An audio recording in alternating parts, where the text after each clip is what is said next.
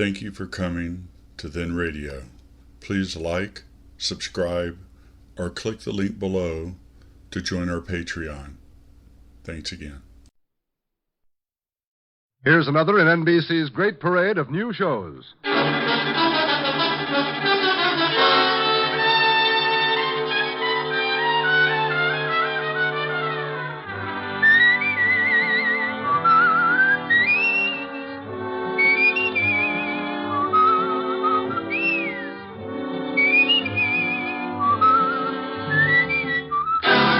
Now, Dick Powell as Richard Diamond, private detective.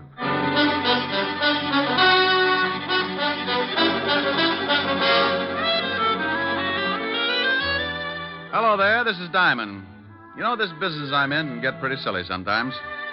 I can go along for a whole month and get by on nothing but meals at the automat and a dozen laughs a day. The funny ones usually pay just as well as the tough ones, but eventually somebody starts something that's about as funny as an open grave. So then I put on a long face and start carrying my 38. I don't worry about those times because I don't think about them. I just know they'll be around, and I know I won't have to bother about it unless I get my 100 a day in expenses. That's the equalizer. As long as I get that ever-loving loot in my little hot hand, Lucifer can walk in with a machine gun, and I'll arm wrestle him for the price of a hot dog. Last week, I stopped in the middle of a real yocker and realized that I'd been giggling overtime. That's right. The cycle had caught up with me, and the label on my future had changed from fun time to trouble, and no guarantee as to the date of expiration. What started all this? Well, one morning on 53rd Street, a couple of guys were just pulling up in front of a garage. This the garage? Yeah. Go on, drive in.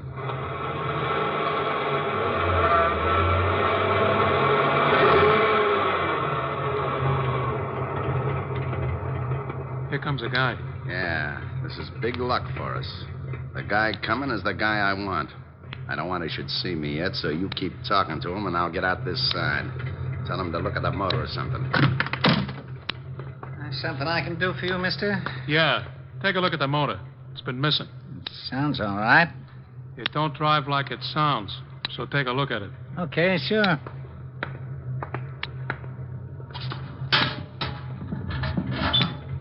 Race it once. Huh? I said race it once. He don't hear so well. Huh? Hello, Billy boy. Where did you come from? How did you get here? One at a time, Billy. I came in the car, got out the other side. You're looking good, Billy, real good. What do you want? How did you find me? Can't you ask just one simple question? You get so all mixed up, Billy. Look, leave me alone, please. Sure, Billy, I'll leave you alone. All alone, you louse.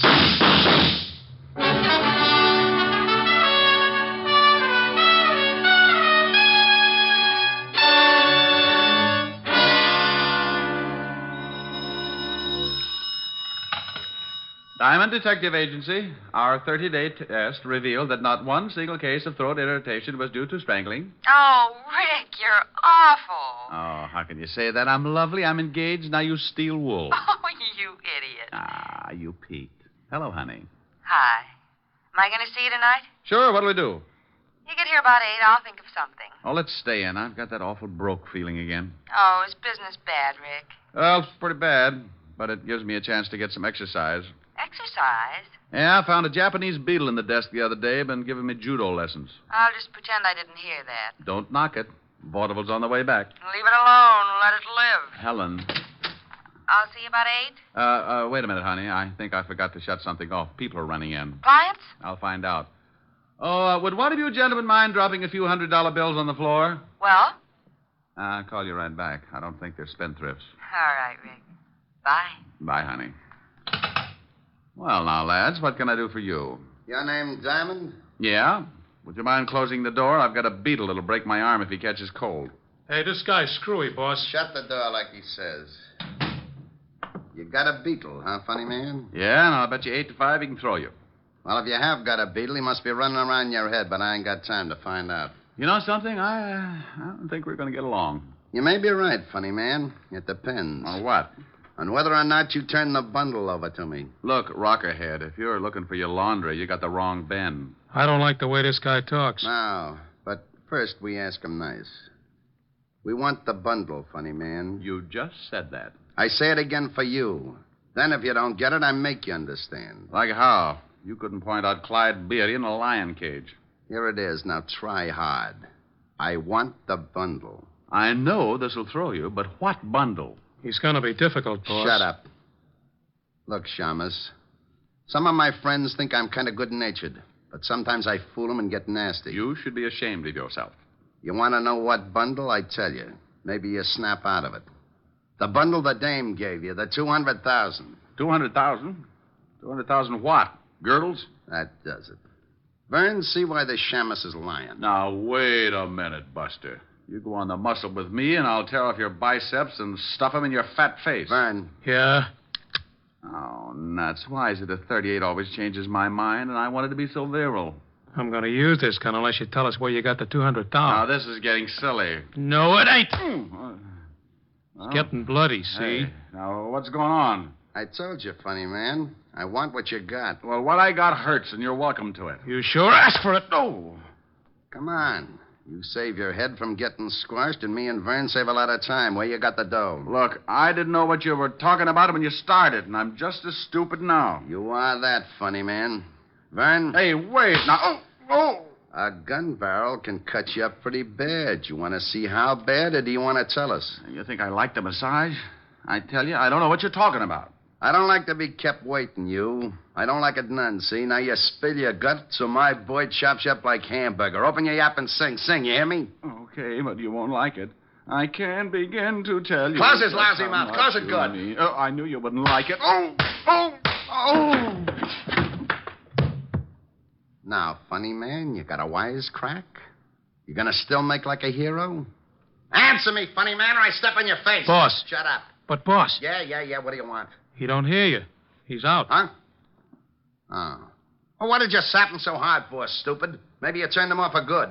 Nah, he'll be around in a couple of minutes. Then I can work on his ribs. He'll tell us where he's got the dough. I don't know. You don't know what? He's got the dough, you sure know that. Yeah, the dame says she give it to him. You think maybe she crossed you? You think she skipped? I think maybe we better find out. This Shamus is pretty stubborn and pretty clean. I think we find out. How? You watch. I'll search the joint, then we'll get out of here. What about the shamus? You'll make it all right. I want him around for a while. After we find the dough, you can put him back to sleep. Mr.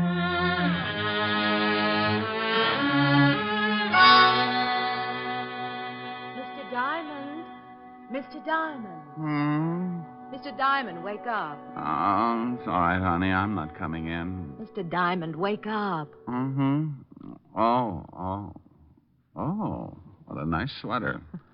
How do you feel? Well, a quick comparison might be a garter snake and a log jam. You don't look very comfortable. Why don't you sit up? Afraid my eyes might fall out.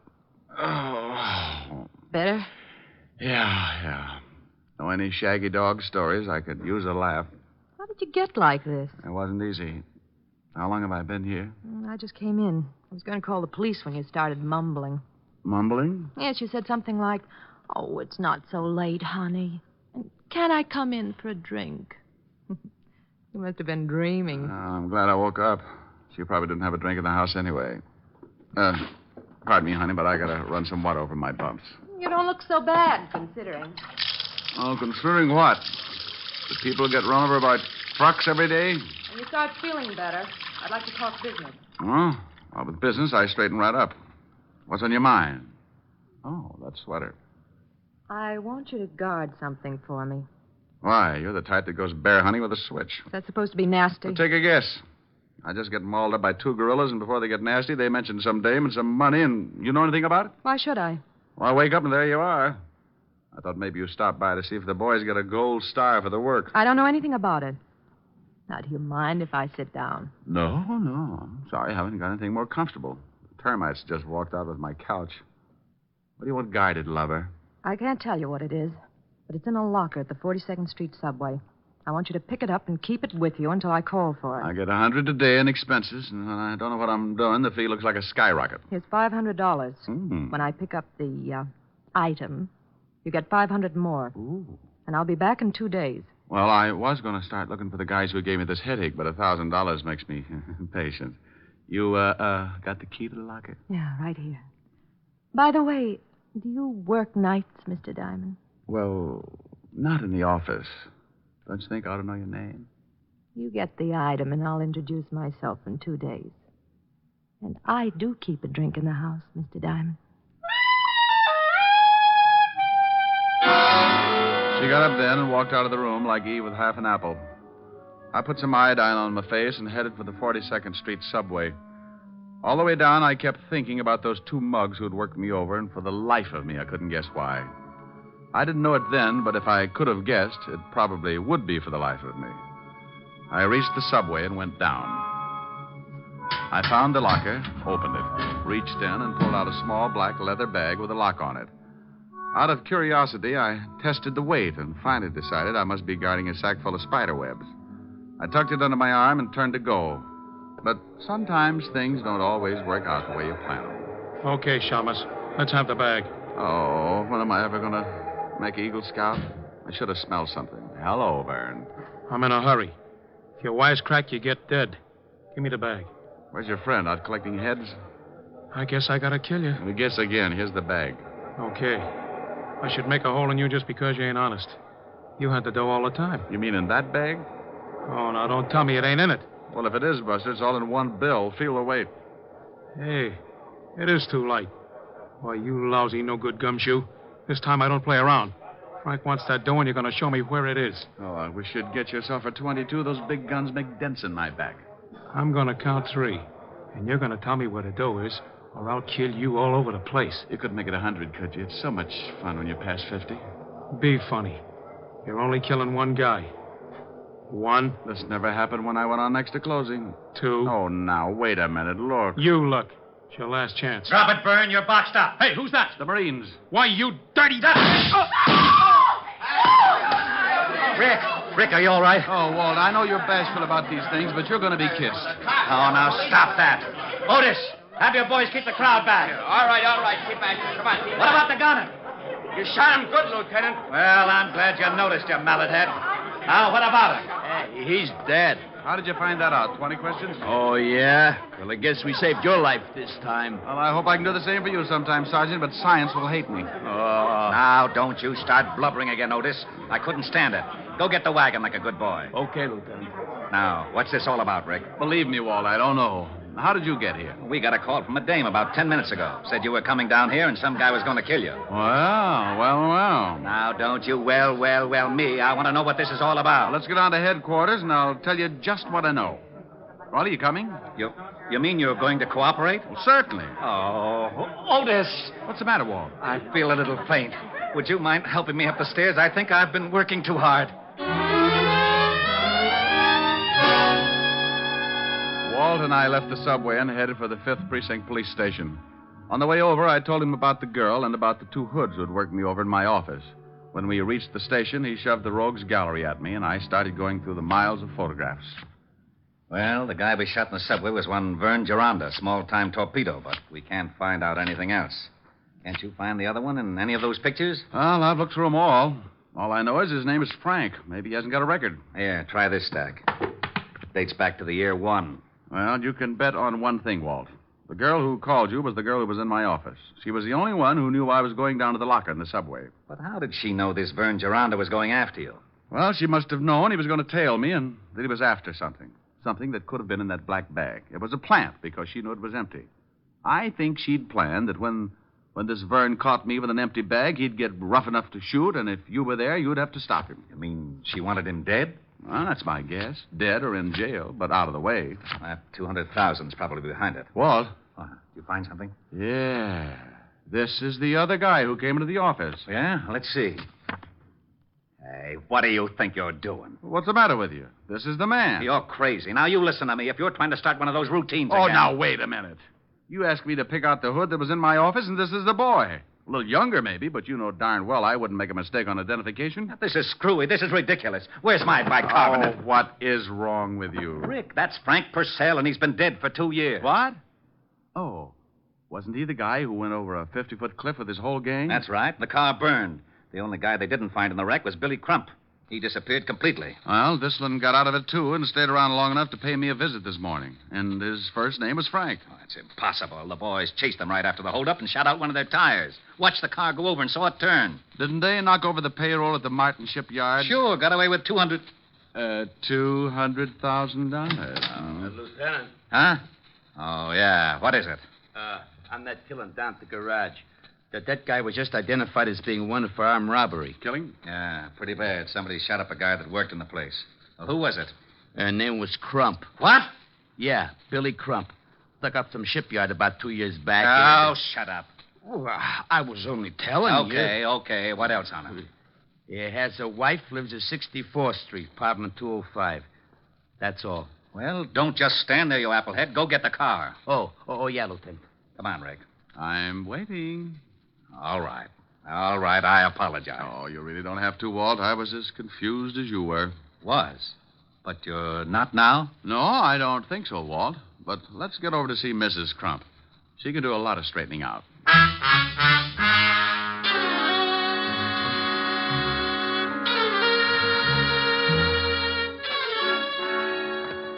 I hope Mrs. Crump is in. Oh, I forgot to tell you, Lieutenant. She calls herself Stewart, Mrs. Edna Stewart. What? Yeah. Her husband used her alias instead of Crump. Oh, well, that's all right, Sergeant. Maybe when you start pounding a beat again, you'll think of those little things. 205, wasn't it, Walt? How about it, Sergeant? It was 205, wasn't it? Oh, yeah, Lieutenant. 205. That was it. I remember. I might make a few mistakes. Shut up. Walt, hold it down. I'm sorry. Otis. Yeah, Lieutenant. Shut up. Here it is, Walt. I'll give it a knock. Go ahead.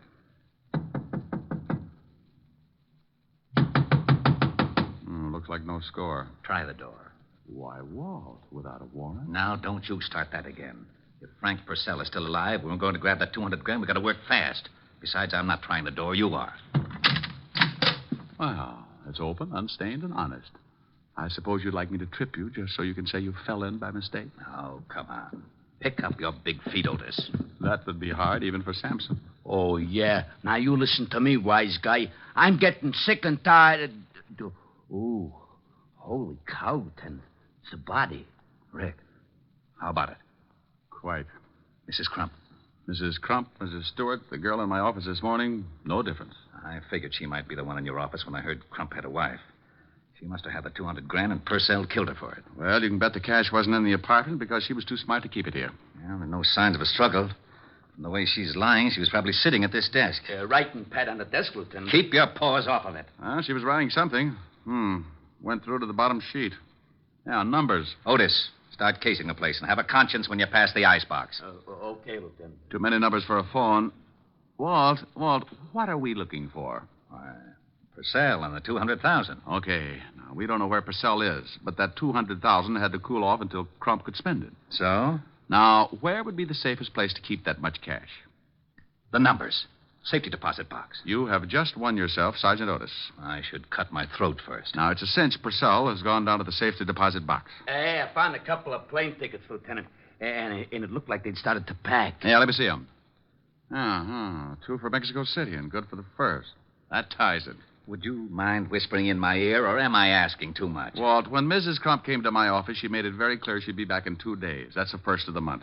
I don't know how long she'd been there before I woke up, but she was interested in my office, and she was coming back in 2 days.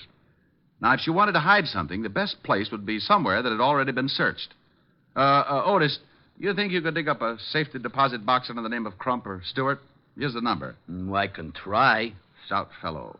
Now, Walt, if Frank Purcell did kill the girl and then headed for the deposit box, I don't think he found much. And the only other person that Mrs. Crump contacted and that he suspects is yours truly. Uh-huh. And he'll tail you, or worse. I hope so. But I want 10 minutes alone in my office before he catches up. Now, Otis, get going and call me at my place. Right. Now, Walt, I'm going to walk around for about half an hour and see if I can pick up a tail. Then I'll lead him to my office. I'll get there at exactly 2:30. You get there 10 minutes later. I think I'm going to need help. I still wish I knew what you were up to. Now, as soon as Otis finds that deposit box and tells me if Mrs. Crump was at the bank around 11 this morning, I'll tell you the whole thing. And if I'm lucky enough to stay alive, you'll have Frank Purcell to fill in the details. I left Walt and started walking. If Purcell was after me, he was too smart to let me spot him, so I just kept going until I'd used up the half hour, and I was on my way up to my office. Purcell wouldn't follow right away, so that gave me the 10 minutes I wanted. I went in and looked around. Nothing had changed. Desk, chair behind and chair in front. Small closet with sink, hat rack, and bookcase. I went to work on the bookcase first. Nothing. So I took the desk apart. I kept going. Closet, under the rugs, still nothing. I took a breather and tried to reason it out. If I had suspected something in the beginning, where would be the last place I'd look? Something I never used. I didn't have a vacuum cleaner, so that was out. Then I remembered something. Something the girl had said that morning. Do you work nights, Mr. Diamond? I looked up at the big light bowl hanging from the ceiling. A little lost weekend, but it was worth a try. I walked over and snapped on the light switch. Score for Diamond. With the light on, the bowl became transparent, and lying at the bottom, I could see the outline of a large bundle. I forgot to smile because the footsteps coming up at the hall sounded like company. I turned off the light, went over to my desk, and sat down with a very comfortable 38 between my legs. Well, good afternoon, rocker boy. Did you forget your bucket of blood? I forgot something? Sure, funny man. I forgot to leave you dead. Don't look so unhappy. You tried. I've been getting a big run around all day, so I brought me something to slow things down. You want to see it, or do I keep it in my pocket? Well, if it's a mouse, I'll scream. In this pocket, I got 6 ways to kill a louse. If you ain't seen a louse, just grab a mirror. Oh, by George, by George. That was a good one. What's the matter? Was the deposit box empty? Oh, you know about that, do you? I figured you was working with a dame. Well, you got a silent partner now. You're right. Last time I saw her, she was speechless. I'm going to do the same for you, funny man, but I make a deal. You say no or even maybe, and I'll kill you where you sit. You say okay, and I'll let you keep going till you choke on one of your jokes. You tell me if I'm right, and I'll give you a quick answer. You've been after Billy Crump ever since the shipyard robbery because he got away with the money. You finally found his wife, and she got scared. She bought 2 tickets to Mexico. How'm I doing? Great. You tell a good story. When Mrs. Crump saw all that lovely cabbage, she got greedy. She got a hold of you and made a deal. Yeah, she was a pretty smart chicken. I knock off her husband, Billy, and she splits the dough with me. And if I guess right, at 11 o'clock this morning, while you were killing Billy Crump, she was grabbing the $200,000. So that's how it goes. But after we rubbed out Billy, she called and said the dough was planted with you. She wanted the dough herself. She used me to lead you to the subway. Right. Where were you? Upstairs. I figured something was up. Well, nice little plot. You kill her husband, the cops kill you and your torpedo, and bless her little heart, she winds up with a pot of gold. No, she winds up dead. The dough wasn't in the box, so she planted it somewhere. We saw her coming in here after we worked you over. Now, I think she stashed the bundle here while you was out cold. So, do I get it, or do you die? What are you going to do about that big, bad policeman outside the door? I'm going to laugh at him because he ain't there. Walt, stop snooping. Come on in. Hey. Well, what do you know? You wasn't kidding. This might mean a promotion, Purcell. You want to turn around and be a good boy, or do you want it the hard way? I stay the way I am. You're in a tough spot, Mr. Copper. If this funny man's a friend of yours, he's going to get it the minute you try your luck. Rick? Yeah, Walt? He's got a point. I might be lucky and get him just right, but it's a long shot, and if I miss, he'll pull the trigger on you. You're pretty smart for a copper. Walt? Yeah? The way it looks, we could be here all night unless somebody gets shot. That's the way it looks. What do you think, Purcell? Like I said, the cop guns me, I gun you. Silly, ain't it? Be a lot sillier if I had a gun. Funny, man, that would be a riot. Well, start laughing, pal. You sure ruined that desk. I couldn't help it. Had the gun between my knees. I move, he shoots. Had to try it right through the desk. What are you sweating for? Me? I could use you for a shower. How's Purcell? Unhappy. How about it, Purcell? I ain't giving odds. Hey, funny man, you know something? You ain't so funny. Get the phone, Walt. Yeah? Lieutenant? Oh, no. Yeah? I found the box. The Crump dame was in the bank at 11 o'clock this morning. I found it pretty quick, huh? Hooray for you. Wait a minute. Rick, you were right about the... Hey, Oh, where did he go? Who, Lieutenant? King Kong. Now, you get your big fat head over here. Lieutenant, What is it? okay if I turn on the siren? Oh.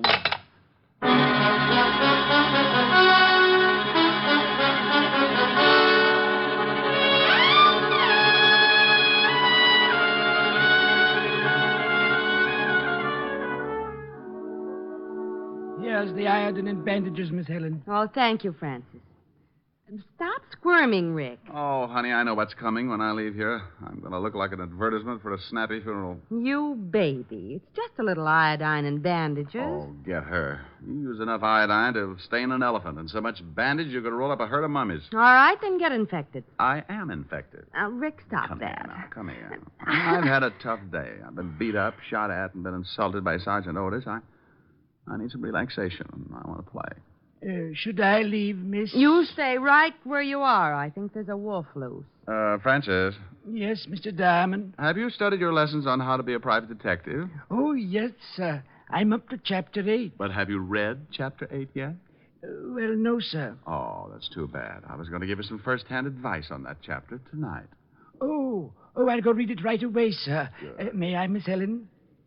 Go ahead, Francis. I can't win. Oh, this will be jolly. Now, come here, you. But, Rick, stop it. Get away from that piano. No. You are my sunshine, my only sunshine. You make me happy. Come You on. was- Oh, well, come you know what they on. say about music soothing a savage beast. If you don't like it, you sing something. Oh, what for? You don't even look a little wild. Sing something. I'll get as wild as you want. Oh, now there's a statement. Go on. All right.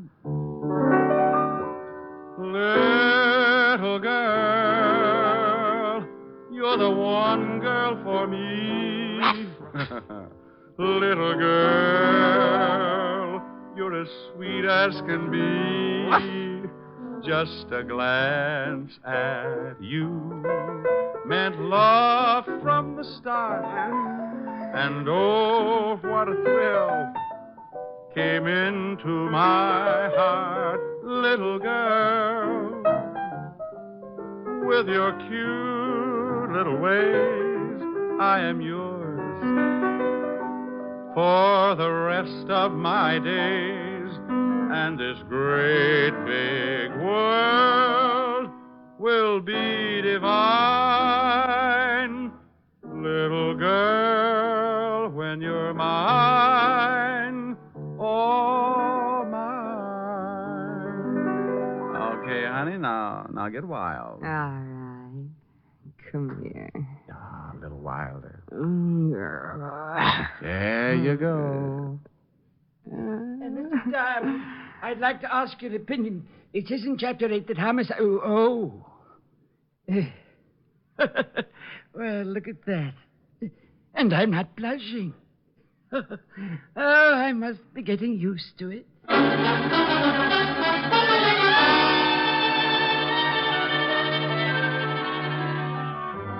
You have just heard Richard Diamond, Private Detective, starring Dick Powell. Helen was played by Virginia Gregg. Lieutenant Levinson by Ed Begley. Also in our cast were Wilms Herbert, Gene Bates, Robert Carroll, and Ted DeCorsia. Music was under the direction of Frank Worth. Richard Diamond is written by Blake Edwards and directed by Richard Sandville. Now, here is Dick Powell. Ladies and gentlemen, if you've been enjoying our show, and I sure hope you have, be sure to listen on Monday evenings beginning October 3rd instead of Saturdays. Did you get that? Beginning October 3rd, we will be heard on Mondays instead of Saturdays. And check your local paper for the exact time. Dick Powell soon will be seen in the screen version of the best-selling novel, Mrs. Mike.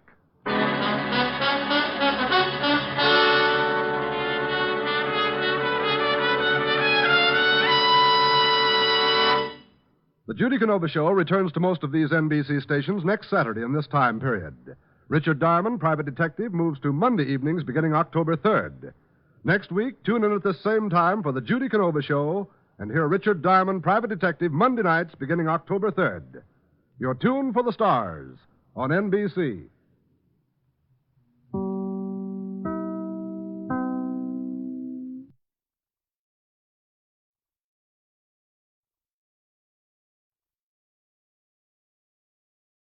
The Ethel Merman Show, previously scheduled for this time, will be heard at a new time and date to be announced shortly.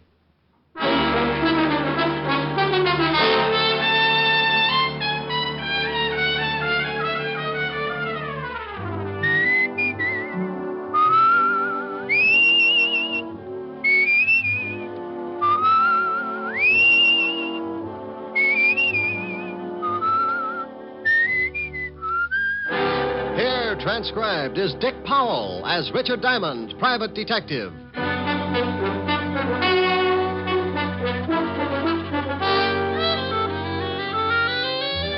Hello there. This is Diamond. Hey, I got a beef. I went shopping for my girl Helen Asher the other day. You know, stuff for dinner. This town's gotten hotter than a blast furnace in Death Valley, so you got to pick out things that make for a cool meal. Like salads, cold cuts, beer. Real picnic style. Well, I figured I could whip up a fancy tossed salad or something. Until I got around to the tomato counter. Have you glommed onto the price of tomatoes lately? Now, what's with that? So the cost of living is inflated. So a T-bone makes like it just arrived direct from the Sultan's classiest cow. Okay, a T-bone I can understand. But what's with a tomato? When it costs so much, it should be hanging from a charm bracelet instead of lying in a salad bowl. Who needs it? So I bowed from the waist and figured you could still do a lot of things with a plain head of lettuce. I got another beef, too. Why can't people start their killings in December when it's cool? Now, about a week ago, I got mixed up in a case, and before it was over, I took so many salt tablets, I am now the best seasoned private detective in New York. It started last Tuesday morning about 11 o'clock in an apartment on the Upper East Side. Ginny? Yeah, genius. No cracks. No cracks. We're both waiting for old Gibson to turn us into the cops, and you say no cracks. This whole rotten mess is your fault. Well, how did I know the old goat wouldn't fall for it? Well, he didn't, so we better start packing. What for? Because I don't want to play hostess to a lot of little men in blue. I'm allergic to handcuffs. Relax, will you? They won't find us. They can trace me from the other apartment. How? Gibson don't know your real name. Did you leave anything in the other place, or we'll lead him here? No. Cleaned out everything except the clothes. I didn't have time to move them. Notice you got away with the mink. What do you want me to do? Leave it behind? No, we can hock it. Hock it? Yeah. You want to blow town? Takes cash. Cash I ain't got. You're telling me. Look, baby, if Gibson does go to the police, I'll have to hock the coat so we can blow this joint, see? All right. You go get rid of it, and I'll start throwing some things into the suitcase. Who's that? How would I know? Maybe it's the landlady. Oh, I forgot. They're painting this floor today. Yeah, I saw the painters in 206. They'll probably start on this room in a couple of hours. Okay. Duck that coat. I don't want the landlady to spot it. Yeah. Yeah, what? Gibson. So you really are married, huh? Who is it, Harv? Hello, Virginia. Mr. Gibson? Yes, I waited around in front of the other apartment and followed you here. I wanted to be sure to send the police to the right place. Look, Mr. Gibson, look. You look, whatever your real name is. I don't like being blackmailed or threatened. But please... No, Virginia, my mind's made up. In a way, I'm sorry for you, but you didn't think about me. I'm past 60, and I'm tired of being made a fool. Look, why don't you give her a break, Mr. Gibson? Now, I'm not asking for That's me. very noble of you. You should have thought about that a few hours ago when you accused me of making love to your wife. You're not really married. Why, There is no need of displaying your indignation. There'll be plenty of time for that when the police arrive. Harv? Yeah. Come in. Only how dare you? Take your hands off me. Look, you ain't calling nobody. You gonna listen to me? You take your hands off me. What are you going to do, Harv? I'm gonna change this old goat's mind about calling the cops. You can't threaten me. No. Oh, you struck me. How'd you guess? Harv, take it easy. He's an old man. Your concern is misplaced, my dear. I can take care of myself. What? Why, you... Give me that can. I'll be glad to give it to you across your shoulders. Give me that. Harv, be careful. Hit me with a can, will you? No, young... I'll shut you up for good. Harvey! Harvey! You idiot. Huh? You big, stupid idiot. Look what you've done. All right, so what? No better next time. Throw some water on him. Well, did you hear me? Throw some water on him. What's wrong? Come on, Gibson. Come on. Holy cow. Listen. Yeah. Oh, shut up. Gotta get him out of here. Why'd you have to hit him with a cane? Now you're in trouble. I'm in trouble. We're in trouble, baby. We. Stop that crying all over the place. Help me get him out of here. How are we going to do it? It's broad daylight. Yeah. Can't get him out of the building like this. We'll have to wait till night. We can't leave him in here. Why not? The painters. What do you mean? What? They'll be here in a little while. Oh, yeah. Oh, yeah. Now what genius. Shut up, will you? I gotta think.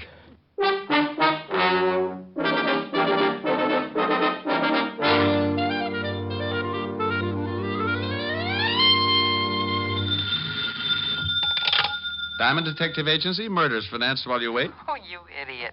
Oh, is this Toodles Asher, the belle of Park Avenue? This is Helen Asher, the girl that goes steady with the Diamond Detective Agency. Sounds like a fine organization. Are they reliable? Very seldom. Oh. I'll tell you better as soon as I find out what I'm going to do tonight. You're going to give your butler the evening off, and the Diamond Detective Agency is going to march through your front door, single file, and show you a shortcut to spend the bottle. What time does all this begin? How long will it take you to pucker? About 2 seconds. Well, I won't get there until 8. Don't hold it, or you'll end up looking like a Ubangi. You're terrible. Yeah, but I'm pretty. So's a baboon. Oh, what you said. You won't be late, will you, Rick? I don't know. After that last crack, I think I'd better start going steady with King Kong. Rick. No, I'm mad. Ricky, I love you. Only because I can hang by my tail and my fangs have that toothpaste smile. I think you're the most wonderful man in the world. Well? I think you're the handsomest, the strongest, the smartest. Well, all right. Now tell me something I don't already know. Rick. Bye, baby. See you at 8. Bye. A, I'm adorable. B, I'm so beautiful. C, I'm... Now, look, honey, I can't make it till 8 o'clock. I got a fan dancer who's a client. She wants to go out and trap an ostrich this afternoon. Is this the Diamond Detective Agency? Huh? Oh, yeah. Is this Mr. Diamond? Yeah, what's the matter? You sound like you're standing on a body. Oh, Mr. Diamond, please, you've got to help me. I just don't know what to do. Now, take it easy. Who is this? What's wrong? I thought it moved. What moved? The man sitting in my chair. Well, that happens now and then. Why shouldn't he? Oh, well, because he's dead. What? Yes. I came home this afternoon from girls' camp, and when I unlocked my door and went in, I found this, corpse sitting on my Hepplewhite. On your what? Hepplewhite. I don't know how he could have gotten there. Hepplewhite? No, the dead man. What about Hepplewhite? Who? The guy this corpse was sitting on. Oh, no. That's a chair. Hepplewhite's an old antique chair. Oh. Oh, now I'm so confused. Well, move over, honey.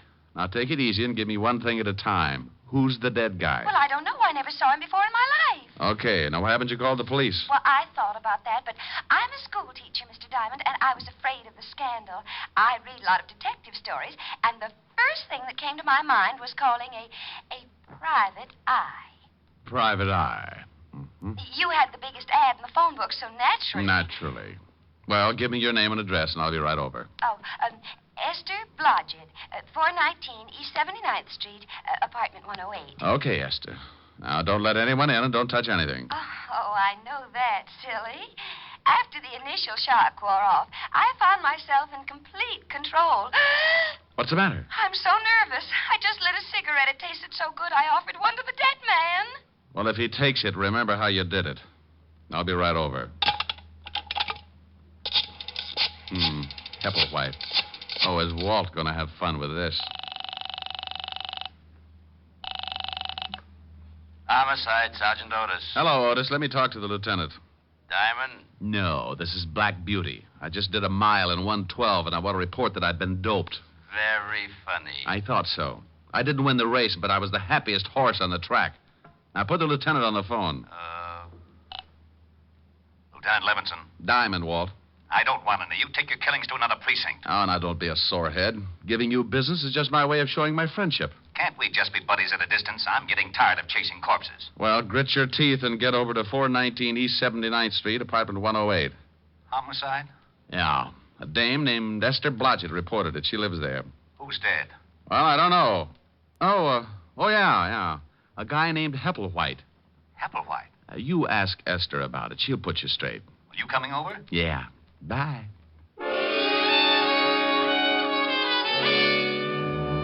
As I went out of my office, I thought about Esther Blodgett and wondered how mad she would be when the police turned up. I had to call them whether she wanted a scandal or not, because homicide comes first in my book. I'm an ex-cop, and I still follow the rules. It's not a conscience. I just like staying in business, so when someone turns up with a killing, I always let Lieutenant Walt Levinson know about it. I grabbed a cab, and 20 minutes later, I was standing in Esther's apartment along with Walt, the dead man, and Hepplewhite. Oh, you're a swell fella, you are. What's the matter, Walt? I've been going through that Hepplewhite routine for the last 10 minutes. I just found out it was a chair. That one right over there, the one that stiffs in. Mr. Diamond, why did you call the police? I thought you'd ask that. Because that man's been murdered, Miss Blodgett. That's what good citizens do when they find a dead man in the apartment. But the scandal. I'm a school teacher. What will my students' mommies and daddies think? Honey, just confuse them with that Hepplewhite routine. What did you find out, Walt? Not much. The coroner will be here in a few minutes. Looks like someone gave him a pretty good beating. What's that all over his clothes? Isn't that blood, Mr. Diamond? Yeah, he's been bleeding all right.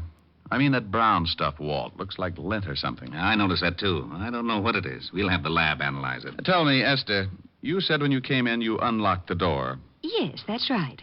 Are you sure it was locked? Why, yes, it has a catch lock. Besides, you have to turn the key and then use the other hand to turn the knob. Did you touch anything? Open any windows? I touched nothing. Oh. Well, there's a good one, Walt. Yeah, a corpse sitting in a room with the door and all the windows locked. Do you always lock the windows when you go out, Miss Blodgett? Well, I've been away for several weeks at a girls' camp. Aren't you a little old for that sort of thing? Oh, I've been counseling. One of the teachers who goes along to take care of the young girls. What do you think, Rick? Well, he wasn't killed in this apartment. No signs of a struggle. There's only blood around the chair and on the body. He must have been carried in. There would be blood trails on the floor. Not if he was carried in something. You say you never saw this man before, Esther. Never in my life. Any identification in his wallet? Yeah, name's Gibson. Leland Gibson. No money taken either, so that eliminates the robbery angle. Any address? Yeah, he's got an old driver's license. 12 East 64th Street. Pretty classy district. Judging by his clothes, he was well fixed. Tailored. Good store. As soon as the coroner arrives, I'm going to check this apartment building. Maybe somebody heard something or saw something. Walt, let me check the 64th Street address for you. This is a police job. Where do you want to check it? Oh, because poor Miss Blodgett looks so unhappy. I am, Mr. Diamond. I am very unhappy. See, Walt? So she's unhappy. If you want to check the place on your own, go ahead, but I'm sending some men over anyway. Mr. Diamond, I like you. Well, thank you, Esther. No. I want to hire you to catch the killer and free me from this awful policeman. Awful policeman? Do you know how I got this way, Miss Blodgett? Oh, I'm sure it wasn't easy. Good for you, Esther. I got this way because of this private detective. Just call me Blue Eye. Ever since he stopped working with me and left the force, I've gotten mixed up in more screwy cases than an alcoholic in a whiskey truck. There isn't 1 week that he doesn't turn up with 1 or 2 killings. My, he gets excited, doesn't he, Mr. Diamond? And in his spare time, he intimidates my sergeant. Just call me Rick, dear. I've taken enough bicarbonate in the last year to stop Vesuvius erupting. And if he doesn't give me a little peace and quiet, I'm going to end up solving a killing of my own. Rick. My, that's a nice name. How did you ever get to be a school teacher? You don't look the type. Are you listening to me? Oh, what makes me so different? I've seen signs on highways that say it better than I can. What are you two babbling about? You mean the ones that say, danger, stop, look, and listen? Well, that fits, but I was thinking about curves and soft shoulders. Oh, no. Now, you listen to me, Diamond. This is serious business. A man's been killed in Miss Blodgett's apartment. If you want to take her on as a client, go ahead. But any questions from here on in will have to be gotten down at police headquarters. You are taking me in, Captain? Lieutenant. Yes, you'll have to come down for questioning. Rick? You go along with the big bad policeman, dear. I'll have you out in no time. Well, all right, if you say so, but this has never happened to me before. Oh, that's unfair. Walt, stop blubbering. Yes, Walt. What is it? Oh, you get out of here. Oh! Otis! Where the devil is Otis? I left Walt jumping up and down in front of Esther and the corpse and headed for 12 East 64th Street. It was an old brownstone in one of the wealthier districts. And when I rang the doorbell, I got another surprise. Yes? Yes. Don't tell me you're a school teacher. I beg your pardon. You forget it. It's the landmarks that threw me. What do you want? Well, do you know a Mr. Leland Gibson? Yes, he's my father. Now, just who are you? Name's Diamond. I'm afraid I've got some bad news for you, Miss Gibson. It's Father. Something's happened to Father. May I come in? Oh, I'm terribly sorry, yes. Now, please, what is it? What's happened to Dad? Well, he's dead. Oh, no. No. Look, I know this is tough, but you've got to help me. The police will be here in a minute. The police? Yes, your father was murdered. Oh, I knew something like this would happen. You did? Well, tell me about it. Well, I don't mean that I expected Dad to be... Okay, now, just take your time. Cry it out. I'm sorry. Have you a handkerchief? Sure, here. Thank you. Now, think you can talk about it? Dad left the house about 3 weeks ago and moved into a hotel. Did you have a fight or something? Oh, no. Everything was fine, but... No, hang on.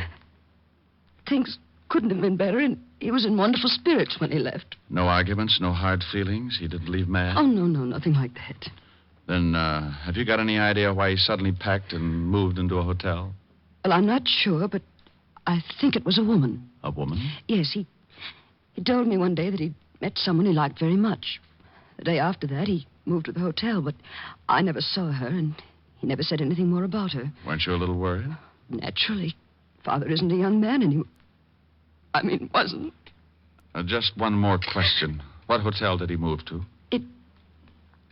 It was the Adams on Madison Avenue. He used to go there 3 nights a week for dinner and a game of bridge before he decided to move in. Well, thank you. Are you all alone? Yes. Got any friends you can call?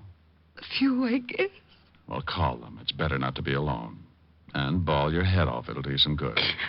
I'll send you your handkerchief, Mr. Diamond, Richard Diamond. It's in the book.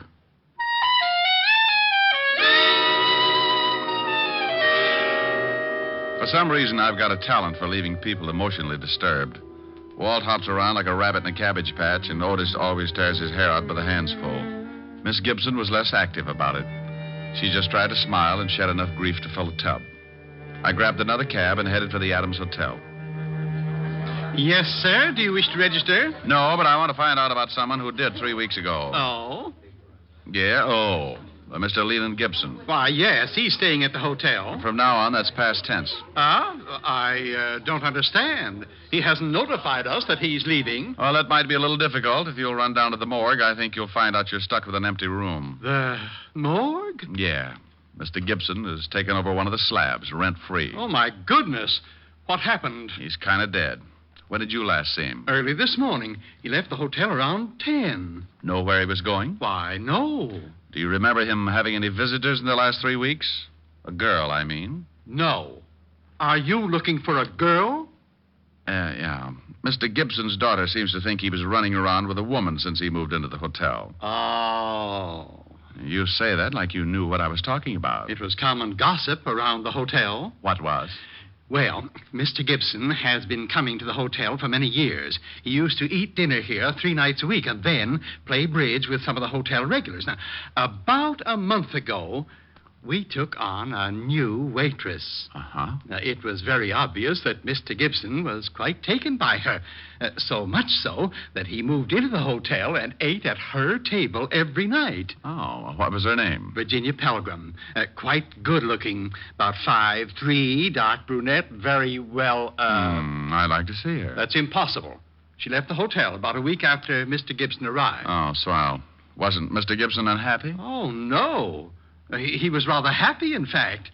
I believe he wanted her to move so he could see her more often.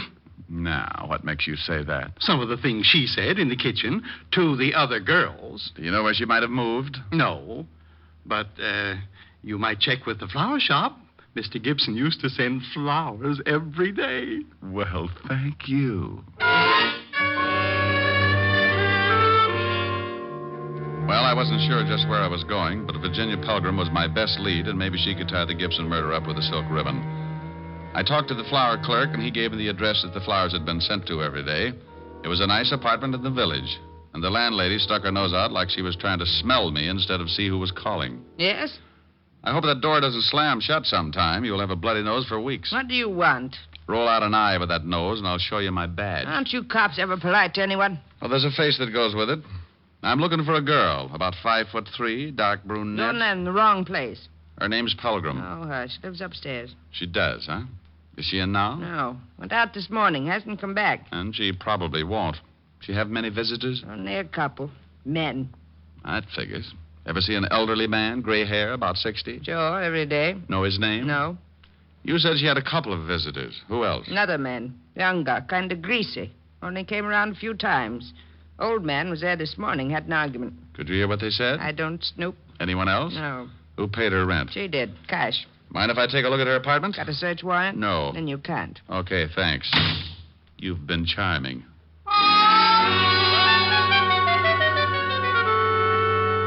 I left the old bat and headed back to the schoolteacher's apartment. If I was right, I'd seen setups like this before. But there was still the problem of finding out how Gibson was killed and how he got into a locked room. When I pulled up, I saw the wagon, complete with corpse and coroner, pulling away for the morgue. And when I went in and knocked on the door, I was certain that they'd forgotten one of the bodies. Oh, it's you, Shamus. Why, Otis. They're leaving without you. Who is? The hearse. Shouldn't you be lying down or something? Now, you stop that Rick and get in here. Hello, Walt. What's new? Well, Rick. Well, Esther, has Otis been using his rubber hose on you? Oh, no, but I was getting lonesome. I'm glad you got back so soon. You are. As soon as you two stop rolling your eyes, maybe you can tell me what you found out, Mr. Diamond. Yeah. Walt, send Otis down to the station for a search warrant. Then tell him to get over to 9 West 12th Street and see what he can find in the Miss Virginia Pelgrim's apartment. Who's Virginia Pelgrim? The only person who was mixed up with the murdered man. There was another man who used to see her, but I can't find out who he was. All right. Otis, go get the warrant. Yeah, Lieutenant. Thanks, Diamond. A pleasure, Sergeant. What did you find out, Walt? There were 11 people in the building at the time of the killing. None of them ever saw the guy before. Here's a list of the names. 3 people on this floor, 5 on the second, and 3 more on the third. Have you talked to the landlady? Certainly. She doesn't know any more about it than the rest. What about that funny brown lint on the dead man's clothes? We're checking on that right now. The lab said they'd call me. Did the landlady say she had a key to this apartment? Sure, but she hasn't used it but once since Miss Blodgett was away at girls' camp. When did she use it? 3 days ago, when she had let the painters in. And she says that the windows and door were definitely locked, because after she aired the paint smell out, she locked them herself. Painter, huh? Yes, and I've been looking. You know, I think they did a terrible job. Why, the kitchen Esther. alone... yes, Rick? Later, dear. Yes, Rick. Walt, did they paint the whole building? They finished the second floor today. Oh, I'll get it, Miss Blodgett. Probably the lab. Rick, Yeah? do you know who did it? Yeah. I got a hunch. Oh, I see. you're wonderful. Yeah. Okay, thanks. Lab, Walt? Yeah. That lint you spotted on the dead man's clothes is from the mat that they put under rugs. Mm-hmm. Walt, you were on all the floors. Did one of the apartments have a rug missing? They're all missing from the second floor. The tenants took them down to the basement when the painters moved in. Any off this floor or the third? No, just the second. Well, your killers are on the second floor, Walt. How do you figure? Well, let's look at what we've got. Dead body in a locked room. Blood on body and floor around body, but nowhere else in the room. Carried in a rug. Bullseye. Oh, this is so exciting. Esther. Sorry. Yeah, but how does a dame called Pelgrim figure into it? There's no Pelgrim listed in this building. Well, there shouldn't be if I'm right. The dead man met Virginia Pelgrim while she was working as a waitress in his hotel. She gave him a pitch and he fell. He put her up in an apartment so he could see her more often. So what? I think she was working with another man. A man who was seen around her apartment by the landlady. Then how did the body get over here? The guy the dame was working with probably lives here. What about the motive? Well, my guess is that Gibson was being blackmailed, and he followed the girl here. He was probably going to yell cops, so they killed him. Okay, now what about the locked room? Explain that. I let the landlady of this building explain it, Walt. Go ask her one question. Who had this apartment before Miss Blodgett? Esther. Oh, I'm sorry, Esther. Well, I can tell you that. A Mr. and Mrs. Austin, they moved to a smaller apartment and let me have this one. It's more rent, and they couldn't afford it, I expect. This is a better apartment, though. It has very... Esther, what apartment did they take? Oh, it's on the next floor, apartment 209. According to this list of people who were on the second floor at the time of the killing, the Austins are the only couple. What did Mrs. Austin look like, Walt? Oh, about 5'3", dark brunette, very well. Oh, say no more. Come on, Walt. May I come? No, Esther. You stay here. I'll be back later and discuss the better features of your nice little apartment.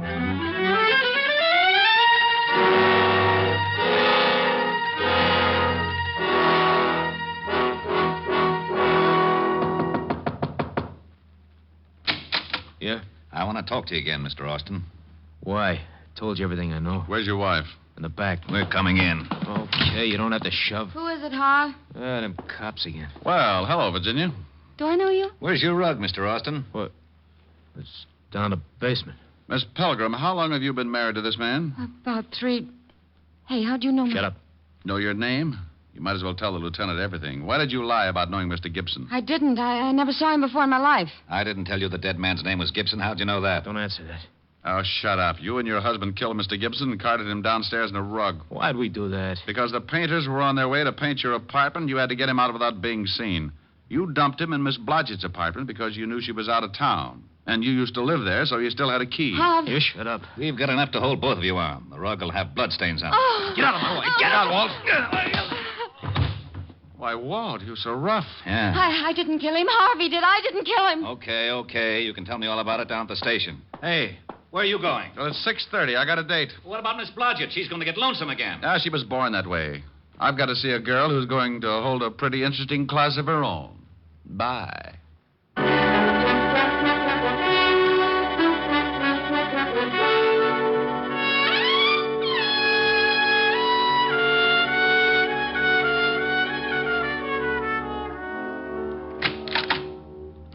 Hi. Hi.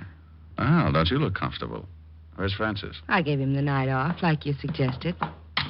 You're cute. I've got a cool dinner in the library. School day, school day. You sound happy. Well, I was just thinking about a school teacher I knew once. That looks mighty toothy. Sing for your supper. What? Got a new tune on the piano. Oh, honey, I'm hungry. You sing first, and then you can eat. Oh, all right. What is it? Right here. So in love. Oh, okay. Strange, dear, but true, dear. When I'm close to you, dear, the stars fill the sky. So in love with you am I. Oh, keep going. I'll get it. Even without you, my arms fold about you. You know, darling, why so in love with you am I. Was some girl asking for you. Oh, some girl. Wow. I told her there was no one here but the piano tuner. Oh? She leave her name? Uh-huh. Hepplewhite. Hepplewhite. Yes. Who's she? Come here, baby. No. I want to know who she is. I said come here. No, Ricky. Mm-hmm. Who's Hepplewhite? Oh, just a chair, baby. A cute blonde chair.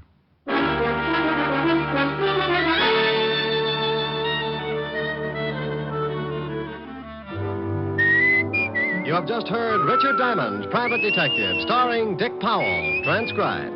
Helen was played by Virginia Gregg, Lieutenant Levinson by Ed Begley. Also in our cast were Wilms Herbert, Georgia Ellis, Tony Barrett, Joan Banks, and Norman Field. Music was under the direction of Frank Worth. Richard Diamond is written by Blake Edwards. Now, this is Eddie King reminding you that Dick Powell soon will be seen in the screen version of the bestseller novel, Mrs. Mike, and inviting you to be with us again at the same time next week when we will again bring you Dick Powell as Richard Diamond, Private Detective.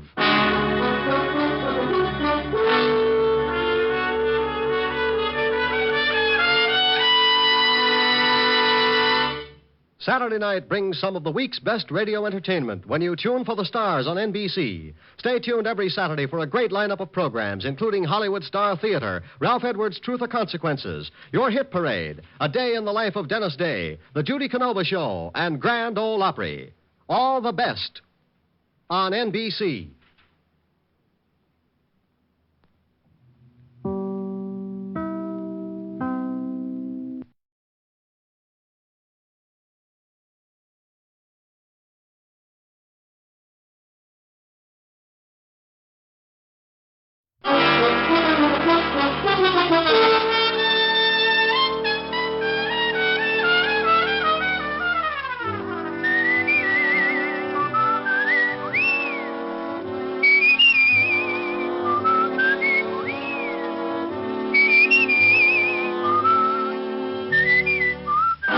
Here's Dick Powell as Richard Diamond, Private Detective.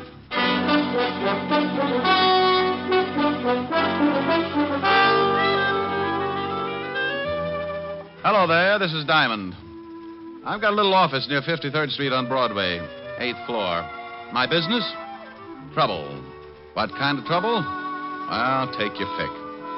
If you come up with something unusual, a new kind of trouble, drop around and see me. Because I'm known along the big street as a shamus, a gumshoe, or to the guy on Park Avenue as a private detective. If you happen to be stuck with your problem, for $100 a day in expenses, I'll chase it around until I can catch up and break its back. I average about 20 fast rounds a week with old man trouble, and so far the decision's been on my side. But don't misunderstand me. It's my business to beat him, but I respect him. Trouble goes to work with every trick in the book. So I play it the same way, and believe me, when I put him away for the count, I don't clap my little hands in glee. I know he's just taking a rest, and he'll be back again with some new stunts. Want to know how he works? Well, the other day, I was on the way to my office.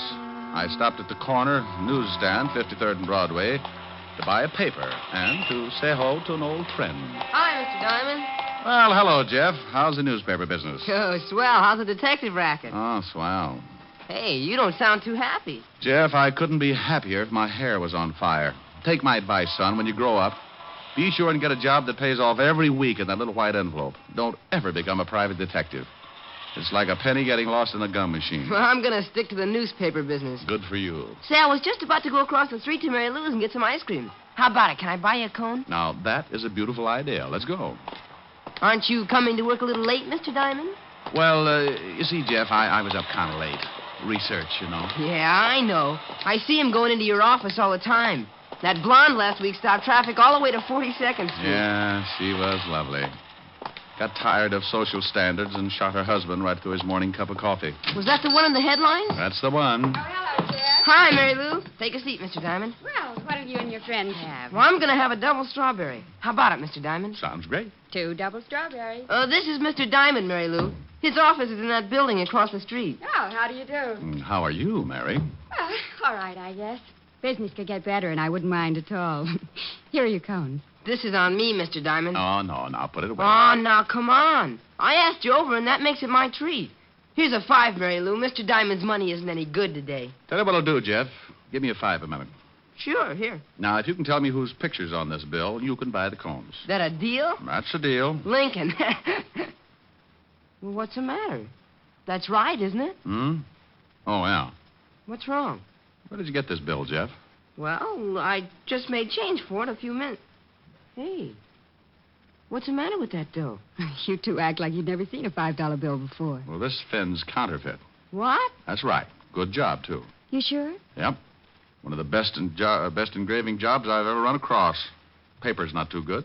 Oh, that's swell. That's real great.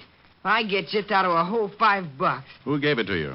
I remember the guy, all right. He came by just before you did. Made change for him, the heel. Yeah, $5 is a lot of papers. I'll say it is. Well, maybe you're wrong. You could be. Not Mr. Diamond. He's a private detective. Used to be a cop. Look, Jeff, mind if I take this bill along with me? Nah. What good's it gonna do me? Oh, it's not so bad. Here, I'll give you a good 5 for it. No, sir. You only learn by mistakes. I made a big one, so I'm out 5. I'll get along. Look, it's worth the 5. I'm just buying it from you. Sure, Jeff. Go ahead and take it. Thanks a lot, Mr. Diamond, but I just can't. Okay, Jeff. Maybe I can find the guy who slipped this to you. Maybe we can get your 5 back. What are you going to do? Take a run down to the 5th Precinct. See how much of this stuff is floating around New York. Now, I want you to do something for me, Jeff. Sure, anything. I want you to keep an eye out for the guy who gave you this phone. I'm way ahead of you. Well, now, that's what I'm afraid of. I want you to promise me, if you do spot him, not to do anything until you get in touch with me. Promise? Yeah, okay. And I'll be at the station. Ask for Lieutenant Levinson's office. Right. Here's for the ice cream, Mary Lou. Good ice cream, too. Oh, thanks. I make it here, right in back. Take a quart home some night. I always do, but it generally has a cork in it. I left Mary Lou's ice cream parlor and headed for the 5th Precinct Police Station. I don't usually start something like that, but when a kid gets fleeced out of a whole day's pay, I get a little hot under the collar. I walked into the squad room and spotted Sergeant Otis putting shine on his big shoes. Oh, it's you, Diamond. Now, what good is that going to do you, Otis? You can lose a whole can of polish in the cracks. What do you mean? My shoes ain't cracked so bad. Well, maybe not, but I've seen bacon that look better. If you want to see the lieutenant, go on in. Thank you, Sergeant. Until we meet again. Why don't you stop trying to be so funny? Sergeant, I'll do it if you'll do something for me. What? Cut off your head. That face could start a Harry-Carry epidemic. Hello, Walt. Now, what the devil's the about? What do you mean? That bilious explosion you just popped up with. Sound like you just swallowed a whole pineapple. Why? What do you mean, why? Who's dead? Huh? The body you said you found. The body I said... No, Walt. You're not built for it. Who? No, Walt. It's my routine. It won't work for you. Oh, I don't know what you're talking about. Well, sure you do. You wanted to know who's dead. Well, I'm not going to tell you. Huh? Don't try to be cute with me. You know what it's all about. I'm not going to be the fall guy. You just hunt for the body. Wait a minute. I don't know anything about a body. You wanted to know who's dead, didn't you? Sure, but that was just a gag. Okay, have your fun, but I'm not going to tell you. Tell me what? Who's dead? You mean somebody really is? What are you talking about? Well, I'm talking about what you just said. Now, who's dead? That's a stupid question. Why is it? Well, if you don't know who's dead, what the devil are you doing in charge of homicide? Go on over to the robbery detail. Now, you wait a minute. You said... Yes, Walt? Oh, get out of here. I did not. I never said, oh, get out of here. When I came in, I said, hello, Walt, and you said, uh-huh. Then I said, what do you mean, uh-huh? And you wanted to know where the body was. I did not. I said, who's dead? Why? Oh, no, please. I'm an old man. Oh, Walt, get away from that window and take a look at this. Oh, please. Do I have to? It'll probably explode. Now, be a good boy and open your little eyes. Oh, all right, but I just know I'll be sorry. Here. You don't owe me any money. Well, if I did, I'd make sure to pay you off in this stuff. Why, what's wrong with... Where'd you get this? Some guy slipped it to Jeff, the newsboy. He got change for it. Oh, that certainly is a nice stunt. Well, maybe the guy didn't know he was passing counterfeit. I doubt it. You don't give a newsboy $5 for a paper. Okay, tell me about it. The stuff has been flooding the city. We can't get a lead. Picked up a couple of passes, but they won't crack. How do they work? Look, Rick, this isn't my department. The Treasury boys are working on it right now. Why don't you go over and talk to them? Well, if you want to be snooty about it. Now, you wait a minute, Diamond. Yeah? Lieutenant Levinson, homicide. Is Mr. Diamond there? Now, wait a minute. Rick, it's for you. Yeah, wait just a minute. Here, Diamond, and if you're mixed up in something... Walt, be quiet. Hello? Mr. Diamond? Yeah, Jeff? Yeah, I just spotted the guy who slipped me the phony bill. He went into the bar next to the ice cream parlor. You stay where you are. I'll be right over. I'll be at the stand. Rick. Yeah? Please. Walt. Yeah? Bye.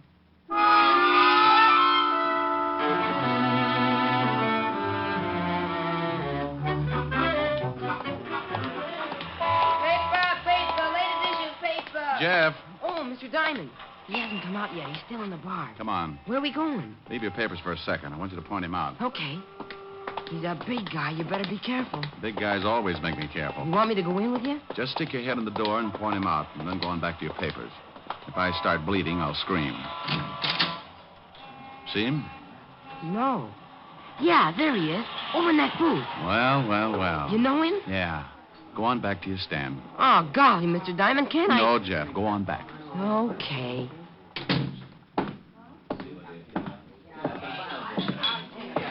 Hello, Walker. Huh? Oh. What do you want, Shamus? Well, I'll have a talk. Mind if I sit down? Does it make any difference? Not much. Then sit.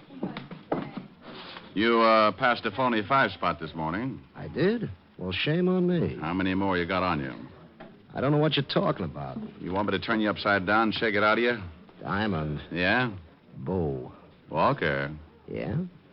Oh, hey, you. Let go. Oh, you busted my arm. You want it back? Yeah. Now, let's see your pockets. Okay. Get on your feet. I want to see what you're doing. All right. Okay, dump them. Hey, what's going on here? Just relax, bartender. I'm taking care of some business. Well, ain't going to be any rough stuff in my joint, so you better relax, Sonny. Yeah, make this guy take his big paws off of me. He's trying to shake me down. Oh, yeah? You want me to call the cops, Sonny? Maybe that's not a bad idea.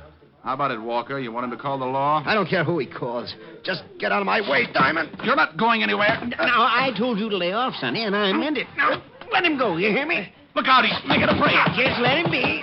Get out of my way, Pop. You're too old to lose another set of teeth. I ain't turning you loose until that guy makes the street. Sorry, Pop. You better take a chair.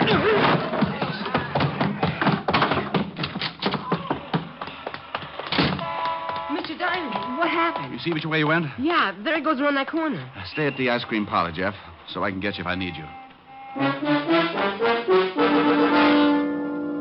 I took off like a seagull in the hurricane. I turned the corner and spotted my man jumping into a cab, so I did the same.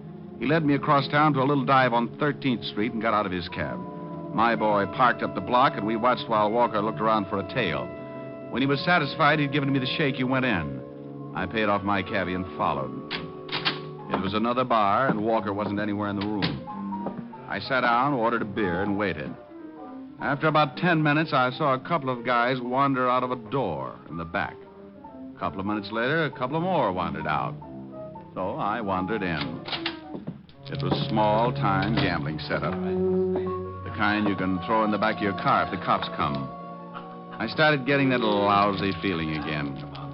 You don't just walk into a place like that unless someone wants you to. And if they do, it's usually because they got it fixed so you stay around. Maybe permanently. What are you tailing me for, Diamond? Why? Make you uncomfortable? Yeah. That's cozy setup. Good way to get rid of bad money. Pay the winner off with counterfeit. I think we'd better go back to my office. Oh, I don't know. I might have a little fun here. I'll bet if one of those guys at the table knew he was going to be paid off in counterfeit, he'd just about tear this place apart. And you, too. Diamond, don't be stupid. Oh, something new's been added. Yeah, and it makes so much noise when it goes off. Let's go back to my office, huh? For some reason, I just can't think of a good argument not to. This way.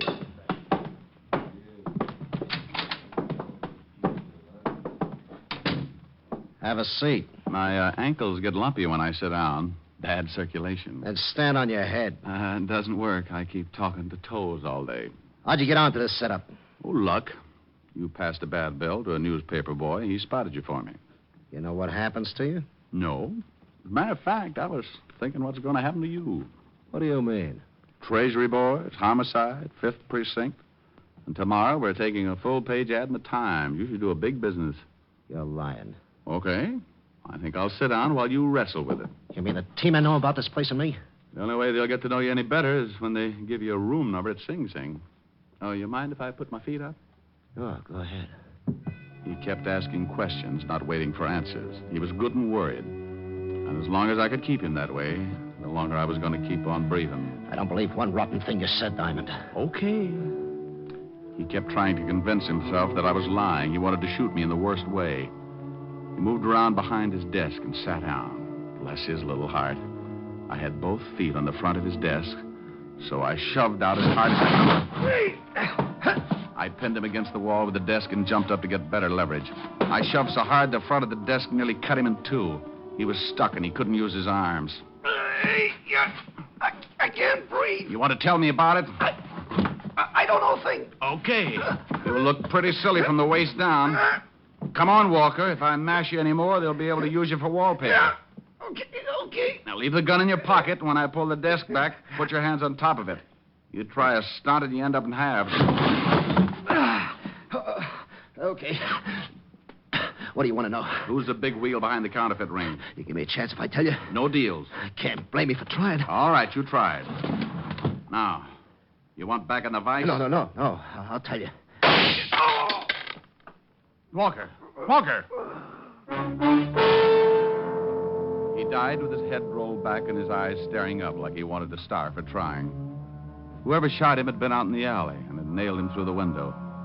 I looked out, but the killer had disappeared, so I put in a call to homicide, and finally Walt and his boys arrived. Diamond, don't you ever get tired of corpses? Well, of course not. I just do my bit and then try to make you happy. Hey, you want me to call the wagon and get the coroner down here, Lieutenant? No, Otis. I thought we might all sit around and wait for the dead man to say something. Oh, I was only asking, Lieutenant. Well, start using that mallet head of yours, you mallet head, and make a report. Okay. Now, Diamond, I want to know how you got mixed up in this thing. Well, the dead man was the one who slipped the paper boy the $45. I tailed him, and he was just about to tell me who was behind the ring when he got a hole in his head. Oh, he was going to tell you, was he? Just like that. What did you do? Set his clothes on fire? No. We were playing truth and consequences, and he fibbed, so I... Now, you stop that. This guy was the only link we had on the counterfeit ring. And you have to fix it so he dies. Rick, there's enough phony money floating around New York right now to start another Black Friday. This is the best setup we've run into since Dad Foster operated in 1937. Dad Foster? Yeah, Dad Foster. You remember hearing about him? Yeah, is he still doing time? No, he served his sentence and he's gone straight ever since. How do you know? Where is he? He runs a little saloon on 53rd Street. 53rd? Thanks, Walt. Oh, now, you wait a minute. Who the devil are you calling? A quiz program. I want to win an electric chair. Oh. Mary Lou's Ice Cream Parlor. Is Jeff the newsboy there? Why, yes. It's for you, Jeff. Thanks.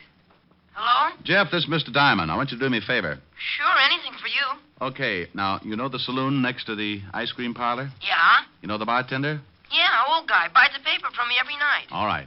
Now, stay in the parlor and keep an eye on the front of the saloon. If the bartender comes out, find out where he goes. But for Pete's sake, be careful. Sure, Mr. Diamond. I'll do what you say. Is something up? Well, could be. Now, if anything happens before I get there, call Lieutenant Levinson. I'll tell you all about it when I see you.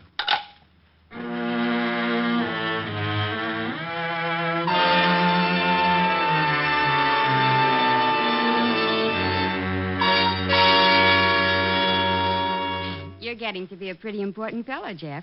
Phone calls now. Oh, that was Mr. Diamond. He wants me to stay here and keep an eye on the front of the saloon. Okay? Oh, sure, of course. Why does he want you to do that? Oh, it's something big, I think. Something to do with the bartender that works there. The bartender? Yeah. I'll just sit up in front here and keep an eye out. Look, Jeff, watch the store for me, will you? I've got to go in back and pack some ice cream to be sent out. Sure.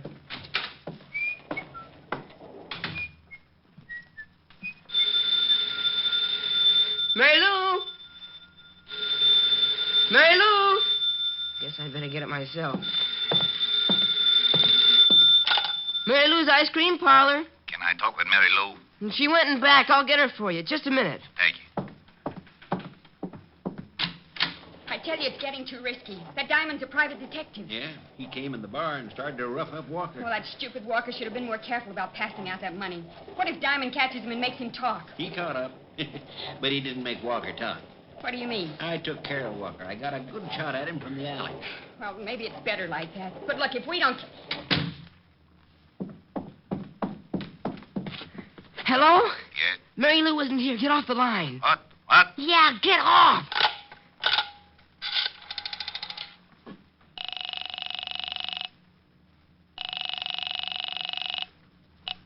Operator, Get me the 5th Precinct Police Station. It's a matter of life and death. I'll connect you. Oh, golly, please hurry. I'm ringing. 5th Precinct. Is Mr. Richard Diamond around there? He said to call Lieutenant Levinson. Oh, Diamond isn't here. That is the lieutenant. You know where I can reach them? Yeah, but that's about it all. Who's this? I'm a friend of Mr. Diamond's. I'm in an ice cream parlor. Ice cream parlor. Look, son. No. I just heard someone say that they'd killed a man named Walker, and I think I know who's behind the counterfeit ring. What's the address? It's... Hello. Hello, kid. What's wrong? Hello. Good lucky we came out this way. I wonder how he hurt us. Walk back and open the door. What are we going to do with him? Well, tie him up and gag him. There's a closet in the back, and we can put him in there until it's safe to take him out. But he's making too much trouble the way he is. Okay. I can get him back there. You better go on over to the bar in case someone shows up. All right. Later tonight, I'll take the kid down to the river and teach him how hard it is to swim when he's dead.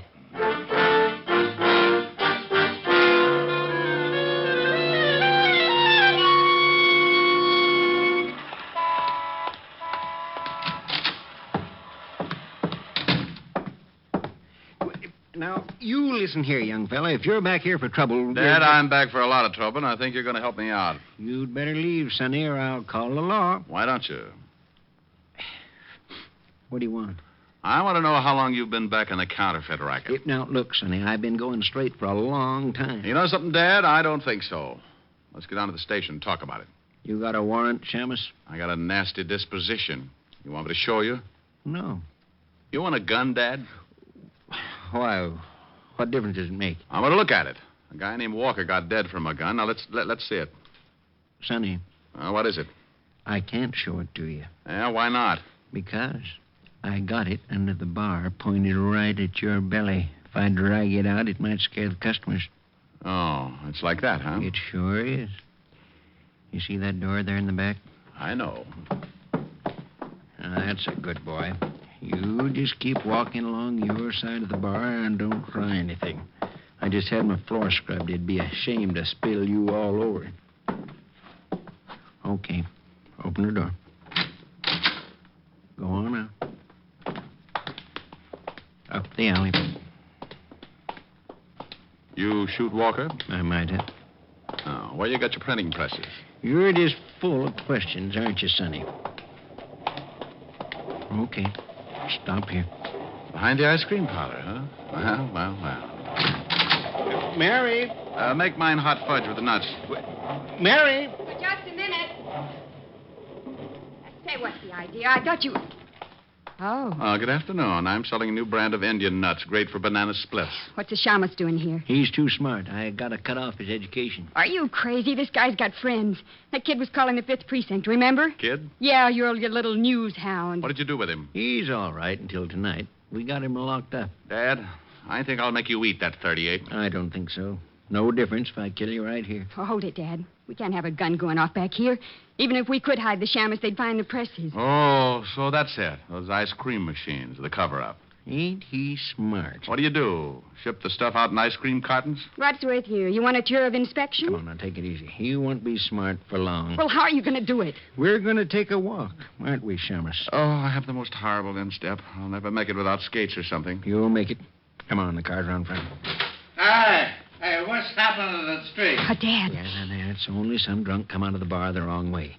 Funny, I didn't see him in Oh, this is very confusing. If this is 53rd Street, somebody's stolen some buildings. Oh, hi. Hello. No, take it easy, Shamus. I'm putting the gun in my pocket, but it's still right in line with your belt. I'm going back inside. No. Play it straight. Just like we were talking. Well, you're pretty unsociable, to say the least. What's the matter? Can't you even say hello? I'm lost. Sure. You're in an alley. The entrance is right out there. Oh, yeah? Oh, would you mind showing me? I seem to be a little confused. Now, look, it's right up there. Just keep going. Hey, where'd you go? Oh, no. Oh, there you are, Lieutenant. Lieutenant. The cop. Look out, Walt. Get the girl, Walt. Come on, Dad. Give me that gun. Let go of me. Let me go, you laughing copper. You got him, Rick? He won't play. There. Now he will. Just take it easy, lady. Hey, what's going on? Otis, Yeah? go out and start walking around the block. Huh? You hear me? Go on. Okay, but I don't get it. What do you want me to walk around the block for? I want you to get used to it, because that's what you're going to be doing for the rest of your time on the force. Oh. In Flatbush. Flatbush? Yes. No.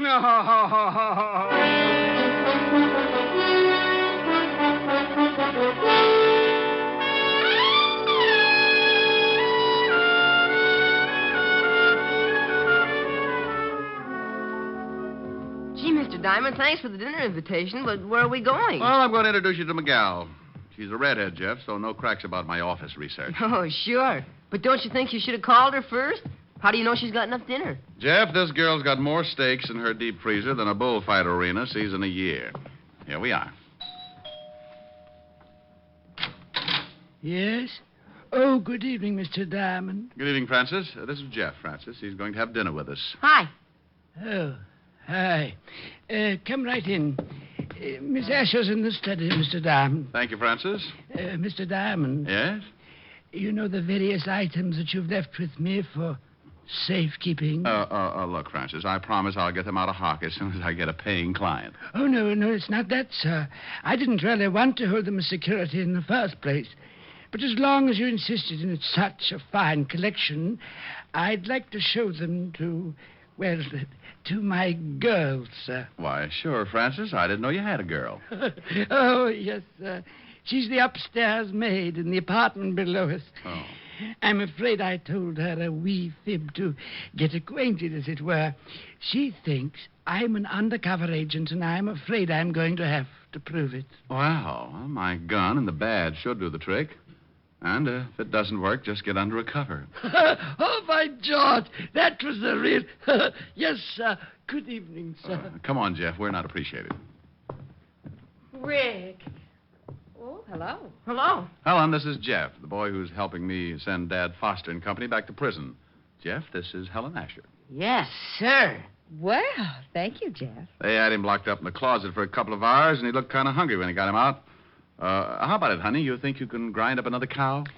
Oh, well, there's plenty for Jeff and me, but you've got to make up for 3 things. 3 things? Yes. First of all, you haven't called me in 2 days. Second, you're half hour late for dinner. And third, well, I'll tell you later. I'll leave the room if you want me to. No, Jeff. You stay right here. You're going to literally see a man sing for his supper. Helen. All right. Come on, Jeff. We'll go dig into those nice, fat, juicy steaks. Oh, boy. Steaks? Wait a minute. My taste buds just started whipping each other. My vibrato may sound like a machine gun, but I'll do it. Oh, I thought you were kidding. Is he really going to sing, Miss Asher? No, I'm not going to sing Miss Asher. I'm going to do a little song I used to sing with hip boots on a gondola. You're breaking my heart 'cause you're leaving. You've fallen for somebody new. It isn't too easy believing you'd leave after all we've been through. It's breaking my heart to remember the dreams we depended upon. You're leaving a slow dying ember. I'll miss you, my love, when you're gone. I wish you joy, though teardrops burn. But if someday you should want to return, please hurry back, and we'll make a new start. Till then, you're breaking my heart. Mr. Diamond, did you really sing in a gondola with hip boots on? Yeah, that's right, Jeff. Well, I know you don't need the hip boots anymore. Will you loan them to me? What for? I want to wait out of here. Well, get him. For that, you get 2 desserts.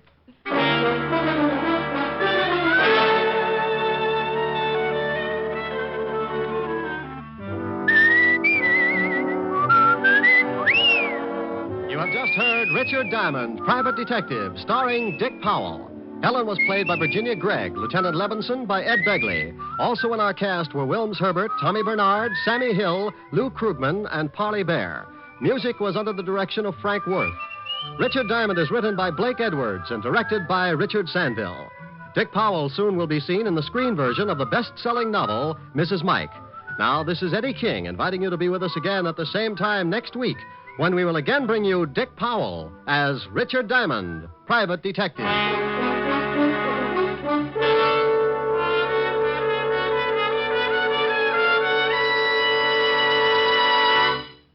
Saturday night brings you some of the week's best radio entertainment when you tune for the stars on NBC. Stay tuned to NBC every Saturday evening for a great lineup of programs, including Hollywood Star Theater, Ralph Edwards' Truth or Consequences, Your Hit Parade, A Day in the Life of Dennis Day, The Judy Canova Show, and Grand Ole Opry. All the best on NBC. Stay tuned now for Victor Mature and Hollywood Star Theater on NBC.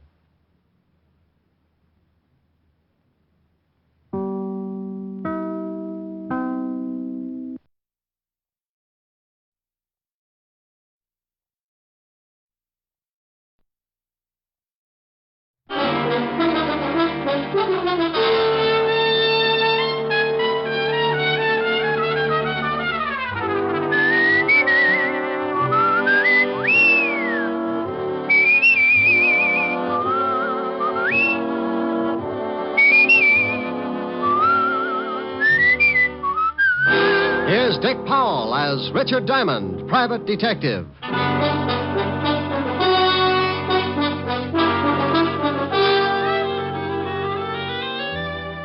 Hello there, this is Diamond. You know, I like to say that. Hello there, this is Diamond. I don't know why. Maybe it's just because I say it all the time. Hello there, this is Diamond.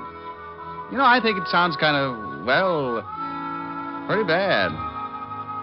Of course, I'd rather say, hello there, this is I've got a sponsor, Diamond, but that's silly, too, because if I had a sponsor, I wouldn't have time to say, hello there, this is Diamond. I'd be overshining his shoes. Confused? Well, so am I. Want to get really mixed up? Let me tell you what happened last week. This is real silly. So silly it wound up with murder. I was sitting in my office thinking about June Allison when the phone rang. Diamond Detective Agency. No other corpse can make that statement. Oh, Rick. Don't believe it? Just listen to what one of our satisfied customers has to say about Diamond. I've been buried now on 30 years. Rick. Hello, Helen. You idiot. What are you doing? I know this will throw you. Nothing. No washing today? Finished an hour ago. Oh, by the way, I got a beef. A beef? Yeah, those socks you knitted for me shrunk so much I need 4 more pair. Well, if they shrunk, what do you want with 4 more pair? Going to start a new fad. Going to wear 'em on my toes, you know, toe socks. Well, if I knit you 4 pair, that'll only give you 10 altogether. Oh, by George, you really pulled off a speedy, didn't you? Well, howdy. Wasn't half as bad as some of those ghastlies you come up with. All right, Smarty. Now, what's on your rural mind? Want you to do me a favor? Like, for instance? No, for instance. I told you a friend of mine would come up and see you, and I want you to do what you can for him. Mr. Diamond? Hold it a minute, honey. Yeah? Mr. Diamond, I was told to look you up. I am Rene. Rick, what is it? Helen, Yeah, what's the matter? something just tiptoed into my office. I got a hunch you know about it. Oh, maybe that's Rene. That's what it says. If you are Mr. Diamond, I wish you'd please pay a little attention to me, or aren't you interested in a potential client? Hold it a second, honey. Sure, I'm always interested in a potential client. What did you do, lose your wedges? I beg your pardon? Forget it. I've got Miss Asher on the phone now. She just told me you were coming up. Oh, well, please say hello to Miss Asher. She's such a darling. Yeah. Honey, Rene says to say hello. Says you're a darling. Oh, well, say hello to Rene. He makes my hats for me. I'll get the story from him. Call you later. Now, Mr. Rene. Your full name is Bennet. Rene Bennet. How do you do? How are you, Mr. Bennet? Mr. Diamond, I have a problem, and Miss Asher seemed to think that you could help me with it. Well, depends. Cigarette? No, thanks. I never use them. Depends on what. You don't even know my problem yet. Look, I don't care if you swipe John Frederick's toupee. For $100 a day in expenses, I'll grow a mattress on his skull. Mr. Diamond, I can see that you don't know much about hats. You are so wrong. Oh, am I? Well, it may interest you to know that John Fredericks are 2 people. Mr. John and Mr. Fredericks. Look, Mr. Bennet, I don't care if they're patrol number 3 of the Brownies. Can you afford $100 a day in expenses? Mr. Diamond, I am the new sensation in hats. You must look lovely. Okay, Mr. Bennet, I take it you can afford me. Now, what's your problem? I want you to prevent the theft of my 3 latest creations. Hats? Creations, Mr. Diamond. Okay, creations. Why do you want them protected? Why, because someone is going to steal them before my fall showing. How do you know that? Because on similar occasions, the same thing has happened. Twice, to be exact. The designs were stolen, and 2 weeks later, that lowlife George Mershon had his showing, and my hats were the high point of his show. What did you do? What could I do? I couldn't prove it. If I attempted to expose him, he would have said that I was lying. Everybody knows how much we hate each other. I'd have been a laughingstock. Do you think he had the hats stolen? I'm sure of it. And I'm also sure that someone in my salon is responsible for the actual theft. You know definitely? No, but I suspect my partner, Gerald Winters. He's always been jealous of my ability. Oh, Mr. Diamond, couldn't you open a window or something? It's frightfully hot. Oh, it's the air conditioning. I keep a bag of red lip jumbos up in the vent. Sometimes they get stuck. Red lip jumbos? Pistachio nuts. You like hats, I get hung up on pistachio nuts. Perhaps you should see a psychiatrist. I did. What happened? I sent him 5 pounds of pistachios just yesterday. Oh, well, here's my card. I'll see you at my salon, Mr. Diamond, in about an hour. Oh, and something else. I don't want my partner or the help to know that you're a private detective. What am I supposed to do, buy a hat? Well, I'll tell them that you're a designer from Hollywood. That way, whatever you say will be all right. See you in an hour.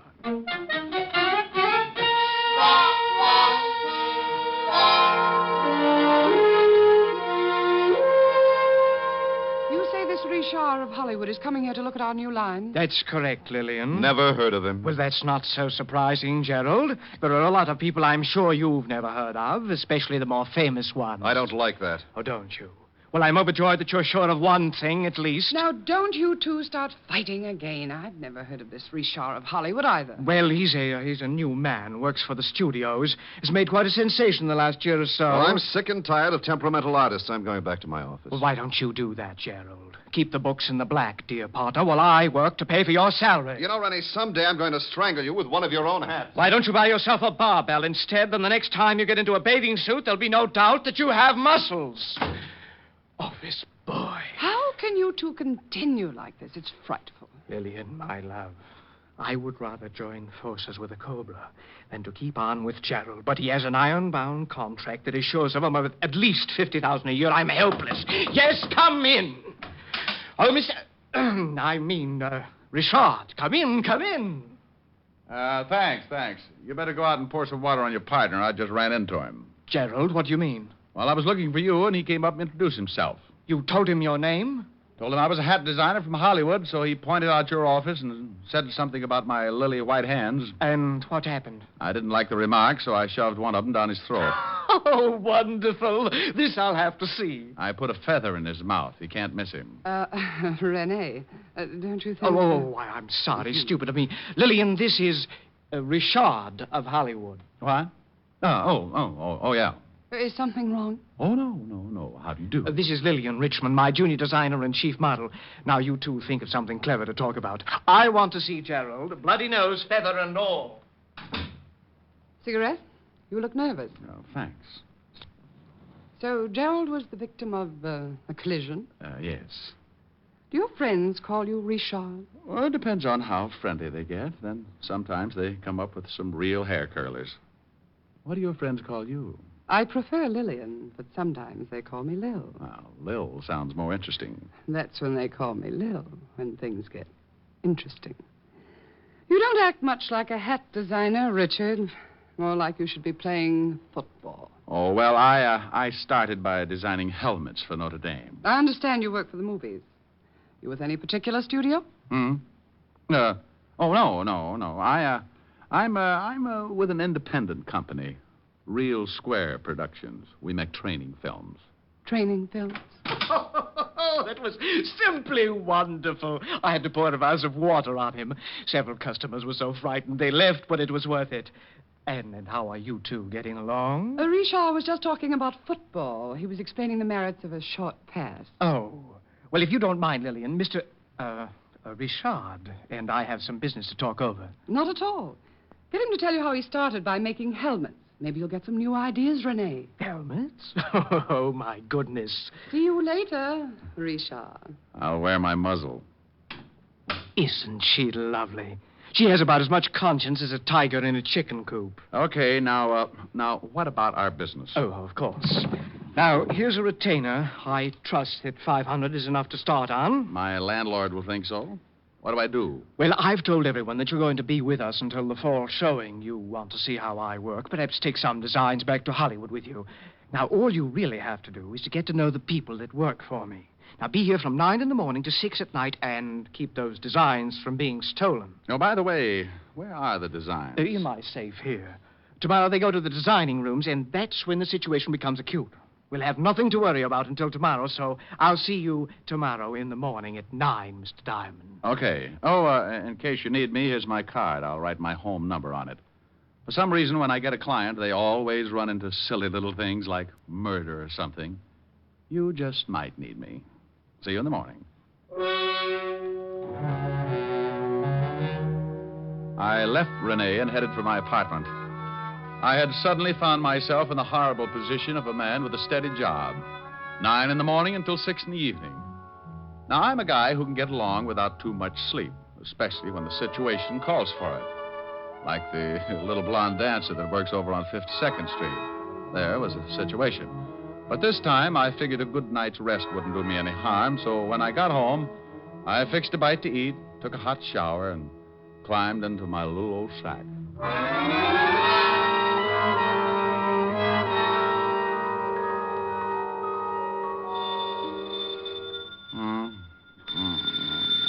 Okay. Diamond? Oh, hello, honey. Now, you stop that. Wake up. What? Oh, no. Oh, who is it? It's Lieutenant Levinson. Oh, well, bully for you. What time is it? It's 4:30 in the morning. Goodbye, Walt. Now, you wait a minute. I'm just trying to make things easy on you. And what was that hello, honey, for? Oh, I was dreaming. What do you mean, make things easy for me? At 4:30 in the morning, nothing's easy. I wanted to let you get here under your own steam. I know what a shock it'd be if I sent Otis down there to drag you out of bed. Oh, yeah. Horrible. That old lady ate the fire. The Dracula was loose again. Hey, what do you want me there for? Well, I know you won't be surprised, but there's been a Ritter-O killing. Well, so what? So you're mixed up in it. Now get down here. Now, wait a minute. Who's dead? A guy named Bennet, auto accident. Rene Bennet? Yeah, I guess that's the way you pronounce it. You see, Otis, you mallet head, you were wrong. It's pronounced Bennet, not Benny. That idiot was calling him Rene Benny. Walt, how did you know I was working for Bennet? Your card was found in his pocket. I'm at 125th Street, so come on up as fast as you can. Well, as soon as I get my football helmet off. Football helmet? You sleep in a football helmet? Well, I do. Don't you? Bye. I left the apartment and took off the address Walt had given me. It was way uptown on Riverside Drive. It was cold, and the fog had begun to drift in. I found Walt over near the prowl car, and he briefed me. Rene Bennet had been killed in an automobile accident. His car had crashed over a 100-foot viaduct. He went through the guardrail up there, Rick. Oh, wonder what he was doing way up here. Certainly wasn't headed home. Maybe he was going to see someone. Well, maybe. Better check and see if he knew anyone out this way. Now, you wait a minute. You think something's wrong? Could be, huh? He had a partner who might want him out of the way. Oh, it's a mess, isn't it? Yeah, pretty badly burned before the fire boys got here. Wait a minute. Otis is over there with him. Otis! Probably warming his feet. He couldn't warm those big things on an atom bomb. Otis! Yeah, Lieutenant? Yeah, Lieutenant. Did you find anything? Yeah, there's been a fire. Oh. Get over here. Walt, what about that card you found in his pocket? Why didn't it get burned? It was in one of his suits over at his apartment. I put in a call, checked his license plate, found out who he was, where he lived, and sent a couple of boys over. They came up with your card. You know how they all love you. Anything else in the apartment? Nothing yet. We'll get a report. Here I am, Lieutenant. He's getting smart. Oh. Hello, Shamus. Otis, get the car started. We'll go back to the station and wait for a report about this accident. Yeah. Lieutenant. No. No? That's right. You touch that siren and I'll throw you out of the car. Guy can't have any fun anymore.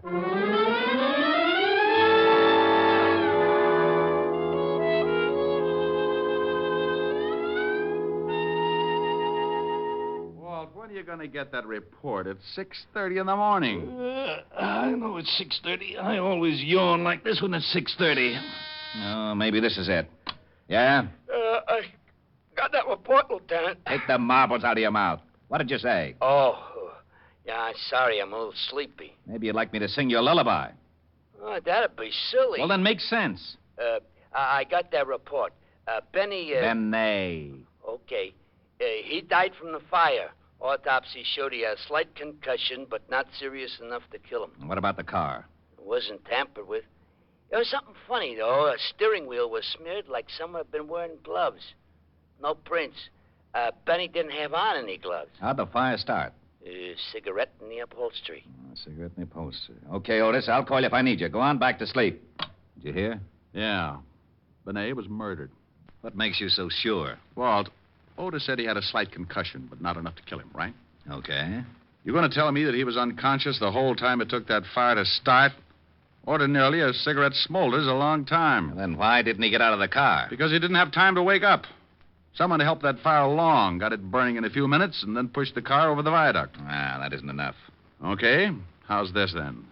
Bennet didn't smoke. Now, that I'll buy. But how do you know? He told me. I offered him a cigarette in my office this morning. Well, who do you think did it? Well, I know he had two enemies. His partner, Gerald Winters, and another hat designer, George Marchand. I'll have them picked up. No. Let him alone for a while. Huh? Let's have some breakfast first, and then go down to Rene's salon when it opens.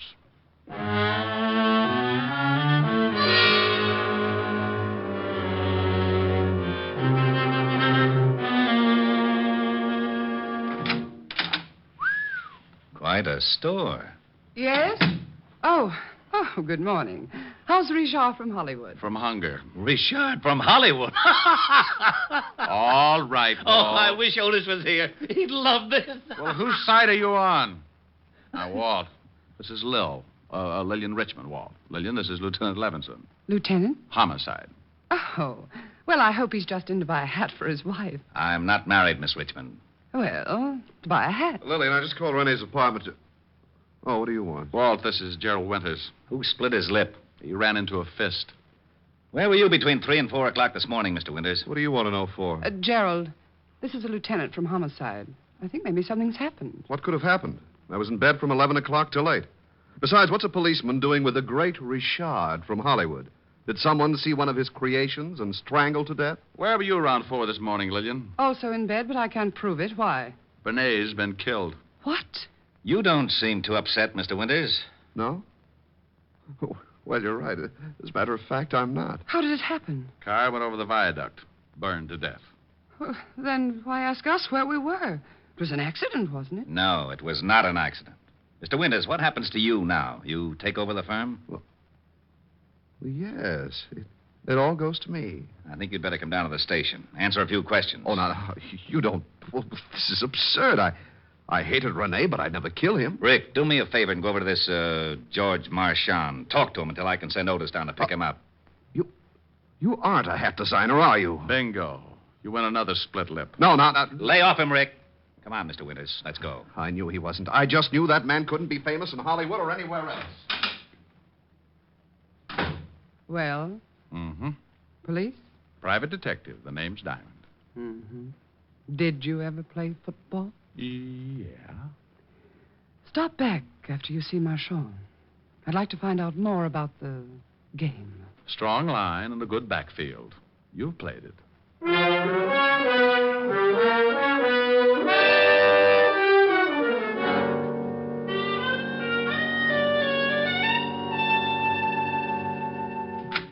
Good morning, good morning, good morning. What can I do for you? George Marchand? Yes. Well, I'm from the police, Mr. Marchand. The police? Your competitor, Rene Bennet, was killed last night. What? He was burned to death in his car. Oh, but this is horrible, horrible. But what has Rene's death to do with me? Well, we think he was murdered, and we're trying to find a good motive. Mr. Diamond, it's true that Rene and I were enemies. Everyone knew it, but to think that I would take his life is utterly absurd. Yeah. Where were you about 4 this morning, Mr. Marchand? Well, I was in bed, asleep. Everybody sure had a dull evening. How well do you know Gerald Winters, Rene's partner? Oh, just slightly. How about Lillian Richmond? By reputation only. One more question. When's your fall showing, Mr. Marchand? In 2 days. Well, be sure to be around for it. The police get very unhappy if a murder suspect catches the first plane for the border. Murder suspect? See you later, Mr. Marchand. I left Marchand counting his pulse and wondering just how much I did know. And if he could have seen what was going on in my little old mind, he might have grown a few white hairs. I grabbed a cab and headed for the 5th Precinct Police Station in Walt Levinson. Needless to say, he was not happy. Oh, now, you wait a minute, Diamond. I'm satisfied with Gerald Winters. He's the only one who had a motive. The only one who had a motive that you can see. Too many things point to someone else. Give me a for instance. Oh, you always want a for instance. Well, hang it, you're trying to convince me that Winters isn't the killer, aren't you? Yes, I am, Walt. Then I want a for instance. I want to know your reason. Well, Winters and Rene hated each other. Even as partners, they really wanted each other out of the way. Are you crazy? You just gave me the best reason for hanging on to Winters. Walt, when Rene was killed, he was 10 miles away from his apartment going in the other direction. So what? Did you find out if he knew anyone who might live out that way? Even if he didn't know anyone out that way, I still say so what? The killer went for a drive with him, got out there, hit him over the head, poured gasoline on the seat, and dropped a cigarette. Pushed him off the viaduct. And Winters smokes. I know. I sent a whole carton down to his cell to make sure. You're right about how the killer did it. But do you think Rene would have taken a drive like that with a man he hated, knowing how much a man hated him? Huh? And another thing. It was pretty warm yesterday and last night, wasn't it? It certainly was. Lousy weather. Okay. The killer wore gloves. Isn't that a little strange on a warm night? So he slipped on some gloves. Didn't want to leave any fingerprints. No. The killer was driving. The report said there were absolutely no fingerprints on the steering wheel. If Rene was in the driver's seat, there would have been a few of his anyway. We couldn't tell whether he was in the driver's seat. He could have been thrown aside when the car crashed. But I don't get this glove angle. You want to catch a killer?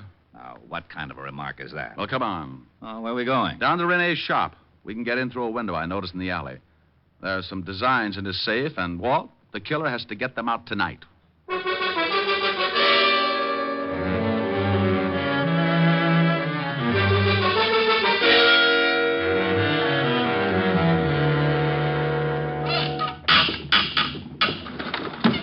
There you are, Lieutenant. It's Jimmy. Rick, I don't like this. Busting into a place without a warrant. Oh, go on. Climb in and watch out for the burglar alarm. All right. Come on, Otis. Okay. Here, I'll give you a hand, Diamond. Oh, well, that ought to be easy for you, Otis. Yeah, why? Well, you could hold on with the other 4 and still have one left over to grab me. Oh, is that so? You two lay off. Come on, Rick. Show me where to go. Right over here, in Rene's office. What makes you think the killer hasn't already stolen the plans? I wouldn't have done it the night of the murder. That would have shown a motive. Wouldn't have done it today. Too many people in the shop. Go on in. Gee. Spooky. I can't see a thing. Walt, watch this. Boo. Ah, for Pete's sake, Shaw. Now, lay off, Otis Diamond. And where do we hide? Just sit down anywhere and be quiet. The first person through that door is our killer.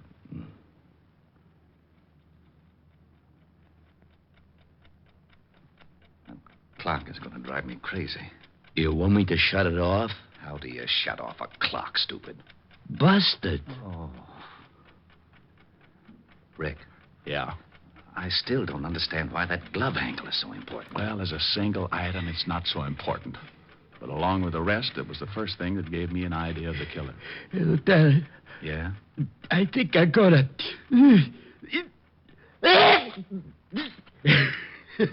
I did. Oh.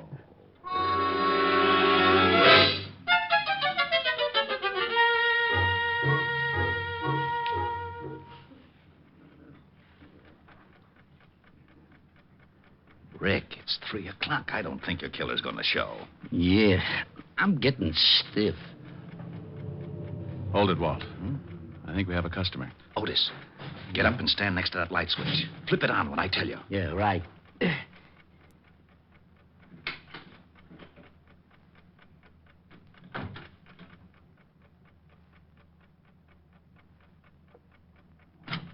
Okay, Otis. Oh, hello, Lillian. Oh, you startled me. What's this all about? What are you doing here? Waiting for you. For me? I don't understand. I was just coming over to pick up some of my sketches. I forgot them this afternoon. So you waited until 3 in the morning? I had a date. Yeah. Otis, go out and drag in her date. Now, you wait just a minute. I don't know what this is all about, but Go you've ahead, no Otis. right to... All right. Mr. Diamond, would you mind telling me what this is all about? Sure, Lever. Point by point, it goes something like this. Rene Bennet was killed by somebody he knew and trusted. He never would have gone for that riot otherwise. Bennet didn't smoke, so the killer was an amateur and started the fire with a cigarette.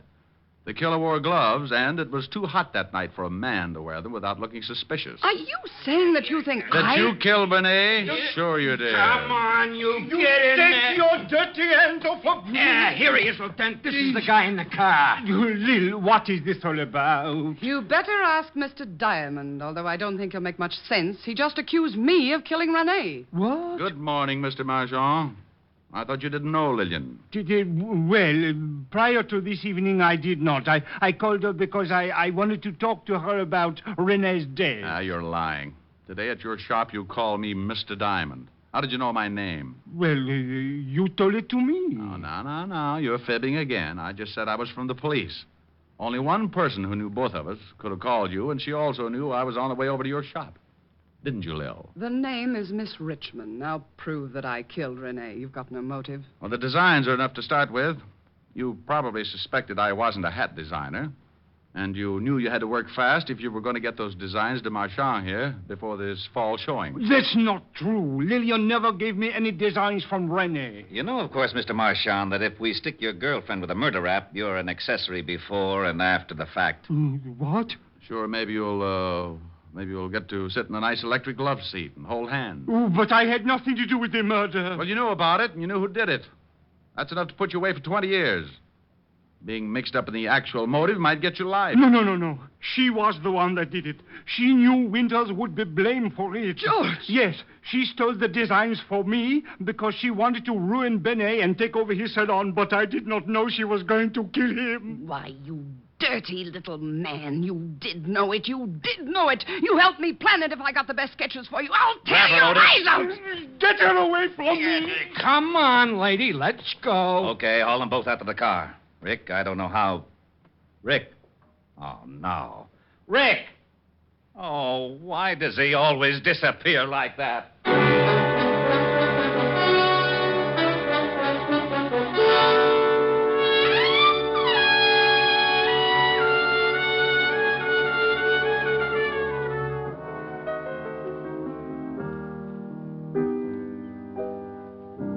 What's that you're playing? That's a new thing. Kind of pretty.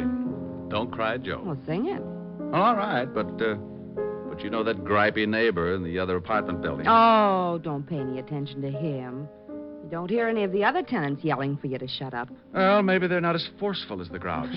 You see, honey, I got a couple of letters. Letters? Mm-hmm, from the people in that building. Most of them like the singing, but a couple feel the same way the Grouch does. Well, there's only one way to find out what all the people in the building think. How's that? Open the window and sing so they can all hear you. Okay, I'll buy it. You open the window. Don't you think maybe this is silly? Rick, I like you to sing when you come over here, but I don't want you to do it if no one else does. Now, go ahead. Okay.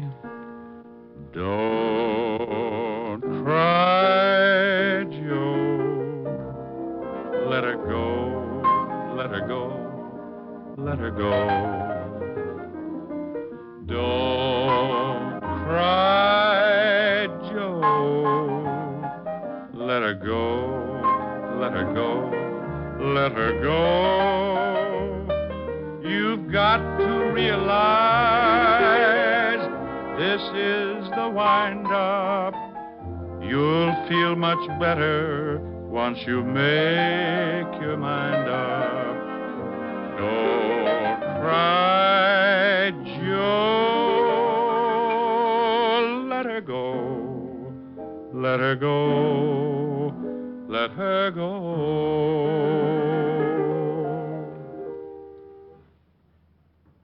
No reaction yet. Maybe they all took poison. Well, give them time. We'll find out soon enough. I guess so.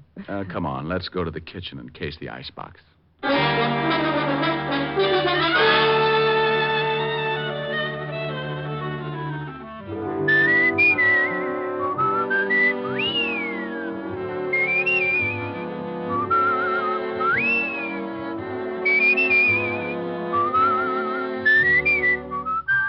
You have just heard Richard Diamond, Private Detective, starring Dick Powell. Helen was played by Virginia Gregg, Lieutenant Levinson by Ed Begley. Also in our cast were Wilms Herbert, Hy Averback, Kay Brinker, Clark Gordon, and Jay Novello. Music was under the direction of Frank Worth. Richard Diamond is written by Blake Edwards and directed by Richard Sandville. Dick Powell soon will be seen in the screen version of the best-selling novel, Mrs. Mike. Now, this is Eddie King inviting you to be with us again at the same time next week, when we will again bring you Dick Powell as Richard Diamond, Private Detective.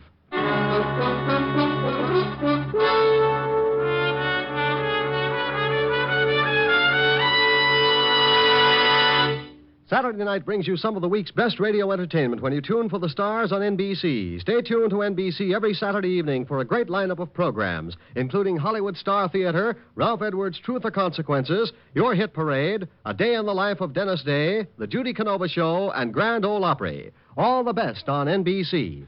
Stay tuned for Irene Dunn and Hollywood Star Theater on NBC.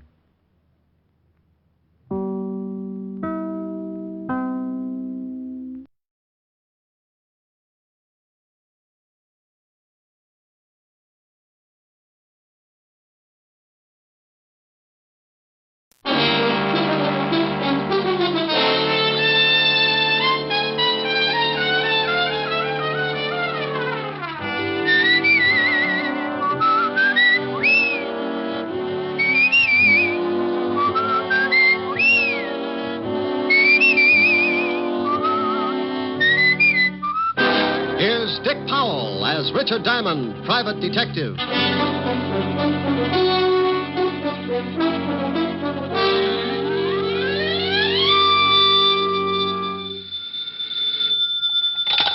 Diamond Detective Agency, surplus homicide, surplus hand grenades, black market embalming. Oh, Rick. Oh, Helen, what's with you? It's what's with you I'm worried about. What do you mean, what's with me? You know what's with you. Now, you stop that. That's my routine. I want that which you pilfered from the living room the other night, and I want it back, and I want it right away. Oh, but Helen, baby. Don't you baby me. Now, you get it down here. But I can't leave the office. I just got in.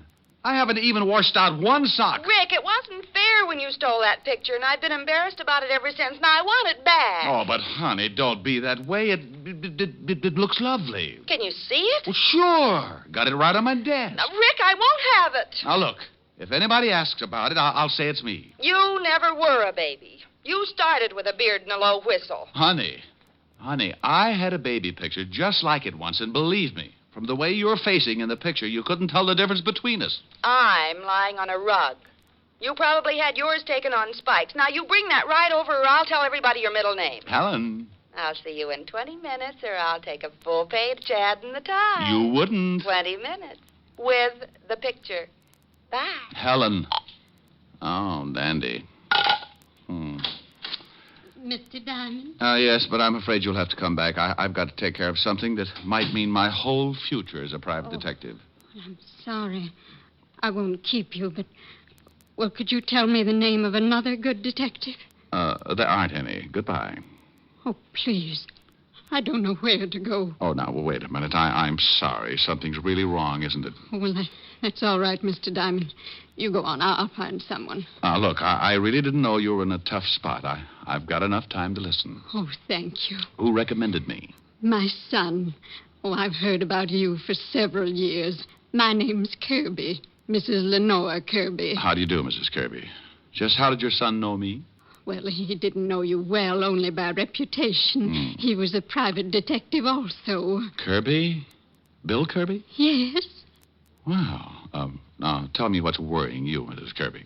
Well, I don't know quite where to start. Bill has been acting strangely for the last month or so. What exactly do you mean by strangely? Well, he's changed. He's begun to act nervous and irritable. When his sister or I would try to find out what was wrong, he'd get angry. He got steadily worse.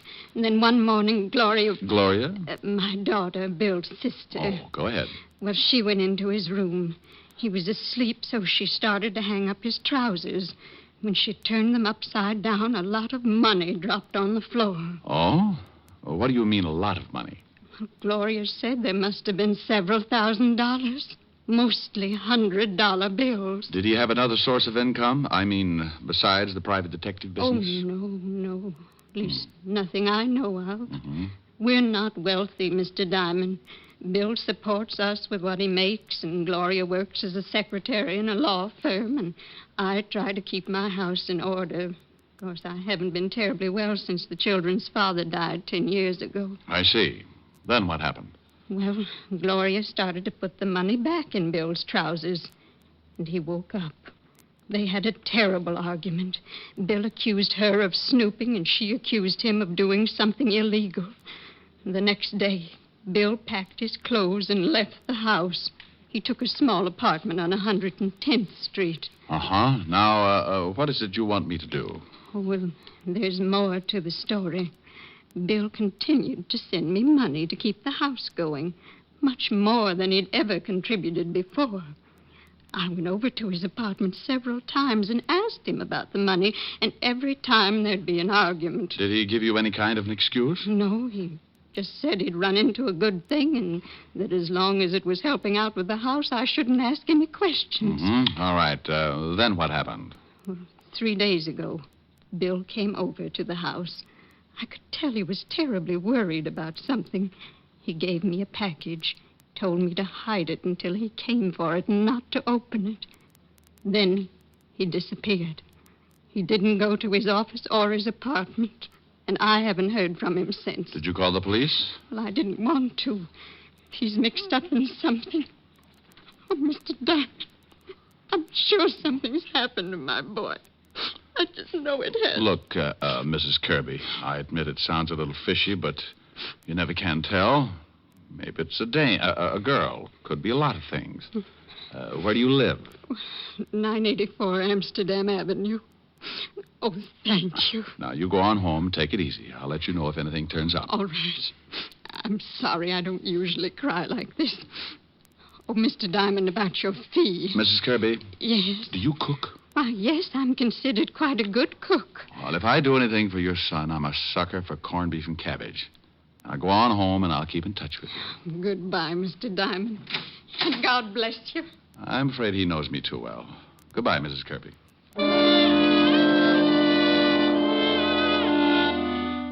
Funny how you can run into a situation like that. Any other time, it's got to be $100 a day in expenses. But that's because trouble doesn't usually bother me. There's too much of it around, and everybody's a stockholder. Then a little old lady walks in with a bucket full of heartache, and you realize the $100 a day in expenses is only the difference you carry around to make up for that big, cold world outside. I put my merit badge away, grabbed Helen's picture off the desk, and headed for 975 Park Avenue. Well, you're late. I was just going to call the papers, but I wasn't quite sure how you spell your middle name. It's, C-H-O... Here's the picture. Thank you. I didn't know you had a mole in your... Rick. Aren't you coming in? No, I'm not. I'm mad. Won't even let me keep your little old baby picture. Now, about that mole... Now, you stop that. Why can't you come in? Well, I got a client right after I talk to you. I got to go down to the 5th Precinct and do some checking. Will I see you tonight? If you'll tell me about the mole. Now, Rick. See you at 8. Bye, mole. Sam, a baby.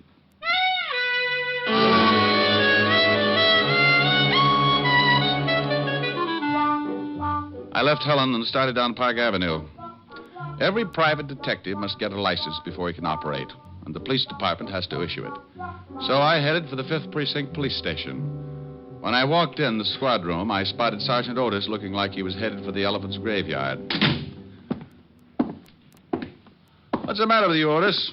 You're greener than a new lawn. Oh, hello, Shamus. I don't feel so good. No, as a matter of fact, you don't. A little pudgy around the shoulders. Ah, come on, lay off. I tell you, I feel sick. Let's see your tongue. Huh? Oh, Mm-hmm. Well, how's it look? I don't know. But be careful who you show it to. Somebody's liable to think it's poisonous and kill it with a stick.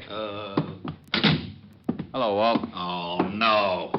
Okay, I'm too tired to be scared off today. Who's dead and where? Not today, Walt. And what are you so tired about? We had a killing this morning. I've questioned every suspect in the whole state. Nothing. Who got dead? Maybe you knew him. A shamus. Kirby? What? Hey, how the devil did you know that? Just a guess. Guess my 38. Do you know something? I didn't know anything, Walt. Kirby's mother was just at my office. Oh. Yeah, oh. Well, you don't have to get sore. I'm not sore. Just wondering who's going to tell Mrs. Kirby. Otis went over there a little while ago. He saw the sister. The mother wasn't home yet. Oh, that's why he looks so bad. Yeah, I guess so. Wouldn't you? Okay, where's the body? Downstairs. You want to take a look? Not especially. I told his mother I'd do something for him, and right now I don't seem to be able to think of a thing. Get the killer. Help me. Okay, let's go down and take a look.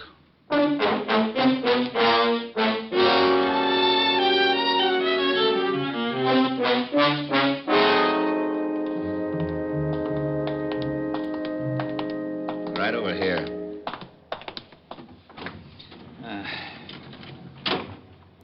Been in the river. Yeah. Put 4 slugs in him first, though. What kind of a gun? 12-gauge shotgun. Used a deer load. Anything on him? Just the usual identification. Okay, let's put him back. I don't know why he got knocked off. No motive, no nothing. The mother has quite a story. Yeah? She told me your son... Oh, no. Yeah? And here comes Malicious. Hey, we just got a call. Kirby's mother and sister just got beat up. Something awful. What? Come on, Walt. Oh, this is crazy. First the son gets it for no apparent reason, then the rest of the family get beat up. I think I can tell you why the mother and sister got beat up. Yeah, why? Probably the package Kirby left with his mother. What package? I'll tell you about it on the way over in the car. Okay, Otis, okay. Come on, step on it. Lieutenant. Yeah. This time you can use the siren. Oh, boy.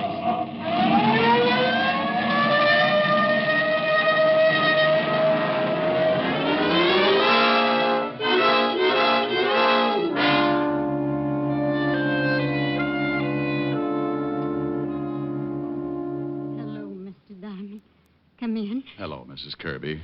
The doctor tells us you won't allow them to take you to the hospital. No, I'm not leaving my house. It'll take more than 2 cheap hoodlums to drive me out of my house. Well, the doctor says you'll be all right, but I think the hospital might be safer for a few days. This is Lieutenant Levinson, Mrs. Kirby. How do you do, How do Lieutenant? you do? I know you don't feel much like talking. Oh, no, that's quite all right. I'll be glad to help in any way that I can. Were they after the package your son left with you? Yes, but I didn't give it to them. I almost did when they started to hit Gloria, but I knew they had something to do with Bill's death. And you knew the package was important, too. Yes, Oh, where is the package, Mrs. Kirby? in the bread box, in a bread wrapper. Pretty cute. Otis, Yeah, Lieutenant? go in the kitchen and bring me the loaf of bread in the bread box. You want some sardines, too? Otis, just the bread, please. Oh, okay. Mrs. Kirby, the two men who came here, do you think you could identify them? Oh, yes. It would be hard to forget them. You're sure you don't have any idea what kind of trouble your son was in? No. Here's the bread, Lieutenant. Yeah. Well, I'll be. Hey, it's a shoe. Is this one of your son's shoes, Mrs. Kirby? No. He wears a much smaller size. No, that isn't his shoe. I don't get this. Nothing in it, just a shoe. A big one. What size is it? Hey. What's the matter? Well, the shoe size on the inside. It says 6B and then 5 numbers after it. Well, if that's a 6B, Otis wears matchboxes. Oh, yeah? Otis. Oh, okay. I don't understand. Why would Bill leave a shoe and act like it was so important? Because it probably was very important. You think these numbers? Could be. Let's see. Well, if these numbers do mean anything, it sure isn't going to be easy finding out. Here's something, Walt. Yeah? Mm-hmm. Shoe's got new heels on it. It's been half soled. Otis. Yeah, Lieutenant. Take the shoe down at the station. Give it to the lab. See what they can find out. And then get the boys out and check every shoe repair shop in the city. I want to know where the shoe was half soled. Okay. Mrs. Kirby, you're sure you can't think of a thing that might give us a tip about your son?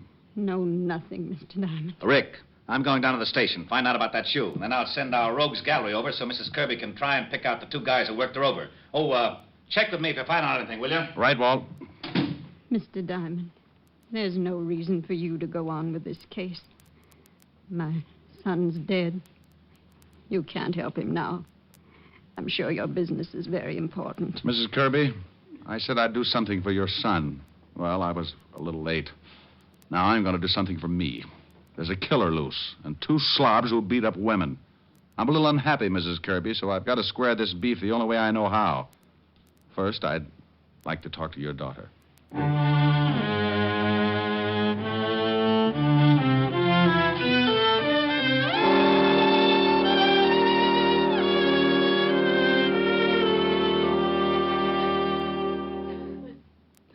Now, look, Gloria. It's tough, and I don't like to stick my big nose in when it is. But you want something done about it, don't you? Yes. Then think real hard.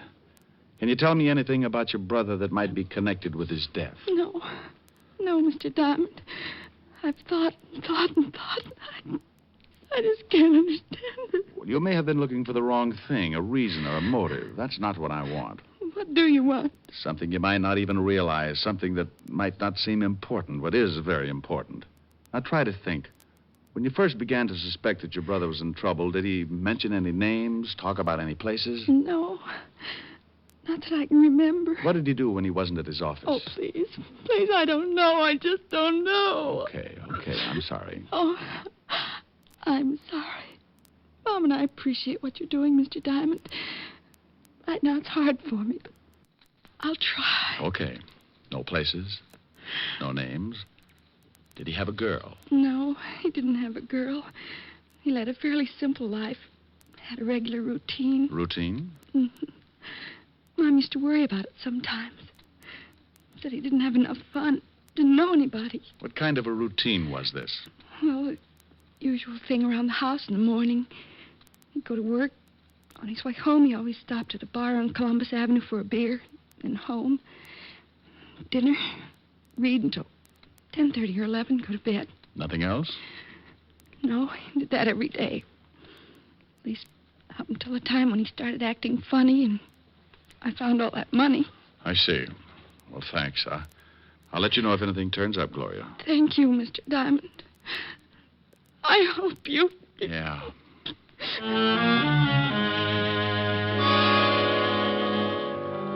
I left the Kirby house and walked out on the street. It was getting near 6 o'clock, and a light breeze was blowing the night in. It was turning cold, so I flipped my collar up and started for Columbus Avenue and the bar that Bill Kirby used to stop in for a beer. I turned down 88th Street, picked up speed to shake the chill out of my ankles. Hey, you. Yeah? You Diamond? So what? So where's this shoe? Oh, you're going to find it harder working me over than a couple of women. Working you over, maybe, yeah. Killing you? Everybody dies easy. Give me the shoe. Where's your friend? Move in this alley. I'll give you an introduction. I'm busy. You're going to be busy getting dead if you don't get in the alley. I got my gun in my pocket. I bet you shrink 4 feet when you aren't carrying it. What? Okay. Did you get him? Yeah. But it don't look like he's got the shoe on him. Yeah, but he knows where it is. Tell me, boys, is it fun beating up women? More fun beating up those gumshoes. Ain't it, Danny? Sure. You want to tell us where the shoe is, Shamus? Right now, it should be in the police lab. Hey, Danny, you think those cops really took it out of the house? I don't know. I couldn't see. Diamond, I still think the old dame gave it to you when she went up to see you at your office this morning. What did you kill her son for? Who said I killed him, friend? Kirby got smart about the shoe like you did. He got dead for his trouble. How do you feel about your future, friend? Pretty good. The cops will figure that shoe out. Not unless they know what they're looking for. He ain't got the shoe on him, Bart. I think he's telling the truth. Let's go tell the boss. Yeah, what do we do with the gumshoe? Oh, I'm surprised at you, Bart. Give me your sap. Hey, now, wait a minute. For what?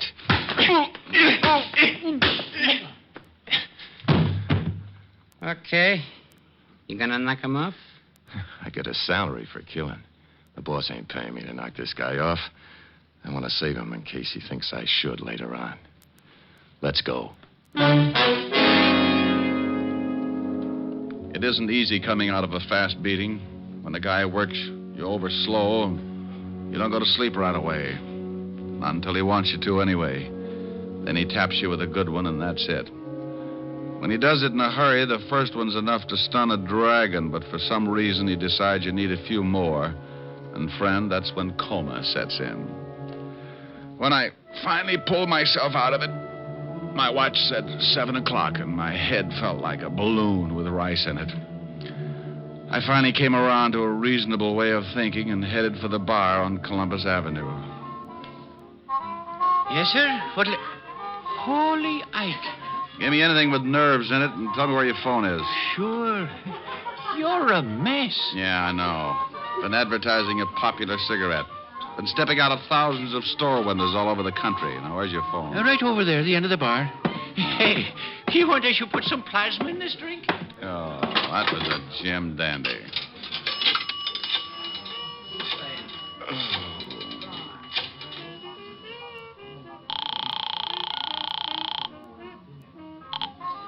Lieutenant Levinson, homicide. Walt, Rick. Rick, where the devil you been? Playing patty cake with the 2 gonnips who worked over Mrs. Kirby and her daughter. Well, we've been trying to get you. Otis been calling blondes all over town. Mrs. Kirby and her daughter identified the 2 hoods. First name's Bart and Danny? Yeah, Bart Franchetti and Danny Miller. We have a pickup out on them now. They hurt you bad? Oh, I'll make it, but I'm going to ache for a while. What did you find out about the shoe? Well, we really got some fast action on those half-soles. Figured if Kirby picked him up in a shoe repair shop, it must have been somewhere in his neighborhood. We were lucky. We were right. Little shoe shop on Columbus Avenue. Columbus Avenue? What address? 695. Why? Because I'm in a bar right across the way. Huh? Can't see the shoe store now because it's too dark, but Kirby's sister told me you used to come in here for dinner. He could have watched it then. Oh, stay there. I'll be right over. Here you are, mister. Thanks. Say, did you know Bill Kirby? The shamus? Oh, sure. What do you mean, did I know him? He's pretty dead. Oh, no. He came in here every day, didn't he? Yeah, for a beer.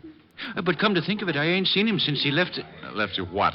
Nothing at all. Now, wait a minute. If Kirby left you anything, let's have it.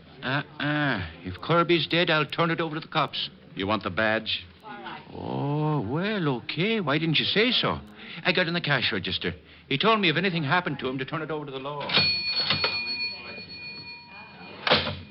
Okay. Here. Just an envelope. Thanks. What is it? A name and address. Look. Lieutenant Levinson will be here in a few minutes. Tell him I've gone to this address, 18 North River. That's down near the docks. Yeah. And tell him I've gone to find a guy named James Willis.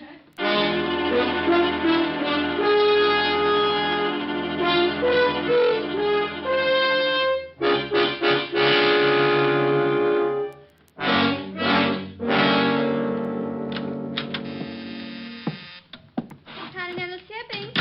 Mr. Lund, one moment, please. Continental Shipping. Mr. Willis, who's calling? One moment, please. Honey, is Mr. Willis in? Yes. But the emergency hospital's on the second floor. I always go around this way. It makes people notice me. Which is Mr. Willis's office, dear? Right over there, but I'm afraid you can't... Here's the badge, baby. Oh, And don't ring him. yes, sir.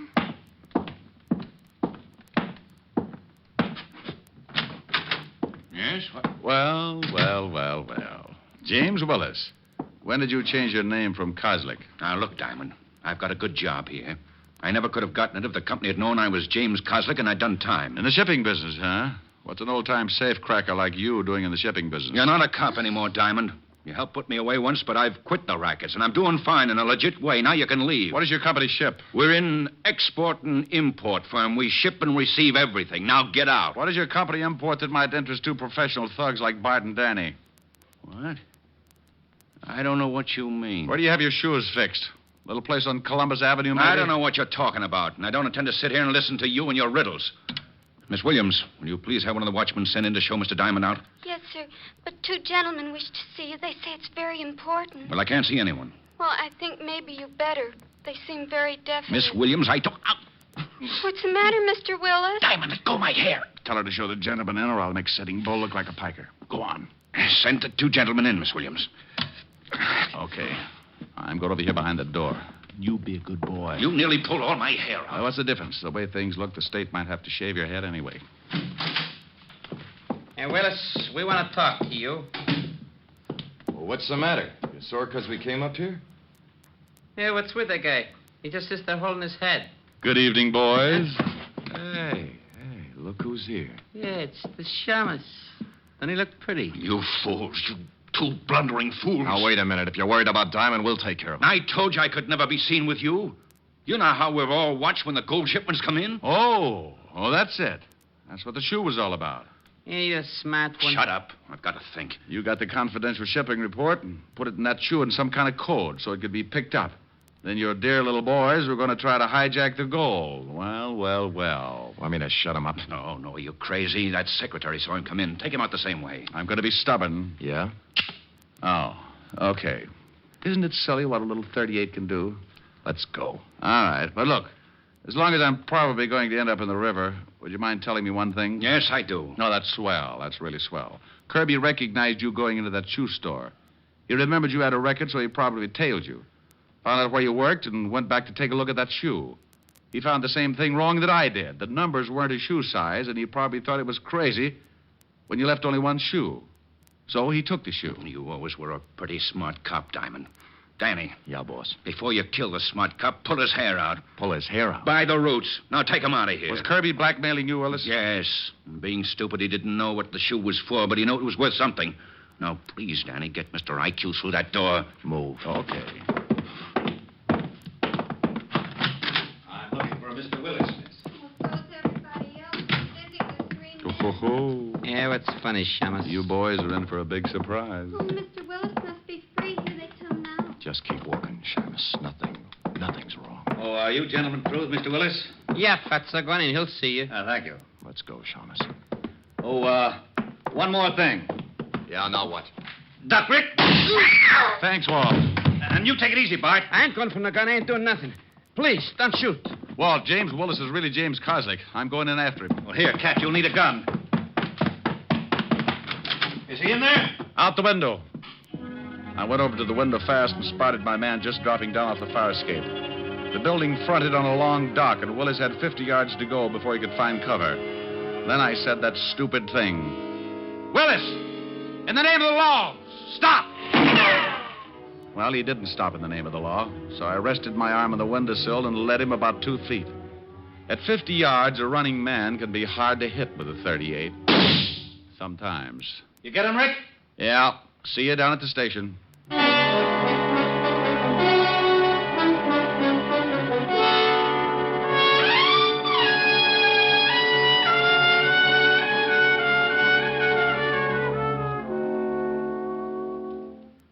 How do you like it, Rick? No cream. 12 lumps. Right. Say, I had a phone call from the president of Continental Shipping where that Willis guy worked. Oh, what do you make this coffee out of? Gunpowder? He says there's always been a standing reward of $1,000 for the apprehension of any person attempting to rob their shipment. Uh-huh. Hey, Diamond, Miss Asher phoned. She wants you should call. Thanks, Otis. Thanks. What's wrong with you? You heard him, Otis. He said thanks. Okay. He must be sick. More coffee, Rick? Yeah, I'll have another cup. Hello? Hi, honey. Rick, where are you? I thought you were coming over. Well, baby, I've got to stop by and see a nice old lady named Kirby. Her son got killed. Oh, I'm sorry. Will I see you later? No, I don't think so, honey. I'm a little tired. All right, Rick. Well, don't sound too unhappy. I'll see you tomorrow night. Well, all right. But you always sing to me, and I wanted you to sing tonight. Well, I haven't gotten any letters from the apartment building next door yet, so I'm going to lay off 1 week and see if the tenants miss the singing. All right, Rick. I'll see you tomorrow night. Goodbye, baby. Bye, Rick. Well, I think I'd better get over to Mrs. Kirby's, Walt. Oh, don't you want your coffee? Yeah, give it to Otis. What are you going to tell Mrs. Kirby? I mean about her son and the blackmail. Well, what are you going to tell Continental Shipping? Well, you caught him. You get the 1,000. Oh, Mrs. Kirby's pretty broke. Uh-huh. Kirby was the one who really spotted the play. Yeah, but if I say anything about the blackmail... What blackmail? Huh? Oh, yeah. Yeah, come to think of it, that was another case, wasn't it? See you later, Walt. Rick. Yeah? Oh, nothing. Be a good boy.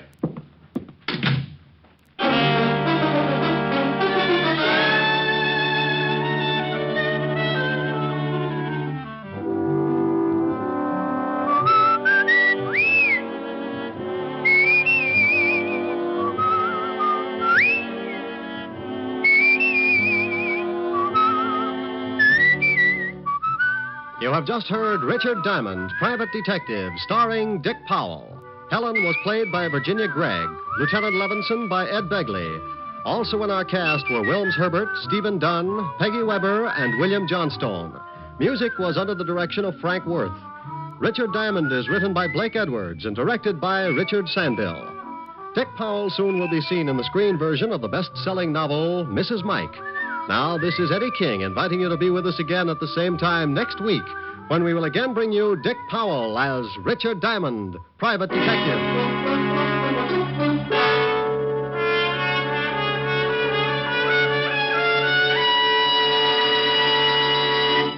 Saturday night brings some of the week's best radio entertainment when you tune for the stars on NBC. Stay tuned every Saturday for a great lineup of programs, including Hollywood Star Theater, Ralph Edwards' Truth or Consequences, Your Hit Parade, A Day in the Life of Dennis Day, The Judy Canova Show, and Grand Ole Opry. All the best on NBC.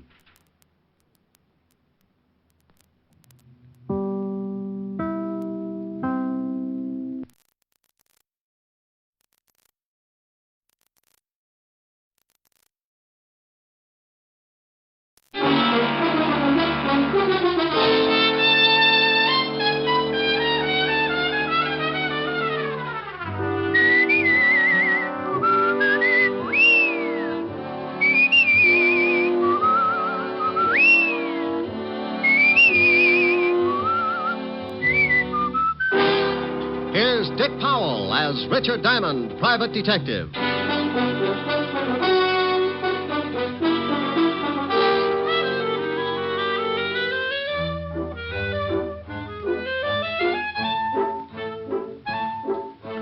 Da, da, da, da, da, da. Da, da, da, da, da, da, da, da, da. Rick! Well, hi, baby. Why, what in the world are you so happy about? Why aren't you at the office? Now, don't confuse me, dear. One question at a time. Come on in the study, and I'll tell you all about it. Oh, now stop being so mysterious. You never come over here at this time of the day. Read some of these. What are they? Letters. Read them. All of them? Why, there must be at least half 100. Well, close. 53, and those are only about 1/10 of the pile that's in my office. Oh, Rick, are these... Yeah, the lovely, dear, sweet tenants in that gorgeous building right next to this one. They like your singing. Read a couple. Me, me, me, ho, ho, ho, dee, dee, dee, dee, dee, Dear dee. Mr. Diamond. La, la, la, la. Rick, Go on. Well, stop sounding like a whole quartet. All right. Dear Mr. Diamond, I live in the building across the way from Miss Asher's apartment. Right over there. At least once a week, I sit in my living room and listen to the sounds of your melodious voice. Last week, however, I waited for 7 straight days, but without result. You did not sing. Please, Mr. Diamond, for the sake of my family, continue to sing at least once a week. I'm beginning to nag my husband, and yesterday I took the rubber bone away from my French poodle. Everybody shall be exalted. You see, it's getting to be a real problem with me, and if you want to save me the $25 a day, I would have to pay my psychiatrist. Sing. Yours expectantly, Mrs. Louise Cartwright. Rick, are they all like this? Well, certainly not. Some of them are really desperate. Now, here's the one I saved out. Read this one if you really want to get a charge. Me. My dearest Mr. Diamond. Go on. I have been listening to your beautiful singing. What? What do you mean, what? What you just read. I've been listening. No, the last part. Your beautiful singing? Yes, I'm in a enchanted evening. Oh, you show off. Go on, finish it now. Finish it. Well, she's been listening to your beautiful singing. Oh, yes. And many times I've seen you going into Miss Asher's apartment, and I think you are as beautiful as your voice. Oh. Well? Now, you said that. Turn off the steam and read the last part. I wouldn't miss it. Last week, I waited and waited, but you didn't sing. Everybody shall be exalted. I know you were in Miss Asher's apartment, and you certainly had the chance. If Miss Asher is the one that won't let you sing, come over to my apartment. I have a piano, and I just love it. 977 Park, apartment 303. Signed, your most ardent fan, Ellen. Mademoiselle from Amityville. Rick, what are you doing? Opening a window. Don't you think it's a little stuffy in here? The air conditioning's on. Rick, now stay away from that piano. No, I knew it. Ellen's right. You really don't want me to sing. At 11 o'clock in the morning? No. I want you to sing tonight when it's more romantic. Oh, shame on you. Me? Yes, you. You want to deprive those poor, discouraged people of a little honest, simple pleasure? You want that woman to take her dog's bone away again? You idiot. Oh, no telling what'll happen. Those people might not leave their apartments for days. It'll get to be like a prison camp. Think of it. No food. They won't leave the building even to go out and get an orange or a lime or something. And you know what? What? Scurvy. Oh. They'll be dying like flies. Well, go on. What's the matter? Dying like flies. I wonder who thought up that bright little simile. I've got a big green fly in my office. It's so tough he carries a man-swatter. Oh. Well, you think it's funny, do you? Think what'll happen if those poor people stay in that building, withering up with scurvy, you fiend. I know it. Yes. It's just that, well, I don't want to share your tonsils with anyone. I'm selfish. Me. You're more than that. You're antisocial. All right. You mean? Yes. Sing. Stout fellow. 101 pounds of fun. That's my little honey bun. Rick. Yes? Did you hear something? Oh, I think so. Try it again. All right. 101 pounds of fun. That's... Rick. Yes? I heard it. That's that grouch. Rick. Yes? There's an enemy in the camp. Well, what do? We can't just let those people die over there. Sing him. You mean? Yes. Sing. It's your duty. You're right. It's no longer a matter of personal pride. I must defeat the grouch at all cost.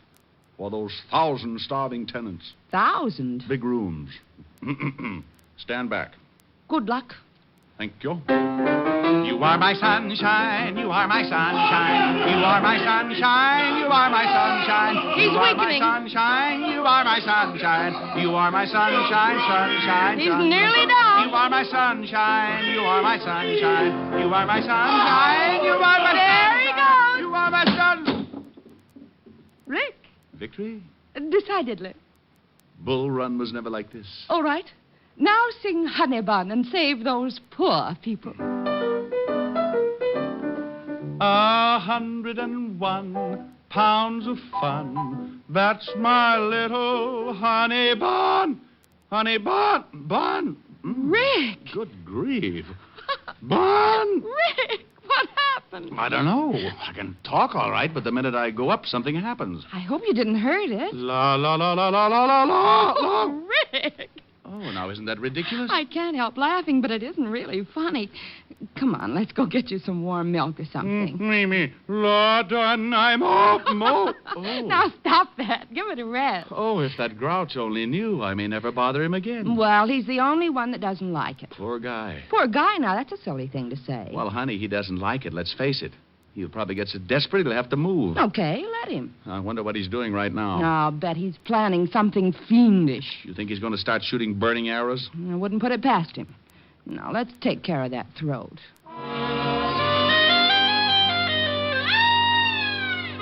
Well, sometimes silly things like that happen. I come on like a big baritone and lose my voice. Helen has to feed me hot lemon juice and honey for about 3 hours, and the grouch across the way in the next apartment starts thinking up the 10 best ways to eliminate Diamond. Think I'm kidding? Well, let me tell you.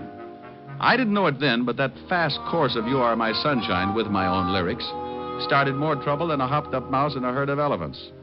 While Helen fed me the tonsil cure, old Grouchhead was dreaming up a cure of his own. Oh, what am I going to do? I work in the daytime, try to sleep at night. He sings at night. I switch to the night shift. He sings in the daytime. Oh, I'll fix him. I'll fix that Diamond.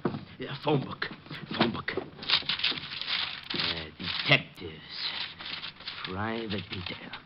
Ah, look at that. Richard Diamond, private detective. Full-page ad. Wouldn't you know it? Yeah, look at that slogan. Whoever you are, whatever you do, if you're too dead to walk, we'll come to you. Ugh. Must be other detectives in here. Oh, here's one. Pat Kosak. You are my sunshine, eh? Oh, Diamond, I'll fix you. I'll fix you good. Yeah. Is this Pat Kosak? Yeah, for employment. Haven't I heard of you before? I doubt it. Probably that shamus in Frisco. He's always stealing my stuff. Well, my name is Ernest Lumpkin. Happy Halloween, Mr. Pumpkin. No. Lumpkin. Okay. What can I do for you? Well, I've got a problem. It concerns another person in your line of work. You mean another shamus? Yes, he sings. You mean Diamond?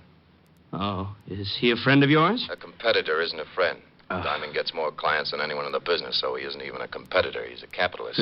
He can advertise. People go to him instead of me. I hate him. Oh, Mr. Koslak, you're not alone. The name's Kosak, Mr. Dumpkin. Lumpkin. Lumpkin Dumpkin. You want to hire me? But you don't even know what I want you to do. Can you pay me $50 a day? If you can do the job in one day. For $50, I'll steal a Chrysler building and bring it over to you on a motor scooter. What's your address? 977 Park Avenue. And hurry.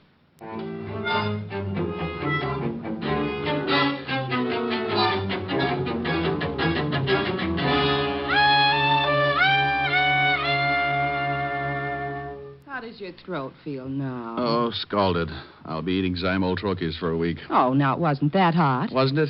Honey, that lime water was so hot Alibaba could have boiled his 40 thieves in it. Well, your speaking voice is all right. Oh, well, I think I've swallowed a bear rug. Where are you going? Well, I can't sing, and I'm going to see you tonight anyway, so I think I'll drop down to the 5th Precinct and drive Sergeant Otis out of his mind. Oh, Rick, that poor man. He called up last week when Lieutenant Levinson was looking for you, and he sounded like he was dying, and you were responsible. Honey, when Otis dies, everybody will be running around in spaceships. He got through the Stone Age all right, didn't he? Bye. I left Helen, headed for the 5th Precinct Police Station. It was one of those good afternoons. The sun was leaning on 3 o'clock, and now and then a cool breeze would sail through my sinus and pump my lungs full of that easy, good-to-be-walking-around feeling. I had just about everything. Good job, good girl, and a 4-0 report from my insurance company. When I reached the station, I hopped up the steps and bounced into the squad room. Sergeant Otis was sitting over in the corner, making out the weekly report for the commissioner. Hello, Otis. Oh. What do you want, Shamus? Well, really nothing. I just came by to see if I could borrow one of your shoes. I'm going sailing. Oh, that's very funny. You know, someday, Gumshoe, you're going to run out of gags. Then what are you going to do? Well, I could set you on fire. That's sure to be a good chuckle. Hmm? Oh, yeah? Lieutenant in? Yeah. Otis, you want to know how to catch a crook?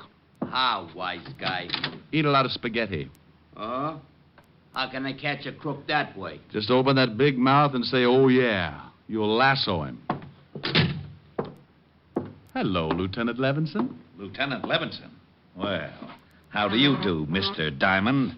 Now, what's with the formal routine? Oh, I can't help it. Every time I leave Otis, I feel like I've just stepped out of a gorilla cage. Oh, why don't you leave that poor guy alone, Rick? Oh, he's used to it. If I started treating him like a human being, he'd get so confused he'd probably cut off his tail. Think what would happen, Walt, when he wanted to go to sleep at night. No more hanging upside down. Oh, brother. What's on your mind? Oh, just thought I'd stop by and chew the fat. Well, go ahead. I already did. Chewed a whole pound right off Otis. Walt, are you sure he's a mammal? Now, you listen to me. Otis is a nice fella for a hammerhead. He can't help it, so stop tearing him down and tell me what you really want. Walt, I'm surprised at you. I just wanted to stop by and say hello. Hello. Where's the body? Now, look, there's no body, just a nice chat, that's all. Okay, but I warn you, I won't stand for any routines. And if you're mixed up in something and I have to find out the hard way, so help me. I'll put you away so far they'll have to pipe air into you. Walt, you do. Do what? Love me. Oh. Would you like to wear my Sig Alf pin? Rick, for Pete's sake, what's the matter with you? You've been growing poppies in your office? Wait a minute. Yeah, what is it, Otis? Miss Asher on the phone for Diamond. Okay. Phone for you, Rick. Helen. Oh, thanks. 5th Precinct. Remember our motto. A corpse in the morgue is worth 2 in your basement. Oh, no. It's true, Walt. It's true. Oh, I bet Walt just jumped out of the window. No, honey, there's a caste system around here. When Walt feels like jumping out of a window, he throws Otis out first to see if it hurts. Ouch. How are you, baby? Hi. Rick, Mr. Jones called and said it was very important that he see you at once. Said it was a matter of life and death. Jones? First name John? Well, he didn't say. Just gave me an address and asked you to come over immediately. 137 River Street. He called me at your apartment? Uh-huh. Hey, I never thought of that. How'd he get the number? No telling. Well, I'll go on over. Maybe he'll turn out to be a good client. Call you later, baby. How's your throat? Oh, la dynamo. Goodbye, Rick. Hey, you really sound terrible. I'll see you later, Walt. Huh? Oh, thanks for the brilliant conversation, Sporty. Walt, just because I didn't have a corpse hidden out someplace, you get mad. All right, see if I care. Oh, now, wait a minute. No, I understand. Well, you can just get someone else to play jacks with. I'll send you Sam Spade. Now, Rick. Oh. Otis. Yeah, Lieutenant. Why haven't you got that report in here? I've been eating spaghetti. Spaghetti? Yeah, and that Diamond's a liar. I can't lasso nothing. Maybe you have to be a cowboy.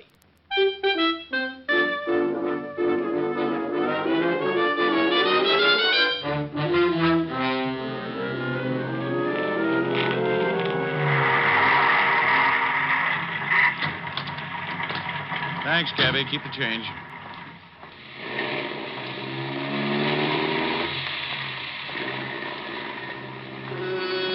"137 River Street," the address Helen had given me over the phone, was an old deserted warehouse.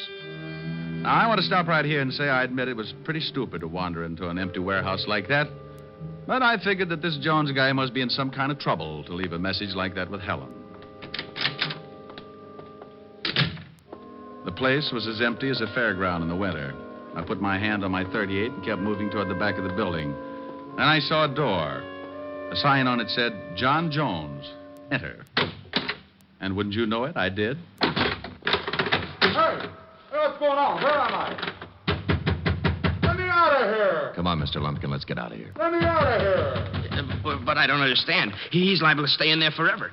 I don't want him to stop singing like that. Somebody will come along, I promise you that. I just want him to stay in there for half an hour, that's all. And now, wait a minute. I want to know just what this is all about. You want him to lose his voice, don't you? Oh, I love it. Well, when he went through that door, he started losing it. How? Well, what's behind that door? An ice box. Come on, Mr. Grumpkin.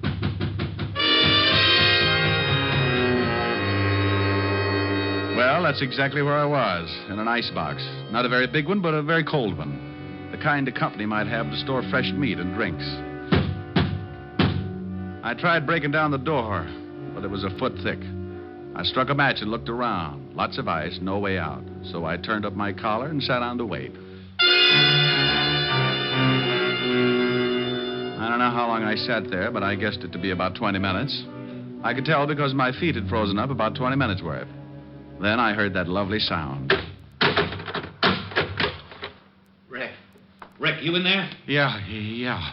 Hand me an ice pick. I want to get my feet uncrossed. How in the devil did this happen? Well, I think one of the frozen food companies got a new idea. What's the matter, Diamond? Forget your sleigh. Shut up, Otis. You think you can walk, Rick? Yeah, sure, but I might squeak a little. Ooh, got a Bunsen burner handy? Otis. Okay. How did you find me? We got a call. From a guy named Jones? Yeah. Said he was in danger and that you were coming down to meet him at the warehouse. Said he saw two guys lock you in this icebox. Oh, dandy. Did he say where he was? Yeah. Here's the address. Thanks. Hey, where do you think you're going? Well, I feel better now. I'm going over to find Jones. Well, you might get in trouble. Well, if I can find the two guys who locked me up, you can bet on it. Well, I'm going to send Otis along with you. Otis? I thought you wanted me to keep out of trouble. Oh, now, wait a minute. I can keep you out of trouble, Diamond. Oh, Otis, you couldn't find an elephant in an elevator. But come on and bring your head with you.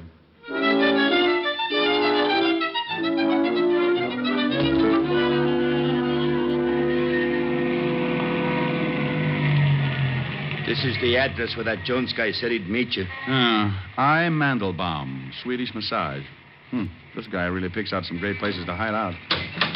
Come on, Otis. Feet first, or the rest of you'll never get out of the car. Oh. Hey, Diamond. You think while you're talking with this guy Jones, I might get me a rub down? Otis, to rub that stomach of yours, it would take a gallon of baby oil and an octopus to get anywhere.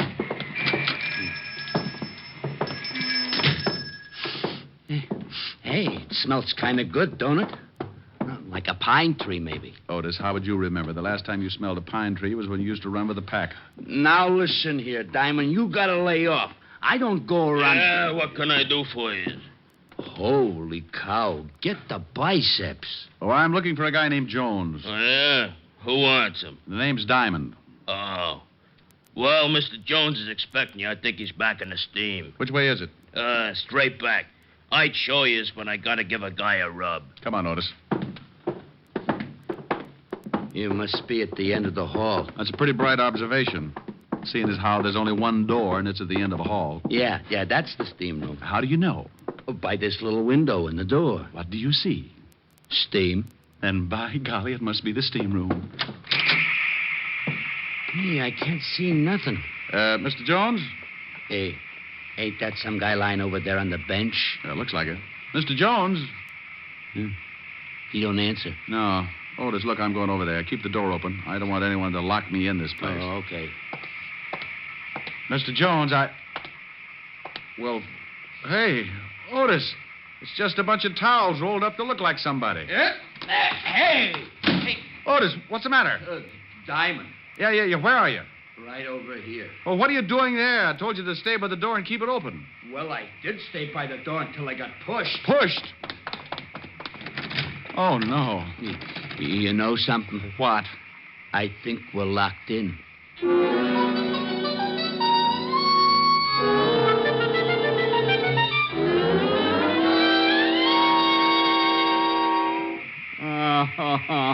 Oh, shut up, Otis. But I don't feel so good. What are we going to do? Oh, why don't you be happy? It's the only chance you'll ever get to sweat off some of that blubber. Yeah, you want I should look like one of them atrocity pictures? Otis, you could lose 300 pounds and still weigh in with King Kong. Yeah, there's no time to get nasty. Well, relax. Read a magazine or something. What do you mean? Just what I said. Read a magazine. Isn't that one right over there? Yeah. Oh, for Pete's sake. How can I read this thing, Shamus? The pages is all stuck together. You couldn't read the first line of an eye chart anyway. Just look at the pictures and shut up. Okay. Hey! What's the matter? This magazine. Take a look at this. What is it? It's one of them movie magazines, Movie Stars Parade. So what? Well, get a load of these pictures. Ain't that you? Let me see. Well, how about that? Some guy acting like Richard Diamond, private detective. Well, it looks like you. No, it's that Powell guy, that actor. Tear it up. Oh, no, it's a good magazine. Give me that. Oh, hey, what'd you do that for? If it hadn't been for that juvenile, I could have been in pictures myself. Now try kicking in that little window again. It's no use. That glass must be bulletproof. Oh, swell. First an icebox and now a steam bath. I'm going to start thinking I'm in California. Well, don't just sit there sweating. Do something. My uniform's shrinking. Well, maybe now it'll match your head. I just can't figure this. If someone wants to get rid of me, why did they do it the old-fashioned way? Oh, don't say that. Oh, how long do you think we've been in here? I don't know. Hey, Diamond. Yeah? My socks just disappeared. Well, go kick on the door again. It's your turn. I don't think I can make it. We've been in here for days. Hey, look at your watch. It's all steamed up. I can't tell. You think there'll be anything left? Just your shoes, Otis. It'll take a blast furnace to get rid of those. Oh, wait a minute. What's the matter? I thought I heard somebody outside. Yeah? Hey, help! Help! Shut up. Yeah. Hey, what's going on in here? Who closed the bolt on the door? We're saved? Would you mind helping us out, old man? We seem to be a little limp. Hey, where's Mr. Jones? Hey, what are you doing in here with your clothes on? Trying to get him steam cleaned. Oh, fresh air. Now, would you two guys mind telling me what this is all about? Maybe you better tell us, Buster. I don't know what you mean. Who locked the door on us? How do I know? I give a guy a rub. When I come back, I find the door bolted. Hey, where's Mr. Jones? You sure he was in the steam room? Sure. He comes in and says he wants a steam. You should show up. I should send you back. I told him I was going to give a rub to stay in long as he liked. Did he ask you how long the rub would be? Yeah. Matter of fact, he did. I said it'd be about half hour. I don't get it. He wanted me in that steam room for just a half an hour. He wanted me in that icebox for about the same time. What's with this? Diamond, look at this uniform. Oh, I think it's lovely, Otis. You should always wear knickers.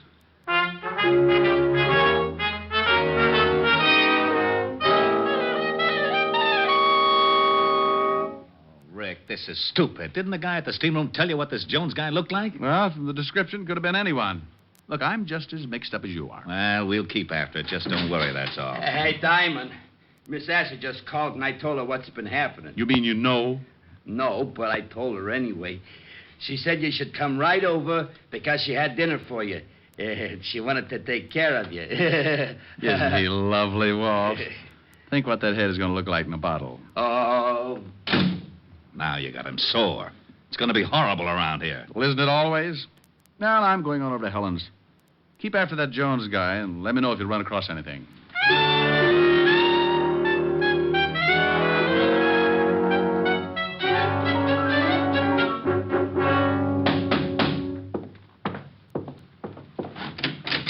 How are you, Mr. Klumpkin? Lumpkin. Okay, how are you? Come in. Well, what happened at the steam bath? Diamond and a friend boiled for a while. You think it did the trick? Look, when Pat, Cossack. Yeah, Cossack. Well, when I do anything, the results are guaranteed. I just tailed Diamond from the station. He went into his girlfriend's apartment across the way. Oh, goody. Let's see what happens tonight. I'm staying home from work just to hear him not sing. Yeah, about my $50. Oh, look, he's never in that apartment more than 10 minutes before he starts singing. If he goes over 15, you get your 50. Come on. What are we going to do? Raise the window. I don't want to miss the lovely silence when he opens that big bazoo. Okay, so I look funny. I'm sorry, Rick, but your clothes have shrunk so much. You should see Otis. I'm sorry. Well, you should be. You don't know what I've been through. Oh, yes, I do, and Mommy's going to make it better. Here's a nice drink. I don't want a nice drink. Oh, it's strong enough. Well, put it in a dirty glass. You just drink it. Okay. Oh, wow, my throat. You hear something? No, why? Nothing. Your throat's still pretty bad. Don't know. Me, oh. Hey, it's pretty good. That sounds great. Oh, no! Now, I heard something then. Yeah, so did I. It's that grouch again. Give it to him. Oh, you bet. I feel mean. 101 pounds of fun. That's my little honey bun. Get a load of honey bun tonight. I'm speaking of my sweetie pie, only 60 inches high. Every inch is packed with dynamite. Her hair hair is blonde and curly. Her curls are hurly-burly. Her lips are pips. I call her hips twirly and whirly. She's my baby. I'm her pap. I'm her booby. She's my trap. I am caught and I don't want to run 'cause I'm having so much fun with Honey Bun. That does it! Hey, what's going on over there? You're Cossack! Okay, but don't hit me again. You can keep the $50. And he wouldn't sing again, huh? Said you fixed it. Well, I'll fix you. No, not that. Put down that chair. Go on, get out of here. That vulture's singing better than ever. Okay, only don't hit me again. Helen. Yes, Rick? You know, that ice box and that steam bath were the best things in the world for my throat. Yes. After you lost your voice this morning, I didn't think anything was going to help. But that ice box and that steam bath really did. Diamond! Oh, hello, Mr. Lumpkin. Did I hear you say you lost your voice this morning? That's right, Mr. Lumpkin. Then didn't think I was going to get it back either. Good night, Mr. Diamond!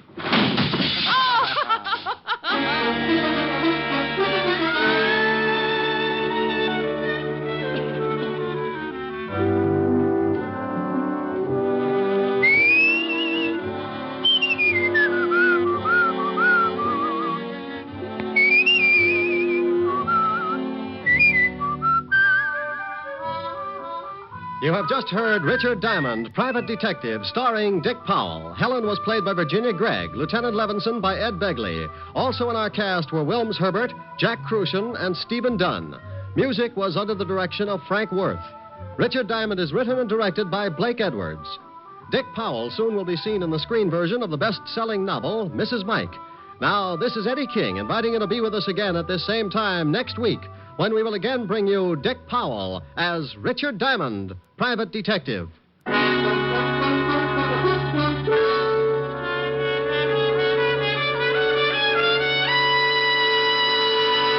Saturday night brings some of the week's best radio entertainment when you tune for the stars on NBC. Stay tuned every Saturday for a great lineup of programs, including Hollywood Star Theater, Ralph Edwards' Truth or Consequences, Your Hit Parade, A Day in the Life of Dennis Day, The Judy Canova Show, and Grand Ole Opry.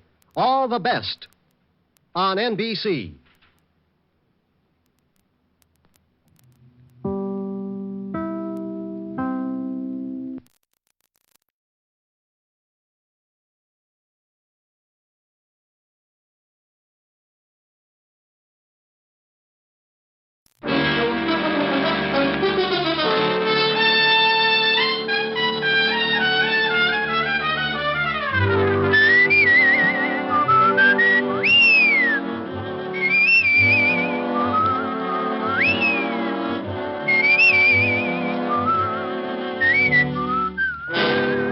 Here's Dick Powell as Richard Diamond, Private Detective.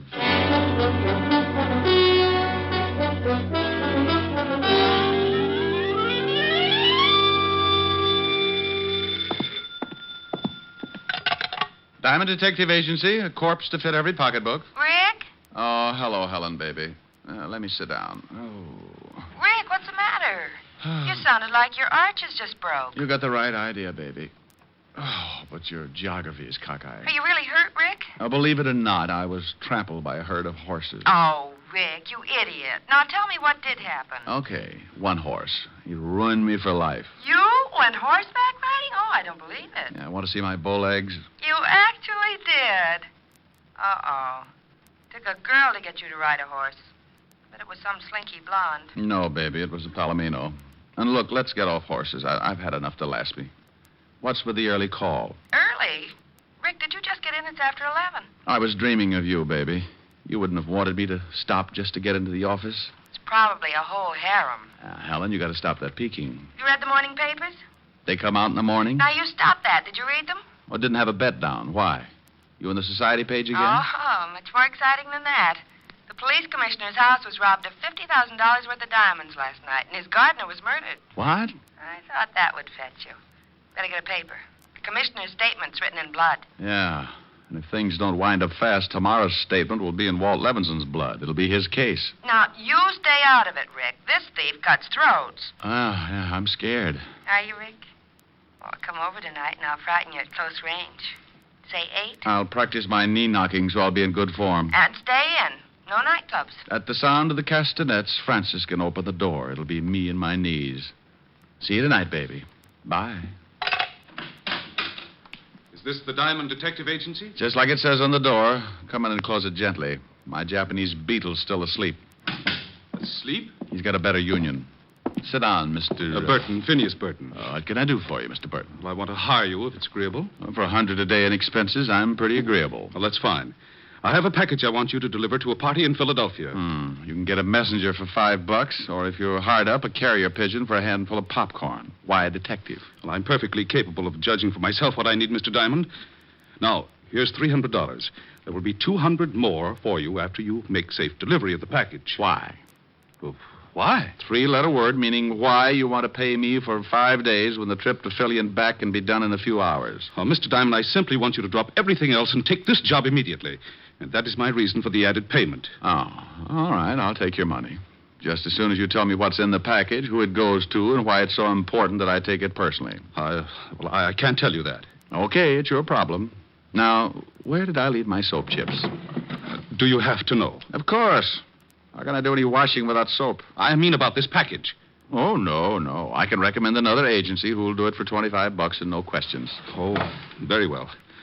Mr. Elliott will meet you at the Philadelphia Station Information Desk at 2 o'clock today. I will wire him your description, and he will make the contact. As for the package, it contains some very valuable papers, which Mr. Elliott is afraid his wife will try to intercept. I see. He commissioned me to find the best man I could to bring the package to him. Oh, you must have read my ad. You'll have to leave immediately. Mr. Elliott is very anxious to get the package. You call me at the Astor when you return, and I'll send over the rest of the money. Good day. It may be at that. What? Forget it. Burton left the package on my desk with the money. He was a thin guy, had a funny pot that made him look as if he'd swallowed a basketball. He pushed it out the door and waddled after it. When a guy insists on throwing money in my lap, I get suspicious. And when I remembered the robbery of the night before, I got that lousy feeling again. Now, paragraph 4, section B, rule A of the Detective's Code of Ethics says, quote, upon receiving money to deliver package, detective must never open same. It is unethical. Yeah, who's ethical? Well, surprise. No wonder basketball had been nervous. At the bottom of the box were 5 pretty little diamonds. About 10 grand worth at a guess. Of course, it may have been that Burton thought diamonds should belong to Diamond, but my bet was on a frame-up. A frame that cost the real heisters 10 grand out of 50. It was aimed to get him a nice picture to fit the frame. Me. Yeah? Is this Mr. Diamond? Oh, hello, Burton. Something on your mind? Oh, I happened to be in a store across the street, and I noticed you hadn't left yet. You will leave right away, won't you? Just as soon as I arrange things, Phineas. Well, remember, it takes an hour and a half to get to Philadelphia. I don't want you to be late. I'll bet you don't. It was just to make sure. You understand. Oh, yes. I understand. You can dribble your basketball home now. I beg your pardon? Skip it.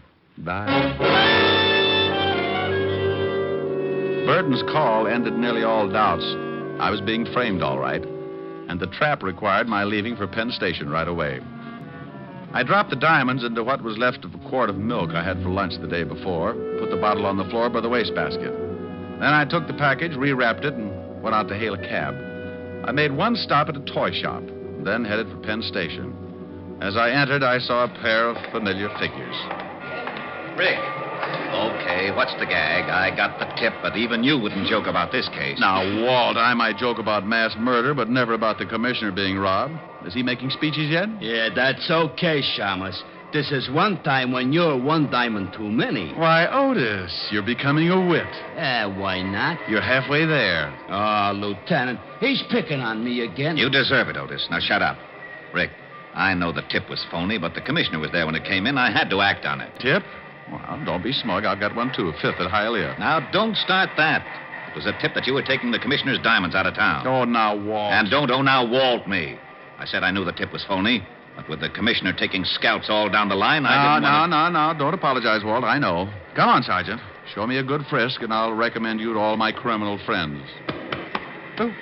Yeah, he's clean, Lieutenant. Now, Rick, let's see that package, and then you can go. This? Oh, no, I can't. It's secret. Don't play games, Rick, please. Oh, all right, but it's going to spoil my surprise. Well, okay. Give me your word it's got nothing to do with this case, and I won't bother to open it. No, I'm hurt. I absolutely insist that you open the package right now. But, Rick, you know I trust you. Lieutenant Levinson, do your duty. My purity must not be suspicioned. Oh, anything to get this over with. You were, What? It's only a pair of dolls.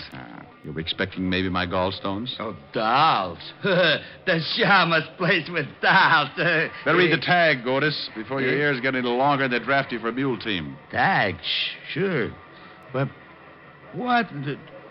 To my beloved Otis from his Ricky. Oh. Rick. Now, don't be a grouch, Walt. The other one's for you. For me? Oh, no. I'm sorry, Walt. I couldn't resist it. Anyhow, you spoiled my surprise to Otis. It was our anniversary. What? Our anniversary? We ain't even related. Oh, you don't remember. Oh, Otis. Lieutenant, can I go back to traffic? I can't stand much more. Oh, shut up, Otis. Rick, if we weren't such good friends, Walt, hey, now you're upset. Upset? Why should I be upset? Just because two hoods lift 50 grand in ice from the commissioner? Or because it's dumped in my lap with the murder of the gardener? Or that I'm given 24 hours to break the case and then get a tip that leads me to a friend who decides to play games and wreck my sergeant beyond repair? Now, why should I be upset? Otis! Here you are, Lieutenant. But take it easy. That's a second bottle of bicarb today. Walt, you read an apology and I make it. I'll do better than that. I'll help you if you'll let me. Well, I can sure use your help, Rick. I haven't got a single lead. You want to look at the corpse first? May as well. Has he got a record? No. And the commissioner swears he was honest. Probably stumbled onto the thieves and they had to put him away. How about the rest of the servants? They were all out. Commissioner and his wife were at a party. They'd given the entire staff the night off, but I guess perhaps the gardener returned a little early. Yeah, well, let's go down and take a look at him. I've got a personal interest that makes me want to crack this case. A client? Call him an ex-client. I'll explain him later. Come on.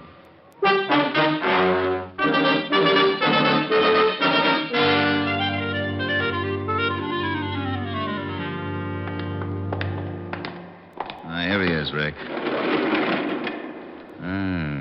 Nasty cut.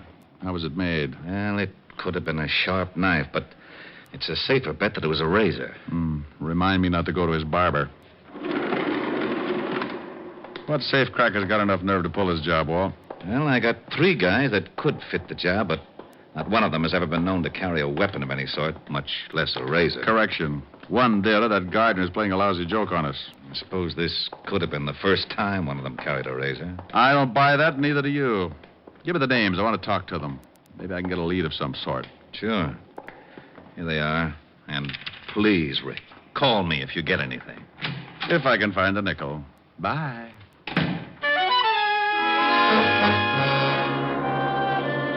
As far as I could see, I had 3 things to match up. 1, the careless barber. 2, the safecracker with nerve enough to rob the police commissioner.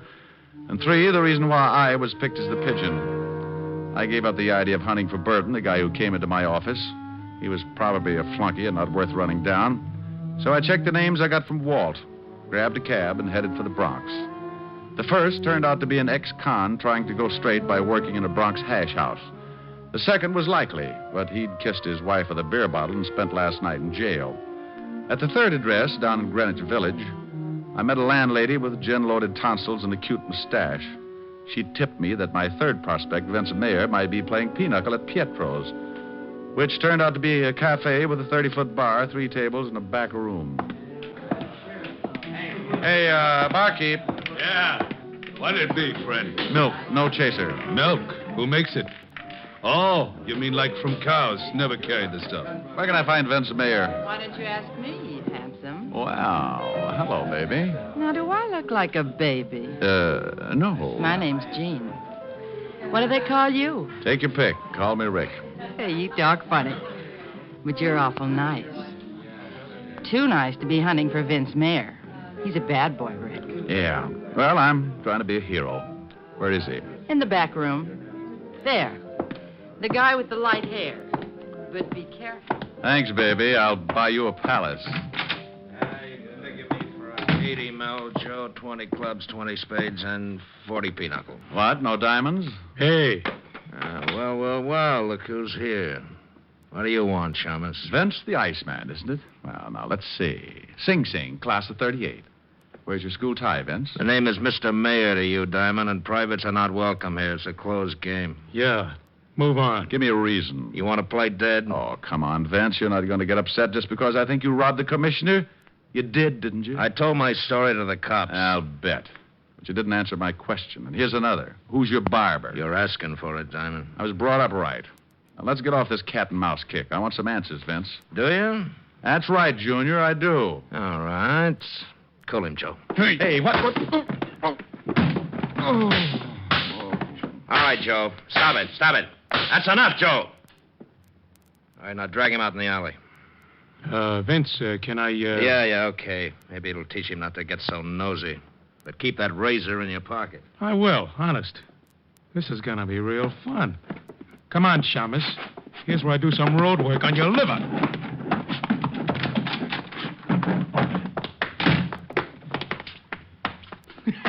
Here, Mr. Diamond. I only wish my brother could see you. When I came to, I was curled up around a round metal object I couldn't see, and I felt as if I was smothered in a mountain of cotton. And getting out of it was like trying to shovel sand with a pitchfork. I finally managed to move and wished I hadn't, for a company of Bengal lancers began target practice on my side. So I quit trying and lay still for a long moment. Then a voice came fizzing through the cotton at me. Hey, mister, are you alive? Now, if I'm not, you're an angel, and this is a harp. Well, I'm sure no angel. And that's the garbage can. So I guess you're not dead. Matter for debate, Jeannie. Oh, help me up, will you? Sure. Here. Can you stand? Practically anything after this. Ooh. Hey, you're hurt pretty bad. Come on, lean on me. My place isn't far.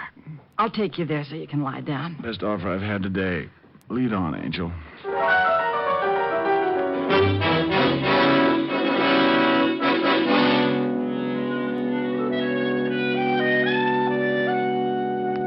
There. Now, how do you feel? I never use language like that in front of a lady. Oh, I'm no lady. I'm a waitress at Pietro's. I heard the noise in the back room. When you didn't come out, I took a look. Ooh. Gee, does your head hurt, baby? Like all my relatives are inside digging for gold. With luck, I can open my eyes and they won't fall out. You know, we might have had a lot of fun together if you weren't all banged up like this. I'll take that remark up with you later, honey.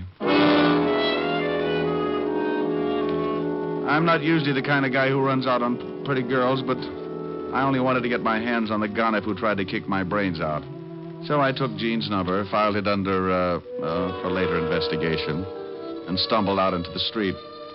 My head was clearing, but it was as slow about it as a dummy doing a striptease. Maybe that's why I didn't notice when I came out of the house that I had two guys for company. Hello, Diamond. Huh? When Pietro told me Jane had run out, I thought I might find you here. She always goes for guys like you. Well, she has taste. I'm glad you came around. I have a few things I want to discuss with you and Joe here.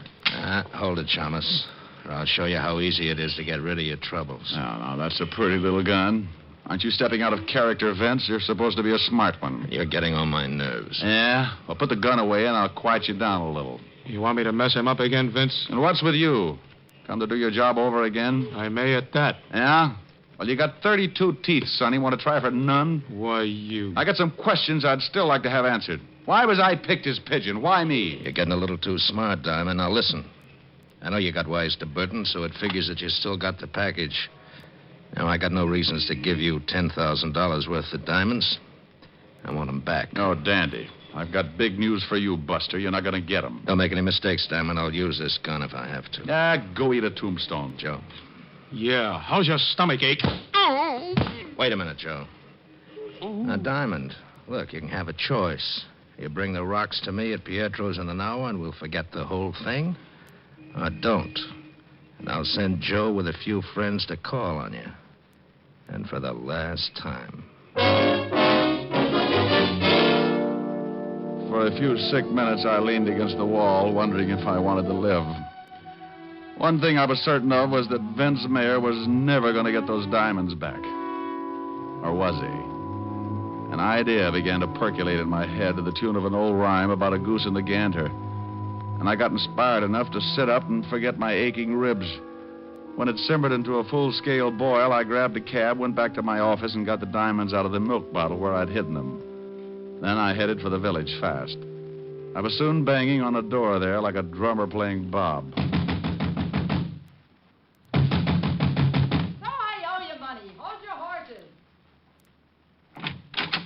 Well, if it ain't my cripple. I got the bruises to prove it. Come on in. Are you really recovered? What? Oh, no, not that much, Angel. Then? I need some answers. What do you know about Vince and Joe? Not too much. Enough to dislike 'em plenty. That Vince got me canned for leaving Pietro's to take care of you. That's why I'm back home. I know he's a smoothie, and I think he's a big-time jewel thief. That much I know. How about Joe, the dog-faced boy? Him, he's just a punk. I think his real name is Fanchi or Franchetti or some such thing. Franchetti? Yeah. I don't know why, but they call him Joe the Barber. Oh, Joe the Barber. Yeah. Isn't that silly? If he cuts hair, it isn't. But I'll lay 8 to 1 this guy works on throats. Thanks, Angel. You've tied up my 3 points. What are you talking about? Your friend Vince Mayer lifted 50 grand in ice from the police commissioner last night, and his accomplice, Joe, gave the gardener a shave. You mean murder? On the button. The gardener's throat was sliced from life to death. And now, baby, look. How would you like to earn $100? Sure.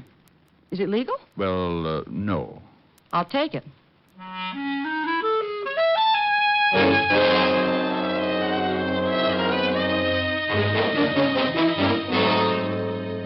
Now, where is he? Will you tell me? Where's Rick? I know where I'd like him to be. I'm worried, Otis. Seriously. Rick is in this thing up to his ears. You mean he was in on that job? Don't be stupid, Otis. Of course not. Rick's no crook. But he's mixed up in this case some way, and I'm worried. He should have called me by now. Gee. Hope he hasn't tangled with that razor guy. I thought you hated Rick. Oh, you know I was just talking. I know. What a mess. Rick in danger, and I can't find him. The commissioner's spouting lava all over the city hall. Why the devil did it have to be the commissioner's house? You know, it's kind of funny at that. The commissioner himself. You knucklehead. For 2 cents, I'd... Maybe that's him. Lieutenant Levinson, homicide. Walt, Rick. Rick, where the devil you been? Taking care of some arrangements. Arrangements? Never mind, just listen. I was picked as a pigeon, and some of those diamonds were planted on me this morning. What? I've traced your hoods. They're Vince Mayer and Joe the Barber Franchetti. Now, you come to Pietro's in half an hour, and you'll catch him with part of the diamonds on him. Rick, what is this? Well, Vince had it figured as a double-barrel gag, Walt. First on the cops by raiding the commissioner's house. Second, by dumping a few of the rocks in my lap and tipping the police so I'd take the rap. But why you, Rick? Well, Joe's name, Franchetti. You remember, I sent his brother Tony to Sing Sing a few years back. Oh. I knew he had a brother, but until now, Joe stayed out of Manhattan. I get it. Okay, what's the play? Well, I'm going to take the package back to Vince. Give it to him in Pietro's. The girlfriend will be raising so much fuss, no one will notice me. Then as Vince and Joe leave, you nail him with the diamonds. And no alibi for having him. Right. You said half an hour? In front of Pietro's.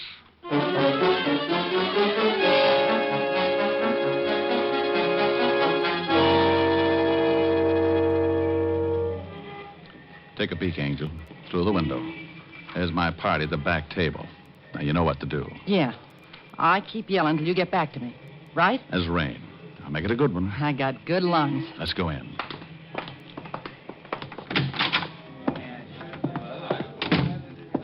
Okay, over to the bar. Luck, Rick. There he is now, Joe. I told you he'd show up. Hello, Diamond. You got something for me? That's right, Vince. Okay, let's have it. Hey, what's going on over there? Stop, stupid dame. Yeah, do you want the package or not? Oh, yeah, give it to me. Come on, Joe. Let's scram out of here before that dame brings the cops. Yeah.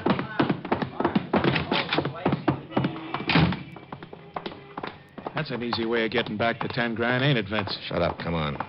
Take it easy now. Okay. We're okay now. Let's split up. Hold it, Vince. What? Let's have a look at the package. The cops! Levinson, what are you doing The here? package, Vince. Hey, what are we going to do? Shut up. You Got a warrant, of course. Of course. Otis, take the package. Yellowton. You can't arrest me. I don't even know what's in that package. It was given to me by a friend. Now, don't use the term so loosely, Vince. Why, Walt, what are you doing here? Hello, Rick. I've captured a criminal. No. Yes, and he was carrying a package of his loot. Why, I bet it's part of that diamond robbery. What is all this? Diamond, you just planted that package on me. Me? Why, stranger, you're telling a fib. You just know that's downright immoral or something. This is ridiculous. Lieutenant, he gave me those diamonds and Pietro's not 5 minutes ago. I didn't lift them from the commissioner. Didn't you, Vince? Why, then I must have made a mistake. You can prove your story, of course. Sure I can. Bartender saw Diamond slip me the package. Oh, now, Vince, you think that bartender was going to be watching you when a lovely girl is practically tearing up the joint? Boss, the dame yelling. She was a plant. Yeah, but this is a frame-up. Diamond, you can't get away with this. Please, don't talk to me. I never associate with common criminals. A frame. You dirty double-crossing copper. Look out, Rick. He's got a razor. Oh, my arm. Now, don't cry, Joe. This is for you. Wow. What a punch you got, Shamus. Well, that does it. Come on, Vince. Otis, load that killer into the car and pick up that razor. Yellowton. Want a lift, Rick? Yeah, no thanks, Walt. I'm going to go home freshen up. Yeah, you look like you could use it.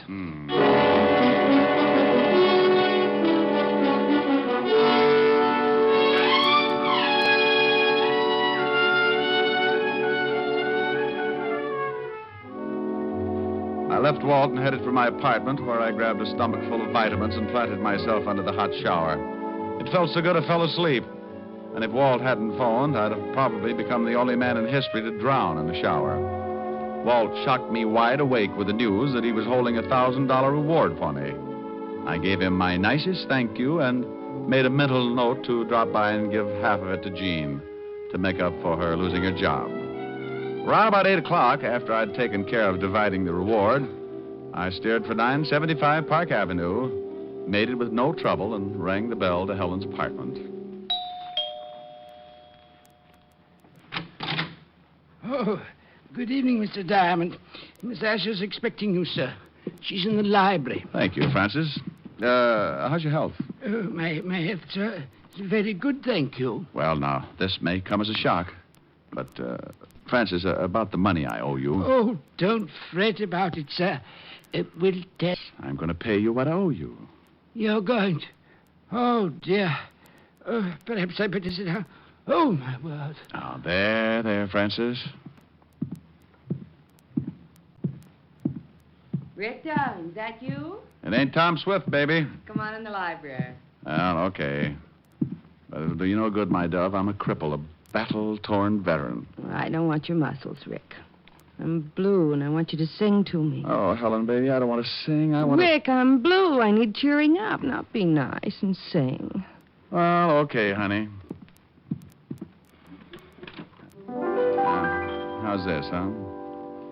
I can see, no matter how near you'll be, you'll never belong to me. But I can dream, can't I? Can't I pretend that I'm locked in the bed of your embrace?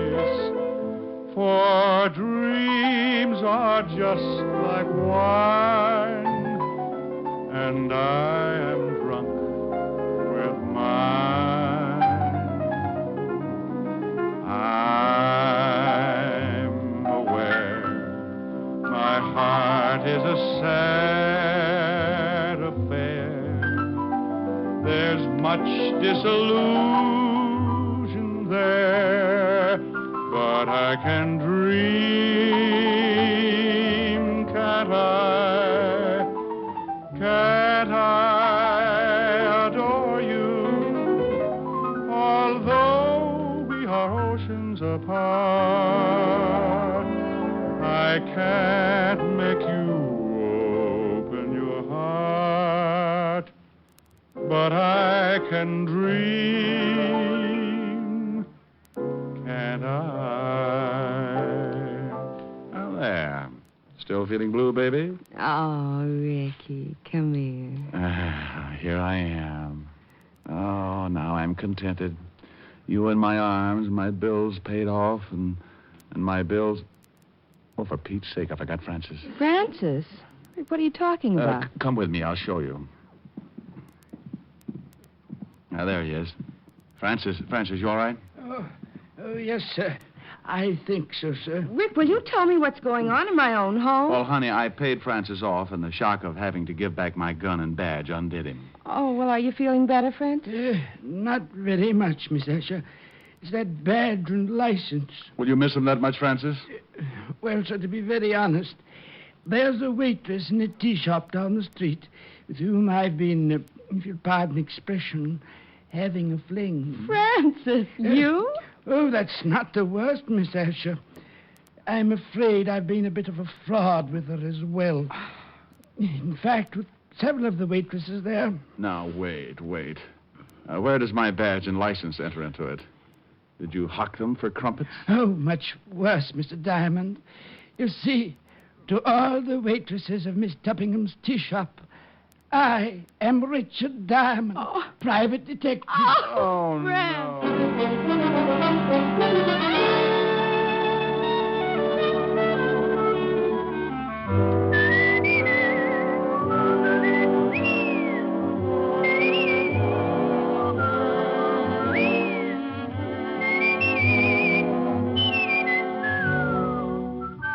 You have just heard Richard Diamond, Private Detective, starring Dick Powell. Helen was played by Virginia Gregg, Gene Tatum, William Conrad, Tal Avery, and Bob Carroll. Music was under the direction of Frank Worth. Tonight's story was written by Herb Purdom and edited and directed by Blake Edwards. See the Richard Diamond picture story in the December issue of Movie Stars Parade. Dick Powell soon will be seen in the screen version of the best-selling novel, Mrs. Mike. Now, this is Eddie King inviting you to be with us again at the same time next week when we will again bring you Dick Powell as Richard Diamond, Private Detective.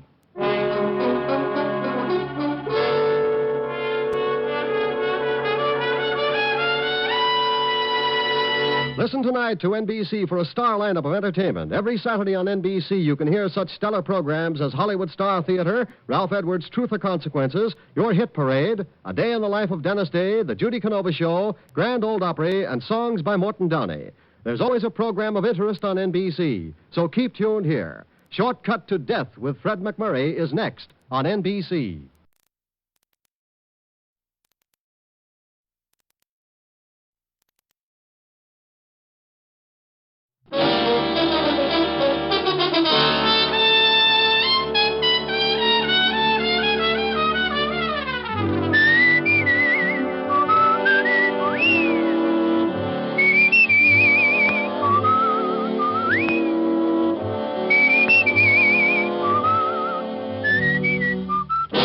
Here's Dick Powell as Richard Diamond, Private Detective.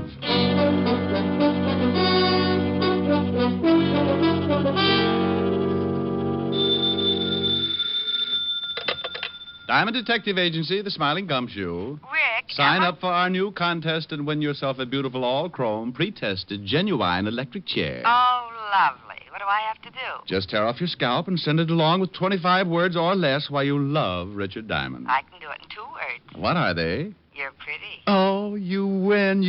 Where do you want the chair sent, madam? At 975 Park Avenue, but I think I have AC current. No problem with the Jiffy Toaster chair. It works on any current, AC, DC. And we have it in 3 speeds, 45, 78, and long playing. Oh, no. Oh, Rick, that's awful. Hello, baby. Hi. What are you doing? Oh, nothing. What's with you? Oh, I just thought I'd call and find out if I'm still going to see you tonight. Yes, ma'am. We going to stay in? Well, I thought I'd have Francis fix dinner and we could sit around and listen to records or something, but if you'd rather go out, No, baby. I think that would be lovely. And so does my bank account. Oh, broke again? Not quite. A little bent. I hope the next client I get has a big, fat trust fund. Well, don't you worry about it. I'll see you around 8. Okay. Bye, baby. Bye.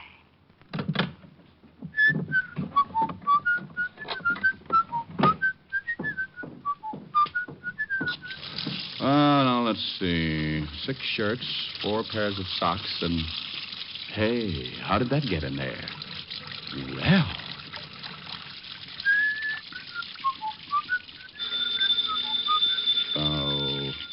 Okay. Yeah? Well, what's the matter with you? You lost up my laundry. What are you talking about? Today isn't Tuesday. Okay, Walt, so it isn't Tuesday. Nothing's happening around this place. I felt like doing some washing. Why don't you put it away and come on down here? I'll give you something to do. What do you mean? You sound like you're surrounded by Sergeant Otis's relatives. I got a big headache. I think maybe you can help me with it. Trouble? All over the place. You don't have to, but I'd like to, sort of kick it around with you. Sure. I'll throw a few more things into soak and I'll be right down. Oh, thanks, Rick. Hey, it's really serious, isn't it? Now, what makes you say that? Look, Father, every time your ulcers hold a rally and you want me to come down and join in, you say, thanks, Rick, just like I'd laid an egg or something for you. Oh, you think you're pretty smart, don't you? Sure. If I listen to everybody who thinks I'm not, I'd wind up playing mumbly peg in a straitjacket. I'll be right over.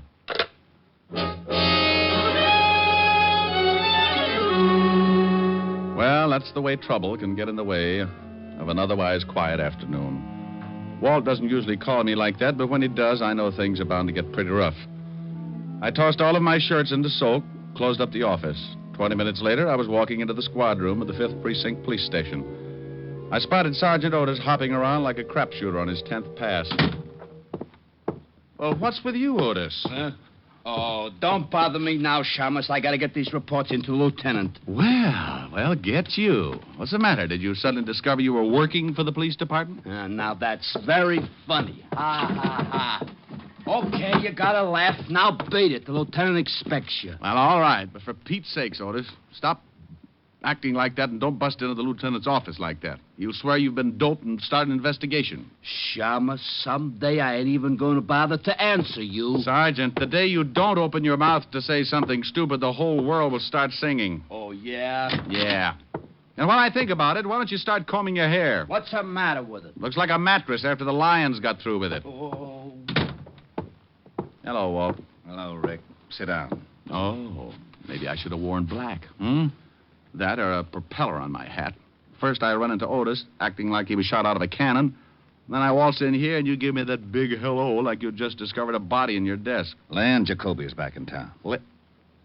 Yes. Oh, but we got an indictment on him. Got him deported 6 years ago. Look, Rick, there's no mistake. One of our stoolies brought us word. Oh, but that's crazy. Jacoby knows the feds will pick him up in a second.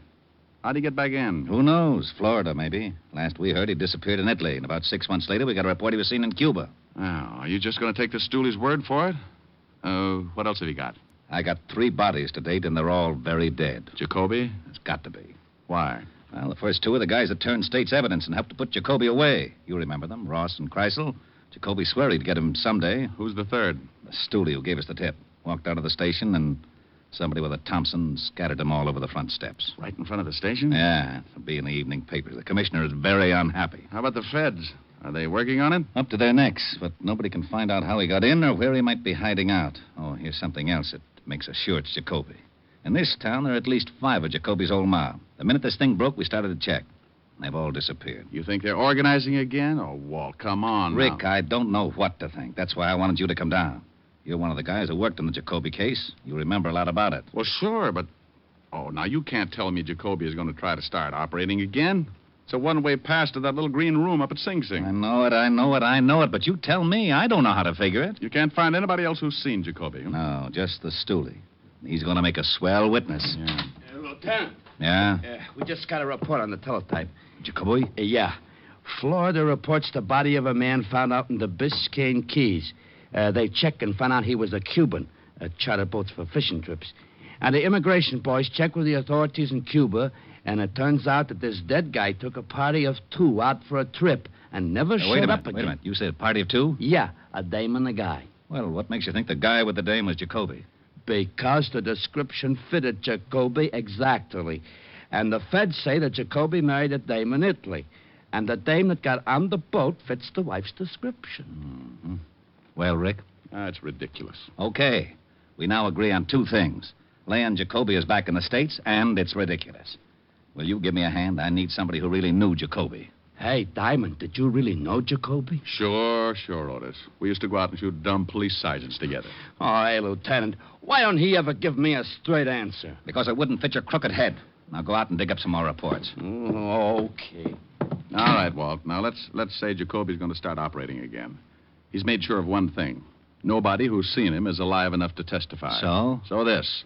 I'll 8 to 5. Jacoby's going to make a quick haul someplace and do one more killing. You expect the killing? I expect an attempt. He's gotten 2 of the guys who'll put him away. He's just got one more guy to tag. He said he'd do it himself and with a knife. That means he's got to find you. Yeah. The haul must be really important for him, the risk coming into the States. He probably needs money to keep going, so he'll pull off the job and then try to get me. And he'll leave the country the same way he came in. Nobody can ever swear they saw him. Except the 5 guys in his mob. I think he'll kill every one of them, too. That's a lot of doing. Jacoby's a lot of killer. Now, we've got to find out where at least one of those guys is. We'll find Jacoby and try and stop the slaughter. Yeah, but you've got to watch your step, Rick. There's no telling when he's going to pull off the job and try to go to work on you. Look, I'm not happy about it. I'm really the guy who's responsible for putting Jacoby away, and I know him pretty well. He's got a vendetta, Walt, and guys like Jacoby don't figure they're their brother's keeper. The score is 2 out of 3 with 1 to go. He'll try his best to kill me and even it up. Well, where do you say we start? I know. Oh, give me a list of the 5 guys you think are with Jacoby and all the information on them you got. It is right here. All right. Put 2 of your best men on these 3 guys at the bottom of the list, and you and I will start with these 2 on top. Okay, but I hope we find Jacoby in time. Walt, so do I. The way he uses that knife, I'll have to have all my clothes made out of bandage. Walt assigned 2 of his best men to start checking on the 3 names at the bottom of the list, and we took off for Flatbush.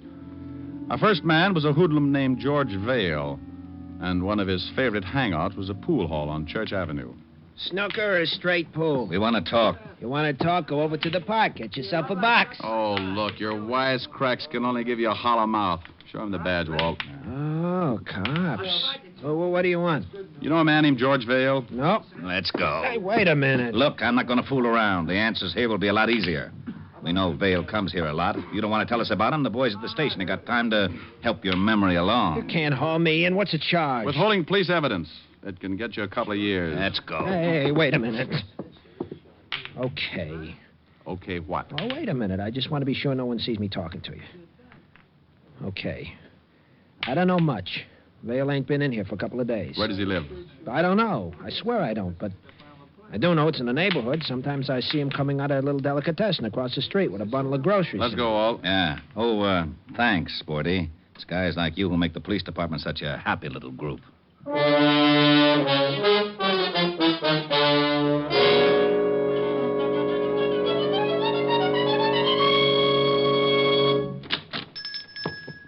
So, good afternoon, gentlemen. You own this place? Yes, there's something wrong. Does a man named George Vale come in here much? Oh, something is wrong. I told Mama that George was on no good. Then he does come in here. You're a policeman, maybe. Yes, we're policemen. Now, would you mind telling us, please, if whether... Mama! Mamala! Oh, she must be out and back. I want to show her. She liked this George fellow. He was always with the flattery. Now I want to show her what happens to that no good. Mamala! Please. We haven't got much time. Oh, I'm sorry, gentlemen. You must excuse an old man. There's so little excitement. So, now what can I do for you? Do you know where George Vale lives? Sure. I'm sending him over stuff lots of times. It's up 2 blocks, but he ain't there. How do you know that?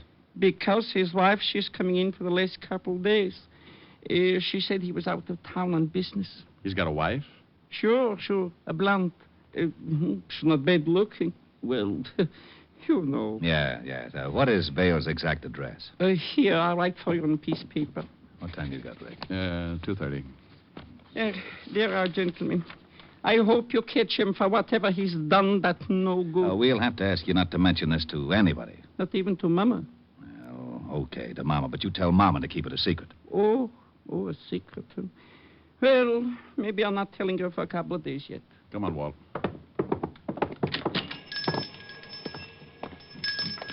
We going down to see Vale's wife? No, I got a better idea. Well, don't you think she'd know where Vale is? Maybe, but she's not going to tell us. But if we throw a scare into her, she might tell her husband something. If she knows where he is. Get Otis down here with a recording outfit. We'll wait until we see her leave the apartment and bug the place. No sense in tailing her. If Vale is with Jacoby, he wouldn't give her the address. Maybe he didn't tell her anything. Maybe he just took off. That's a chance we got to take. Maybe he gave her a phone number where he could be reached. On the way down to the Vale address, put in a call at the precinct. Right. KXKB to KQAR. I'm at the corner of Flatbush and Church. Have Sergeant Otis report to me on a code 3 and tell him to step on it. Walt finished his report, and we both went over and talked with the landlady in Vale's building. She told us that Mrs. Vale was still in her room and gave us an accurate description. Also, she agreed to pull down her window shade when Mrs. Vale left the building so that there wouldn't be a chance of missing her. Then we went back to the car to wait. In about 15 minutes, Otis showed up carrying a small, portable recorder. Yeah, here you are, Lieutenant. All right. Get in the back seat. Yeah. We're going to wire somebody's apartment? No. I just thought it might be fun to play cops and robbers. Now, relax. We might be here for quite a while. Not so long, Walt. Look, there goes the landlady's signal. Yeah. Mrs. Vale should be... There she comes. Yeah. Otis, get set. We got to go up there and plant a bug before she comes back. I'm set. I got 4 cars at the intersections just in case she's got a car. If she walks, I got 4 men to tail her, depending on her direction. She's crossing the street. KXKB to KQAR. Cars 7, 9, 3, 14. Stand by. Rick, you Otis, get up there with a bug. Right. Come on, Otis. Yeah. Right with you. Attention. The suspect is turning into Church Avenue, heading for New Lot. Blonde, 5 feet 4, wearing checkered coat and carrying a black bag. In here, Otis. Yeah.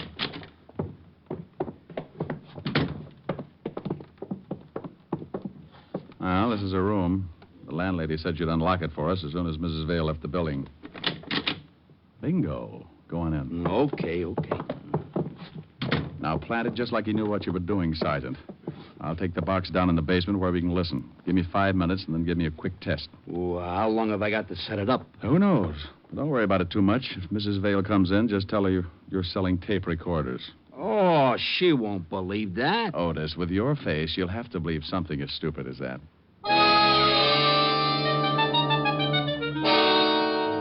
I dropped the wire out of the window and went out and down into the basement. It was a slipshod way of wiring a room, but we were in a hurry, and it would have to be enough. I set it up and waited for Otis to start crooking. Okay, Diamond. I'll start counting. 1, 2, 3, 4, 5, 6. Hey, I think I hear somebody coming. I'm going out the window. I'll see you in the basement.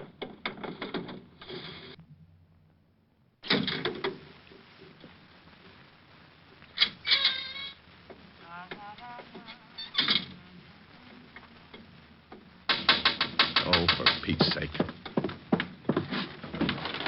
Gee, she nearly caught me. I come down the fire escape. Well, come on in. Yeah. Hey, how's it working? All right. Listen. Hey, she ain't got a bad voice. You probably got me plugged in with Morton Downey. What are we going to do? Just sit here and listen? The lieutenant's going to give Mrs. Vale a scare, Otis. Then we're going to listen. I don't get it. Shh. That's Walt. Who's there? The police, Mrs. Vale. Huh? Oh, well, wait just a minute. Hey, it sounds pretty good, don't it? Shut up, Otis. Yeah? I'm looking for your husband, Mrs. Vale. He isn't here. He's out of town. What's wrong? He's wanted. For what? Murder. Mind if I come in? Got a warrant? Okay, make it tough. Where's your husband? I told you. Well, we're out of town. You didn't tell me. Okay, I'll be back with a warrant. Now we'll see if it works.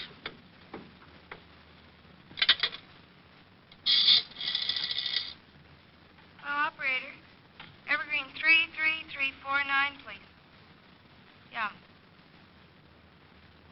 Hello, is George there? Oh, tell him Mary.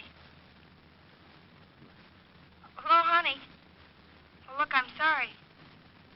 Yeah, I know, but this is one of those times. Yeah, a cop was just here.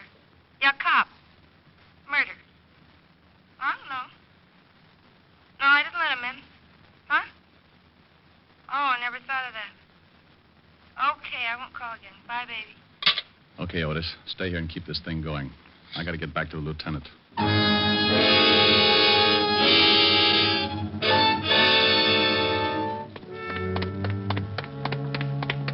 Did it work? Yeah, like a dream. She called Evergreen 33349 and talked to George. I'll check the number. You start driving north, so we'll be in the general exchange area. KXKB calling KQAR, code 600 and Evergreen 3. We headed across town while Walt put in the code to the precinct. In less time than it takes Sergeant Otis to say, oh, yeah, we had our address.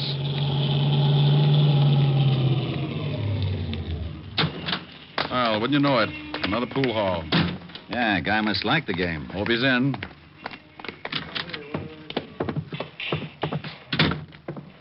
Pretty crowded, I don't... Oh, yeah. Yeah, there he is. He sees us. He's going for the back door. Let's grab him. Right. Hey, let me go. Take All your right. hands off me. You're busting my arm. Just take it easy, Vale. All we want to do is talk to you. Come on, outside. Okay. Go on, Vale. In the car. Quit shoving. I'm going. Walt, wait. Now, Rick. Where did that shot come from? Got Vale in the chest. Yeah, across the street. Stay down. Yeah, look. Look, Vale, you're not going any place now. We know you're working for Jacoby, and we know he's close. The guy who just shot you is working for Jacoby, too. You're not going to cover up for a louse who just fingered you, are you? Jacoby's looking for you, too, Diamond. He's gonna cut you up bad. Where's the hideout, Vale? I'm going to put in an 800 on this, Rick. I want this whole area surrounded. Come on, Vale. Where's Jacoby? 455. Vale. Oh, swell. Repeat. Code 800 from Central Park West to 10th, from 59th Street to 64th Street, KXKC, now at Pool Hall, 9th Avenue, 60th Street. Okay, Rick, what's with Vale? Yeah, nothing. Dead? Yeah. Gave me half of Jacoby's address, 455, and then made the trip. 455? Well, come on. There can't be too many 455s within walking distance. What about Vale? Yeah, I'll call in for the wagon. Go ahead. I'll start checking apartment numbers. Now, you wait a minute. You better take it easy. Jacoby would like nothing better than to have you go knocking on his front door. If I know Jacoby, Walt, he's got the radio on, and he knows just what you're doing. Besides, that finger man will tell him about Vale. Somebody's got to find him before he makes a break. He's done enough killing. Well, if you do run into something, you wait for the boys. Walt. Yeah?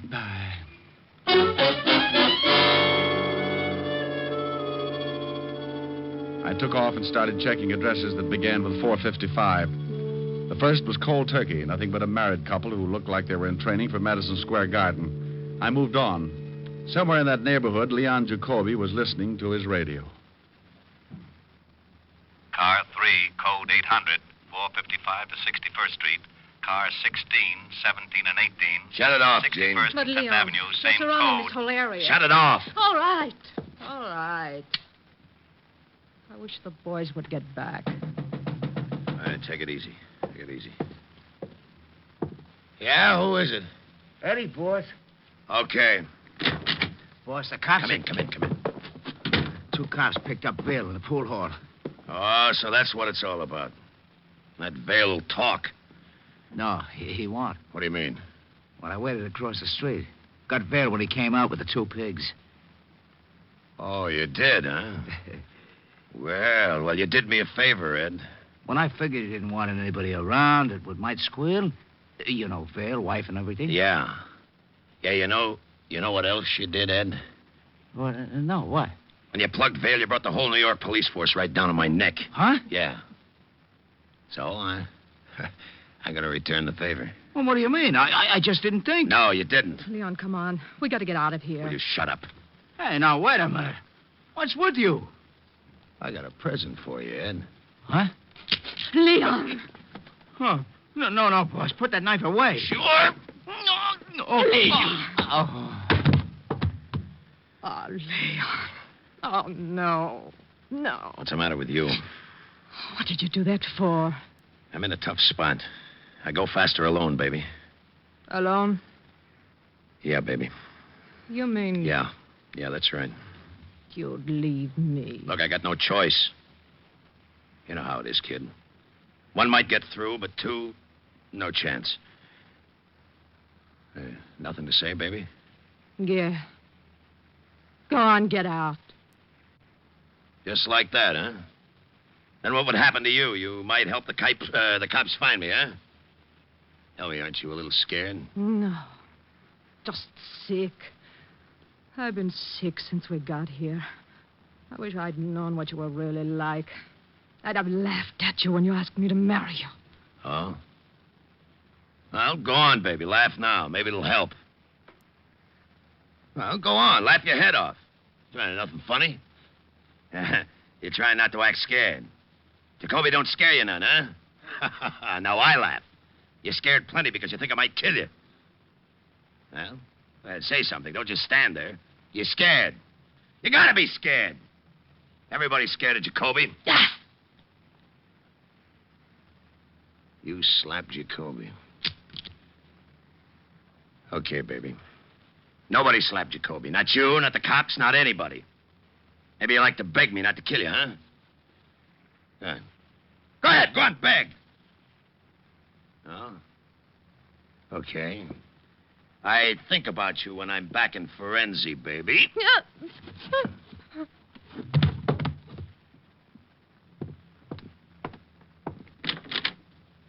Arrivederci.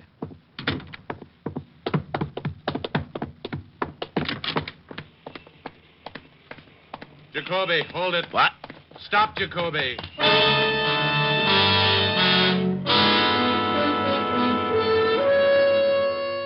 Well, Jacoby had waited 6 years to get a crack at me, and it looked like he was going to finally get his chance. The alley was a dead end. I stopped and listened. The back of the alley was stacked with boxes, and along the sides, garbage cans. He could have been hiding anywhere along the line. I'm coming in, Jacoby. You want to give it up, or do you want to play? The block's surrounded. Okay. I ain't got a gun. Come on out. All right. Only don't shoot, Diamond. Walk over here.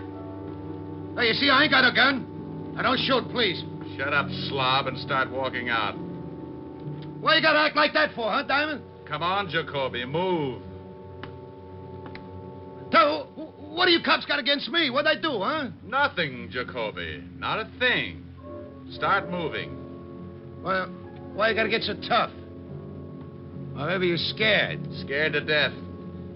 Now, if you don't hurry up and move, I'm going to shoot you full of holes. I'm so scared. All right, Diamond, all right. I ain't got no gun, so you can push me around like that. What are you going to do to me, huh? Why, not a thing. Haven't you heard? The city went out and bought you a yacht. They like the way you kill people, so they're going to give you the yacht and send you back to Italy. Now, walk out of that alley. Okay. Now, you dirt.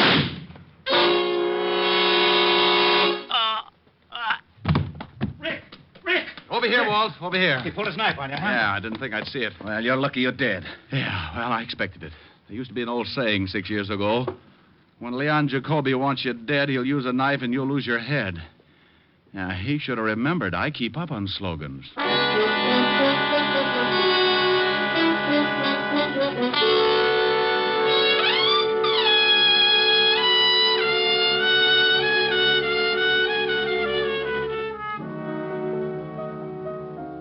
Oh, Rick, that's an awful story. Well, you wanted me to tell you about it. But it's so terrible, and you're so lucky. Yeah, I guess so. You'll certainly know better next time. Oh, I'll never make the same mistake again. Oh, I should hope not.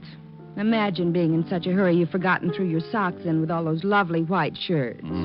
Plaid now, baby. The color run that much? Sweetheart, when I got back to the office, it looked like Picasso had been in my wash basin. My shirts are ruined. Well, don't you fret. Mommy's going to buy little old Rick a whole new batch tomorrow. Oh, no. Really, I couldn't. It's just against my principles to take anything from a woman. It is, huh? Definitely. What's that song you're playing? 16 neck, 33 sleeve. What? Oh, you idiot. Oh, I was bad. I dropped a real old hint. Well, I'll drop a little old hint, too. Very subtly, of course. Sing. Oh, baby, you're the subtlest. Climb aboard a butterfly and take off on the breeze. Let your worries flutter by and do the things you please. In the land where dollar bills are falling off the trees. On a dreamer's holiday. Every day for breakfast there's a dish of scrambled stars. And for luncheon, you'll be munching rainbow candy bars. You'll be living a la mode on Jupiter or Mars on a dreamer's holiday. Make it a long vacation. Time there is plenty of. You need no reservation. Just bring bring along the one that you love. Help yourself to happiness and sprinkle it with mirth. Close your eyes and concentrate and dream for all you're worth. You will feel terrific when you get back down to earth from a dreamer's holiday. How was that, honey? Huh? Baby, you're the craziest. What? Now, where did you pick up that expression? Oh, I get around now and then. I know a couple of musicians. Oh, I bet they all play lead kazoo. Come here. What do you want? I want to lay one on you. What? Oh. What'd you think of that, Pops? You want the honest truth? Uh-huh. Solid.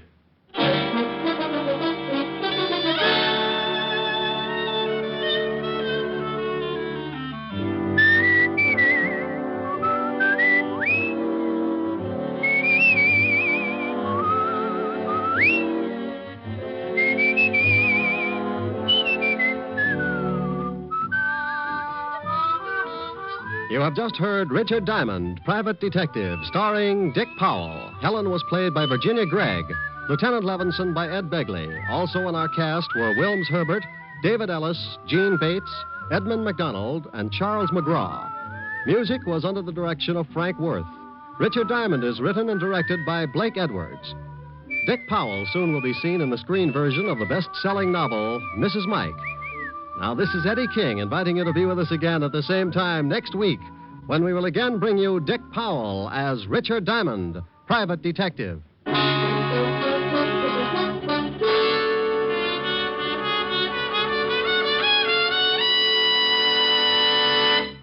Sunday evening means stellar listening on NBC. Tomorrow, be sure to hear the American theater's foremost acting couple, Alfred Lunt and Lynn Fontanne, in the whimsical comedy The Great Adventure on the Theater Guild on the Air.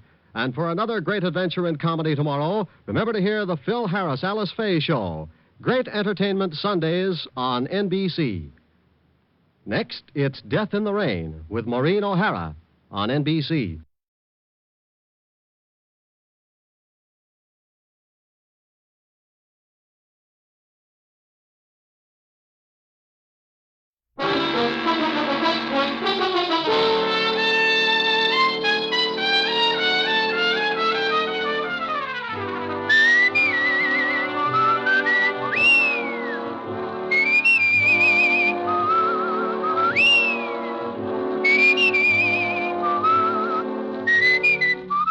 Here's Dick Powell as Richard Diamond, Private Detective.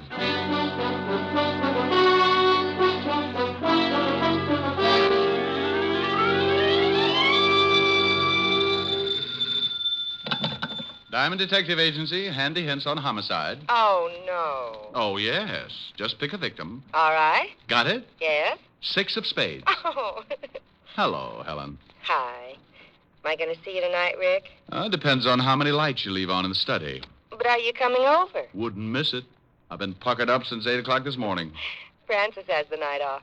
I'll have dinner for you in by the fire. Well, take it easy. The last time you built a fire, it got so hot I had to keep basting myself for a week. Oh, Rick. Sure.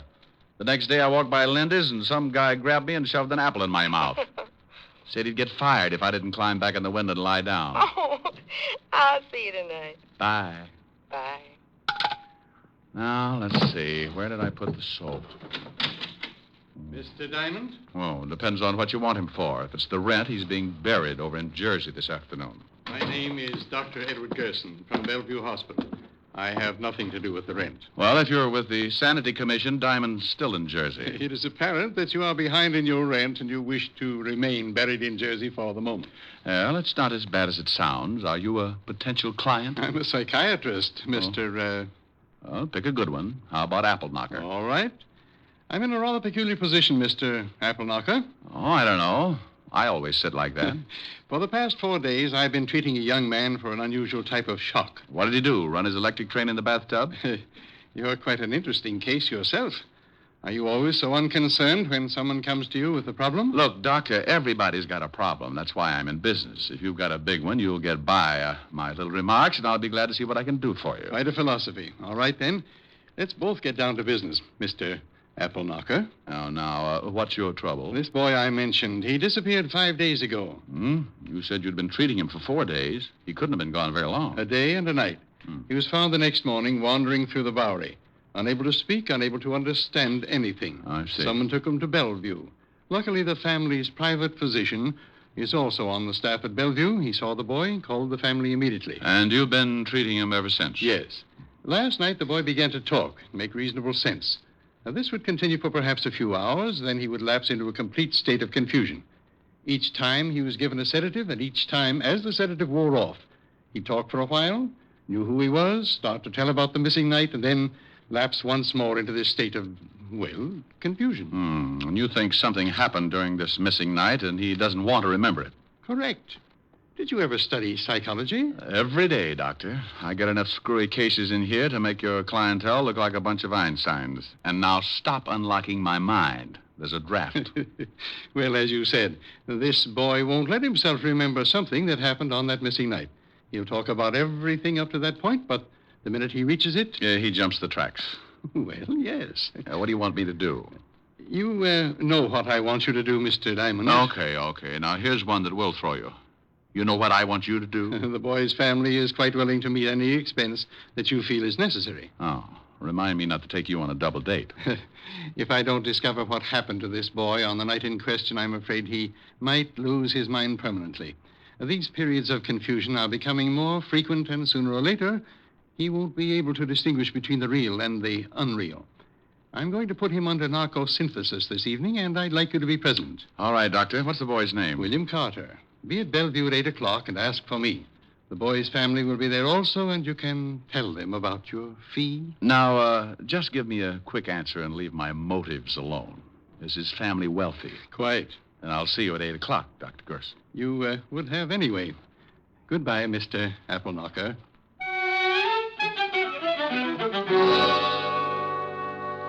You know, you can feel pretty silly when a guy like that walks in and answers all your questions before you got time to think them up. Anyway, I remembered my dinner date with Helen and put in a fast call to the little redhead. She was unhappy, naturally, but she said something about me holding the pucker and to drop around whenever I had the time. At 8 o'clock, I was standing in the long hall at the Bellevue Hospital. Dr. Murray, report to the second floor desk, please. Dr. Murray to the second floor desk. Good evening, Mr. Diamond. Oh, hello, Dr. Gerson. What's the matter? You look a little nervous. Well, hospitals bother me. That's very interesting. Hacker, The family is at the end of the hall. Let's go down. Tell me, Doctor, just what exactly happens when you put William Carter under this narcosynthesis? It's an intravenous injection. It unlocks those little doors in the back of his mind. Gets him to talk. You'll see. It's really very amazing. Right here. Good evening, Doctor. Mrs. Carter. How's the boy? Not much change. This is Mr. Diamond, Mr. and Mrs. Carter. How do you How do? do you do? How do you do? Mrs. Carter, Dr. Gerson wants me to find out what happened to your son the night he was missing. Have you any idea? He said he had a date, and when I asked him who it was, he wouldn't tell me. That's all we know. I think William will be able to recreate what happened for you, Mr. Diamond. Now, I'll leave you to discuss business. And when you are through, stop at the desk. They'll show you where I am. Well, I...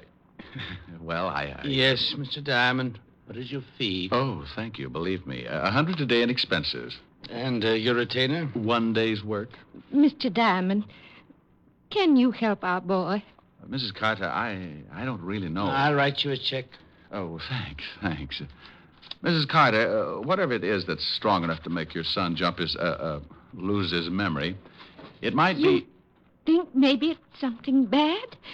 I know it's something bad. How bad, I've got to find out. I hope it's not more serious than I think. Oh, yes, I know.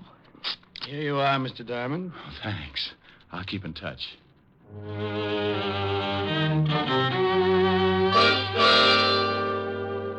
I left the Carters with that lousy feeling in my stomach. I looked at the check. $200. For what? Maybe a down payment on a man's sanity. Maybe not. William Carter could have done a lot of things that missing night. Maybe that $200 was going to be a mortgage on murder. I went down to the desk, and an intern showed me downstairs to a small room with one desk lamp in the corner. I'm glad you didn't take too long. The patient will be down in a minute. Oh, isn't this a little irregular, Doctor? I mean, me listening in on a man's secrets? If he's done something against the law, I want you to find out whether it really happened. Well, if he tells you about it, it must have happened. He might have thought it happened. I can't take the chance. If he's committed some sort of a crime, I don't think I'll be able to do much for him. Now, I want you to sit behind that screen there and be perfectly quiet. Sure. Comfortable? Oh, yes. The needle can't reach this far. This should be quite interesting for you, Diamond, particularly in your kind of work. You can find out about anything you want with this stuff, can't you, Doctor? If it's a recent shock, why? Oh, I was just thinking about a little blonde I know. Now, here he is. Roll him right over here. Now, lift him over on the bed. It's all right, William. Everything's going fine. All right, thank you, nurse. How do you feel, William? Can you understand me? Say it again. Say it again. Can you understand me, William? Yes, but keep talking.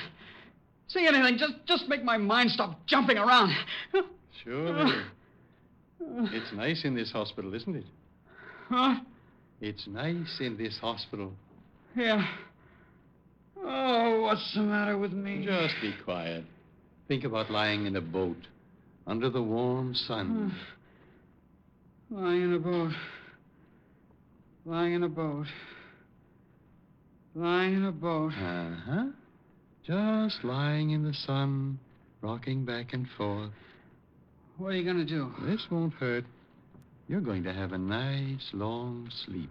Oh, yeah, please. I want to sleep. There. Now start counting. Do what? Do what? Tell me again. Start counting. 1. 2. You're doing fine. Keep counting.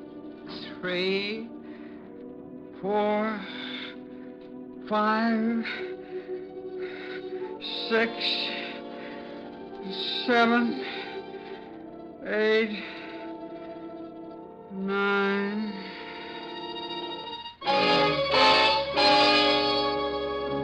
I sat behind the screen and listened to the doctor begin. At the start, Carter seemed almost glad to talk about it. He described the beginning of the evening. He had a date, a girl named Helena on 53 East 51st Street. Did you have a good time with Helena? Wonderful time. We went dancing. Where did you He go kept dancing? talking all about the evening. They danced and drank. We went to a little The doctor kept digging, working at him, looking for every little detail. After you got through dancing? We went to her apartment. We had some more drinks. Pretty strong ones. Who made them? What? Who made the drinks? Helena did. Then he came in. Who came in? He did. The man. The man? The man just came into Helena's apartment.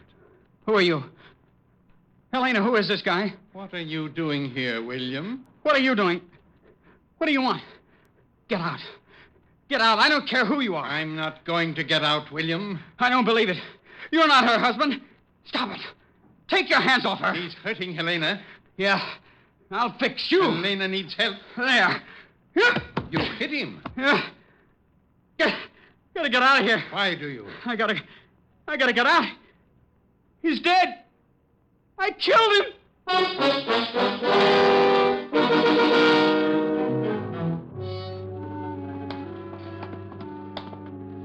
Well, Diamond, did you hear enough? Yeah. It's up to you. Find out if he really did it. Okay. Thank you. For what? Well, according to William Carter, he'd gone to a girl's apartment. The husband had come in and he'd killed him. Cases like that don't make me a happy gumshoe, but I had a $200 retainer in my pocket, so I had to keep going. My first stop was the 5th Precinct Police Station and Lieutenant Walt Levinson. When I walked into the squad room, I spotted Sergeant Otis tying a square knot in his shoelace. I'll be right with you, Gumshoe. Hey, Otis, what happens when you break one of those shoelaces? Oh, what do you think happens? I get a new one. For those shoes? What do you use, the mooring liner for the Queen Mary? Why don't you lay off? thought we was pals. Is the lieutenant in? Yeah, go ahead. Hey, Otis, if your shoes wear out, why don't you do like the Dutch do? What's that? Wear wooden ones. Just go out and rent yourself a couple of rowboats. Oh. Hello, Walt. Good evening, Mr. Diamond, and thank you for stopping by so late. Well, now, what do you mean? You've got some horrible scheme up your sleeve, but I don't have to play straight man. I'm off duty in exactly 3 minutes. It'll take 2. Oh, no. Oh, yes. I want a list of DOAs for the night of November 12th. What's the matter? Can't you find a little old corpse all by your lonesome? Oh, shut Or up. does the police department have to furnish you with one? Well, if you just cooperate, Sassy, you'll be out of here in 2 minutes. All right. Here. Now, thanks. Wow. 3 of them, huh? If that's what it says, why? Is there one we haven't found? 2 women and a man. Yeah. The man's my department, homicide. Herbert Fisher, found in his wife's apartment on 51st Street, married to Helena Fisher. What about Helena, Walt? We're still looking for her. Neighbors say she and her husband hadn't been living together for several months. The old boy must have come home, found her with another guy, and got heated up. Either the wife or the other guy killed him. Huh? How do you know there was another guy? Well, the neighbors say a young guy started seeing her about a week before. Came up with her that night. We haven't a line on him yet, but we're checking. What killed him? Poker from the fireplace, beaten over the head. Oh. No prints? Nope, clean as a whistle. Say, what's with you? What are you so interested in this killing for? Oh, I just like to hear about crimes. Oh, now stop that. If you know something. I do know something, Walt. Yeah, what? One word. Will it help me solve this case? I don't know. Well, what is it? Bye. I left the precinct and headed back to Bellevue and Dr. Gerson. I had a hunch that was growing roots, and if William Carter's sanity was going to be saved, it would have to be done in a hurry. Up till now, only 4 people knew who was in that apartment when Fisher was killed. Myself, a missing girl named Helena, the potential killer, William Carter, and the good doctor. The girl hasn't gone to the police? Why, if William Carter did it? Well, that's what I've been asking myself all the way down here, Doctor. Unless she wants to protect him. That's the only one I could come up with. I want to ask you 2 questions, Doctor. First, do you think William Carter would pick up a poker and beat a man on the head? That's hard to say. He might. Would he then wipe his fingerprints off? According to what he told me, he killed the man and rushed immediately from the apartment. I'd say no to the fingerprints. That's what I'd say. He suffered the shock immediately after he killed the man. He knew he had to get out, but after that, he can't remember a thing. May I use your phone? Certainly. Doctor, how could Carter be sure that he'd killed the man? Why, I don't know. If you remember, he didn't say. He just said he'd killed him. Homicide, Lieutenant Levinson. I thought you were going home. I gotta sit up with a headache. Oh, well, I want some information. Where did the murdered man live if he wasn't staying with his wife? Oh, now, wait a minute. We know who did it. You do? Sure, some guy named Carter, William Carter. I sent some of the boys over to his house 10 minutes ago. How do you know he did it? Because Helena Fisher walked into the station and told us so. You got the girl? Yeah, we're holding her till we pick up the Carter guy. Seems Carter was in her apartment with her. I know the story. You do? You do? I'll be right down. Well, they've got Helena, Doctor. She says William Carter killed her husband. Yes, I heard. Well, I'm afraid I can't do much for him now. I think you can. There's one thing that smells too rotten to make sense. Why did William Carter take enough time to wipe off those fingerprints? Because he didn't want to be discovered. Well, if he didn't want anyone to know he did it, why didn't he kill the girl? Oh, good Lord, I never thought of that. I got an idea. And it may mean you bending the law a little, Doctor, but it might save William Carter. What do you want me to do, Mr. Diamond? Is there any way you can find out from Carter exactly what he did after he struck the man? Of course. When he comes out of his sleep, he'll be able to talk about it. Can he be moved? Well, yes, if it's necessary. Then get him out of here. Take him somewhere. Even if his family covers for him, it's just a matter of time until Lieutenant Levinson finds out he was picked up and put in here. Oh, this is extremely dangerous. Look, if he believes he killed this guy, the girl's story will hold water. The only way that I can see to make him snap out of it is to prove to him that he really didn't kill anybody. That's right. Don't you think he did kill that man? Maybe, but I doubt it. Can he walk? Yes. Good. Take him down to my office. Here's the key. Stay there until you hear from me. You know, I like you, Diamond, and I respect you, but this is... You want to save the boy's life? Of course. Then get him down to my office. I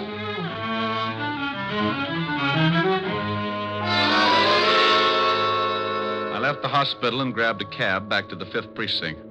Sometimes when things don't add up like ABC, you've got to go out into left field for the answer. Everything pointed to William Carter, and he believed it himself.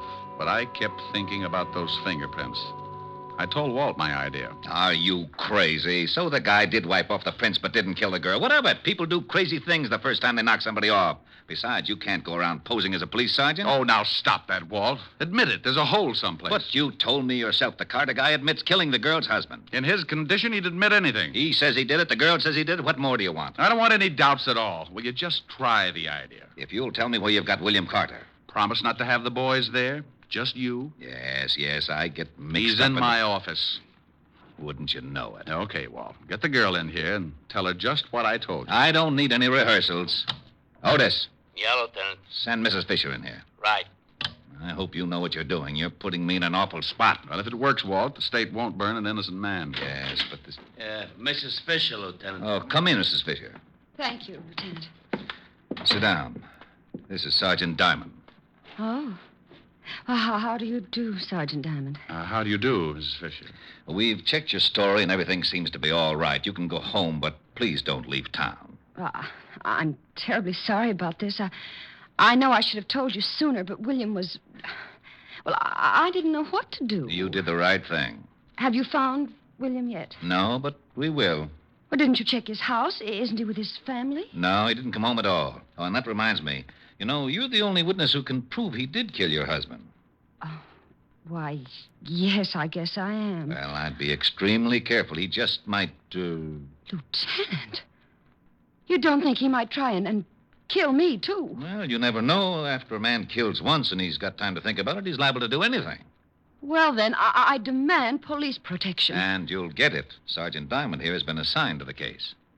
Oh, how nice. I'll do as much as I possibly can. Well, when do you start? Right now. I'll meet you out in the squad room right after I have a few words with the lieutenant. All right, Sergeant. Thank you, Lieutenant. Perfectly all right. This is ridiculous. All right. You get over to my office and pick up William Carter and the doctor. I'll stall Mrs. Fisher.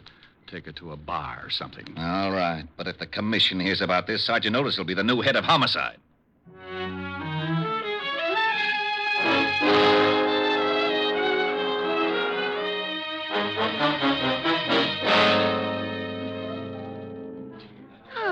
This is nice, Sergeant Diamond. Do you always guard people like this? Just the pretty ones. Oh, thank you.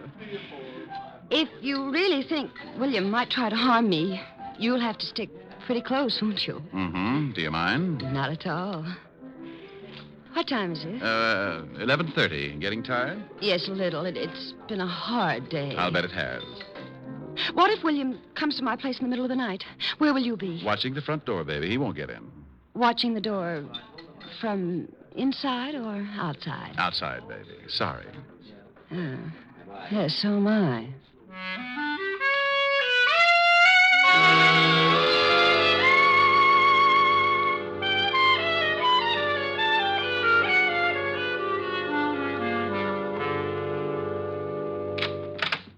Here's my apartment, Rick. Oh, nice place. I don't like it very much since... Look, couldn't I stay in a hotel? Oh, no. Too many ways for a killer to get in. Do you really think William might try and get me? What's he hiding out for? Well, he could be scared. All the more reason. Men like that don't hide out for a week if they're going to give themselves up. And if William isn't going to give himself up, he'll probably try to get rid of the one person who knows he did the killing. But William isn't like that. He wouldn't... Wouldn't what? I was just going to say he wouldn't kill anybody. But he did. He knows he did. Yes. Well, I'm going out in front and check the building. I'll be back. Oh, do you have to go? That's a good idea. You just take it easy. But William has a key. Oh, well, then you better give me one, too. I'll be right out in front. Oh, all right, here. Don't be too long, Rick. I can't stand this place long if I'm alone. Sure, baby.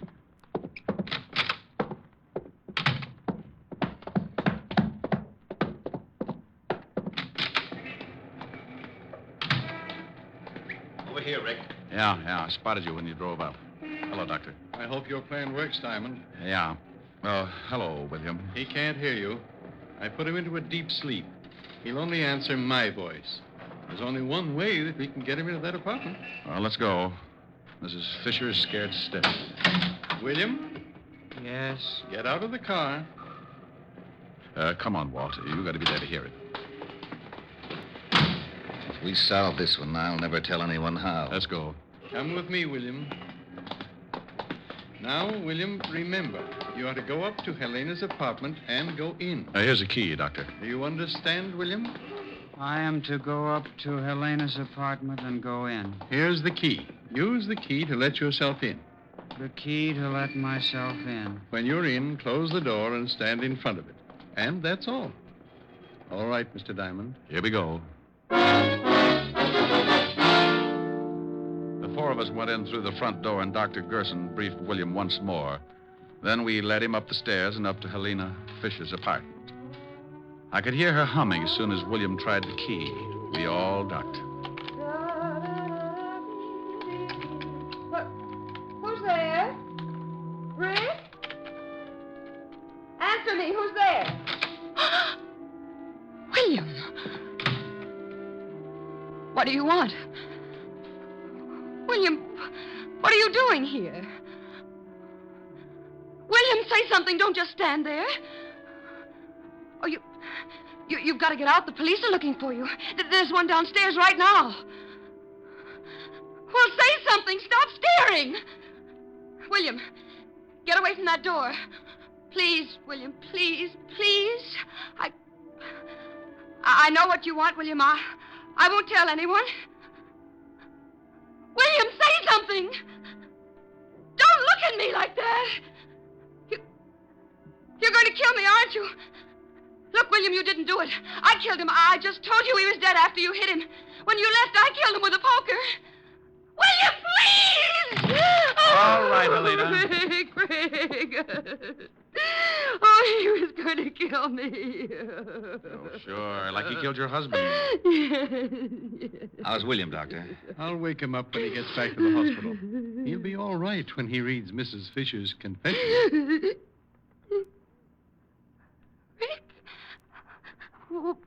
What's going on here? You better go along with the lieutenant, baby. Why? We heard your whole confession from outside the door. What? Why, I just said he was going to kill me. Also, we found some of your fingerprints on the poker. You're crazy. I wiped them all. She's all yours, Walt. Let's go, Mrs. Fisher. You tricked me. You tricked me into saying that. Come on, lady. I don't want to get rough. I'll kill you, too. I think you can take her along now, Lieutenant. Holy cow. Why, Doctor. Well, I've never hit a woman before, but this one made me very unhappy. Well, you're a good doctor, Doctor, but you're certainly no gentleman. You should have kicked her.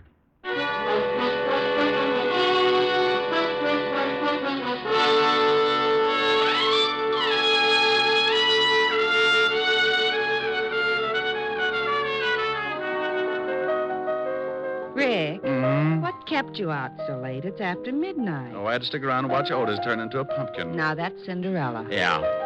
Can you imagine Sergeant Otis as Cinderella? The good prince would slip his sacrum trying to haul his slipper around. Tell me a fairy story, Rick. Well, once upon a time, there were two idiots. Rick. And they lived happily ever after. Sing. Don't like it? Sing. I liked it.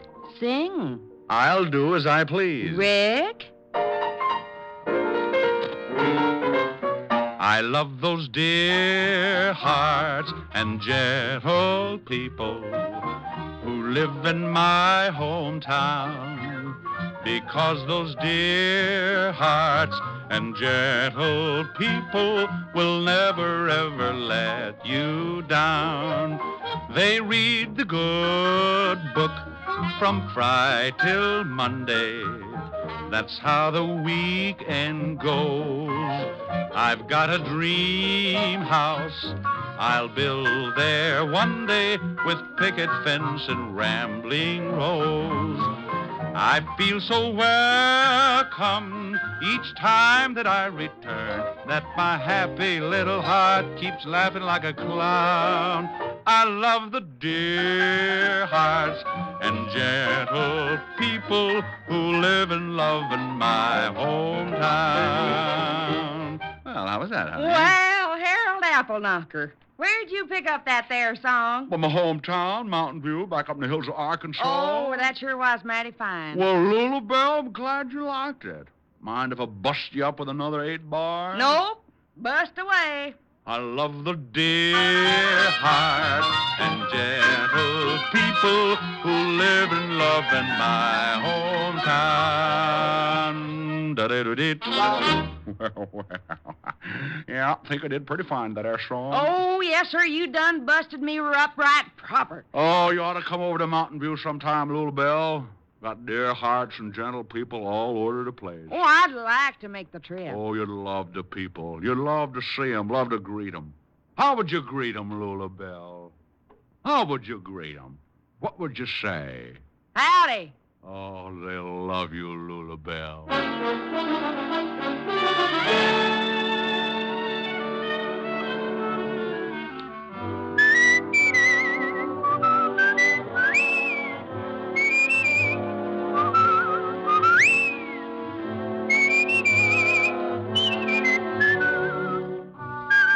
You have just heard Richard Diamond, Private Detective, starring Dick Powell. Helen was played by Virginia Gregg, Lieutenant Levinson by Ed Begley. Also in our cast were Wilms Herbert, Joan Banks, Sam Edwards, and Norman Field. Music was under the direction of Frank Worth. Richard Diamond is written and directed by Blake Edwards. Dick Powell soon will be seen in the screen version of the best-selling novel, Mrs. Mike.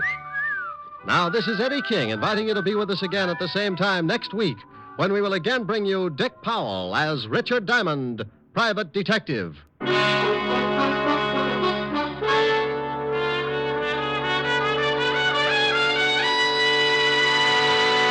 What's on NBC Sunday? There's a full evening of great entertainment in store for you tomorrow on NBC. You'll hear rib-tickling comedy on the Phil Harris-Alice Faye Show. And for mystery, there's Sam Spade's latest caper. Tomorrow, Sam meets a Mr. Tom Turkey. For the very best radio fare, always tuned to NBC. Coming up, it's Brian Donlevy and Hollywood Star Theater on NBC.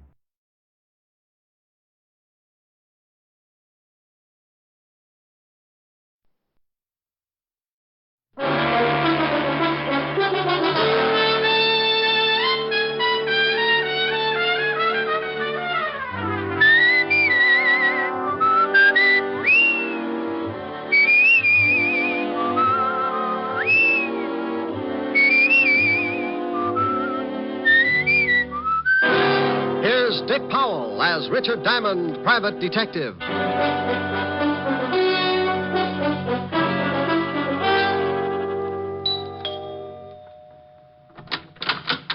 Oh, good evening, Mr. Diamond. Evening, Francis. You look like you're going out. Yes, sir. Miss Asher wants me to go down to the delicatessen for some cold cuts. Oh, where is Miss Asher? In the study, sir. Well, I'll see you later, Francis. Why don't you bring back some roll mop? Roll mop, sir? Herring with the bends. Very toothy. Yes, sir. Ollie, oxen free. Rick. Hi. Hi. Well, get the silk thing there. Lounging pajamas. Yeah. I guess we're going to stay in, huh? Uh-huh. I just sent Francis out for some food. I met him at the door. Look, I've got to do a few things in the kitchen. Why don't you stretch out on the couch and take it easy until dinner's ready? Okay, I'm pretty tired. Might rock out. No, a little sleep might do you some good. Here, read a magazine if you want to stay awake. Oh, swell. Gory detective. Who sends you these things? The Corpse of the Month? Pretty bad. I won't be long. Okay. Oh, no. The case of the bloody... Oh. It was going on 11 o'clock, and the fog encircled the old house like a thin, wet blanket. Oh, swell. The figure of a man crept stealthily across the gravel of the garden path. Oh, these riders really dream it up. Mr. Diamond? What? How did you get in here? I followed you from your office. Shh. You left the door unlocked when you came in. Well, now, look. I know I shouldn't have come into someone else's house, but this is a matter of life and death. Hey, stop pulling down the blinds. I don't want anyone to see us talking. Well, you're on the 8th floor. Who's chasing you? A herd of monkeys? Please, you must listen. Now, look, if you got troubles, come to my office in the morning. Tomorrow morning may be too late. I'm supposed to die tonight. Try breathing. You expand your chest, take a lung full of air. No, Yeah, it does wonders. Keeps you around for days. You better get out of here. Please, Mr. Diamond, don't give me away. Please. Yeah, baby. Wait a minute. Duck under that desk. Oh, bless you, Mr. Diamond. Yes. I thought I heard you talking to someone. Talking? Oh, no. Must have been reading out loud. This is swell literature. The case of the Grizzly Ghost. Oh. I like to keep up on the exploits of a private detective. You don't tell me anything about your cases. I'm modest. Hey, you got your coat on. Where are you going? Oh, Francis just called. He's had a flat tire. I'm going to pick him up in the other car. Don't you want me to do it? Oh, I'm not going to let you out of this house. I'll be right back. Okay. Read The Grizzly Ghost. It's not bad. Bye, baby. Bye. Okay, Spider-Man, you can come out now. Oh, thank you. Now, what the devil's going on? I told you my life's in danger. I need help. Tell me about it. I haven't time now. Come to this address in about an hour. My name's Leeds. Leland L. Leeds. Oh, for Pete's sake. I must get back before they miss me. I don't want them to know I got out. Say I called you and told you to come over. Here's the address on this card. Please don't fail me, Mr. Diamond. Now, wait a minute. My fee's $100 a day and expenses. Of course. I'll have a check for you. Goodbye.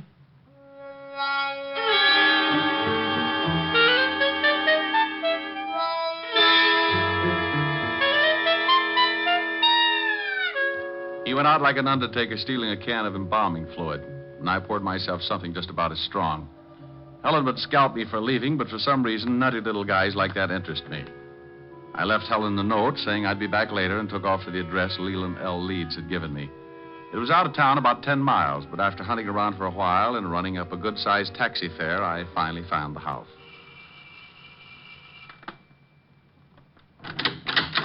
Yes? Yes. I got a call from a Mr. Leeds at this address. He asked me to come over. My brother? I don't know. Well, it couldn't have been. He's very sick. He's upstairs sleeping. Well, he was just coasting off to Dreamland when he called me. I think you'd better let me in. Oh, a detective. All right. Just what did my brother tell you, Mr. Diamond. He said his life was in danger. I'm Nina Leeds. I think you'd better come into the living room, Mr. Diamond. Dr. Miller can explain things better than I can. Sure. Roger? This is Mr. Diamond. He's a detective. Oh? Lee just called him. This is Dr. Miller, Mr. Diamond. Hello, Doctor. How do you do? You from the police? No, private stuff. Oh, I see. Now, Mr. Diamond, I'm afraid you made a trip for nothing. Well, here are the drinks. George, this is Mr. Diamond. He's a private detective. What? Mr. Diamond, this is George Brodeen. How are you?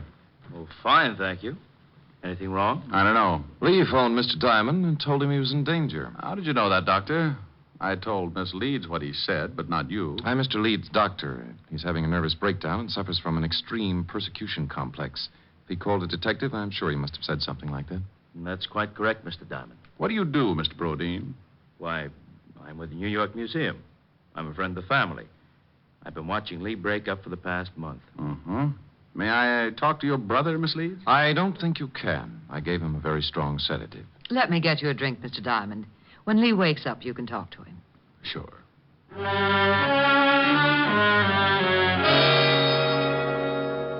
We went into the bar, and she got out a big bottle and 2 glasses. I forgot all about Leland L. Leeds for a while and started concentrating on his lovely sister. It was easy. Champagne? Sure, but I've run out of slippers. I've got a small foot. Might take you a long time to get enough. I drink fast. It's the open toes that bother me. I like the patter. Where'd you come from? Same place you did, lover. Experience Alley. What do people call you after they get to know you better? Oh, different things at different times. For now, you can call me Rick. And later? Oh, you'll think of something easier. It's like that when you haven't got much time to talk. Here's to later, Rick. Yeah. What does a doctor specialize in? Roger's a brain specialist. Mental disorders, mostly. It's Lee. He's off again. Maybe he's been listening to Sam Spade. Come on. You'd better stay down here, Nina. I'll take care of it. I'm going up. Lee needs me. George, get my bag. It's in the hall. Right. You'd better not come in, Mr. Diamond. I think I'd better. Nina. Lee, what is it? I saw the blood again. Oh, Mr. Diamond, I'm glad you came. Now, calm down, Lee. Everything's going to be all right. Get away from me.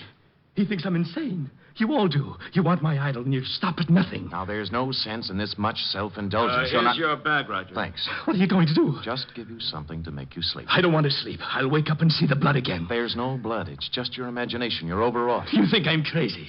But I saw it. I tell you, I saw it. Now, this won't hurt. No, I don't want to sleep. Please, Mr. Diamond, help me. Lee, do what Roger tells you for my sake. Come on, Come on. The injection should take. I'll get up. Just a minute. I won't go to sleep. Lee, please. Then leave Mr. Diamond with me. I want to talk to him. Well, I guess it'll be all right. Don't stay too long, Mr. Diamond. I want him to rest. Okay, Doctor. Remember, he's not at all rational. Come on, Nina. I'll see you downstairs, Mr. Diamond. Hey, what's the idea, Leeds? I'm locking the door. I don't want anyone coming in. Pardon me for walking around in circles. I've got to stay awake. Uh-huh. Those people downstairs are trying to drive me crazy. They must have been working overtime. They're after my idol. Your what? My idol. That carved image standing on the night table. Oh, yeah. Here, look at it. Look at it. Well, that's dandy. How many box tops did you have to save? Mr. Diamond, at this moment, you are holding $100,000 in your hand. I am? Last month, my grandfather passed on and left his entire estate to my sister and me. Among the effects was that idol. It was left to me. What is it, platinum? Oh, no, Mr. Diamond. That is the lost idol of King Tut. I always wondered what happened to it. Oh, then you know the legend. Well, I'm a little hazy on it. Maybe you'd better bring me up to date. Oh, of course. It was supposed to have been buried with King Tut. However, the story goes that a slave absconded with it before they sealed the tomb. And that makes it worth $100,000? I guess so. You guess. You don't know? I only know what my grandfather told me before he passed on. He told me its value and said there was a curse on it. What does it say? Crime doesn't pay? Well, Mr. Diamond, it seems that on the first night of the new moon, after one has gained possession of the idol, he will die.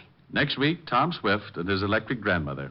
You don't believe me? Oh, sure. No, you don't. You're just like the rest.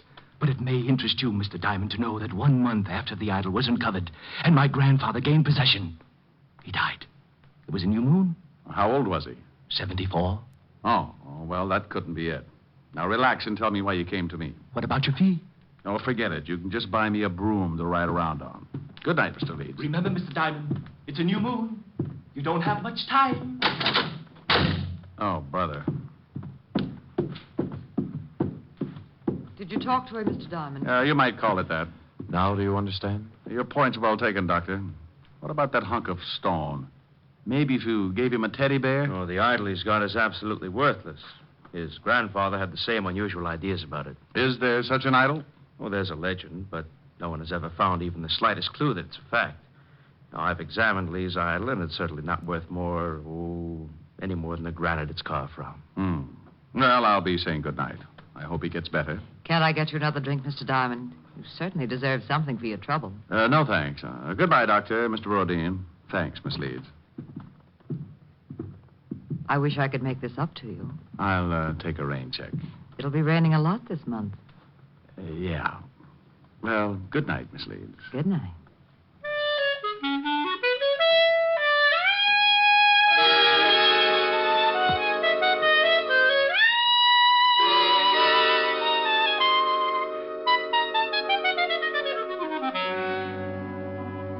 I went out and got a cab.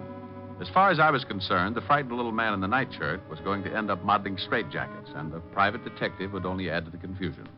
It was 8 o'clock, and I told the cabbie to take me to 975 Park Avenue. Helen would be angry, but it was worth going back to. A couple of hours with her could make a guy as contented as a bear that had just cornered the honey market. We pulled up in front of Helen's apartment, and I paid the cabbie. I was just going in when a small convertible skidded to a stop in front of the building. Mr. Diamond! Mr. Diamond! It was Leland L. Leeds again, and you could still see part of the nightshirt under his topcoat.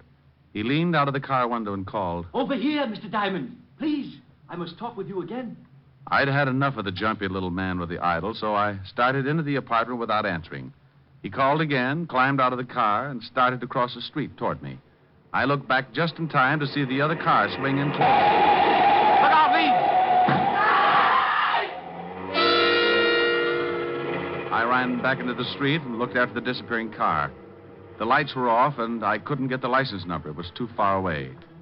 I leaned down by the little man in the nightshirt. He was pretty far away, too. He was dying in a hurry. Mr. Diamond? Yes, Leeds? Take the idol. When you left, I found out why it was worth all that money. They didn't want me to tell you, so they followed me and ran me down. It's in my coat pocket.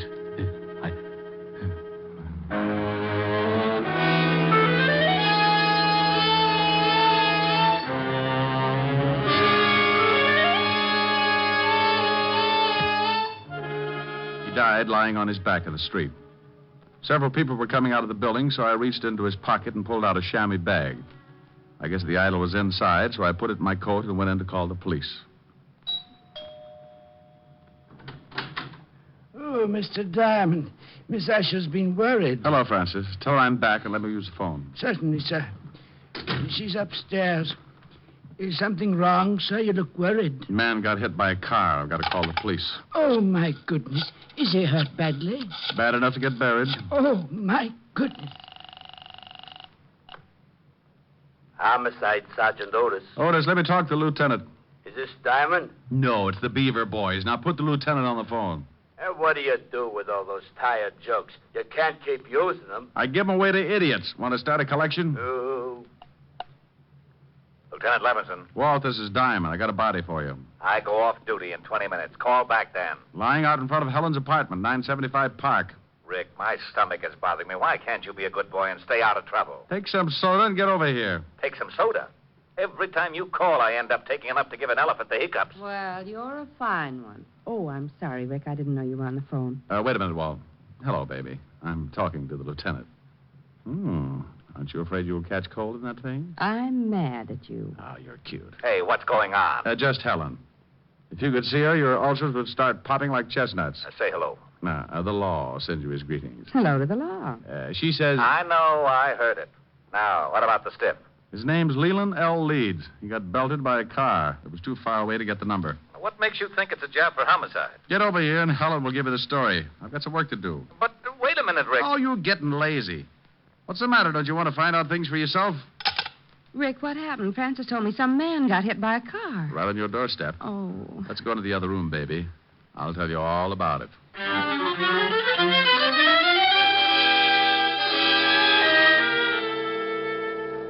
We went into the warm study, and Helen poured me a tall drink. I briefed her on what had happened earlier in the evening, and she sat down next to me. There's something about red hair that does things to me. It smelled fresh and clean, and with her that close, I could have been sitting in the middle of the Arctic and still kept my temperature above 102. Rick, do you have to go back out there? Well, somebody's got to tell his sister, and in a way, I feel a little responsible. Are you going to give her the idol? Hmm? The idol. The thing you took from poor Mr. Leeds' coat. You could at least show me what I'm playing second fiddle to. Oh, that's right. Yeah, I nearly forgot about it. Oh, here it is in this chamois bag. Oh, what an ugly little thing. And that's supposed to be worth all that money? Well, that was what Leeds, Hey, something's missing. Yeah, one of the eyes. Must have come loose when the car hit him. Probably in the bag. Yeah, there it is. Rick! Yeah. Well, it was painted over. You'd never guess it unless you pried it loose. It's as big as a marble. Is it real? Well, you've got enough of them around, you tell me. It is. Rick, I think it's the pigeon blood. Why, it's worth a fortune. What are you doing? I'm scratching the other one. Well, Mr. Leeds wasn't so squirrely after all. This is ridiculous. You only read about things like this. 2 pigeon blood rubies. No wonder he thought it was worth $100,000. He said he found out tonight. He must have been scratching at them. Oh, then it wasn't just a hit and run. I don't know. Baby, I don't want to get hung up with a lot of explanation to Walt. Rick, what are you doing? Taking the other eye out. There. Now here. Hang on to these and don't let them get out of your little hot hand. When Walt gets up here, tell him what I've told you. Well, will you be back? An hour ago, I laughed at a little guy when he told me he was going to die. He said it was a full moon and he had a curse on him. I'm still a skeptic, but I'm a new boy when it comes to voodoo. I've got to hurry over there before the whole bunch of them turn into bats.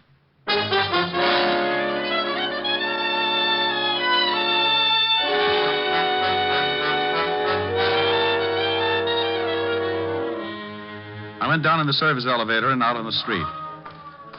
The wagon was driving off with Leeds, and Walt and Otis were going into the building when I slipped up to the convertible and got in. Leeds had left the keys in the ignition like I figured, so I took off and headed across town. 20 minutes later, on a lonely stretch of road, I started counting suspects. All 3 of them could be in on it. Dr. Miller, who said Leeds was insane. George Brodeen, a man from the museum who said the idol was worthless. And that lovely sister. I didn't notice the car pulling up behind me until it was too late. It was doing a good 70, and as it swung around to pass me, the guy at the wheel cut in sharp and hit me broadside. Hey, look out!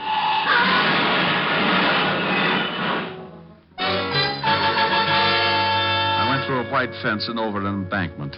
The car rolled, and somebody dropped the night on my head. I went to sleep. I don't know how long it was before I started coming around, but when I tried to shake myself back, it was like pulling my head out of a barrel of molasses. It stuck to my eyes and plugged up my ears. I tried to claw the stickiness away, but my hands were like two baseballs. I moved my shoulders and felt the stiffness in my back. It spread out to my hands and down to my feet. I opened my mouth and took in a lot of air. I finally made it.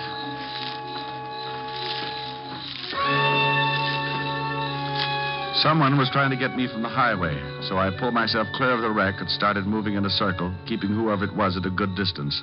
I was too pushed around to put up a fight, so I made it back to the highway and walked along until I found a little gas station on the road. The joint ain't open. And then your lock's busted. No, it ain't. Then I floated through the wall. Where's your phone? It ain't for public use. Try isn't.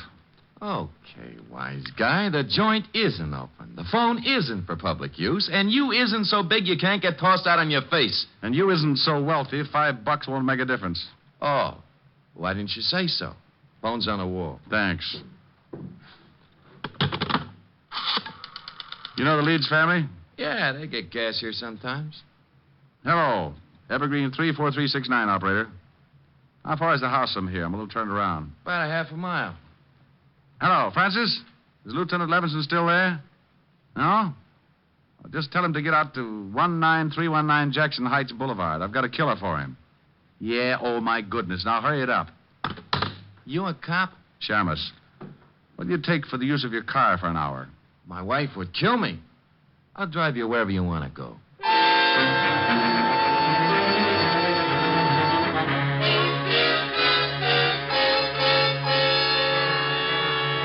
He gave me a lift in his old sedan, and 10 minutes later I was ringing the doorbell to the Leeds house. I was glad the girl answered. She made me feel better right away. Oh, Mr. Diamond, come in. Thank you. Where are your friends? Rog and George?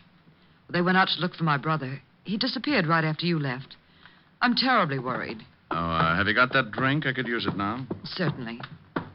I don't know why Lee ran off like that. He shouldn't have been driving in his condition. Were Roger and George together when they left to look for Lee? No, they took separate cars. Why? Has something happened, Mr. Diamond? Have you heard from my brother? I guess I'd better give it to you straight.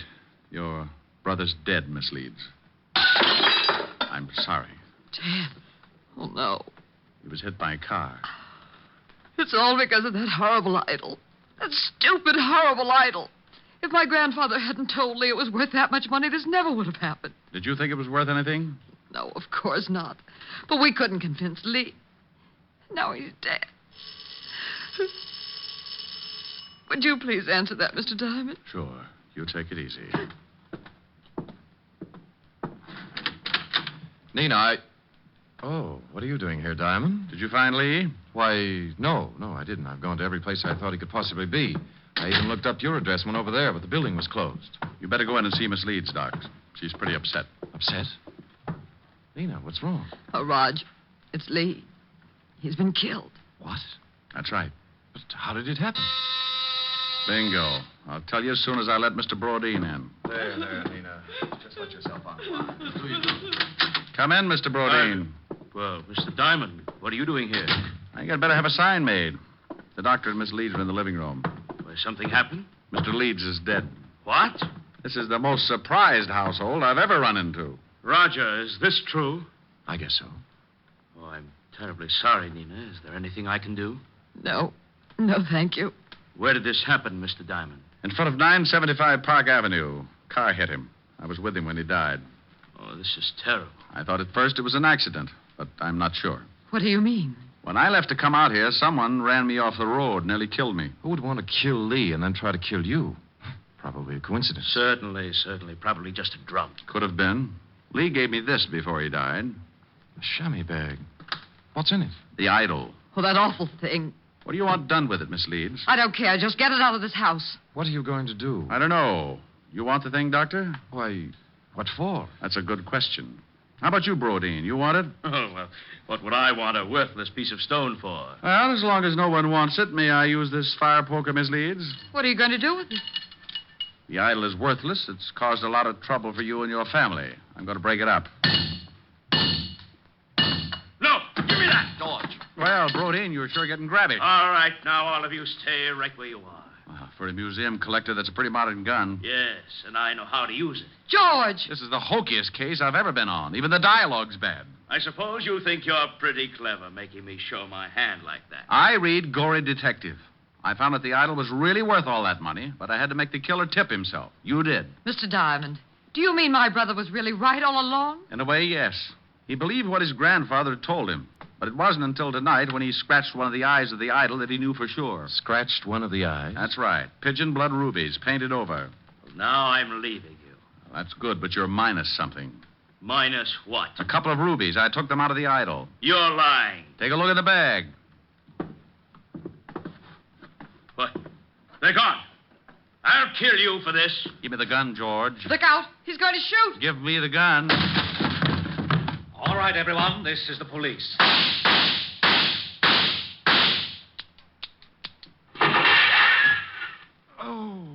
You killed Mr. Diamond. He shot Diamond, all right, Lieutenant. Put the bracelets on him, Otis. Sure. Come here, you. Not him. Put him on Diamond for disturbing the peace. Pin the medal on the other guy. No. Sure thing. How do you like that, wise guy? Oh, no. Rick? Oh, I'm dying. Ricky? Oh. Rick, wake up. All right, George. Drop the gun. Rick, you've been dreaming. Oh, Helen. Oh, you were having a big, fat nightmare. I came down from upstairs and you were asleep on the couch with Gory Detective. Oh, well, I started reading some story and I got mixed up with Egyptian idols and the rubies. I got shot. That's the case of the ruby eyes. That was the craziest dream. I solved the crime and got shot 6 times for my trouble. Oh, Lieutenant Levinson and Otis came in and arrested me for disturbing the peace. after you were shot 6 times? Yeah. Otis loved it. That wasn't in the magazine. I worked out my own ending. Move in. That's pretty. What are the lyrics? Well, an awful lot of them. I'll sing them. Okay. I'm sitting high on a hilltop, Oh, I remember that. tossing all my troubles to the moon. It's from Thanks a Million. Where the breeze seems to say, don't you worry. With Alice Faye. Things are bound to pick up pretty soon. Here, 'neath the sky on the hilltop, seems to me the world is all in tune. I forget all the bustle and hurry, tossing all my troubles to the moon.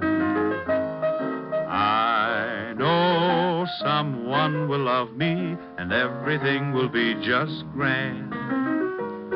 Just so the stars up above me continue doing business at the same old stand. It's mighty sweet in the evening when I've had a busy afternoon, sitting high, high, high on a hilltop, tossing all my troubles to the moon. Sing it again, Rick. I'm sitting high on the hill. Oh, Rick, the grouse. Yeah, listen to that. Where the breeze seems to say, don't you Hey. worry. How you like that, wise guy? Oh, that's really awful. Yeah, well, maybe you know how I feel when you open that big bazoo of yours. You mean I sound like you do? Look, Diamond, what do you think the rats keep jumping out of my window for? Well, maybe if you had some plastic surgery. And your crummy jokes are as bad as your crummy singing. So please, save the world from a horrible fate and cut your throat or something. Oh, yeah? Well, let me tell you, old boy. I'm sitting high on a hilltop, tossing all my troubles. Hey, you! Shut up! We want to hear Diamond. Yeah, shut your big bazoo. Yeah, shut up! What's that? You heard us. We want to hear Mr. Diamond. No. Rick. Yeah, my dear public.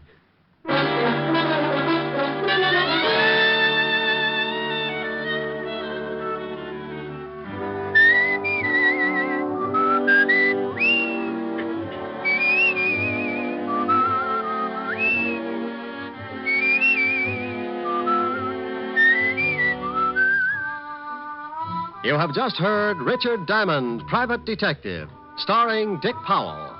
Helen was played by Virginia Gregg, Lieutenant Levinson by Ed Begley. Also in our cast were Wilms Herbert, Peter Leeds, Yvonne Patey, Stephen Dunn, and Jack Crucian. Music was under the direction of Frank Worth. Richard Diamond is written and directed by Blake Edwards. Portions were transcribed. Dick Powell soon will be seen in the screen version of the best-selling novel, Mrs. Mike. Now, this is Eddie King inviting you to be with us again at the same time next week when we will again bring you Dick Powell as Richard Diamond, Private Detective.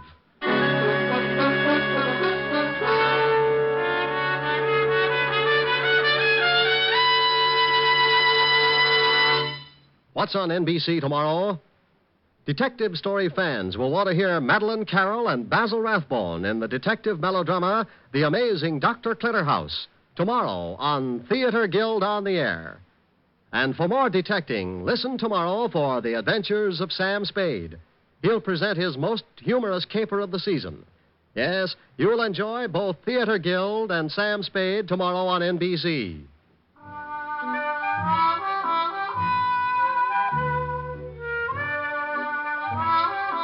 Next, it's Free Ride to Danger with Dorothy McGuire on NBC.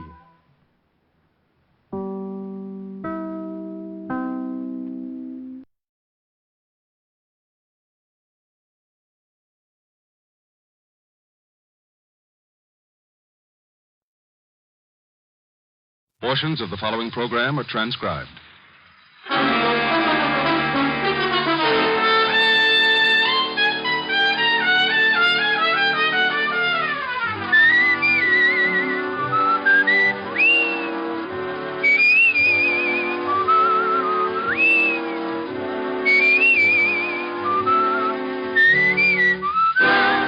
Here is Dick Powell as Richard Diamond, Private Detective.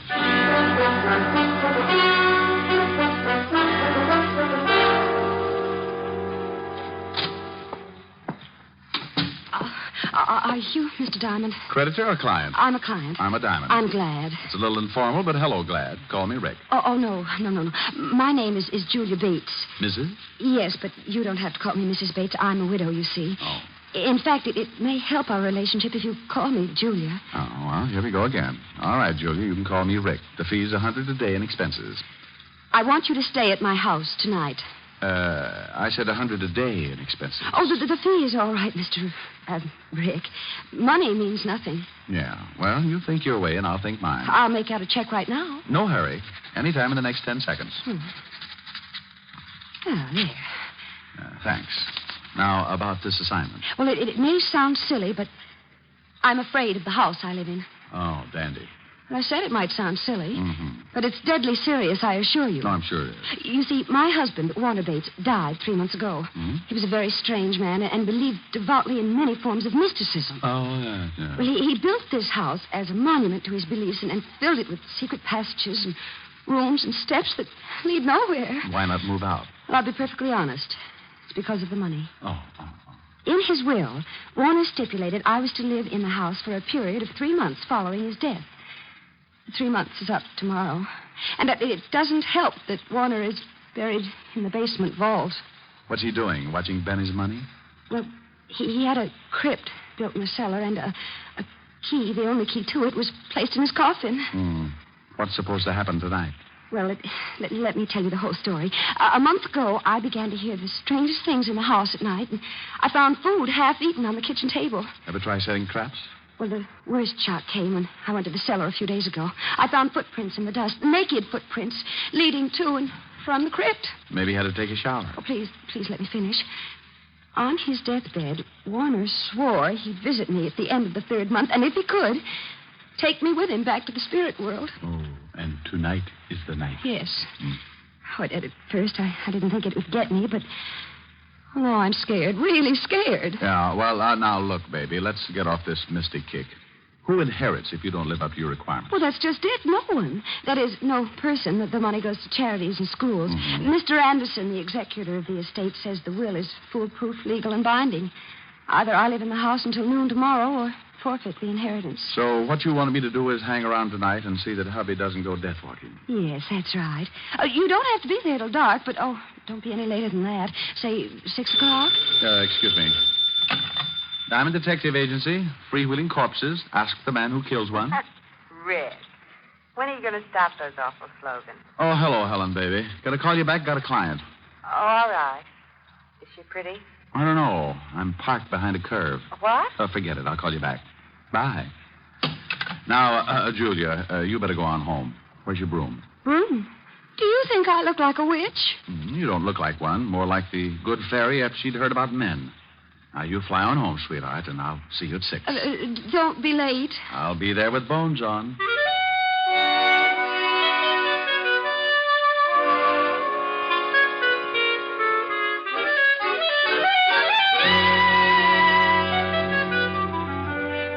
I tried to uncurl my toes and get my mind on business.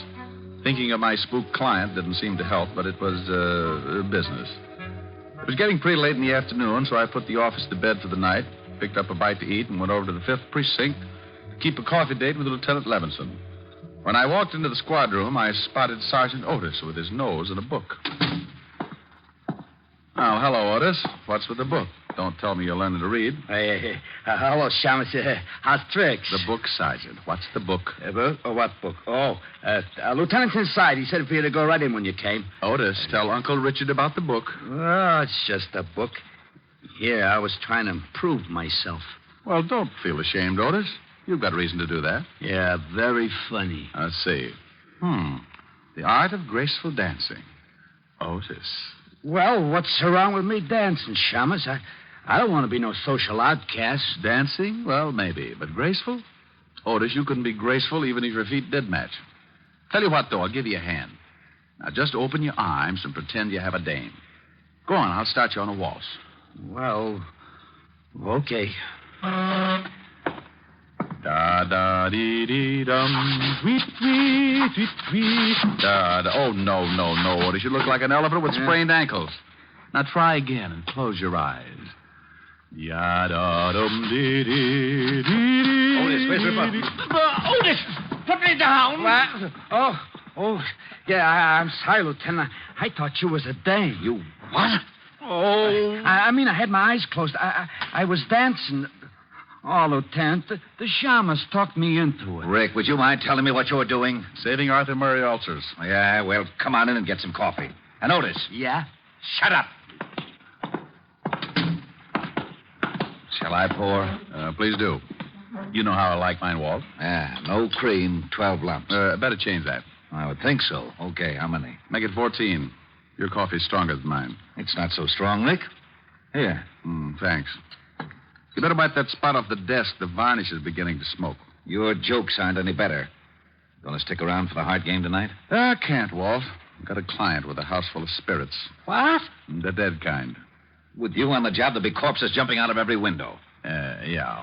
Well, if they start, I'll give you a call. I know. Why don't you give up being a detective, Rick? Play postman or something. Walt, you just don't seem to appreciate my favors. I'm getting late. It's nearly 6. It's a peaceful night, Rick. See if you can't keep it that way. Oh, sure, Walt, sure. This is one night you can take it easy. Give me 2 more lumps, please.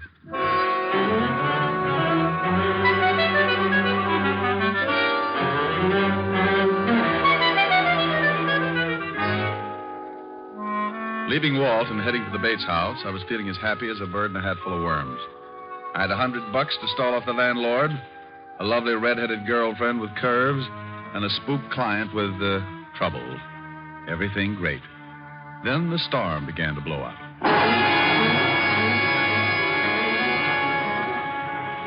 It had started to rain when I saw the Bates house on Temple Street. A big, ugly house straight out of a horror story, with gables and shuttered windows. And as if that wasn't enough, I was met at the door by a butler who was a tiny thing, about 7 feet tall and 300 pounds, with a face like the devil with a hangover. Come in. Oh, yeah, I wanted to see... Mrs. Bates, of course. You are Mr. Diamond. She left word with you? I need no word. I am the 7th son. Of a what? The 7th son. Of a... Oh, no, this could go on forever. Okay, lead on. The name is Kane. Yeah? How's your brother? What? Forget it. Where's Mrs. Bates? In the drawing room. This way, sir. Cozy little mausoleum. What time do the ghosts come out? Usually right after the vampires, sir. Oh, dandy. I hope they have an early show. Oh, it will be soon enough, sir. The dead are restless tonight. Maybe if I rocked them to sleep. Got a rock? Mrs. Bates. Yes. Mr. Diamond. Oh, thank you, Kane. Hello, Rick. How do you like my house? Oh, it's lovely. What do you use for doorknobs? Heads? And what's with the big zombie? You didn't mention him. Kane? Oh, he's a fixture around here, but I get frightened more when he's around than when he's gone. Oh, well, now you take it easy, baby. Come on over and sit down and let me chase those fears away. Oh, that is an idea. Name me a better. Can I fix you a drink? Oh, I think I'll take a glass of milk, sir. Here you are. Oh, now, hey, look, Crusher, put a bell around your neck or something. One more surprise like that, and you'll be best man at a funeral. My apologies. Your milk, sir. Yeah, thanks, sir. Come on, Julia, let's get back to where we were. And you, Kane, you... Hey, where'd he go? Rick, there it is. Huh? Yeah. That's the way it starts. Listen. It's the stairs to the cellar. Someone's climbing them. What? Oh, it's probably Kane. You wanted me, sir. Kane? Then who... You wait in here, Julia. I'll go out and get our nosy friend. The cellar door is at the end of the hall.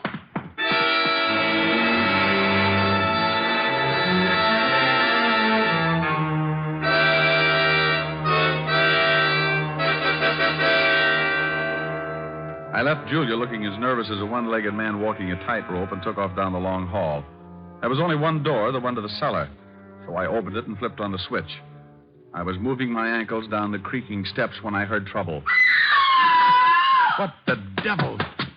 Julia! Julia! Are you hurt? What is it? Rick, over there in the closet. A dead man. Oh, no. There's no dead man in here. Not there. But I saw him, Rick. I swear there was a man in there. He was all bloody, and there was a big knife in his chest. Oh, but you must have been mistaken. About a corpse, Rick. He was there. Oh, I don't see it. Oh, wait a minute. Go on the floor, bloodstains. You see, there was a man in there. This is blood, all right. But where'd the body go? He couldn't have been moved that fast. Unless... Where's Kane? Right here, Mr. Diamond. But I did not move the dead one. No? Where were you just now when Julia screamed? Having tea with a vampire? No, I was in the kitchen, sir. Do not be mystified, Mr. Diamond. Accept the fact that you are in a house controlled by the other world. There's been a murder, Kane, and that brings it into this world. Who are you calling? A real-life cop who likes to know about dead bodies kicking around. Lieutenant Levinson, homicide. Walt, Rick. Oh, no. I know that tone. Where's the body? I wish I knew. Come on over to 209 East Temple Street. Wait. What do you mean you wish you knew? Is there a body there? Well, it's here someplace. Now, don't argue. Get over here. Wait. And hurry. Now, Kane, you can go back to the kitchen, but stay there. Don't roam around. As you wish, sir. And now, Julia, baby, we're going to do some investigating. Investigating? That's right. I got a big yen to see what's in that vault downstairs. And this time, I'm taking you with me. But, Rick, it's locked. I hope so, but I'm not making book. You mean you think it may actually have been Warner come back from the dead? And kill that man, I mean? Right now, I don't know what to think. I wouldn't be surprised to run into Dracula sitting on top of the Wolfman. Here's the basement. Hey, who turned out the light? I know I turned it on before. Yeah, that's better. Come on. Oh, Rick, it's cold down here. Oh, hurry, Rick. I'm getting scared. Yeah, I don't like the feel of it myself, but I want to check this vault. See the footprints there in the dust? I see them, but I don't believe them. Not yet. Yeah, I'll try the door of the vault. Why, it's unlocked. Yeah, and look what's inside. The coffin is empty. It's empty, all right, and it's open. Well, are you going inside? No. I think I'll stay out here. The light! Rick, who put out the lights? It wasn't Edison, baby. We got company. I told you I'd come back for you. Warner? Hey, what is this? I am dead. Oh. You know who I am, don't you, Julia? Yes. Huh? Yes, I know it's you, Warner. I'm coming for you tonight, Julia. I will appear at 9 o'clock. I'd better set my watch. Be prepared to meet me, Julia, at 9 o'clock. No, Warner, no. Take it easy, baby. Rick, you down there? Oh, hallelujah. Yeah, Walt, turn on the lights. Sure. There, they're on. Rick, what are you doing there? Oh, a blonde. I should have known. Well, do come upstairs and join me. We're coming, Walt. Now, what is this all about, Rick? In a minute, Walt. Otis, help Mrs. Bates into the living room. She's pretty shaken up. Sure, Shamus. Come on, lady. Now, what is all this about, Rick? Now, come on back downstairs with me, Walt, and get your gun out. Somewhere in this cellar is a dead man with a lousy sense of humor.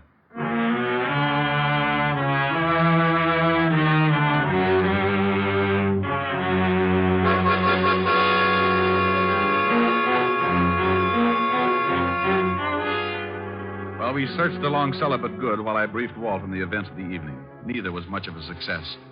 Walt didn't believe me, and our ghost remained a ghost. As we went back up into the living room, I was at a point where I didn't believe the things myself. They couldn't have happened, but they had. Hey, Otis, where did Mrs. Bates go? She went upstairs to pack, Shamus. Said she was going to leave. Leave? And give up her dough? Oh, for Pete's sake, she can't...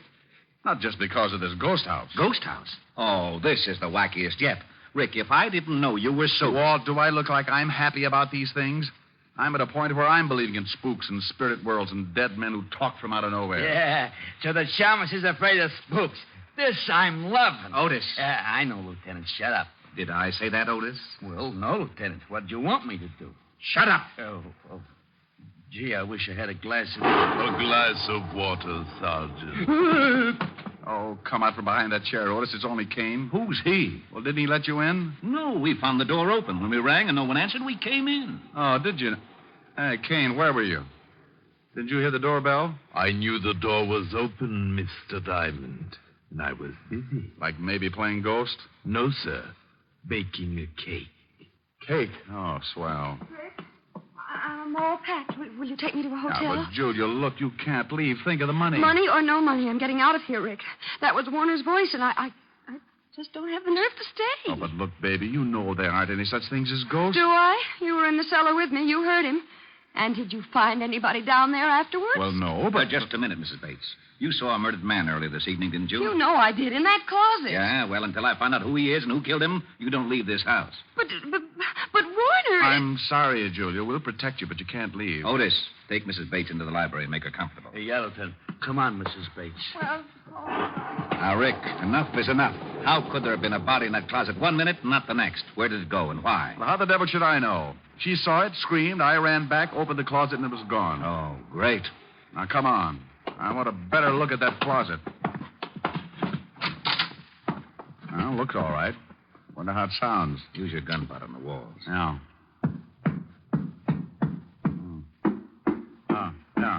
Yeah, this is it. Yeah, but where's the latch? Must be some way to open this section. Try those hooks. Yeah. No, not them. Maybe this rack. Hey, look. Secret room, just like in the movies. Oh, there he is. Yeah. We found the corpse, Walt. And how he disappeared so fast. Oh, some mess. Blood all over him. Walt, hey, this is no corpse. What?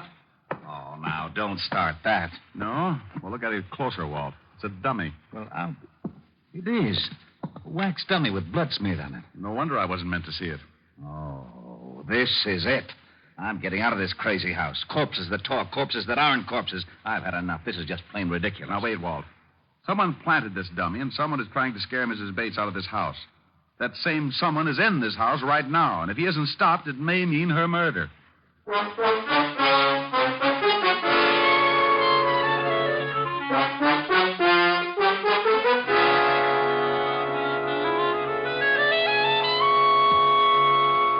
How are you feeling, Julia? I'm exhausted, Rick, but We found the body, Julia. It was a dummy. A dummy? Well, Then there wasn't any murdered man? No, this whole thing is a bluff, even that voice in the cellar. Oh, no, that couldn't be. That was Warner's voice, Rick. I know it was. And he's not in his coffin. I know, baby, and I think that's all phony, too. Now, tell me, who knew of that only key in the coffin business? Well, just myself. And Mr. Anderson. Anderson? Oh, that's right. You remember, he was Warner's lawyer. Oh, yeah.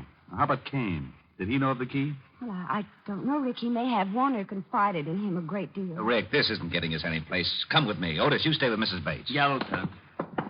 All right, Walt. What are we going to do? Grill the dummy? Go ahead. Be funny. But I want to search this whole house. Oh, Walt, this place is a nut house full of secret rooms and hocus pocus.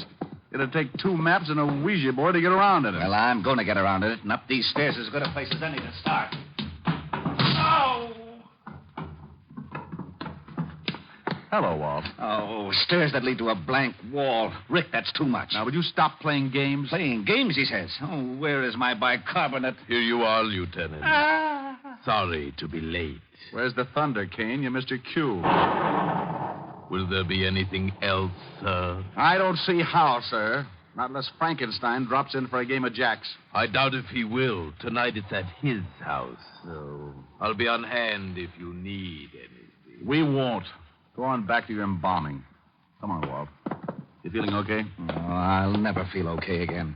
Rick, I've stood for your getting me mixed up in some crazy cases, but this night I'll never forgive. Oh, don't quit on me now, Walt. We still have to find that spook and keep Julia from being killed. How? Please, tell me how. Look, he said he was going to appear at 9 o'clock tonight to take her to the spirit world with him. Yeah, well, I'll get a squad down here to see that he doesn't. No, Walt, wait. He'll never show up if we're all hanging around, right?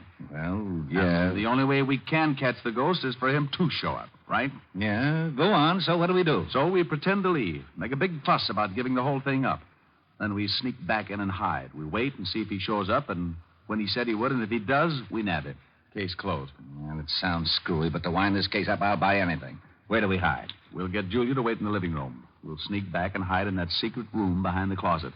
If the ghost shows, we can grab him as soon as he gives himself away. And I think he'll show.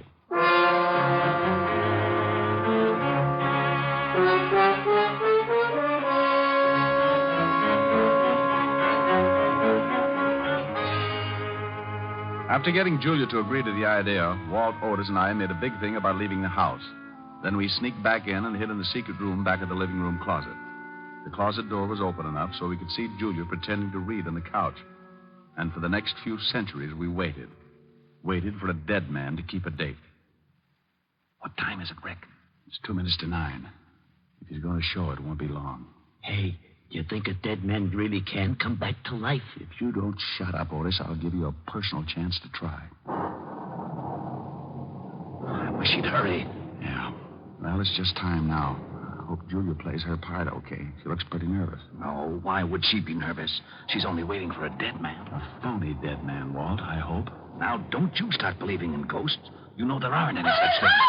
Rick, the lights went out. Shh, listen. I told you I would come for you, Julia.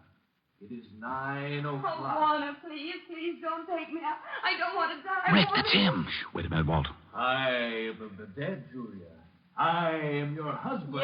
Yes, I know you, Warner. You must leave this house, Julia. No. Come on, Walt. Right. And Otis, be quiet. Oh, I will.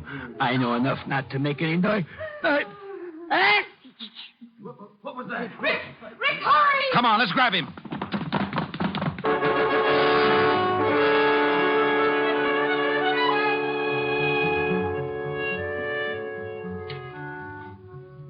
We all took off after the ghost. It led us on the screwiest chase yet, in and out of the secret passages, upstairs, and then back downstairs again. Trying to lay hands on him was like trying to swat a fly by the piece of string. He finally made a break for the outside door. Then, not to be outdone, I made like a big athlete. Hey, that was a pretty nifty tackle, Diamond. Rick, you okay? Yeah. As soon as I get this hood off, I'm going to have a few words with this spook. There. He's out cold. Otis, bring Mrs. Bates in here. Oh, okay. Come on, you. Wake up. Who is he? I don't know. Come on, wake up. Before I make a real ghost out of you. Okay, don't hit me anymore, please. Here she is, Lieutenant. Mrs. Bates, do you know who this man is? Why, it's Warner's lawyer, Mr. Anderson, the executor of the estate. Sure, baby, had to be. All right, Buster, what's the story? Oh, all right. It was the money. If I could get Julia to break the will, I had a dummy charity set up so I could get the estate. He's all yours, Walt. Wrap him up. It'll be a pleasure. Otis, put the cuffs on him. Take him out of here. Yeah, Lieutenant. Come on, Spooky. Well, that takes care of that. Hey, what about Kane? He must have known about all this. Of course I knew, Lieutenant, but I did not wish to intrude. Those who interfere with the dead pay their own penalty. Lose their haunting license? Nothing. Oh, sir, my cake is done. Would you like some? It's devil's food. No thanks. I'll skip it. With nuts? Julia, walk me to the door. Well, of course, Rick. I'll leave you with Kane, Walt. Tell him a ghost story. Feeling all right, baby? Oh, yes, much better. I'm fine now that I know there's nothing to be afraid of. Tomorrow I'll be moving into an apartment. Will you come and see me? We have things to talk over. Like what, honey? Like sharing a mood. You know. Just the two of us.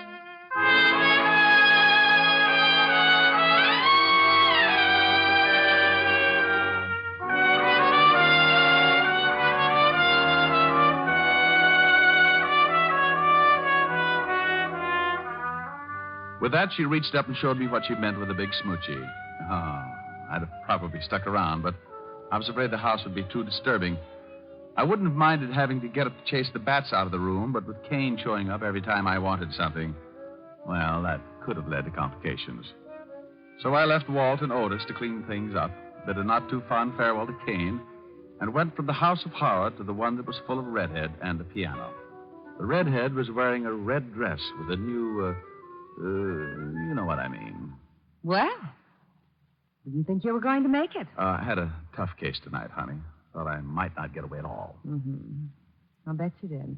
Why, Helen, baby, all of a sudden you sound suspicious. Without any effort, darling. Especially when it comes to blondes. Blondes? You mean girls? Girls. Blonde girls with hair like this on your lapel. Oh. And the lipstick on your cheek and the look in your eyes. Oh, you know how it is, honey. Brilliant detective saves client's life and fortune. She had to be grateful. Brilliant detective. Just keep on making me so jealous of you, and one of these days the world is going to lose a brilliant detective. No. Someone going to rub out Sam Spade? Oh, what's the use? Oh, now, baby, don't be mad. Come on, let's next. No. I'm upset and I'm unhappy. If I sing, will you be happy again? I don't know. Well, I'll try. I'll sing my riddled head off. I need your love so badly. I love you oh so madly. But I don't stand a ghost of a chance with you. I thought at last I'd found you, but other loves surround you, and I don't stand a ghost of a chance with you. Are you listening? If you'll surrender just for a tender kiss or two, you might discover that I'm the lover meant for you, and I'd be true. But what's the good of scheming? I know I must be dreaming, but I don't stand a ghost of a chance with you.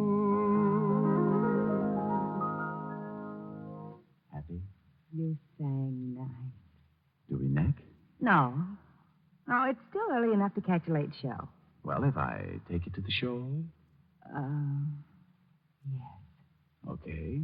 What's the show you want to see? Oh, it's a wonderful horror picture full of spooks. The ghost talked. Oh, no, no, no.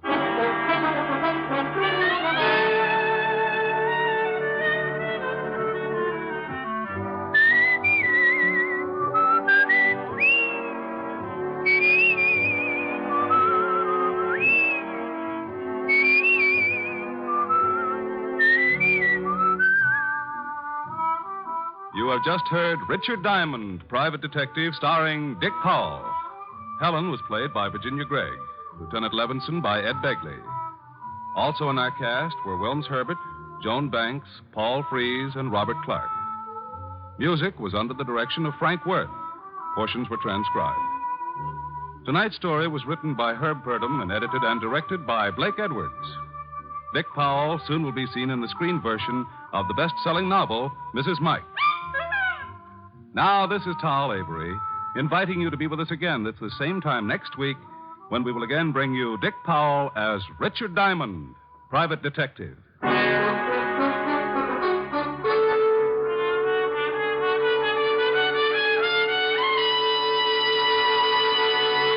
What's on NBC tomorrow? There's great comedy in store for you on the Phil Harris, Alice Faye show when Phil and Frankie go shopping for Alice's Christmas present. And there's excellent drama on Theater Guild on the Air. Tomorrow, Richard Conte, Diana Lynn, and Shirley Booth will be starred in the Pulitzer Prize-winning play Street Scene on Theater Guild on the Air.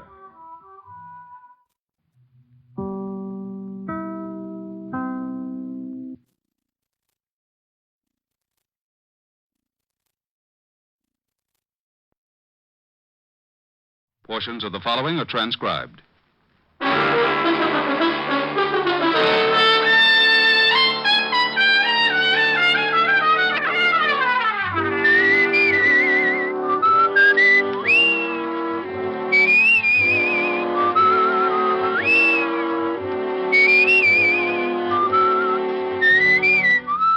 Here's Dick Powell as Richard Diamond, Private Detective.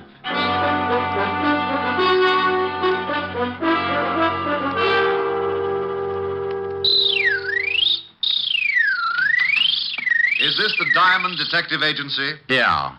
Down, up, round, and down. Mr. Diamond, I presume? Yes, and maybe no.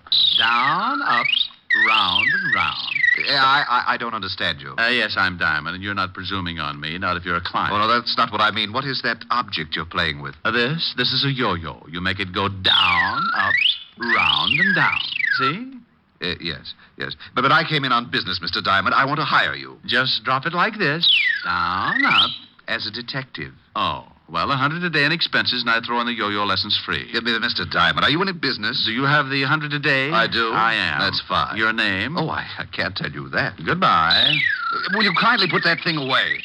I have a terrible head. Oh, I don't know. It's not so bad. Carve it yourself. Why, you insufferable... Now, wait a minute. Until we've had a formal introduction, the word insufferable is your ticket for a new set of dentures.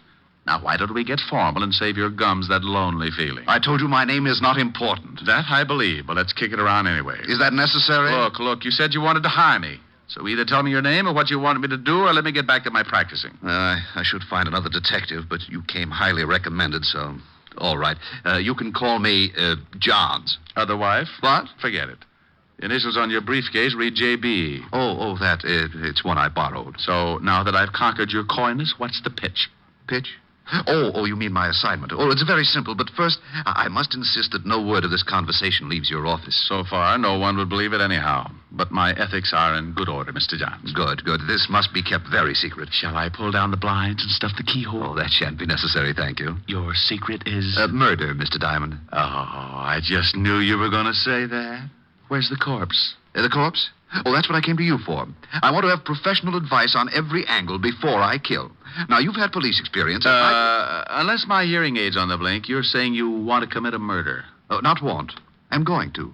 This evening. Oh. What do you want me for? The victim? Oh, I have the victim, the opportunity, method, and the man to handle the details. However, I want to be sure that I'm not tripped up by my lack of foresight to police procedures. Sure, yeah. Whom are you calling? The police, but you'll probably get sent to Bellevue. Mr. Diamond, your ethics. Ethics about concealing or helping a murder are free passage to Sing Sing. The phone. Put it down, quickly. Oh, my. Isn't that shiny? A real gun. Those things are illegal, you know. Must you shake it so much? Sorry. I'm a little nervous. Oh, swell. You're nervous. Quiet. I'm thinking. This visit has obviously been an error, but perhaps not a fatal one. Let's see. I have it. Into the closet. What? With my bicycle? It'll be too crowded. Your bicycle? Oh, my exercise bicycle. There's my rowing board and my be weight. quiet. Start walking. Oh, this is ridiculous. Now open that door. Oh, okay. Now that bicycle. It has a seat? Well, yes. Sit on it.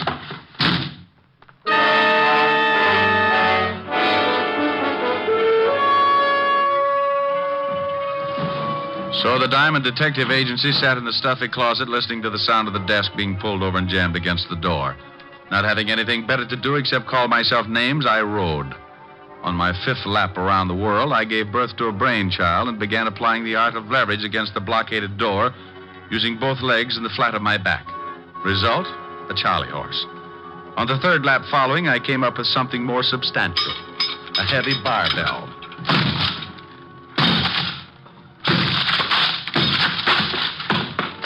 4 smashes and 3 torn ligaments later, the thin door collapsed over the desk, blocking it. I picked my way over the debris, trying to focus my eyes to the light. By instinct, more than sight, I found the phone. But as I reached to pick it up, I suddenly realized I was shaking hands with someone. Back up, Diamond. Oh, this is getting ridiculous. All my clients waving guns at me. I'm no client, Diamond. Mr. Johns wants I should keep you company for a while. Oh, well, you're a small one. This gun makes me a big one, Diamond, real big. That's why my nickname is Big Man, even though I'm only 4 feet tall. Oh, maybe I could help you. I've got a lot of exercise things. Be funny or shut up. How about a few yo-yo lessons? Say, it's very funny. Shut up. Big Man, what would happen if I took that gun away from you? You want to try? I was giving it a thought. But on second thought, no. Yeah, smart shamus. I can empty this magazine in your stomach before you make 2 steps. Rick, I didn't know you had a client. Take it easy, Diamond. I got a gun in my pocket. Helen, baby, come in. Meet Big Man McCarthy, an old pal from PS 69. Big Man, this is Miss Asher. Oh, yes, delighted, Mr. McCarthy. Hey, same here, chick. Say, pal, you got good taste. Some built. Oh, such a flatterer. Rick, what happened to your closet? The termites broke my non-aggression pact. What's on your mind, baby? Well, I came to see if you were ready for the benefit tonight. You are, aren't you? Oh, well, am I? Just watch this new yo-yo trick. They call it round the world. Oh, wonderful.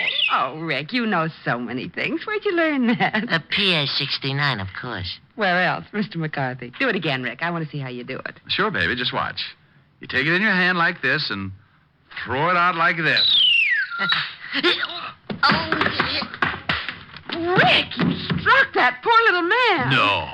Well, that poor little man had a big, nasty gun in his pocket, and it was pointed right at my breakfast. Why, that horrible... Why didn't you hit him harder? He might have hurt you. Oh, darling, are you sure you're all right? I'm sure, baby. Will you send for the police? He should be behind... Now, look, Helen, this is my department. You go along with your errands. Rick, he's dangerous. Helen, will you go away? I have a few questions I want to ask this little hood, and you'll be of no help, believe me. Well, all right, but you be careful. Oh, and about tonight. It's not at my apartment, but the Parker's penthouse up above in the same building. Now, come early and help Francis and me get things ready. Oh, stop pushing. I'll see you tonight, baby. Oh, Rick, are you sure I can't stay? Go, scat. Now, for you, Mr. Big Man. Come here. Wake up. Wake up. The mule train went that way. Come on, come out of it. That's you, huh? Yeah, me. Now, what's the real name of your boss? Who's he going to kill? You can stop the questions, Diamond. I'm not going to talk. You want me to wring it out of you like a wet wash? Who is Mr. Johns? You know, there's a big advantage in being Little Diamond. Yeah, you can hide under smaller rocks. Who's your boss? There's another advantage, too. A man my size can be awfully hard to catch. What? Hey, come back here.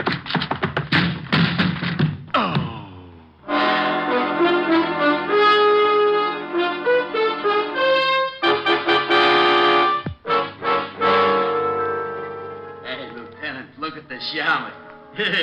He never looked so good. Shut up, Otis. He's really been worked over. Wonder what gang did this to him. Rick, snap out of it. Oh. Rick, what happened? Oh, it just came through the door. Oh. What?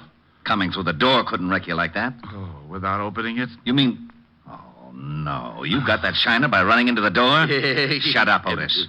Okay, Rick, where's the body? Beside you. Now, That's Otis. I mean, where's the corpse? The corpse isn't a corpse yet. Otis, get my bicarbonate. Hey, Lieutenant. Go on, Rick. The corpse isn't a corpse. Tell me, what is it? A ghost? Exactly. Otis? Hey, Lieutenant. Now, Rick, do me a favor. Please tell me what you're talking about. Oh, you aren't trying, Walt. All I said was that the corpse isn't a corpse yet and that it's a ghost, because I don't know who's going to be the corpse. Rick, before I go stark raving mad, will you tell me what you're talking about? Well, a man came into my office this morning, said he was going to commit a murder. Threw a gun on me when I started to call you. Locked me in a closet. I broke out only to find he left this little man, Big Man, the midget who just ran out of here. Stop, please. So Helen came in. I turned the tables on Big Man. She left. I asked questions, drew a blank. Big Man started to run. Why didn't you nab him? He ran through the door. I ran into it. You're up to date. I'm up to date. Get him. I'm up to my ears in confusion. So we've got a man who's going to murder someone. All right, what's his name? He said Johns, but it's a phony. Initials on his briefcase read J.B. Say, Shamash, what do you look like? Otis, do you have a son? Oh, you know I don't. Well, that's what he looked like. Rick, are you sure this J.B. is planning to kill someone tonight? Well, if he isn't, he sure took a lot of pains for nothing. Let's get down to headquarters. I want to check the files. Okay, but we don't keep files on ghosts. Oh, by the way, why did you come up here? Helen called. Said you were holding a pigeon for us. Oh, lovely girl. I'll say. Can I have a dance with her at the benefit tonight? No, Otis. I think I better fix you up with Francis. Swell. Otis, you gravelhead. Francis is a butler. Oh, it's all right, Lieutenant. I like them foreign dames.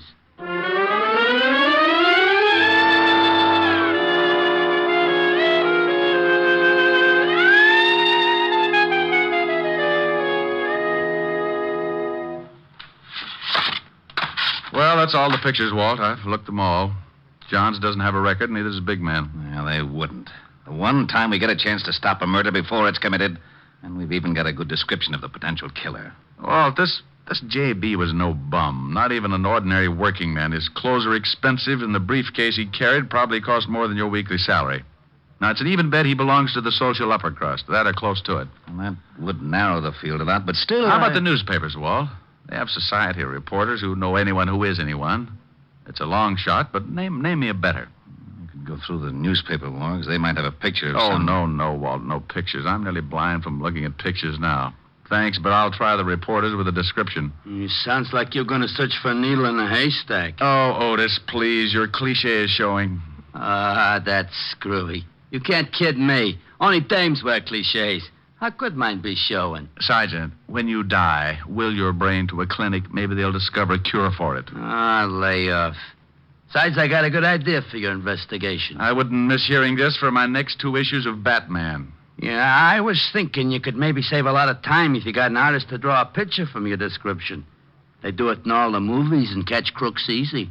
Otis, how would you like a transfer to Walt, Staten? Wait a minute. He may have an idea. I know where there's an artist who could sketch J.B. from a description. It's crazy, but you may as well try it, Rick. Otis, you can drive him there. Lieutenant. Tell him yes, Walt. I can't stand to see him cry.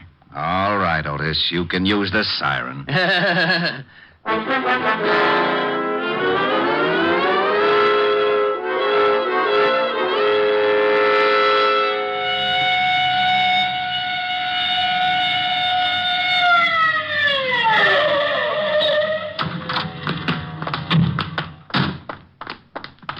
Come on, Otis. It's right at the head of the stairs. Who is this guy? Name's Vladimir, and be careful. He's temperamental. Oh, that's okay. I've been vaccinated. What? Open up, Vladimir. Wrong address. Go away. My name Patrick O'Brien. It's Diamond, not the landlord. Comrade, come in. Stallion. No, Vladimir, that's Sergeant Otis. Oh, what a startle he gave me. Vladimir, can you sketch a man's face from a description? Can I sketch a man's face from a description? Can I sketch? Did I not once sketch the whole Russian army? And with one pencil? Okay, Vladimir, but can you do it? Comrade, you doubt it? I am the greatest artist that's impossible. I can draw... Comrade, you are paying cash money. Cash money? Oh, for that I can draw you Siberia and never miss a salt mine. I'm such a genius, I can't stand myself. Now, the man, Vladimir, can you sketch the man's face? I think so. Okay, but make it fast. I'll give you the general idea and correct you as you go. Corrections you can make. One criticism, I go back to my shave cream signs. Come with me to my hizzle.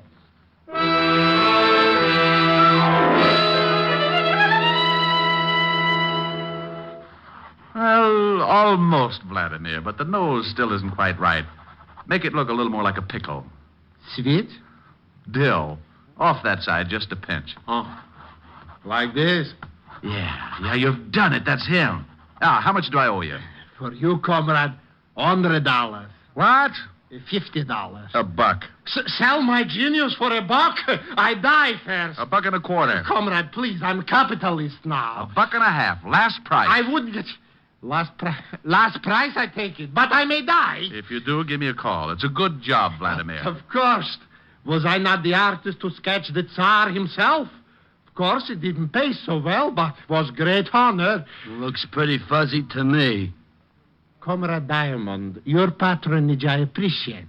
But if you must bring along this peasant, don't. Even his face makes me sick with the repulse. Otis, come on. You'll have to pardon him, Vladimir. Whenever his shoelaces come untied, his brains slip out. See you later. Ochichornia, comrade.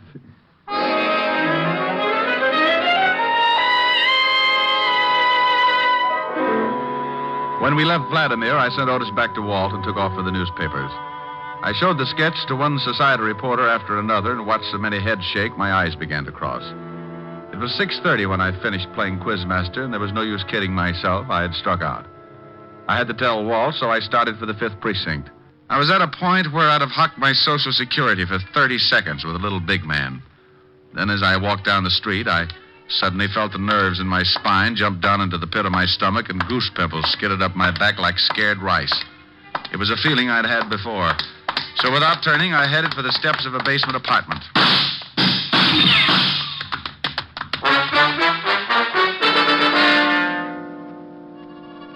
Well, I got my meeting with Big Man all right. It came within inches of being a vamp into a Gabriel solo. Big Man apparently thought his shots hit pay dirt. But when I peeked over the top of the stairs, he was in his car and going. I took in the torn knees of my pants, sent a few messages to the spirit world that would have barred me from any seance, and hauled what was left of the Diamond Detective Agency to see Walt Levinson. Well, you can have it, Walt. This is getting ridiculous. Beating my brains out, getting shot at, and for what? Shot at? That's right. I said shot at. You can have the whole stupid mess. I like to get fees for playing post office with slugs. And if a guy gets killed, call me. I'll help with the embalming. But nothing. It's 7 o'clock, and I'm not sticking around to split a 3-way crying job over a killing that may already have happened. I'm going to Helen's and get a drink. Oh, all right. Go ahead, Rick. There's nothing more you can do anyhow. I'll see you later. Right. And you stop looking like a panda with a bellyache, Otis. No, what did I do? Oh, shut up. Hey, where you going? I'm going out and punch the first little guy I can find right in the nose, just on general principles. I left the precinct and headed for Helen's party. I remembered that the benefit was being held in the penthouse and went on up.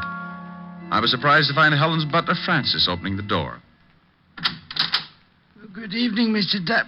Oh, my, did you have an accident? This day has been an accident, Francis, but if you mean my clothes, I was playing spin the bottle with a bulldozer. You do look a little battered, if I may say so, sir. You ought to see the bulldozer. What are you doing opening the door up here? Oh, the Parker's butler was taken ill, sir. As I was helping Miss Asher with the decorations anyway, I remained to take his place for this evening. Is she here? Yes, she's in the living room, sir. Thanks. I'll go on in. Rick, over here. Hello, baby. What? Hit you a bus? Just the door and the sidewalk. The bus I get later. Oh, Rick. And just look at your suit. It's ruined. Now, what's with the concern over my suit? You lobbying for my tailor? I wanted you to look your very best tonight. Here, let me see those knees. Come on, sit over here. That's it. Now. Oh, well, they're not as bad as I thought. Oh, cheer up. Maybe they'll get infected. That'll help. Who did this to you, Rick? Our sweet little friend of this morning, Big Man, or I should say his boss, J.B. He's the one who sent Big Man after me. J.B.? A specter. Sent to haunt me for my past sins. He hired the little killer you saw me sock with my yo-yo. Your yo? Oh, you haven't lost your yo-yo, have Oh, you? Helen, baby, your Ricky's nearly been killed. Must you worry about my yo-yo? I'm sorry, but it is all right. In my pocket, here. See? Good as new. Oh, that's fine. Now, what about this J.B. person? Why did he send Big Man to kill you, Rick? Because I know he's going to commit a murder tonight. Maybe doing it right now. Wait a minute. You said Big Man. Did you let him go this morning? Yeah, I let him go. And I've worn my feet off up to my eyebrows trying to find out who his boss is and who's on the spot to get knocked off. Oh, poor Ricky. I wish I could help you. It's not me that needs help now.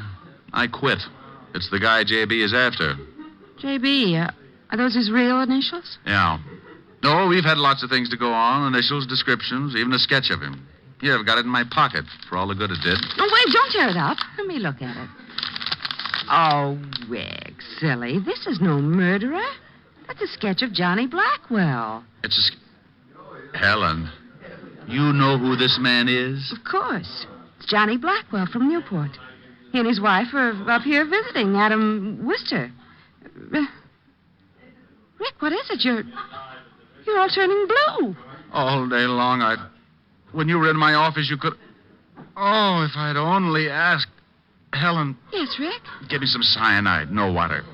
Oh, but you must be mistaken about the sketch. Johnny Blackwell can't be a murderer. Well, I'm getting out of here. Where can I find him? If you'll just sit still, he'll come to you. Adam Wister's bringing him and his wife to the benefit tonight.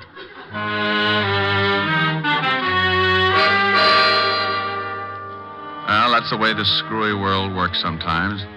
1 minute you're on your uppers. With a stick of bologna, you're trying to hold off 3 guys with swords. Then Kismet makes a switch and tags your side for a gain and you're living.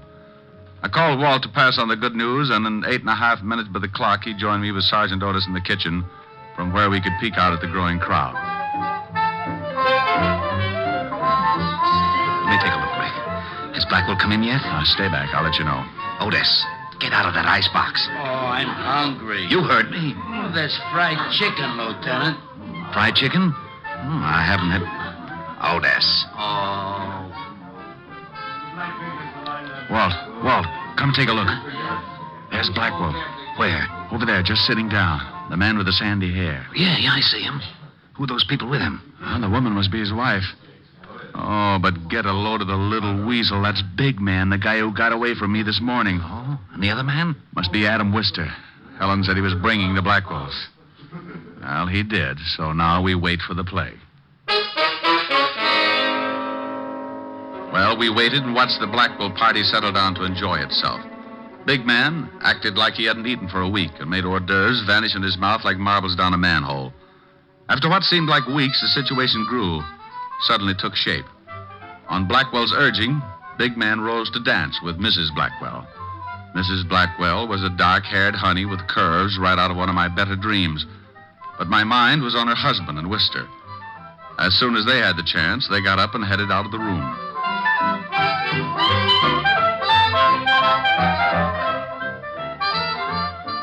Watch them, Rick.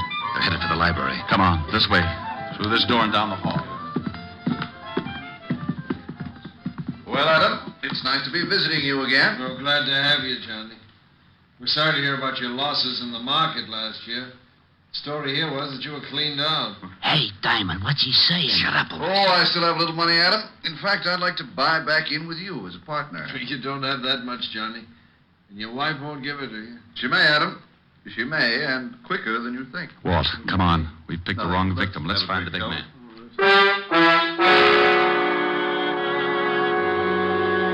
Hey, it's nice on the terrace, Mrs. Blackwell. Yeah, real nice out here. I don't like it. It's chilly. Oh, it'll warm up, Mrs. Blackwell. No, I'm going back in. Better not. I don't like the way you're acting, big man. Get out of my way. Get back and shut up. How dare you talk to me like that, you little... Now I'm big, Mrs. Blackwell, real big. A gun? What in the world? I'm gonna kill you. Kill me? Yeah. Only it'll look like an accident. Why, this is ridiculous. What kind of a joke is this? It's no joke, Mrs. Blackwell. Your husband don't think it's no joke. He wanted me to tell you he was real sorry. Now I'm gonna kill you. You mean it? You really mean it? Yeah, sure, Mrs. Blackwell. Mr. Blackwell needs your dough bad. Back up. He can have it, all of it. Only don't kill me. Don't. Sorry, Mrs. Blackwell, too late. Now start back. Please, please. Over to that wall. You're going to play Humpty Dumpty. Oh. That's right. Now get up on the wall. No. I'm a guy who's willing to help you. Me too. Diamond, why you... Catch the girl, Walt. Big man's mine. He was going to kill me. All right, Mrs. Blackwell. Take her inside, Otis. Rick, you okay? Yeah, getting my hands on this little rat was better than a year's vacation. Well, we sure heard enough to give both him and Blackwell a long vacation on the state. Keep him on ice. I'll collect the other one. I'll be delighted. Oh, my jaw. Oh, waking up? What a shame.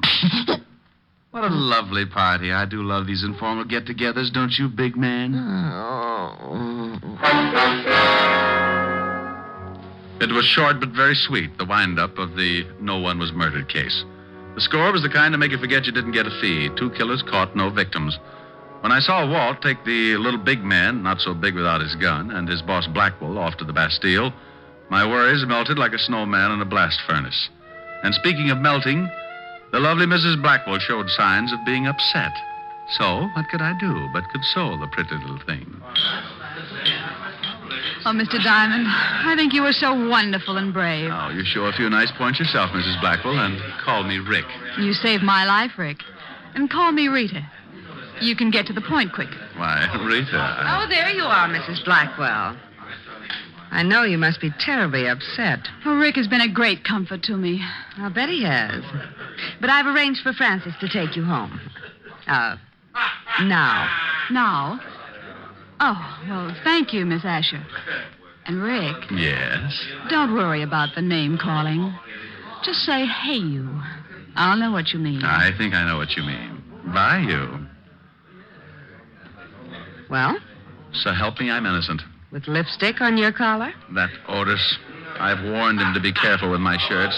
Mm-hmm. Mm-hmm. Well, time for my yo-yo act? Your act. Oh, Rick, about that... No, now, look, I've worked my finger to the bone practicing. Don't tell me.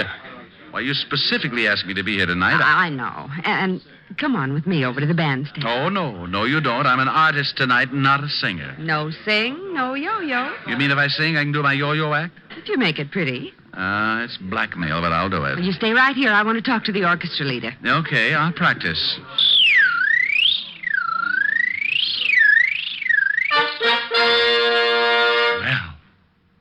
Ladies and gentlemen, I give you Richard Diamond, his piano, and his yo-yo. Sing good, Rick. Like a robin with a sponsor. Are the stars out tonight? I don't know if it's cloudy or bright, 'cause I only have eyes for you, dear.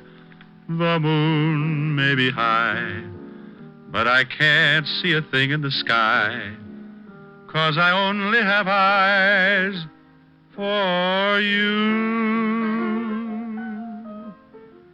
I don't know if we're in a garden or on a crowded avenue. You are here, so am I.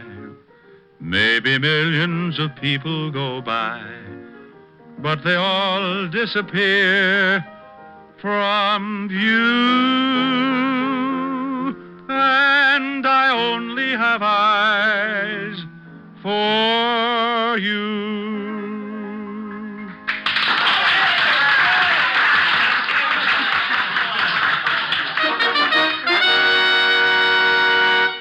And now Mr. Diamond will present an exhibition of dexterity. Now? Now.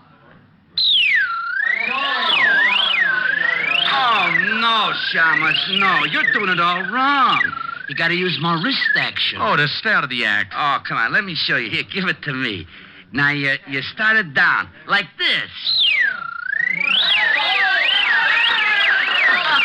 Ellen. Yes, Rick, he's better.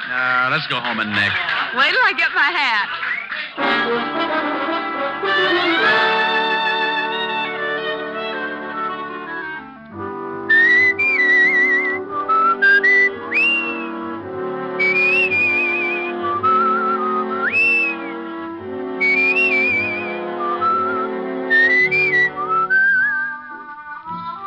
have just heard Richard Diamond, Private Detective, starring Dick Powell.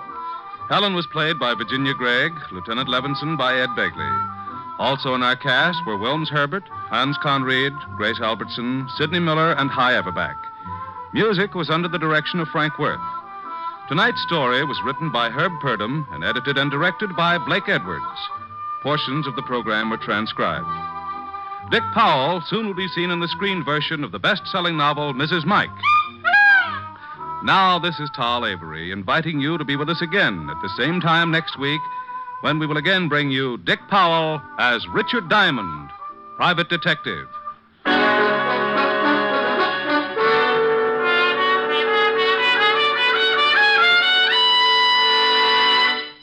Saturday night is packed with entertainment when you stay tuned for NBC's star lineup of shows. There's always a program of interest on NBC. Now stay tuned for Edward G. Robinson and the Hollywood Star Theater on NBC.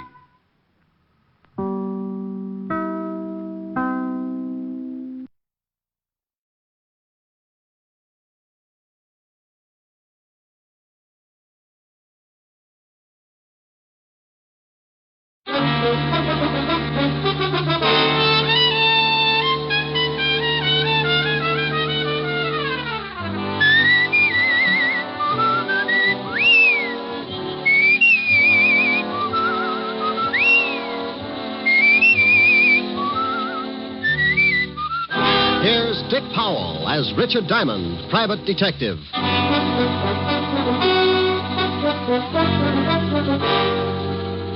Hello there, this is Diamond. Well, it's Christmas Eve.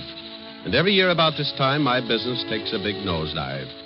People usually pack up their troubles and start unpacking colored lights and Christmas tree ornaments. So tonight, instead of telling you about one of my hair-raising exploits, we're going to tell you a Christmas story. So with apologies to Mr. Charles Dickens, we'd like to bring you an adaptation of one of his most famous stories, A Christmas Carol. Now, I'd better explain something first. This version isn't exactly the way you've heard it many times before. Because of the particular type of characters I usually get mixed up with, this story is written to fit their talents and characteristics. Different from the Dickens original, certainly, but we feel that this story could easily happen today, anywhere. Like maybe right here in New York on a little side street just off the Bowery. So now I'd like to introduce our characters. Mr. Ebenezer Scrooge will be played by my good friend and guiding hand of the 5th Precinct Homicide Division, Lieutenant Walter Levinson. Walter? Otis. The character of Jacob Marley will be played by one of my dearest friends and constant companions. Otis, that's you. Huh? Oh, Sergeant Otis Loveloon. Loveloon. Walt. Oh, sorry, Helen.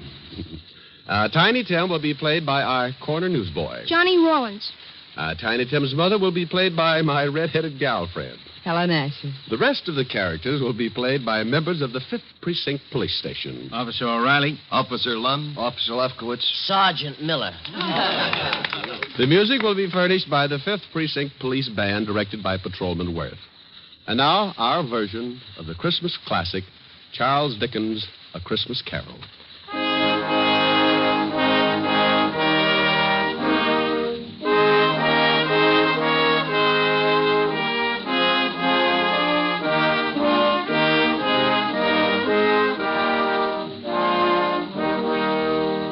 Once upon a time, there was a nasty old guy named Ebenezer Scrooge.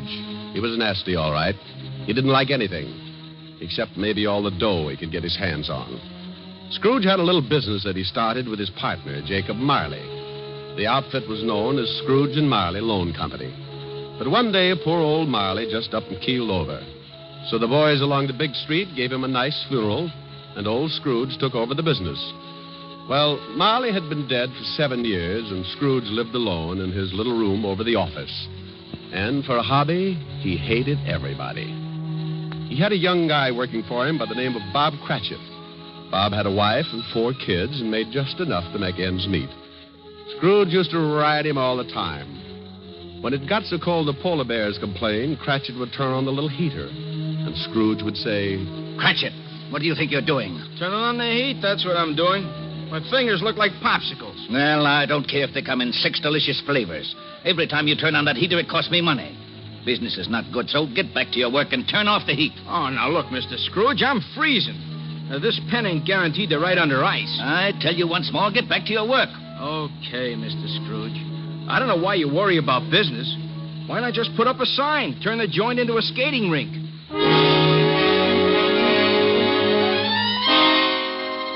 Oh, this was no time for any decent guy to act like that. It was Christmas Eve.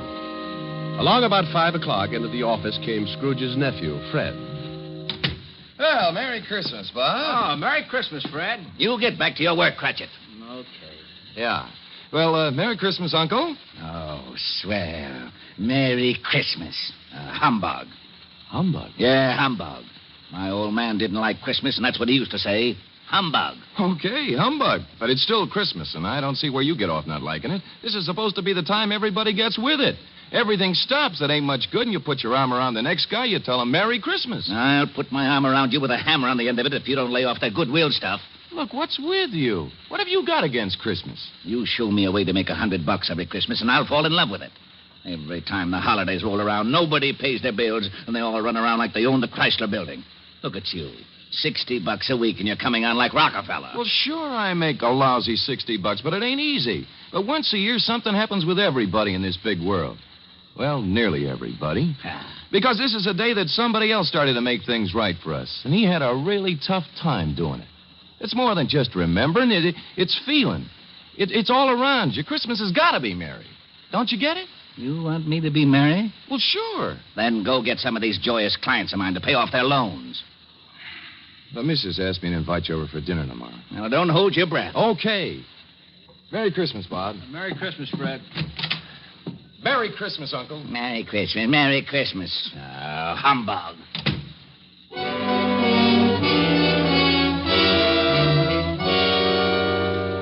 Late that evening, Scrooge went upstairs to his room, the room where Jacob Marley used to stay. It was dark in the little hall, and when Scrooge reached for the door, he looked up at the big brass knocker and saw... Holy cow. I could have sworn that was old Jake's face in the knocker. I must be working too hard. So in he went. A little shaky after seeing Jake Marley's face, but he just passed it off his nerves. He closed the door and locked it, then went over and sat down in front of the fireplace. He got a fire going and started to relax. But every tile around the fireplace started looking like Jake Marley's face. Oh, now, come on, Abe, old boy. You got to get hold of yourself. This is ridiculous, and I haven't touched a drop in weeks. He got up and walked around the room a few times, then went back and sat down again. He stretched, rested his head on the back of the chair. From somewhere, a bell started chiming, and Scrooge sat straight up in his chair. He heard something else, too. Something from downstairs. What the? Oh, now, what is that? What's going on? Who's that? Come on, who's out there? Then all of a sudden, it came right through the wall. Marley! Jake Marley. Oh, no. I got to stop eating lobster. Oh, it couldn't be. Hey, what's with you? Who are you? Jake Marley. Who else?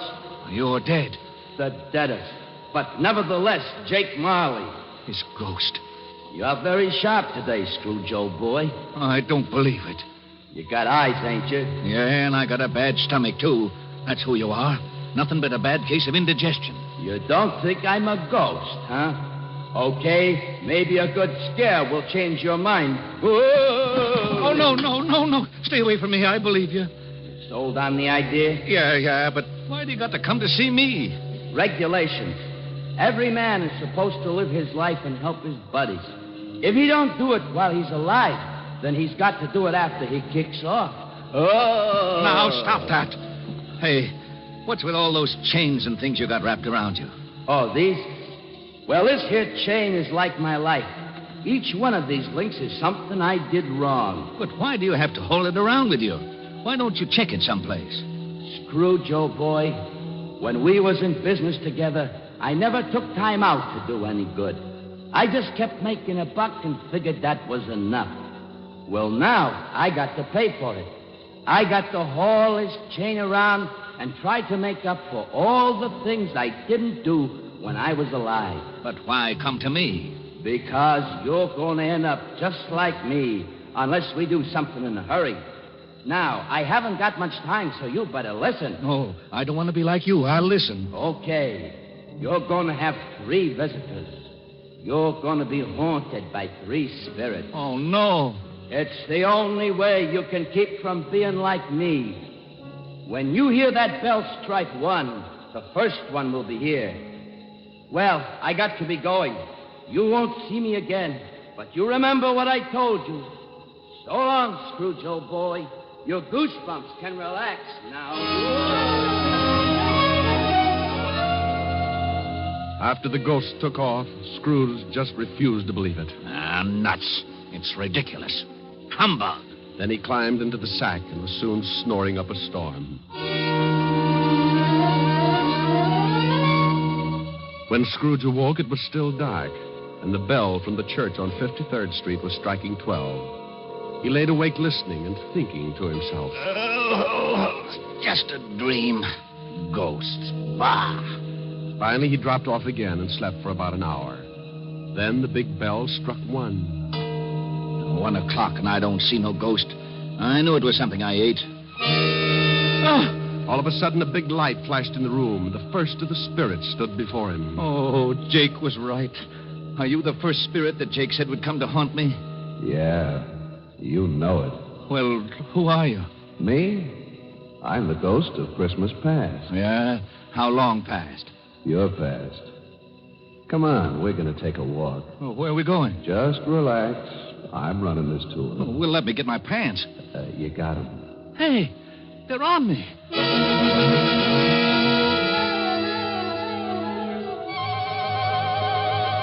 With that, the ghost of Christmas past grabbed Scrooge by the hand, and they both flew out of the window. Scrooge nearly lost his upper plate. But before he could yell for help, he was standing in front of a dirty, ramshackle old tenement building. You know where you are? Sure, I know where I am. This is where I was brought up. Even the garbage cans are the same. You had a pretty tough time when you were a kid, didn't you? The toughest. I wasn't very big, and the rest of the kids in the neighborhood were. I had more black eyes than a crow. You want to go in? What for? To see your folks. My folks died a long time ago. They're in there now. Come on. Well, the ghost took old Scrooge into the building and showed him a Christmas years past when he was a child with his family. Sure, it was tough living in 2 little rooms like that, but Scrooge remembered how wonderful it really was. What's the matter, Scrooge? Huh? Oh, got something in my eye. You were pretty lonely when your folks, when they... Yeah. You know, there was a young kid that came around earlier this evening and sang some carols. I wish... Yeah, what do you wish? Oh, nothing. Come on. I want to show you another Christmas. The spirit showed him another Christmas and still another. And you know, no matter how tough Scrooge remembered his childhood had been, it always seemed that Christmas was wonderful. Then the spirit took him to a building down by the river where Scrooge got his first job. They went inside, and seated behind a desk, Scrooge spotted... Fezziwig. Well, I'll be darned. It's old Fezziwig alive again. And there's Dick Wilkins. He was a good boy. We got along great. He liked me. Okay, everybody, it's Christmas Eve. You can knock off and have yourself a good time. You better lock up, Dick. Sure, right away, Mr. Fezziwig. And don't look so unhappy, Ebenezer. It's Christmas. Come on home with me and tear into a big turkey. All locked up, Dick? Yes, sir. Ready, Ebenezer? Yes, sir. Okay, let's go and have Merry Christmas, you two. Yeah. Merry Christmas, Mr. Fezziwig. Mr. Fezziwig. Merry Christmas.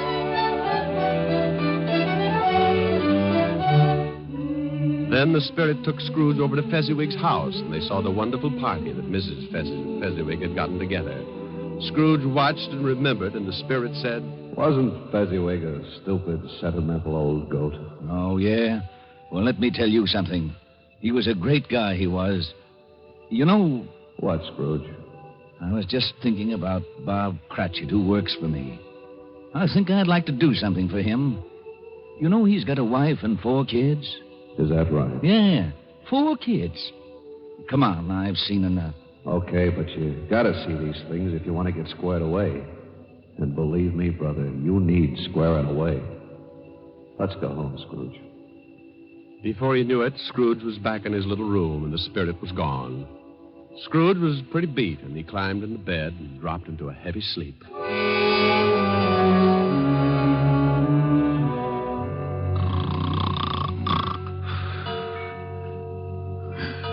Huh? What's that? It's 2:00. Hey, that light in the other room. I got burglars. Hey, Scrooge. Scrooge, come on in. Who's that? What are you doing in the other room? Come on in. Take a look. It's pretty nifty. Hey, what is this? What have you done to the room? It looks like Macy's window. Where'd you get all the holly and the mistletoe? And how'd you get it in here? You like it? Oh, for Pete's sake, a Christmas tree. Who are you? The ghost of Christmas present. Now, don't tell me you don't like the way I fix things up. I work pretty hard. Oh, the second ghost. Okay, take me wherever you want to go, but believe me, the next time I try the train. Come on, let's go.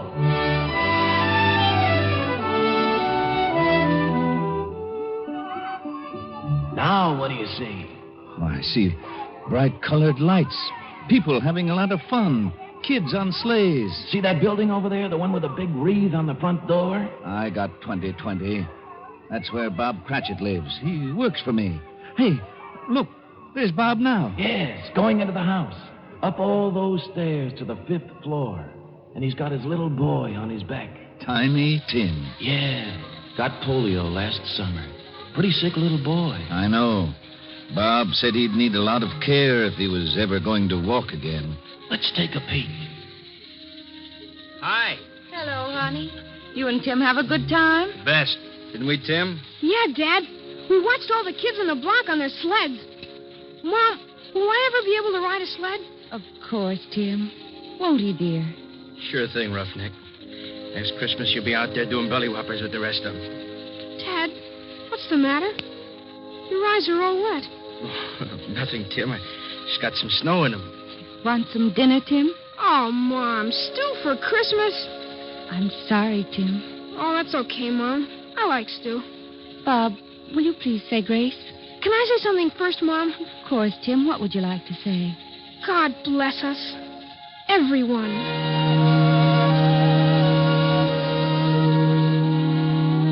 What's the matter, Scrooge, old boy? Got some snow in your eyes, too? Tell me something. Sure, if I can. What about Tiny Tim? Oh, can't say for sure. But if his old man makes enough money next year to get the right doctors, little Tim will get along just fine. But times are tough, aren't they, Scrooge? Yeah. Now the spirit of Christmas present took Scrooge to many places and showed him a lot of happiness and a lot of misery. And finally, back to his little room, and the spirit was gone. Oh, I don't know whether I can take much more of this.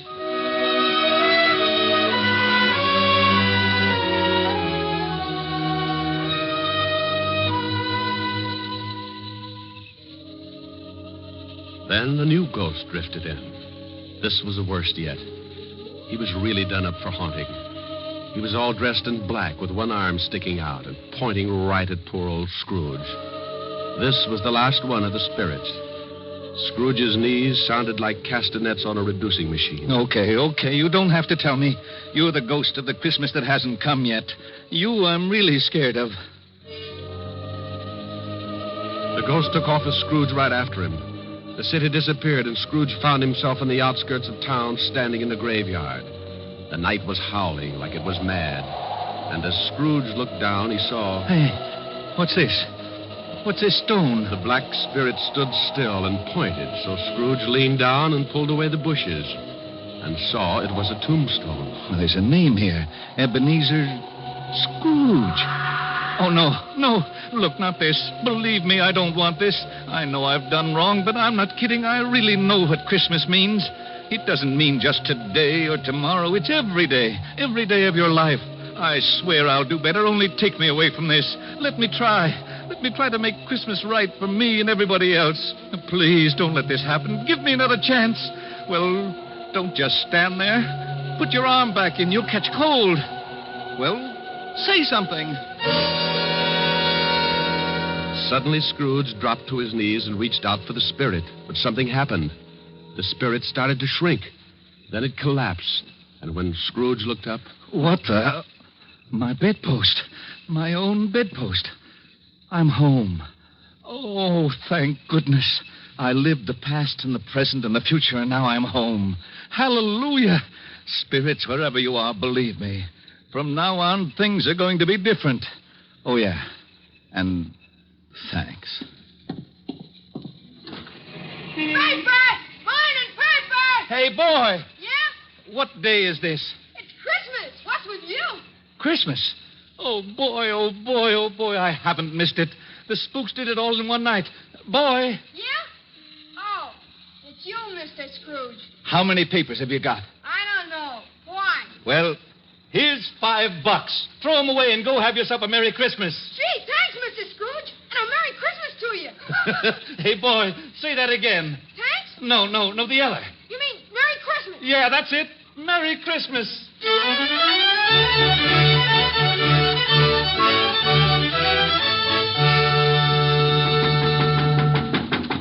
Okay, I'm coming. What's the matter with you? Can't you see the store's closed? Look, mister, this is... Ebenezer Scrooge. Merry Christmas, Barney. Huh? Hey, you been drinking? Not a drop. Well, what's the matter with you? Ain't you going to wish me a Merry Christmas? Wish? Sure. Come on in. Wife's upstairs with her mother, but I got a bottle in the back. I think maybe you better have something strong. Look, your grocery store's closed, but you could still sell me a turkey, couldn't you? Well, I don't know. Oh, you got a couple? They'll just go to waste. What do you want a turkey for? You've been eating at the automat every Christmas for the last 7 years. Oh, it's not for me. But nevertheless, I have been invited to my nephew Fred's house for a Christmas dinner. Well, then who's the bird for? Bob Cratchit. You know, the young guy that works for me. Oh, yeah. How much you going to charge him? Here's $20. That ought to be enough for the bird. No. It ain't worth that much. You sure you ain't been into something? Well, if it's too much, give the rest to your kid and have him deliver the turkey to Cratchit's house. Huh? Here's the address, and don't tell Cratchit who sent the thing, okay? Okay. Merry Christmas, Barney. Yeah. Merry Christmas.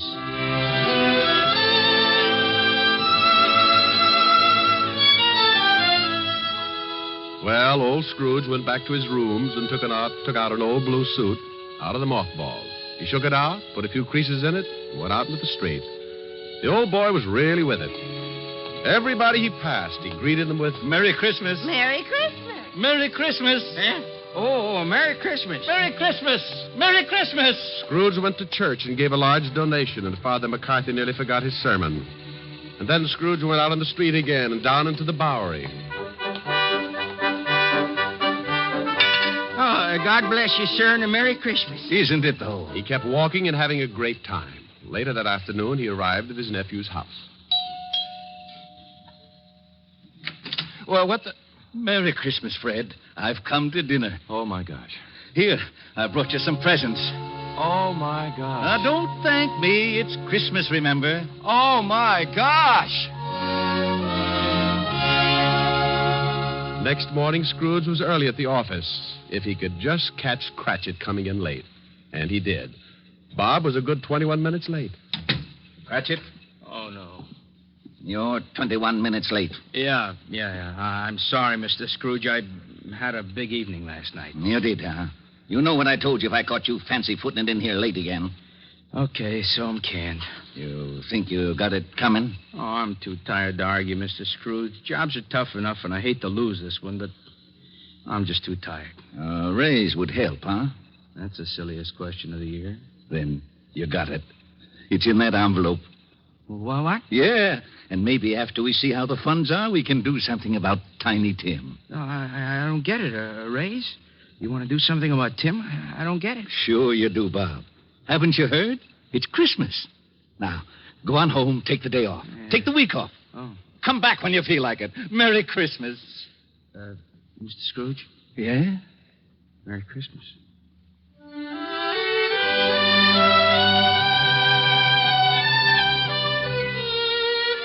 And Scrooge really did it. He was as good as his word, better even. He made it the merriest Christmas ever. And later, things got better, and he took care of Tiny Tim. And sure enough, Tim was out on his sled the next Christmas doing belly whoppers with the best of them.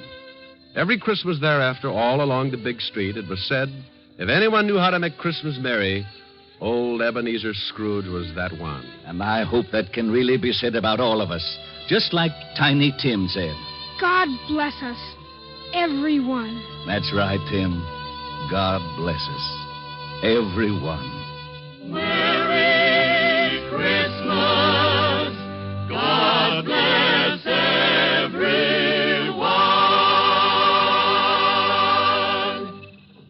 Oh, Rick, Yes, Helen? that was wonderful.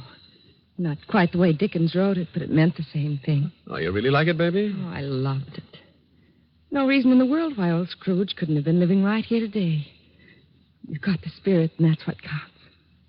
How did you like it, Walt? Rick, I gotta hand it to you. It was really great. Lieutenant. Yeah, what is it, Otis? How'd I do in the play? You were magnificent, Sergeant.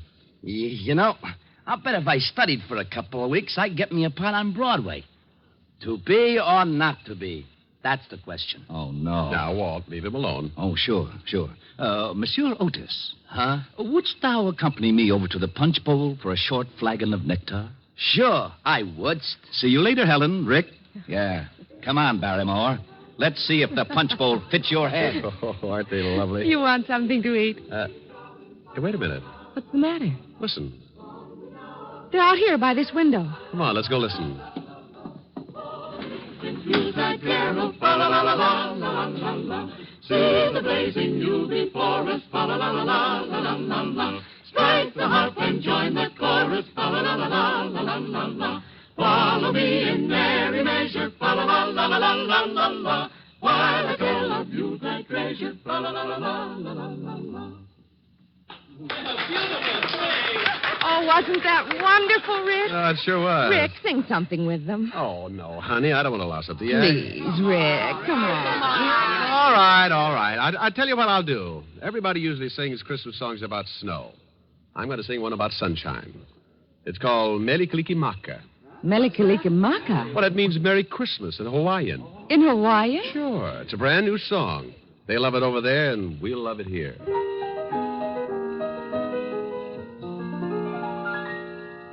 Melikalikimaka is the thing to say, and haole maka hee-ho. That's our Christmas greeting in Hawaii, and a happy new year, too. With the hope that Christmas may be green and bright, the sun to shine by day and all the stars that night. Melikalikimaka is Hawaii's way to say Merry Christmas to you. With the hope that Christmas may be green and bright, the sun to shine by day, and all the stars that night. Melikalikimaka is Hawaii's way to say Merry Christmas to you.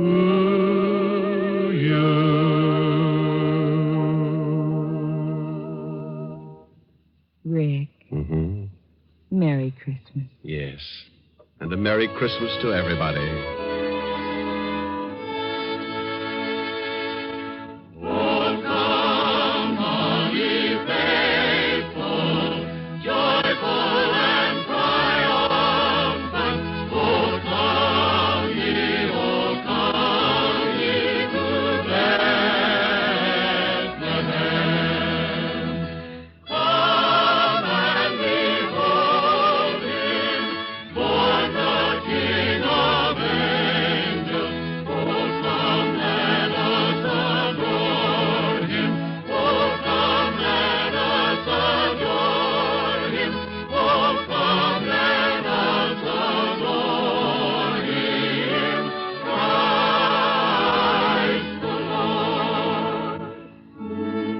Born in Wilkes-Barre, Pennsylvania, radio station WBRE today is celebrating its silver anniversary of serving the people of the coal country with better programming. From all of us in Hollywood, congratulations to NBC affiliate WBRE on 25 years of broadcasting and best wishes for another 25. Dick Powell, as Richard Diamond, private detective, will return to the air at a new day and time, Sunday, January 15th. Till then, this is Eddie King relaying our best wishes for the holiday season. Now hear Home for Christmas and Hopalong Cassidy on NBC.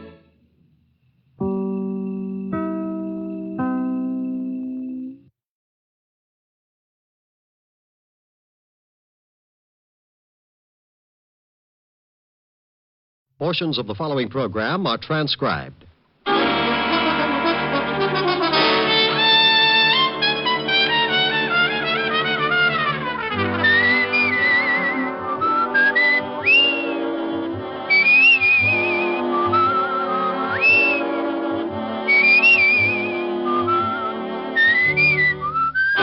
Here's Dick Powell as Richard Diamond, private detective.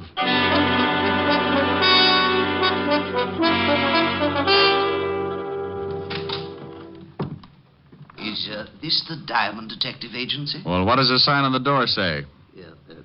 Diamond Detective Agency. And take a guess. Are you Mr. Richard Diamond? It depends. How much does he owe you? Nothing. You just want to speak to him? I do. You come as a client? Yes, I do. You have $100 a day in expenses? Yeah, I do. Then I now pronounce us man and client. Your name, please? My name's Thomas Jason. The stockbroker? You better pay cash. Oh, I'm retired now, Mr. Diamond. And to end this nonsense, here's your $100. Oh, thank you. Now, what's your trouble? It's Carol, my adopted daughter. We adopted her when she was 12, but my wife died shortly after. Frankly, Carol has been trouble ever since. And now? Now, I'm afraid it is no longer a matter of delinquency. Well, there have been several incidents that make me suspect that she's trying to do away with me. Oh, sweet girl. What's her reason? My money.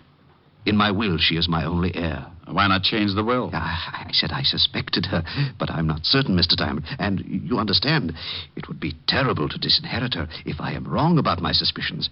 I simply must be sure before I change my will. She have any idea of your suspicion? Yes. This morning I did speak to her. They mentioned the possibility of cutting her from my will. She flew into a rage, made several terrible threats. Oh, what do you want me to do? Well, sir, I want you to... Oh, excuse me. Diamond Detective Agency, we have the only corpse with the lie-down design. Oh, Rick. Why don't you answer the phone right? Okay, Helen, baby. Diamond Detective Agency, Mr. Richard Diamond speaking. What? See, it throws you. Mr. Diamond. Honey, I'll see you tonight. I got a client. She? He. Good. Bye. You were saying, Mr. Jason, before I was so nicely interrupted. Yes, I want you to either prove my fears to be true or groundless. If I am right, I will change my will, of course. Where do I start? Come to my house at 3 this afternoon. Here's the address. I'll introduce you to my stepdaughter, Carol, as a business acquaintance. After you've met and talked with her, I'll give you what details I have about her threats and actions. Okay, Mr. Jason, I'll be at your place at 3 this afternoon. Good day, Mr. Diamond.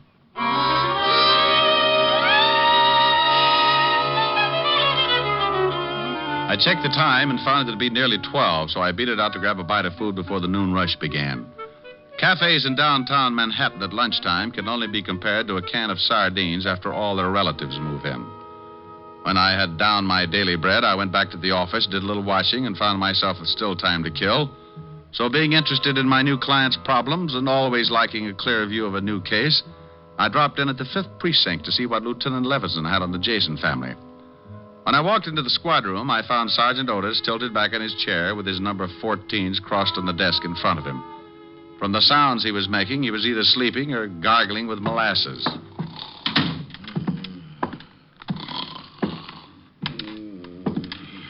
Sergeant Otis. Oh, boy. Sergeant Otis. Calm down. Otis, wake up. What? It's you, Shallons. Patrol Leader Diamond with his stout-hearted brownies who were shocked by your dreams. Shame on you. Hey, how'd you know I was dreaming about a dame? I peeked. You know, I think I'll tell the lieutenant that you were sleeping on the job. Well, no, please don't do that, Shamus. You'll start me pounding the beat again. Please don't tell him. Well, maybe I'll let you off the hook, but only if you tell Walt we're pals. That might stop him from giving me the devil about ribbing you. Pals? You mean friends? Buddies. Oh, no, I couldn't stand it.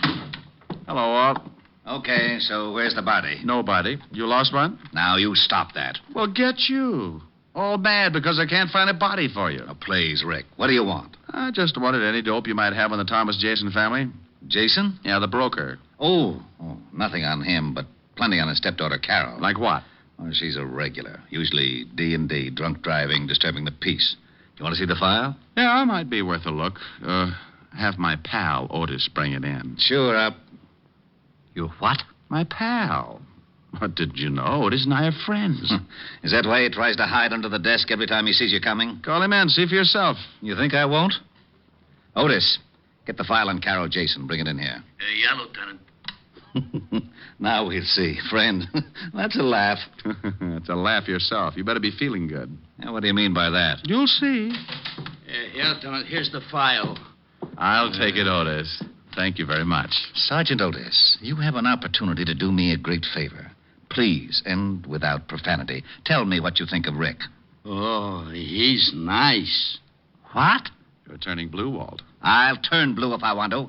What did you do to Otis? Dope him? You heard him. He thinks I'm nice. We're pals, buddies. I heard him all right, but I wouldn't believe it on a stack of police manuals. Otis, I'll give you one chance. What's this all about? The shamus told you, Lieutenant. I think he's a swell egg. A great guy. Thank you, Otis, my friend. Always kidding, but a good pal. Otis, do your feet ache? My feet? Why, no, Lieutenant. Well, they will. I'm sending you to a beat. A beat? Yes, in Yonkers. Oh, no!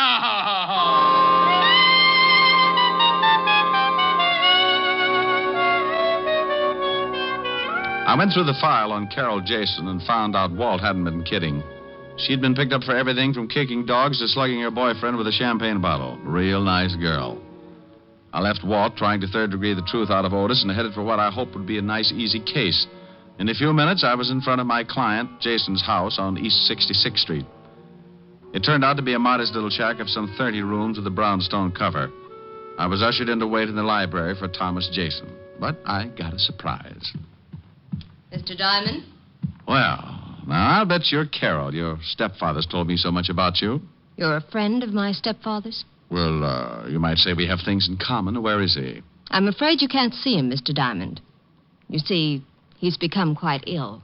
Oh, ill so quickly? I talked to him a few hours ago. He's about as sickly as Paul Bunyan. Mr. Diamond, will you please leave? Not until you tell me what happened to Jason, where he is, and why I can't see him. Get out. Do you hear me? Get out. Oh, put a cork in it, honey. Your father suspected trouble. Apparently it came quicker than he thought. Me, I want to know all your little secrets. Just who are you?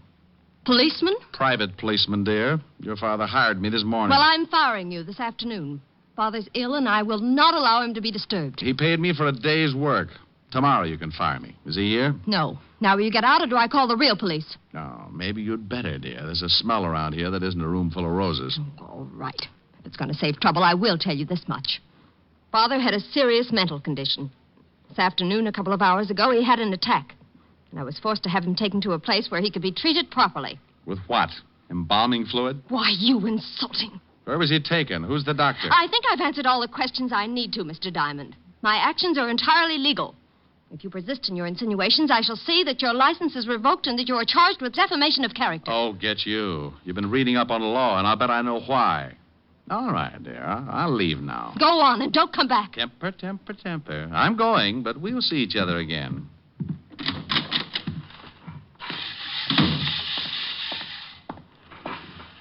Hello, Pop. Got a minute? Yeah, I reckon so, mister. What's on your mind? Oh, questions. Like how long you been out here mowing the lawn? Most of the day. Why? Did you, see Mr. Jason leave? Oh, sure. Left in an ambulance, he did. He was wearing a funny white coat with the arms tied in back. My fashion certainly changed. You didn't notice any name on the ambulance, did you? Well, as a matter of fact, I did, mister. Oh, my, it was a silly name. About the silliest I've ever heard of. The name, Pop. What was it? Oh, don't be in such a dang rush. It was Home Sweet Home Rest Home. No, ain't that silly? I don't think my client agrees with you. If he was taken there for arrest, it may be a permanent one.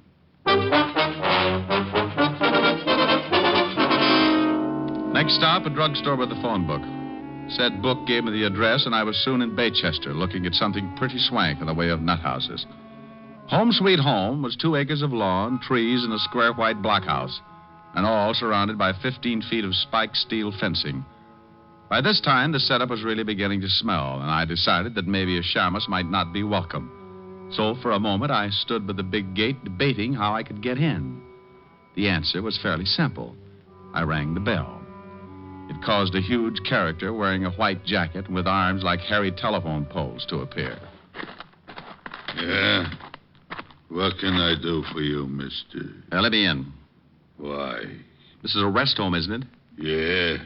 Well, I want to rest. Oh, funny. Beat it. I want to speak to the doctor, King Kong. Is he in? Maybe, maybe not. Who wants him? I do. Who are you? Let's just say I'm a patient. You going to keep me out here dying of schizophrenia? Dr. Thorne is busy now. Come back later. Look, in 1 minute I start throwing fits.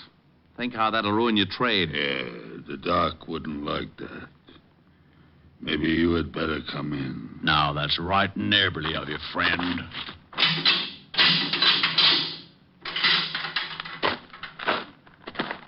Wow. Nice place. For nuts? Please. I'm a patient, remember? So, if you're a nut, I should care. If you ain't, why should you? Now, that's a homely bit of philosophy. Tell me, what do you do here? Break skulls? I don't think I like you. And I'm a nurse. What a shock this will be to Dr. Kildare. I don't know him. Now, you wouldn't. His nurses are pretty. If he had to have you as a nurse, he'd quit medicine and take up playing the glockenspiel. Sally, you're nuts. Wait here. I get the doctor. Yes, nurse. Dr. Thorne, you got a patient, I think. All right, Brazo. I am Dr. Thorne, sir. What can I do for you? He's nuts, Doc. Be quiet, Brazo. Oh, he's right, Doc. I'm nuttier than a squirrel's hideout. Well, I'm afraid I can be of no assistance, Mr. Promise you won't tell? Did I promise? I am Sherlock Holmes. What? H-O-L. I can spell. I'm afraid you've come to the wrong place, Mr. Holmes. This is a private sanitarium, and certain procedures must be followed. I have money, I can pay, and I want to stay here. But, Mr. Holmes, you must be examined by a doctor and committed by a relative. You're a doctor. Examine me. But your relative, you can't commit yourself. Why not? I demand my rights. Oh, this is preposterous. This is not a hotel. You can't just come in and register. Tell me, who's your doctor? Where is your home? Well, look. Tell you what, you let me stay here for the day, and I'll tell you who my doctor is. And if you don't let me stay, I'll tell everyone what a bad place you have. You said something about having money. Just how much money? I've got a mattress full. Can I stay? Perhaps it can be arranged. Though, of course, I must examine you. Of course. And there will be a certain fee, you understand? I'm beginning to. Tell me, Mr. H-O-L... Stop! You certainly are most annoying. Tell me, why do you want to stay here anyway? Well, I've got to stop the plot. The plot? You know about that? Sure. You plan to rub out Fearless Fosdick, but I'm not going to let you. Oh, I see. Tell me, do you have any dreams? Well, of course. I have dreams about eating ice cream cones, and oh, what a mess they are. What's so messy about eating an ice cream cone? My mouth is always filled with BBs. BBs? For my air rifle, stupid. How else could I stand off the Indians? Well, what Indians? Well, the Indians who want to steal my ice cream cones. Now, why would Indians want your ice cream cones? Oh, they're mad about pistachio. You are crazy, aren't you? Brazo, take Mr. H-O-L. Oh, never mind. Take him to observation room B, Brazo. I don't have time for the examination now.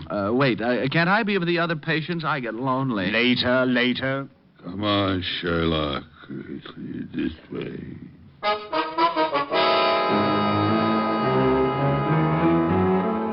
Well, I was in, thanks to the good doctor not being able to pass up a possible easy buck. The Big 8 Brazo led me to a small room with bars on the window, and a spring lock on the door. When he left, I made like a smart gumshoe and went after the lock with my penknife. Due to my early training in picking locks at the automat, I was out like Alabama. I found myself in a long hall with 7 rooms, 3 on each side and 1 at the end. I knocked on every door. Nothing. Not even Bogart. The last one had to be Jason. Are you in there, Mr. Jason? Diamond. Oh, I am glad to hear your voice. Please, get me out of here. Just take it easy. I don't have a key, and this door has a padlock on it. But you must get me out. Sure, but give me time. First, tell me what's the score. Why did they lock you up? Carol had it planned. She has paid Dr. Thorne to keep me here until I go crazy. She wants to have me judged legally insane so she can take the estate. Yeah, well, maybe I can put a few kinks in her plan. Wait, Diamond. Where are you going? There's a phone in the doctor's office. If no one's there, I'll use it to get help. Yes, but what if you can't get to the phone? And I go out and get the Marines. If I can get by that ape man, that locked gate. Don't go away. Oh, there you are, Sherlock. Oh, don't pick on me. I was only 3.5 years old. I'm upset with you, Sherlock. You oughtn't to be running around the halls like this. A guy's got to have his constitutional, Brazo. Yeah, well, you're through with yours. The doc wants to examine you now. I've changed my mind. I don't think I like it here. I said the doc wants you. What the doc wants, he gets. Well, bully for him, but this is one time he won't. I'm leaving. I don't want to break your arm, Sherlock. No? So you don't leave until the doc says so. Well, I'm sorry to disappoint him, but certain things are necessary, like this. Oh. Now, you shouldn't act like that.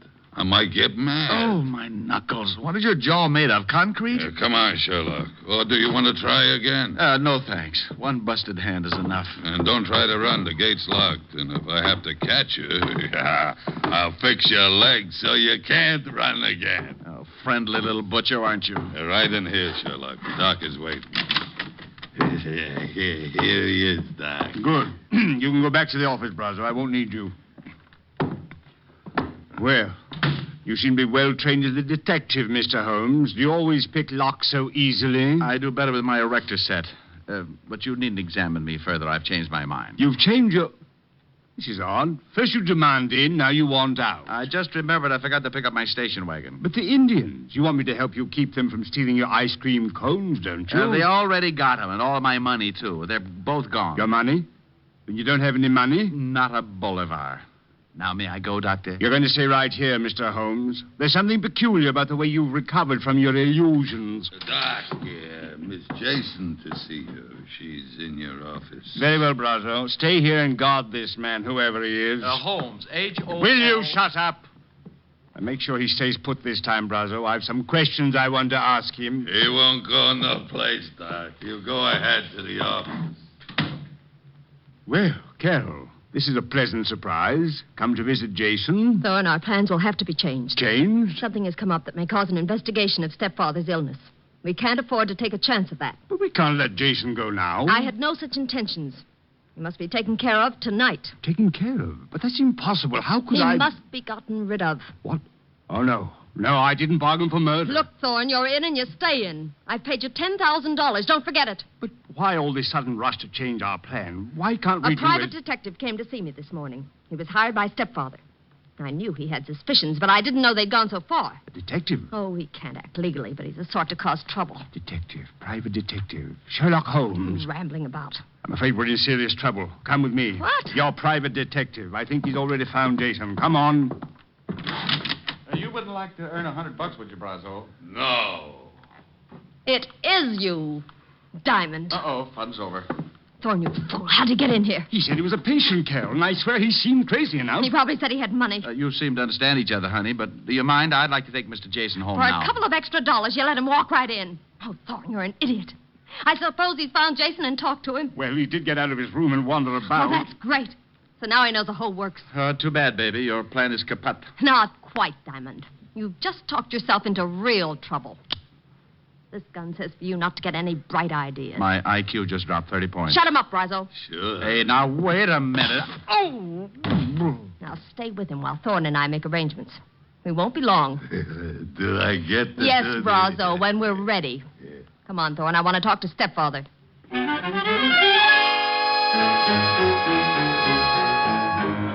Brazo's fist was made of the same stuff as his jaw. By the time I came around, darkness had painted the window, and the room was full of shadow and Brazo. The big hulk was squatting a few feet away, paying no attention to me. So I waited till my mind was clear while I eased off my right shoe. The heel was leather with a steel plate in it. I could only hope it was harder than Brazo's skull.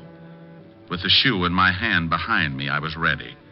Only to have him catch me stirring.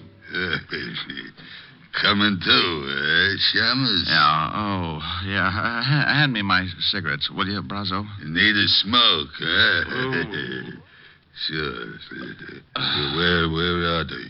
Fell out of my pocket, over there behind you. Oh, where? I don't see it. Say, that's not... Need another? Stop that. Oh, come on, Buster, fall. Well, is little old Brazo finally getting sleepy? Happy New Year, Buster.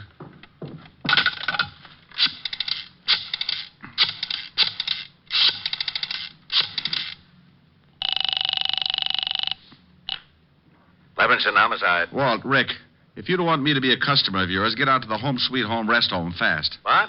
Hey, what kind of a gag is this now? It's no gag, believe me. My client and I are the blue plate specials, and dinner is about to be served. The Home Sweet... Oh, it still sounds like a gag. Who'd call anything that? Now, don't argue, Walt. It's no joke. Okay, Rick, what's the address? 1820 Allerton Avenue, Baychester. And bring a blowtorch to cut an iron gate. You may have to. All right, I'll be there in 30 minutes. Quicker if you can. Stand right there, Diamond, or I'll use this gun. Good afternoon. I represent the Sleep Looks like Tight I came just in time. Only now that you've fixed Brazo, you have to dig your own grave. Dig my own grave? Oh, honey, is this trip really necessary? Keep moving, or I'll kill you right here. I move.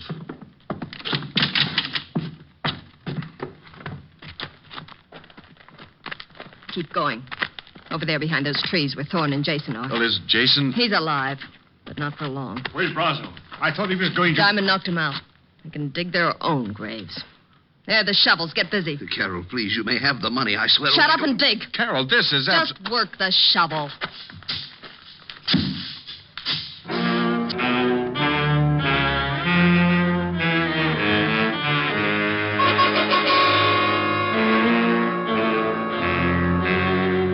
Can you imagine Richard Diamond, private detective, letting a sawed-off female make him dig his own grave? You can't? Well, she did. And for a good half hour. I stalled as long as I could to give Walt Levinson a chance to get there.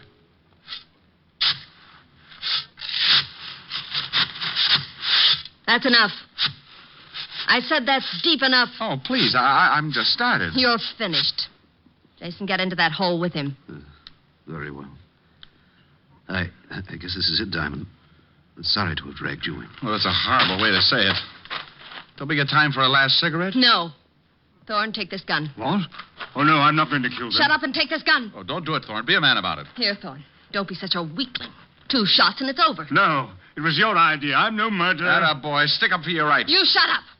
Thorne, do you do the job or do I make you number 3 in that grave? You wouldn't dare. You need me. Atta boy, Thorne. Tell her. Go on, Thorne. Take the gun. No, I can't. I just can't. Not like this. You weakling.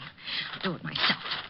Now, turn around, Diamond. Oh, now, look, baby, this thing's getting out of hand. You shoot me and the law will be all over the place. Not until I've filled that grave in over you. I called him, baby. Oh, you're lying. Am I? Well, just turn around and take a look at that lovely big fat policeman standing over there by that tree. Oh, you really don't expect me to fall for an old stunt like that. Well, if you don't, you'll fall for something. It's your funeral. No, it isn't. It's yours. All right, lady, drop it. What? Why, you... Smarty. I'll kill you anyway. Carol. Rick, what the devil's going on here? What are you doing down there? I'm looking at the girl. I think you shot her pretty bad. Who are these 2 guys? The guy with the castanet knees is Doc Thorne. Better put the cuffs on him as an accessory. But you can't do this. I was the one that refused to shoot you. Oh, stop licking my hand. You can tell it to the precinct judge. Otis, snap the cuffs on them and take them out the car. Sure. Come on, you. Now, what about this other guy? The girl's stepfather. How do you feel, Mr. Jason? Sick, Mr. Diamond. How about the girl, Rick? Shall I call the ambulance? I don't know. Carol. Well, Rick? Take your time, Walt. She's not with us.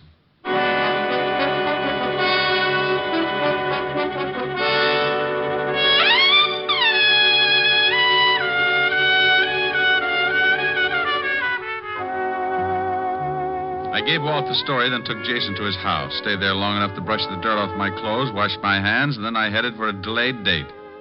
At 975 Park Avenue, I found a big fireplace and a lovely redhead waiting for me. A redhead wearing a dress that was part green silk and part... Well... I'm the library, darling. Come on in. Hello, Helen, baby. You sound like you found oil in the basement. What's with the cheer? Me? Isn't it always? I like you. I like the way you say that. Looking up at me with those big green eyes. They're not green. They're hazel. Oh, are they? Let me look closer. Not until you sing for me. Sing? Oh, honey, I'm tired. I want to rest. No, you don't. No, over to the piano. No, Rick, not here. But, Helen, all I wanted to do was... I know, Rick. Oh, you've been using that Ouija board again. I don't want to sing. Now look in my eyes. Close range? Contact. I'll sing. That's better. Like, you must have been a beautiful baby. Oh, love it. You must have been a beautiful baby. You must have been a wonderful child. When you were only starting to go to kindergarten, I bet you drove the little boys wild. And when it came to winning blue ribbons, you must have shown the other kids how. I can see the judge's eyes as they handed you the prize. I bet you made the cutest bow. Oh, you must have been a beautiful baby. 'Cause, baby, look at you now. Like that? That was wonderful, Rick. Come here. About time. Oh, Rick. Do you think you can do that and sing, too? Honey, when you look at me like that, I could kiss you, sing, and knit a whole sweater at the same time. Rick, could you? Want to try? The sweater will take years. I'll buy that. Come here, we'll start with the neck. Rick. You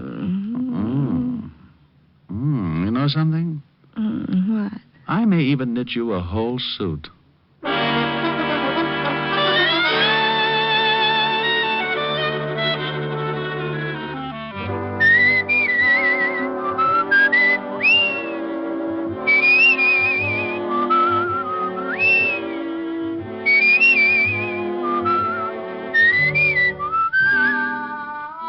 You have just heard Richard Diamond, Private Detective, starring Dick Powell. Helen was played by Virginia Gregg, Lieutenant Levinson by Ed Begley. Also in our cast were Wilms Herbert, Hy Averback, Betty Moran, Howard McNear, Edwin Max, and Jay Novello. Music was under the direction of Frank Worth. Tonight's story was written by Herb Purdom and edited and directed by Blake Edwards. Portions were transcribed. Dick Powell soon will be seen in the screen version of the best-selling novel, Mrs. Mike.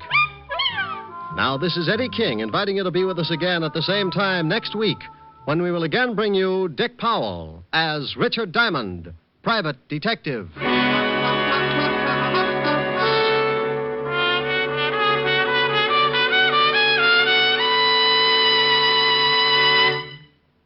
How much is your life worth? Think about that for a minute. Is it worth a little care? Well, that's all that's needed to protect it on America's streets and highways. Only your careful driving and your acceptance of personal responsibility for your own life can guard you from the dangers of the road. The price that you may pay for carelessness is a high one, and it's a price that thousands upon thousands of accident victims have already paid. Their gamble with death behind the wheel is a stark warning. A warning that an accident can happen to you. Last year alone, some 32,000 persons were killed in traffic accidents, and well over 1 million others were injured. Smash-ups have averaged more than 1 a minute, every minute of the day and night. These are the facts of traffic dangers. As for the facts of traffic safety, well, they all boil down to just 2 facts. Careful driving by automobile owners, careful walking by pedestrians. So drive carefully, walk carefully. The care you take may save a life, and that life may be your own. Saturday night is packed with entertainment when you stay tuned to NBC's star lineup of shows. Each Saturday, make it a point to listen to NBC. You'll hear Hollywood Star Theater, Ralph Edwards' Truth or Consequences, Your Hit Parade, A Day in the Life of Dennis Day, The Judy Canova Show, Grand Ole Opry, and songs by Morton Downey. Now, stay tuned for Lionel Barrymore and Hollywood Star Theater on NBC.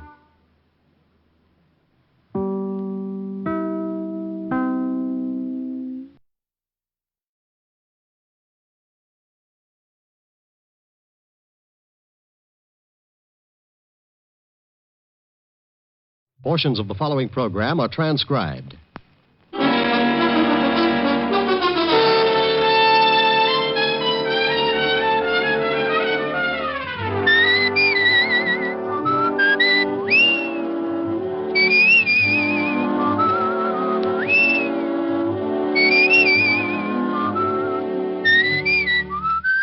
Here's Dick Powell as Richard Diamond, private detective.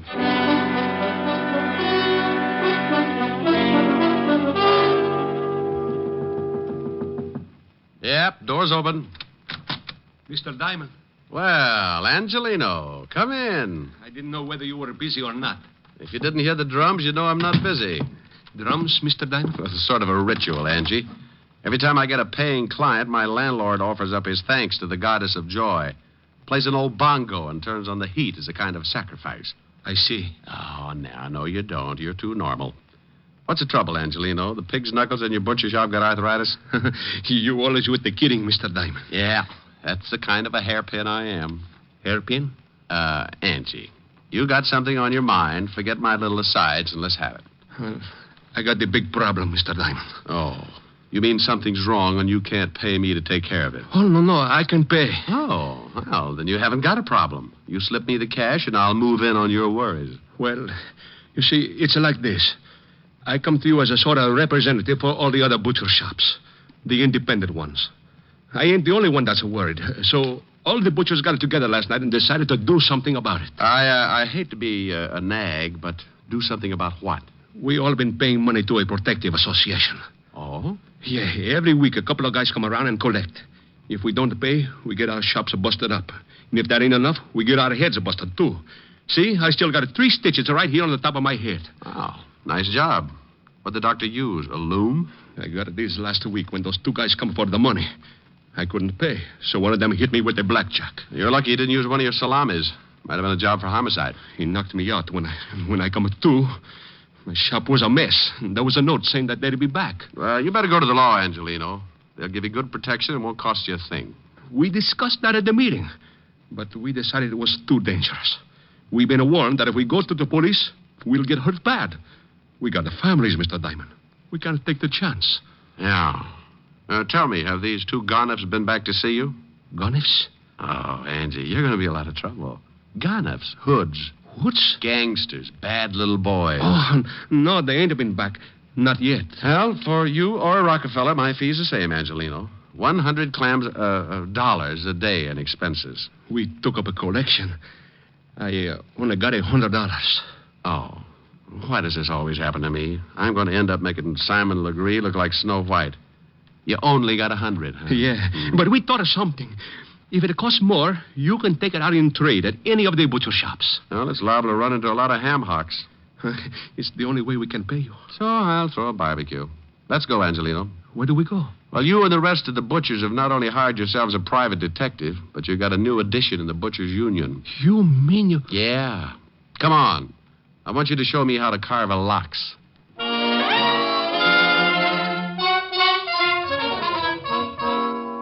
Well, that's what happens when your reputation gets around to the butcher shops. I'd been buying cold cuts from Giuseppe Angelino for the past 2 years and telling him what a great detective I was. I should have known he'd never take my word for it, so now I had to prove it. His shop was over on 10th Avenue, so we walked over and went in. He took me around behind the counter and handed me a white apron. I don't get it. Why you want to be a butcher? Well, Angie, you want me to get a line on these 2 guys who do the collecting, don't you? Sure. Well, I can only think of 2 ways I could watch them and not look suspicious. Make like a butcher or crawl in with the ground round. Huh? Think what would happen if someone looked down for the price of ground round and caught it staring back at them. Oh, that's a good one. That's pretty good. Oh, now, come on, Angie. It wasn't that funny. You got my $100, ain't you? It's a riot. Yeah. Well, come on. Let's show me what happens with this butcher racket. Customer. I'll show you later. Well, nothing like learning fast. Let me handle the sale. Think you can? Here she comes. Good morning, Mrs. Hennessy. Oh, good morning, Mr. Angelino. Business must be good. I see you have a new butcher. Yes. This is a Mr. Hangtooth. Hangtooth? Hangtooth? Good morning, Mrs. Hennessy. Something I can do for you? Oh. Yes. How much is the lamb shoulder today? Oh, yes. Which one? What? Look, maybe you better let me... Relax, Angie. I'll make it. Which shoulder would you like, Mrs. Hennessy? Well, is there any difference, young man? Oh, yes. You see, this lamb is really a ram. A ram? Oh, sure. You hurt his shoulder playing against the Eagles 2 weeks ago. We're also selling his shoulder pads at 21 cents a pound. Mr. Angelino. You'll find him hanging in the back with the spare ribs. Now, if you can tell me which shoulder you want, I'll wrap it up and send it off tackled between the liver and the knishes. Well, I never. Well, of course you haven't. That's the trouble with you people. Now, here's a nice little ram that played his heart out. Oh, by the way, the heart is a special today, 11 cents a pound. Angie. Is she gone? Like a laundry in a tornado. What for do you want to do that, Mr. Diamond? She was one of my best customers. I wanted to get her out of here, and I wanted to get her out in a hurry. But why do you have to do it like that? Not a lamb, a ram. Which shoulder do you want, Miss Hennessy? Look, Angie, I'm sorry, but you can explain it to her later. Just as she came in, I spotted 2 guys heading this way. When they saw her, they backed off. They're standing across the street right now. Where? Right over there, in front of the cigar store. Hey, one of them has got a hatchet. Oh, no, not that one. You're looking at the Indian. Over there. Oh, yeah. That's them. That's the 2 guys who hit me on the head. They're the ones who come around to do the collecting. Well, they're coming again. You better duck. I'll take care of it. You be careful. They're pretty rough monkeys. Go on, now beat it. They're almost here. Yeah. I'll be in the back. One meatball, I got you under my skin. Well, good morning, gentlemen. What can I do for you? Where's Angelino? Oh, well, he's out buying some old buffalo. I'm the new assistant. Buffalo? Red, shut up. And get your hand out of the pickles. All right, now tell me, new assistant, when'll he be back? Well, that's hard to say. These buffalo are in Wyoming. Oh, yeah. Carl, you know, I think this guy's trying to be funny. You win yourself a lamb chop. How'll you have it, with or without the bloomers? You know something, Red? I think you're right. What's your name, laughing boy? Hangtooth. Hangtooth? Oh, I'm going to have more fun with that. It throws everybody. Well, look, Hangtooth. You know who we are. How many guesses? You won't even need one. We're in a hurry. We're collectors. We put all the scraps out in the back in a can. You can't miss it. I don't like you. Well, I have a friend. Maybe we could double date. Look, let's stop the clowning. If Angelina didn't tell you about us, it's going to be too bad for you. We're here for some money. We get it every week. $25. Yeah. Last week, Angelino didn't have it, so he accidentally hit his head. We figured that all that blood would make him remember it this week. Well, I'm sorry, friend, but Angie didn't say anything about it. Tell me, what does he pay you boys for? Oh, little things. Protection, mostly. You see, if he paid us last week, he wouldn't have hit his head. You know something? I know a big fat cop who would just love to hear all about this protection Angie's paying you for. You do, huh? Yeah, I do, huh? Well, look, seeing as how you're a new boy around here, maybe we ought to tell you first. Why don't you do that? Let's go on the back. I like it here. I listen better. You do, huh? Is that all you guys can say? Now get out from behind that counter. Oh, I want to explain the thing to you. Yeah, go on, Red. Explain it to Mr. Hagtooth. Hangtooth. You'll have to pardon him. He don't hear so well. How's your hearing, Hangtooth? Depends on what I'm listening to. If it's dull, I might end up with an ear trumpet. You might end up with one whether it's dull or not. Now, seeing as how you're working for Angelino, you're going to need protection, too. So let's have the $25. I want to know what I'm buying. Sure. Here. Oh, now, don't you know it isn't nice to go around breaking up showcases, and especially with that nasty old sap? Well, you never know when things are going to get busted, see? Don't you think you need protection, Mr. Hangtooth? Tell you what I'll do. I'll pay you for protection if you'll pay me. Pay you? For what? Well, you never know when things are going to get busted. Like your jaw, maybe. Why, you... Hey, Carl, help me. Yeah, sure I'll help. This looks like my head-breaking day. Got his legs. All right, hold him. I'll tap him good. Give it to him again. Oh, he's a rough one, ain't he? Yeah. Kick me in the mouth, will you? Hey, Red. Let me try that, huh? Hangtooth turns such a pretty color when you kick him like that. He's out. You think he gets the idea? Maybe not right now, but when he wakes up, he's going to have a sore head to remind him. Come on, we'll come back for Angelino later. Well, you can't really blame brave little old me for going to sleep at that point. One I could have handled, but in that cramped space behind the counter with both of them coming from different directions, I had to give up sooner or later. And I did for about 20 minutes. When I finally snapped out of it, I looked up and saw 3 heads staring down at me. 2 herring with Angelino in the middle. You all right, Mr. Diamond? Oh, Angie, do you always ask people that right after they've lost their blood? Here, let me help you get up. Oh, swell. Now, look for my eyes, will you? I didn't know what to do. I guess I should have called the police. Why, Angie, you're really beginning to think for a change. Oh, let me sit down. But when I thought about calling the police, I also thought about my family. Those 2 men might have beat up my family just like this. Yeah, I guess you're right. You take the $100, Mr. Diamond, and forget about this. It's too dangerous. When they come back, I'll pay them the money and nobody gets hurt. Look, I can understand why you're scared, Angie. Those 2 headhunters aren't kidding, but you can't let them get away with it. I can, and I will. I ain't taking no more chances. First, they bust up my shop, then they bust... No, thanks. I've had enough. Okay, Angie. Here's the 100. No, that's yours. And then say it's a present. Buy yourself some new glass for the counter. What are you going to do? Well, now I got no obligation, Angelino. Just a sore face and a nasty disposition. I won't get back to normal until I find those 2 guys and tie their necks in a bow.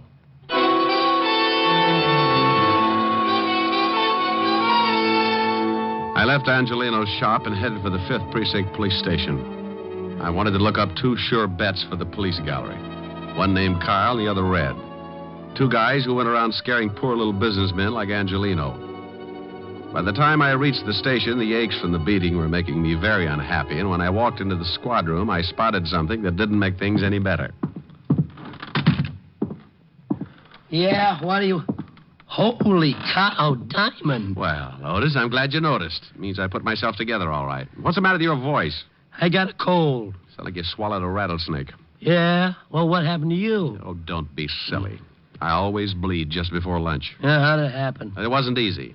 Is the lieutenant in? Sure, go ahead. Thanks.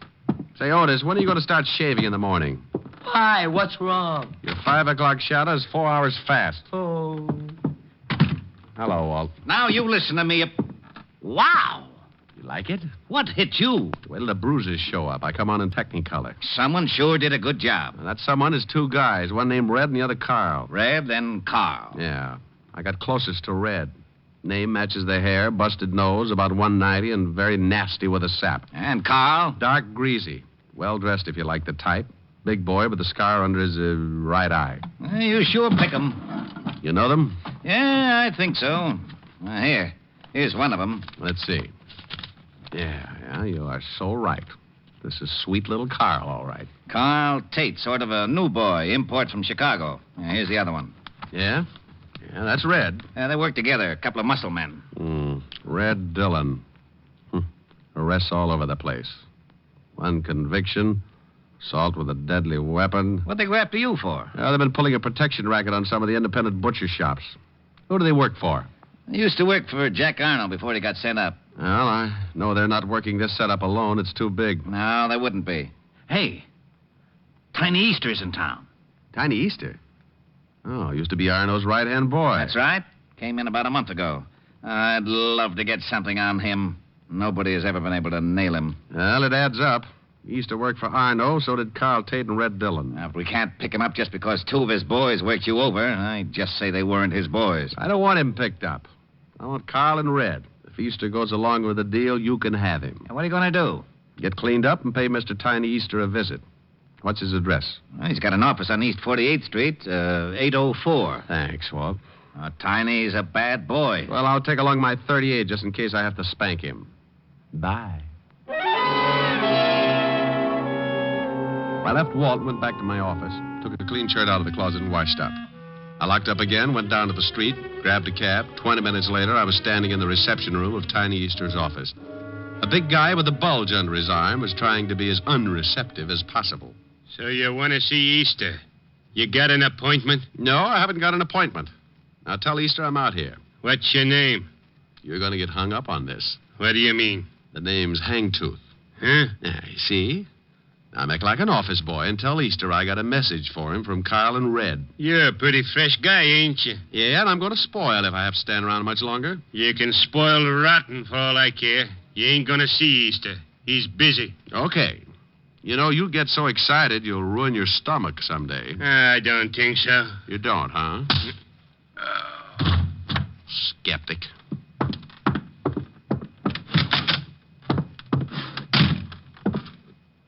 What do you want? I'm collecting scalps. Well, good for you. How'd you get by Lefty? He's tied up with a stomach ache. Swallowed a fist. All right, so you got muscles. Also, you got a pushed-in face. Lefty do that? Carl Tate and his blood brother Red. Oh? What'd you come to me for? They're working for you, aren't they? You smell like a cop. Name's Hangtooth. I doubt it. Good for you. I'd hate to go through that again. I'm a private cop. Why, not good for you. I was in a butcher shop when your two boys wandered in and started playing squash with me. I don't like to get pushed around Easter. And I don't like your racket. I want Carl and Red. And if I get you along with them, the state'll hang a medal on me. Looks like you kind of got nothing to lose. Look at it any way you like. Now, what about your two playmates? Well, I don't know what you're talking about, Seamus. I never heard of those two guys. I don't think you understand, Tiny. I'm pretty mad. I'm going to find these two guys, and I'm going to do it even if I have to be unpleasant with you. Why, Mr. Hangtooth, what do you mean by unpleasant? You break a leg, that's unpleasant. Oh? Well, I got something in this drawer might change your mind. Yeah? Oh, my hand. Okay, a busted hand. Unpleasant enough? Take your foot away. You're breaking it in two. Drop the gun in the drawer. Okay. Now, let me explain it again. If you go out and shoot 12 people tomorrow, I'm going to be sore about it. But when you start intimidating a bunch of hard-working little guys and their families, I go off like a skyrocket. Then when a couple of your cheap gunsels push me around, I explode. Look, friend, I tell you, I don't know these guys. Look, Easter, please believe me. I don't know. You worked with him in Chicago. I'm telling you the truth, Easter. I'll work you over like an eggplant in a subway. Look, whatever your name is, I got boys. They'll take care of you. Who's going to tell them to do it? I am. With your mouth swollen shut? Now, where do I find Carl and Red? Golly, you knocked one of my teeth loose. Then I got 31 to go. I guess you really don't understand. Yeah, friend, I understand. Now, where are they? You still need some encouragement? No, that's all right. They're in a warehouse by the 14th Street docks. What warehouse? Rogers and Sons, big sign on the top. Mind if I use your phone? Yeah, go ahead, by all means. Don't you know it's not polite to listen, Easter? Well, what do you want me to do? Go to sleep.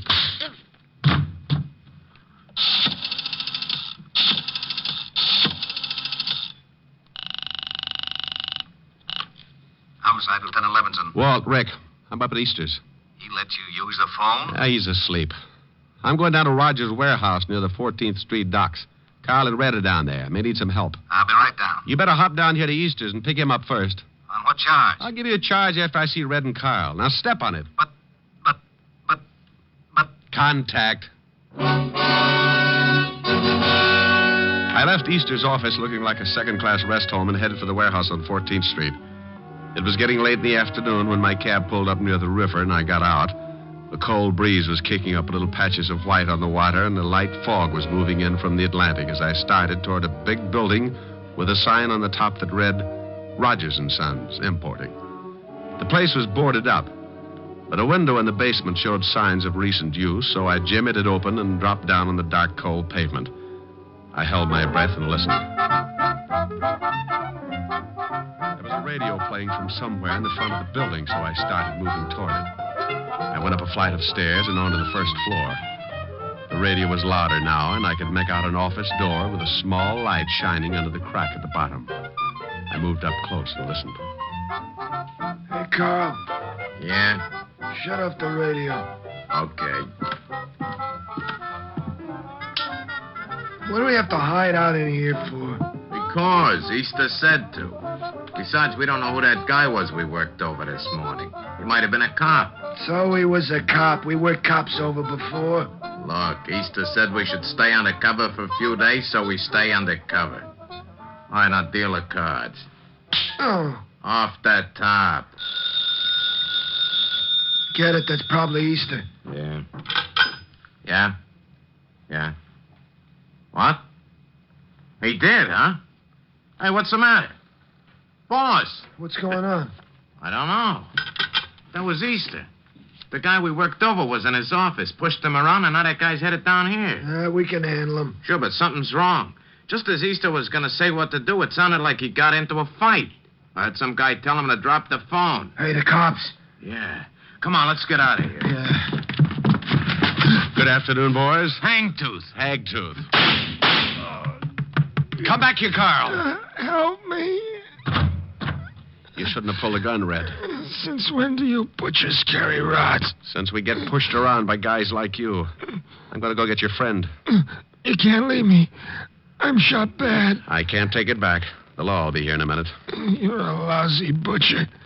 I hope Carl pays you good. I'll see he gets a chance to try. I left Red lying on his face and ran toward the front of the building. The only way out was that window in the back, and Carl was sure to be hiding somewhere in the dark, hoping to get around me and head for the basement. There were a dozen places to hide in that warehouse, but I had one advantage. He couldn't see me any better than I could see him. I backed up against the wall. Come on, Carl. Red's hurt pretty bad. The law's on the way. You got to get me to get out of here. He was behind a pile of packing cases and had a big gun just to make things tougher. I eased along the wall, trying to get behind him when I suddenly bumped into something. I turned around and felt to see what it was. A ladder, straight up to the steel beams overhead. I put my gun under my arm and started up the rungs. It was tough climbing like that, trying not to make a sound and knowing all the time if he spotted me, I was an easy target. About halfway up, I stopped, held on with one hand, took off my shoe with the other. The idea was to drop the shoe, draw his fire, and nail him before he found out where I was. I dropped the shoe.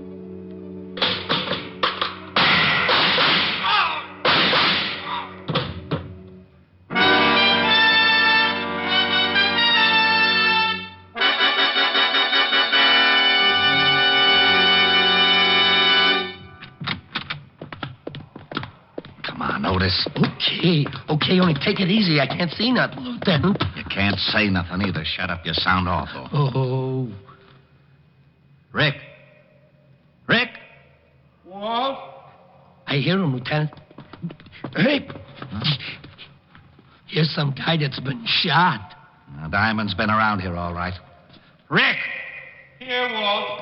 Up here. What? Where the devil are you? Up here on this ladder. There he is, Lieutenant. See? Where my flash is. Now, what are you doing up there? I had to get Carl Tate. He's over there behind those crates. Now get me down. Well, why don't you climb down? Whoa! Not in front of Otis. Oh, I forgot. Otis, go outside and call the fire department. Fire department? Yes, and tell them to bring a net. What? Will you get a move on? Oh, okay. Rick. Yeah? Now you stop that! Oh, okay. But it's so seldom that I ever get a good laugh at your expense. Okay. But you know this is a serious thing with me. How far up am I? I'd say about 40 feet. Oh. Now, take it easy. Just don't look down. Walt, Yeah? promise me something? I won't tell Otis. I'll say you got stuck up there. Thanks. What did you go up there for, anyway? I told you. I had to get Carl Tate. I just didn't think until I was up. Imagine the guy who shoots it out with two of the toughest torpedoes in town having a horrible fear of heights. Boy, if that isn't one for the books. You know, I'll never forget the time that little blonde trapeze artist got stuck. Walt, Yeah? I hate you.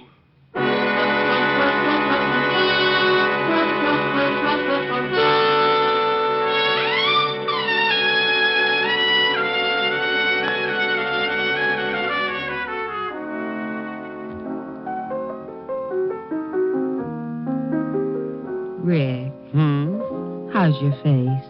Fine. How's yours? Now you stop that. Oh, nice and soft. Rick, What's the matter? I'm just nuzzling a little. you're just nuzzling a lot. You want to nuzzle, you got to sing. Oh, no. No nuzzling. Oh, yes. No sing, no nuzzle. Fiend. Piker, Just a real nuzzle. I think you're after my earrings. No. If I sing, Yes, I was ready. I was listening. I will remember you in the silent and lonely night, and the memory of your smile will bring me back the light. I will remember you when the leaves lie upon the ground, with the memory of a kiss in summer found. When the winds of winter come crying through the darkness, your lovely voice will come to me. Even though in spirit across the miles that part us, crying I love you, I will remember you till the spring of another year, till I hold you close again. I will remember you. Okay? Come here. Oh, wait a minute. Oh, now what? I just remembered. I got a surprise for you. Yeah? Got a new television set. Now you can watch the fights. Well, great. Where is it? In the den. But first you've got to do one thing for me. What's that? Well, the reception isn't very good yet. I called the repairman, but he said to check the aerial. He can't come over until tomorrow. I'll fix it. Where is it? On the roof. The roof? But be careful. You've got to climb a ladder to get to it.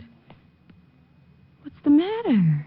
Look, Helen, wouldn't you rather... Fix the aerial first. First?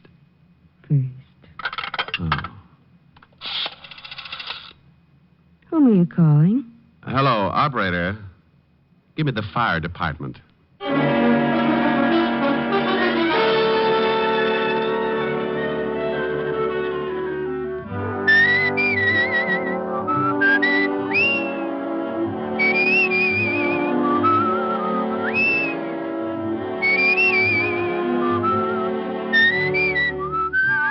You have just heard Richard Diamond, Private Detective, starring Dick Powell. Helen was played by Virginia Gregg, Lieutenant Levinson by Ed Begley. Also in our cast were Wilms Herbert, Nestor Paiva, Paul Frees, and David Ellis. Music was under the direction of Frank Worth. Richard Diamond is written and directed by Blake Edwards. Portions were transcribed. Dick Powell soon will be seen in the screen version of the best-selling novel, Mrs. Mike. Now, this is Eddie King with an important reminder. Richard Diamond will next be heard on Sundays 1 week from tomorrow. Remember, Richard Diamond, starring Dick Powell, will next be heard on Sundays beginning January 15th. Consult your local paper for time of broadcast. What's on NBC tomorrow? The hilarious Phil Harris Alice Faye Show. And for mystery, Sam Spade, directly following Phil and Alice. Next, Hollywood Star Theater with Dorothy Lamour on NBC.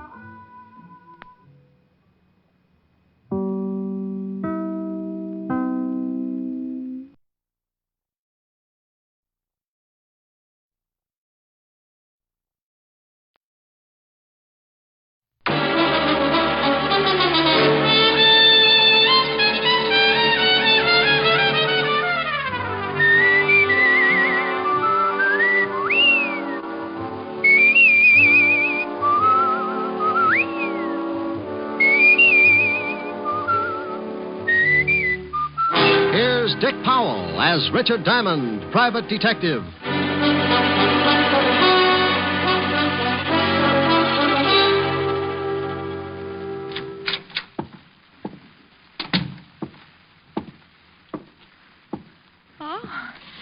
May I do something for you, sir? I'll repeat the offer while I think of something. I beg your pardon? That's not the way I heard it first. Did you want to see... Mr. George Victor. May I have your name? Well, let's trade. Mine's Diamond, Richard Diamond. Oh, of course. Mr. Victor's expecting you. It's too much to hope that you... He's waiting for you, Mr. Diamond. Thanks. Any door? Huh? Oh, straight ahead. Go right in. Mm-hmm. Yes? Mr. Victor? Yes. Oh, you're Diamond. Uh-huh. Come in and sit down. Thank you. You said you'd come immediately, and that was over an hour ago when I phoned you. Well, I didn't want to come in my bare feet. What? I was washing out a pair of socks. You're sure you're Richard Diamond?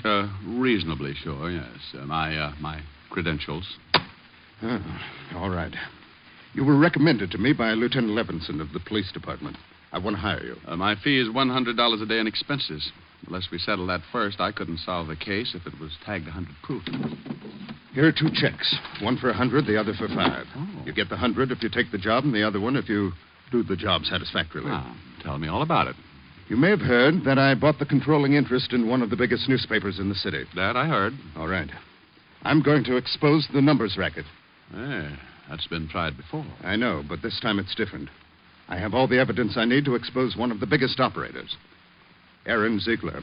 Oh, well, you do pick 'em big. You know him? We did some spitting at each other when I was on the force. Well, then you know what he is. Yeah. But you said you had all the evidence. Where do I come in? Ziegler's my affair. Yours will be my daughter. Here's her picture. Well, you can have Ziegler. I'm happy with this arrangement. This is no joke, Mr. Diamond. My daughter works for Ziegler. Oh? You got $1 million for every Mongolian in Asia, and your daughter works? Hobby, perhaps? She became infatuated with a man named Doug Saxon. And went to work to support Will him. you listen to me? Oh, sorry. Go ahead, Mr. Victor. Saxon has some connection with Ziegler. I objected to her seeing Saxon, and there was an argument. And being 21, she walked out. Yes.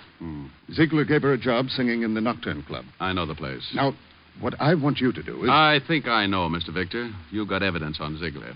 That makes him an unhappy boy, and being unhappy, he wants to smile again. So he sets glamour lad Saxon loose. Your daughter falls for him, and the frame's begun, right? Ziegler told me he was going to stop me from printing the expose of his racket. I know he'll use my daughter, Kathy. What does she have to say about it? She won't see me. And you've got no idea what the frame will be? No, that's your job. Find my daughter, stay with her until the paper goes to press. And when will that be? 10 tonight. Oh, all right, Mr. Victor. You hired yourself a boy. I'll pick up that $500 check after I pick up the late edition. Good day, sir.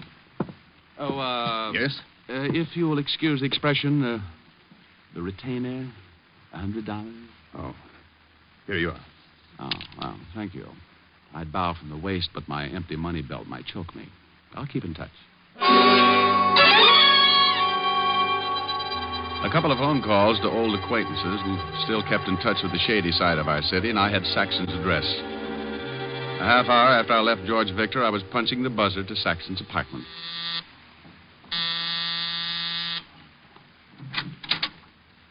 Good afternoon, Mr. Saxton. Who are you? What do you want? I'm Mother Hubbard, and I've come to look at your cupboard. Ask me in. What's the idea? Who? This won't take long, Mr. Saxton. Listen, you. I was just going to ask you to listen. But since you asked first, go ahead and give me something to listen to. Did Ziegler send you? Well, maybe. Maybe not. It's a nice place here. All the scenery. Phonograph, big overstuffed chairs. I'm glad you like it, but don't make yourself comfortable. What's in the other room? Look here, I don't know who you are or what you want, but... Maybe Ziegler did send me. Did he? No. You a cop? Used to be. Always enjoyed my work. And I never enjoyed it more than when I was up against a character like you. Get out of here. Oh, now somehow getting tough doesn't look well on you. You're not the type, Saxon. From a quick but thorough study, I'd say you were more used to soft lights, sweet music, and setting up pigeons to be knocked over by your boss. I don't know what you're talking about. Kathy Victor. Know her? What if I do? You know her. And, Saxon, keep away from her. Oh, now you're scaring me. Sure. Hey, what do you want from me? Why are you doing this? I'm hired to do it. The name's Diamond, Richard Diamond, occupation private detective. Private detective? Yeah. You're going to make a phone call now. I won't. You're calling Ziegler to tell him you quit. I can't do that. Unless you want this floor lamp on your head. Diamond, please don't. Now, that's better. Now, go ahead. What'll I tell him? Your health is bad. You're going to take a boat trip. Well, that's ridiculous. Well, then you think of something, but think. But Hello, this is Saxon. I'd like to talk to Aaron. Oh. Well, I'll call back. It's important. Oh, it's important. I've got to talk to him. All right. Get him? They're putting me through in. Hello, Aaron. Listen, I can't go through with the deal. Something came up. I mentioned my name. A man named Diamond. Richard. Yeah, that's right. I don't know, Aaron, but please, don't blame me. I did. Hello, Aaron. Aaron. He hung up. Good. You do the same. You don't know what he'll do, Diamond. You don't know him. Oh, but I do. Well, happy landings, Glamour Boy. You can't leave me like this. You know, after a long look at you, I don't think I'd like to stay. Bye, Saxon. 20 feet of the East River will look good on you. Okay, so it was a bluff. I knew Ziegler wouldn't be scared off that easily, but when you go hunting ducks, you put out a decoy. I did. The decoy was me. It was an hour later that I got back to my office building and walked into the lobby. The elevator door there was open, but the jockey was missing. I was about to take the hard way up, the stairs, when... Diamond. Oh, hello. Where'd you come from? I'm under a cabbage leaf. Don't believe it. Get in the elevator. I'll walk. Hey, Mac. Mr. Diamond don't want to get in the elevator. Maybe he gets car sick. Get in, Diamond. What's the big idea? Close the door, Mac. Sure. You know how to run this thing, Diamond? No. Start it up. Go on. Okay. Floors, please. I'll tell you when. This is far enough. Stop it. And keep your hands away from that door. What are you going to do, eat your way out? He's a card, ain't he? Oh, now, come on. Fun's fun, but I got business. So have we. We told you to take your hands off those doors. Oh, you did, huh? Yeah. Oh, he won't go down. Sure he will. He's just stubborn.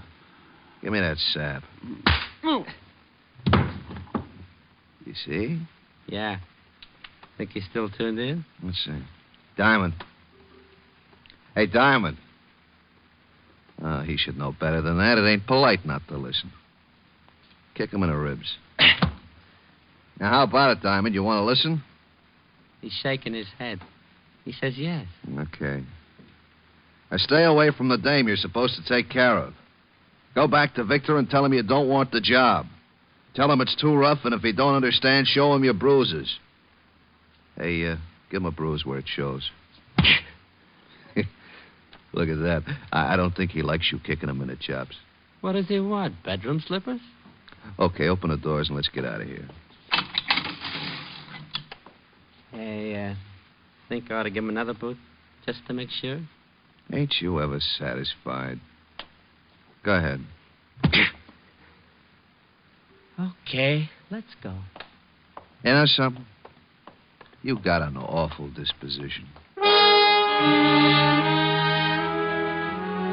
You don't come out of a beating like that right away. A professional working over is like spending a weekend in a taffy machine. I reached out and tried to touch things, but it was like trying to paint the inside of a balloon with a hammer. I was numb, and when the little jabs of feeling started pinching my cheeks, I found out that I was warm and sticky. Finally, I pulled myself up, stood there for a minute, decided my legs weren't macaroni, and went to the washroom to clean up. Then I headed for the Nocturne Club. It was too early for customers, but there was a bartender and a girl with blonde hair playing the piano. We ain't open yet, Mac. Oh, you ain't? Well, give me a bib. I may cry all over the place. You look awful. Truck hit you or something? I was blowing a tube in a high wind. Yeah? Yeah. Screwed me 8 feet into the ground. Ain't that terrible? Yeah, ain't it? Hey, who's the dame with the fingers? Oh, Eddie Tane's here. Name's Victor, Kathy Victor. Got a swell set of pipes. If you're looking for a job, we don't need no tuba players. Look, here's for a drink and here's something for you because you ain't open yet. Fix me something that'll turn me all one color. Sure. Will it be black or blue? Anything that goes with my tie. Bring it to the piano. I thought you wanted it. Oh, I'll laugh later. I thought it was pretty good.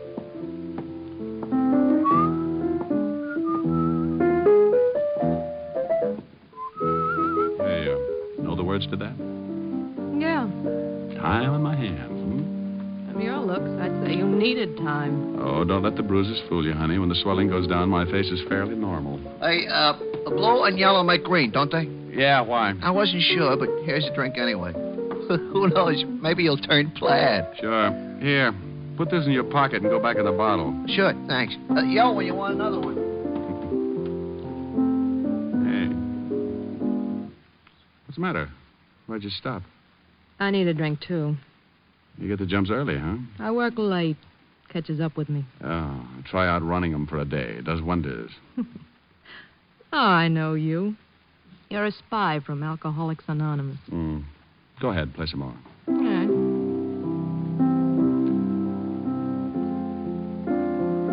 Kathy. Your father sent me. What? Remember him? Why don't you leave now? Before we're really acquainted? I don't know who you are or what you want, but if my father sent you, I'm not buying. Okay, so you're having a good time now, but there's always the next morning. Thought of that? I don't need anyone to take care of me. Miss Victor, I'm not trying to take care of you. I'm doing a job. Maybe you don't know this, but you're being measured for a patsy. And your father's going to fit the same frame Saxon and Ziegler are working up for you. You're crazy. But I like you, so I'll forgive you. Now, cut it out.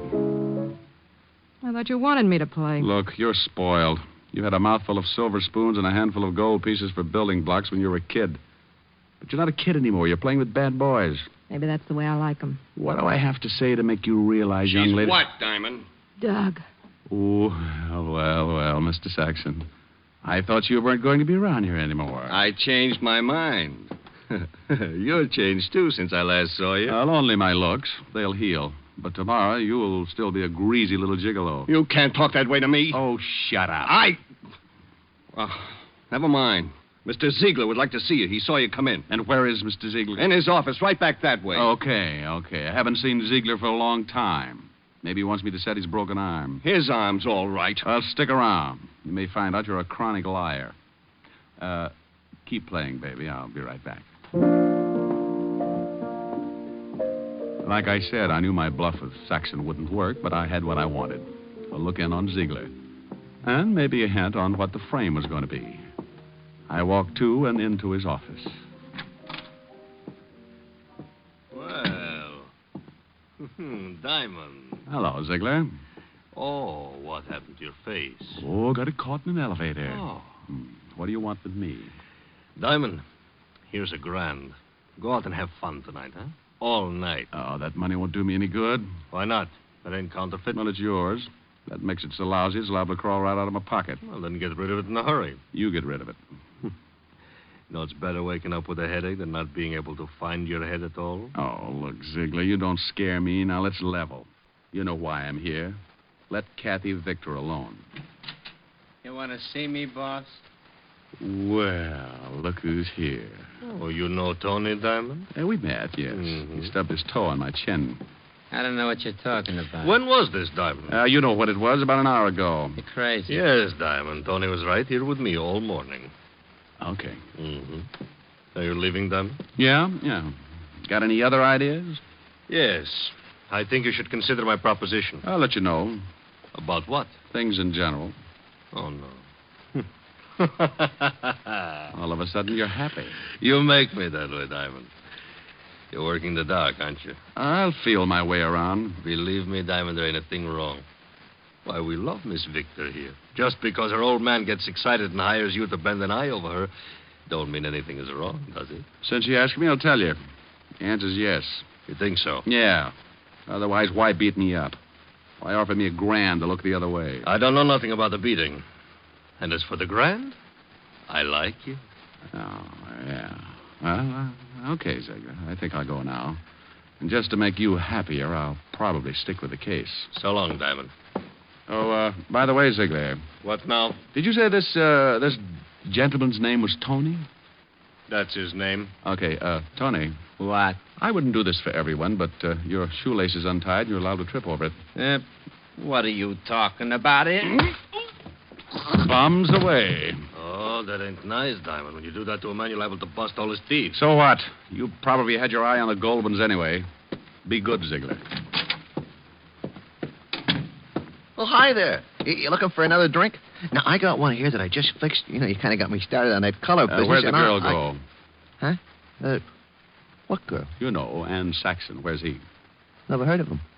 Have you ever been to Hamilton? Huh? Has his picture on all $10 bills. This one's suitable for framing. In your pocket. Can't do it, mister. 2 pictures of Hamilton? Well, they sure would look nice on me, but I work here, mister. I got a wife and kids, see? Yeah, I see. Okay, fella, forget it.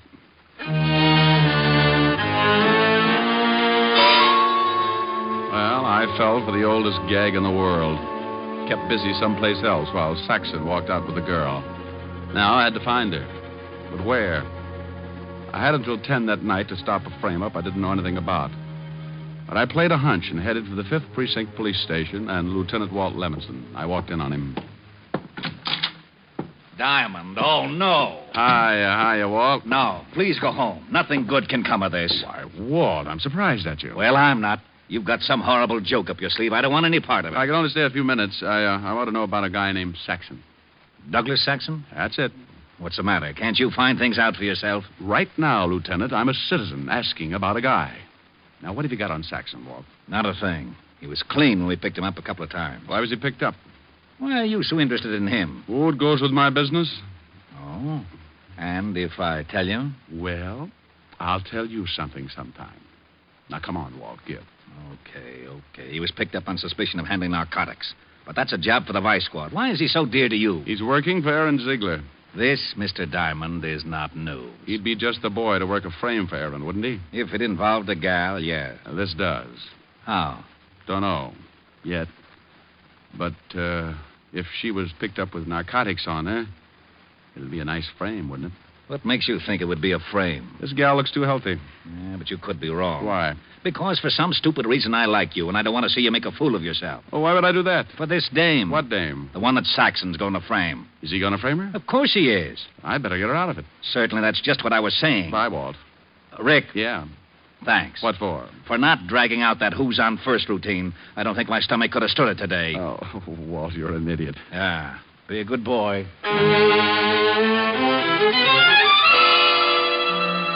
When you pound a police beat in New York, you make a lot of unusual friends. And if you ever get in plain clothes, those friends come in handy sometimes. I grabbed a cab in front of the precinct station and headed for Chinatown. Walt and I had known an old Chinese named Wu Li who'd been around a long time. He knew everyone and everything that went on in Chinatown. And if anyone knew where we could find Saxon, he did. Saxon. Is possible I do not know him. Oh, I think you do. Just so. He said this man Saxon deals in sweet dreams. However, is rumor not proved. Does he ever come to Chinatown? You like perhaps a cup of tea? I ask this as a favor, Wooly. Enemies are made to do evil. Friends to ask favors. Sometimes is no difference. Will you tell me, Wooly? You ask in name of friendship? I do. Very well. In Chinatown is establishment owned by a man named Fu Shen. Perhaps, I say perhaps, this man Saxon is there. He's been there before, hmm? My eyes are old, perhaps mistaken. Not your eyes. I shall give you address, then make call to Fu Shen. You will be allowed to enter his establishment. May you live 10,000 years. And may you live to mourn at my funeral. The old boy gave the address, and I left his shop. 5 minutes later, I walked through the back door of the old frame building, and Fu Shen bowed from the waist to let me upstairs to a private room that fronted a long hall. I noticed there were 3 other closed doors in the floor, aside from the big room downstairs. If Kathy Victor was in the building, she had to be in one of those rooms. I walked into my room, closed the door behind me. There was a bed in one corner and a chair near it. A low table was near the bed, and a dim light threw diagonal shadows like fingers across the walls. I waited until the proprietor had time to get downstairs, then I opened the door and looked out in the hall. It was empty, so I started throwing open doors. I had to be quick before I had a dozen hopped-up thugs on my back. The first was a cold turkey.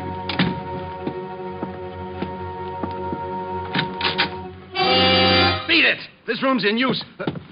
Diamond. Well, Mr. Saxon, I presume. Look, Diamond, lay off me, will you? Where's the kid? I don't know who you mean. You will. No! Diamond, my arm! You're hurting. So here's another twist for size. Ow. Now sing, Saxon, and loud. Look, you got it wrong. How wrong can I be? Okay, but it wasn't my idea. I can believe that. Ziegler thought it up. You pulled it off for a couple of grand. Listen, if I tell you we let me go, the girl's all you want. Let me go, will you? Where is she? In the next room. Walk ahead of me. And in case you get any ideas... Now walk ahead of me. Open the door. You got my arm. You got another one, but not for long if you try anything. Open it. There she is. Oh, out cold. She's all right, Just knocked out, huh? Let me go now, Diamond. Sure. So this was the game, huh? Bring her here, knock her out, plant narcotics on her, and then push her into the street to get picked up. Look, I showed you where she is. Now give me a break. You know, I was just thinking of that. How would you like it, in the arm or in the jaw? Oh! Crumb. Now, come on, Mr. Victor. Let's wake up now. Come on. Mr. Diamond, you got bad habits.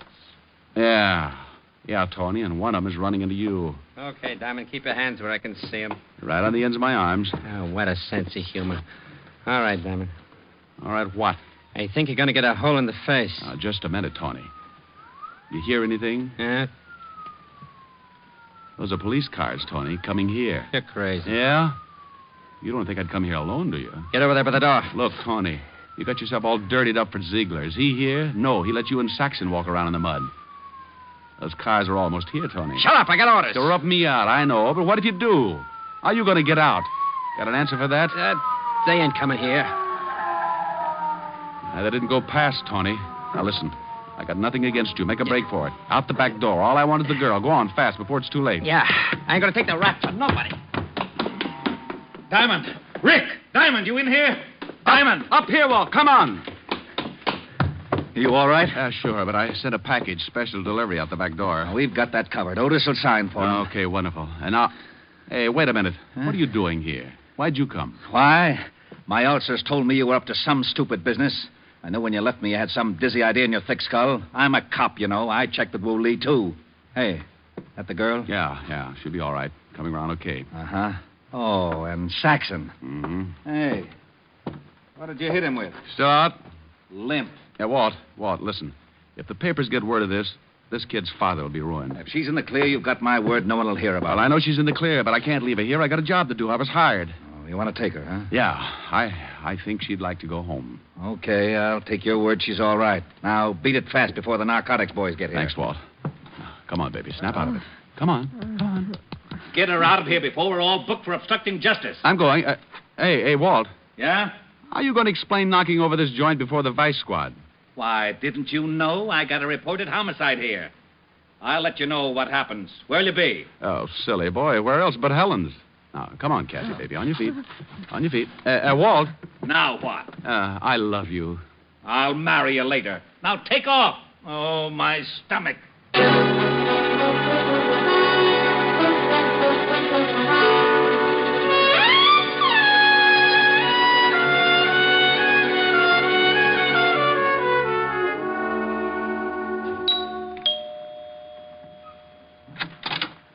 Oh. Hello, Rick. You're late. Hey, get a load of those silk slacks. They're lounging pajamas, darling. I've been in a lot of lounges, dear. Never saw anything like those. You like them? Yeah, they're all right. It's the stuffing that gets me. Rick. Be proud of what you got, baby. I knew a guy who had 16 toes on each foot. What good did that do him? He used to tell everybody he was a duck, made a fortune selling his hair for pillow stuffing. You look awful. Could have been worse. Oh? Was she pretty, Rick? Who? The girl in the case. What case? Why were you late getting here? Oh, well, I had to take a girl home and introduce her to a man, her father. I see. How long did that take? How'd you know about the girl?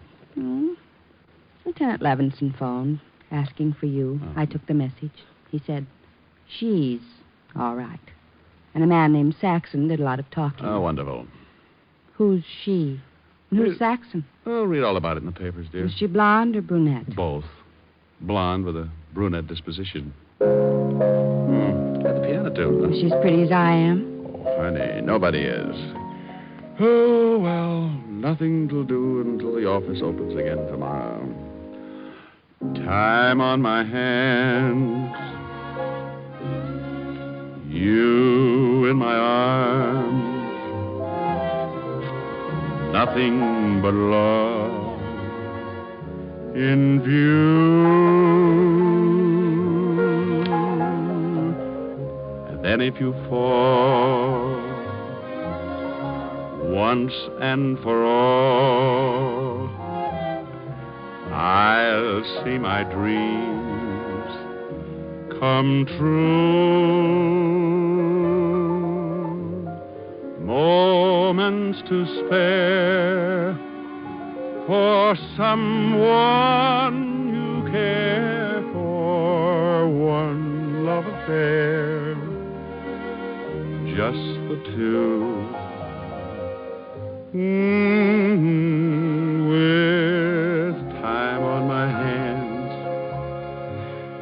and you in my arms and love in my heart, all for you.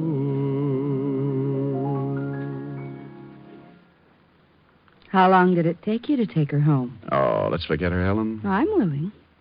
But are you? Look.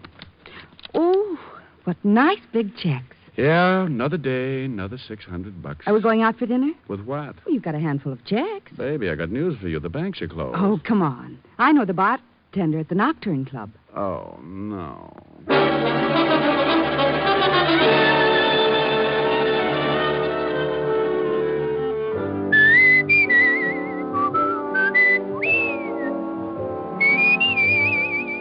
You have just heard Richard Diamond, Private Detective, starring Dick Powell, with Virginia Gregg as Helen and Ed Begley as Lieutenant Walt Levinson. Also in the cast were Wilms Herbert, Larry Dobkin, Gene Bates, Stanley Waxman, Paul DeBob, and Hy Averback. Music was under the direction of Frank Worth. Richard Diamond is written by Blake Edwards and directed by Russell Hughes. Dick Powell currently may be seen in the motion picture version of the best-selling novel, Mrs. Mike. This is Eddie King inviting you to be with us next Sunday at this same time when we will again bring you Dick Powell as Richard Diamond, Private Detective.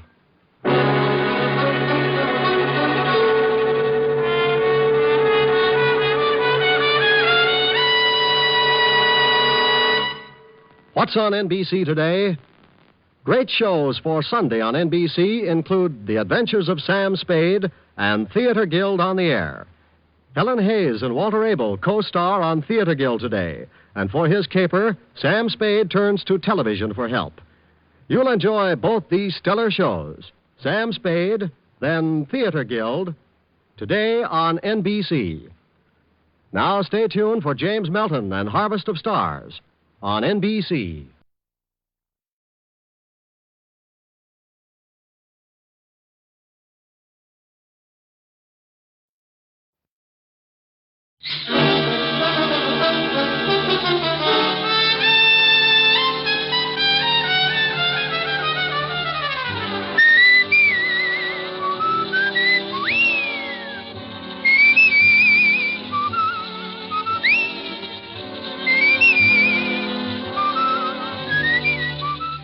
National Broadcasting Company presents Dick Powell as Richard Diamond, private detective.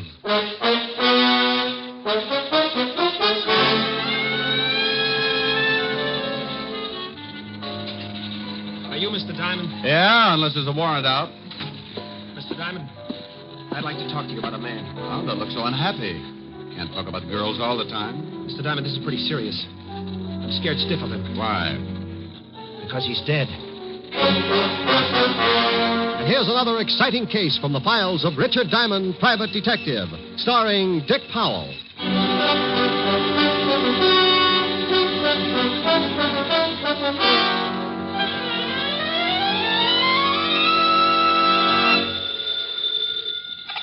Diamond Detective Agency, homicides with class. Ah, well, that's a pretty good answer. What kind of a slogan was that, Shamus? Oh, my goodness. Sergeant Otis. That's right. Well, don't take any bets. I know a dozen people who would swear you were something else. Oh, now stop the gags. I got something important to talk to you about. I know what it is. You do? I bet you've lost your shoes. What makes you think that, wise guy? Well, I drove by the docks this morning and spotted 2 landing barges with laces. Oh, I give up. Here, you better talk to the lieutenant. Rick, Hello, Walt. why don't you lay off Otis? He was just calling to ask you to do a favor for us. What kind of a favor? The 5th Precinct is having its annual dance next week. Oh, now, Walt. Well, what's the matter? Just a couple of songs, and then you can go home. Oh, sure. Just like last time. I was just going to be a couple of songs last time, too. But before those lovely cops let me go, I had a crack in my voice like the Liberty Bell. Now, this time, I promise. Only 2 songs. All right. If one of them's Mule Train. Sure, but why Mule Train? I want to whip Otis for sound effects. Mr. Diamond? Wait a minute, Walt. I think I spotted a client. Okay, Rick, I'll tell the committee you'll be there. Bye. Are you Mr. Diamond? Yeah, unless there's a warrant out. Mr. Diamond, I'd like to talk to you about a man. Oh, don't look so unhappy.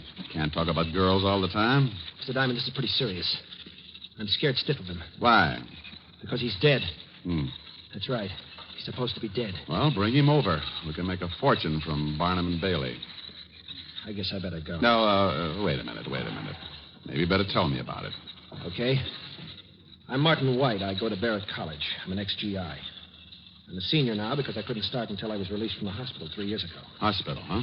What was the trouble? I got hit at casino. How long were you in the hospital? 2.5 years. 2.5 years? Yeah, Okay, I fell apart up there. Oh, psychosis? Yeah. Go on. The other day I was on my way to class when I saw this man I was telling you about. The one who's supposed to be dead? Yeah, that's right. Mm-hmm. He used to be in the same outfit with me. I saw him killed at casino. Oh, well, so you made a mistake. So he looks like the guy. No, it's not like that. Maybe I better tell you, and then you'll understand. Go ahead. Well, his name was Jarvis, Paul Jarvis. I was a captain with the 5th Army when we went into casino. And Jarvis? Private. He'd been with us since we pushed Rommel out of the desert. Everybody hated him. Why? Gold brick. Never missed a chance to dog it. But he was smart, plenty smart. There wasn't anything we could pin on him. Yeah, I know the type. He was great in a street fight because he was big. And I mean really big. Big and nasty. But up on the line, he went to pieces. Okay, go ahead. And one night, we got a report that a man answering Jarvis's description had killed a corporal in a fight. By the time the details got to me, the Germans had opened up with everything they had. I was ordered out on patrol, so I took Jarvis with me. You took a big chance. You know it. There was one witness to the killing, an old man in the town. If Jarvis knew he might be identified, he'd have gone over the hill, sure. So I figured I'd watch him. Keep him with me until the Germans slowed up and we could show him to the old man. Oh, we moved up. The Krauts had the main body zeroed in with their 88s. Our job was to move up, try to spot a path through the enemy artillery pattern. We had to belly down, and Jarvis and I ended up in a hole together. They'll spot us, sure. They'll correct and drop those things all over us in a minute. Keep your head down, Jarvis. I tell you, they'll spot us. Now, you listen to me. You raise your skull 1 inch out of this hole before I tell you, and so help me, I'll drill you myself. Okay. You hate my guts, don't you? Knock it off. This is real funny, this is.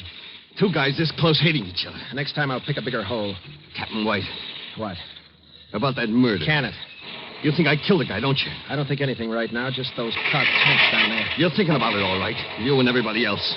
You all hate me because I'm not a tin soldier like you with ideals sticking out all over your fat face. I told you to knock it off, but you wanted it laid on the line, so I'll tell you. Yeah, I hate your guts. Okay? That's good enough. I kill that Corporal Captain White. You're out of your mind. I am, huh? Well, this is as good a place as any to go over the hill. You're crazy. Get down. Relax. I got a bayonet pointed right at your belly. Jarvis, don't. Go on. Cry. Whine. I'm going to put you in for a Purple Heart. Only you'll have to pin it on your blanket. Jarvis, for the love of it. Now you're only a number on the record. Jarvis, you dirty You're going to take a little while to die, Captain, so you can think about me getting out. I'm taking off, and I'm leaving the rest of the saps with all the honor and glory they want. So long, Captain. It's all yours. Jarvis! Come back here! Jarvis!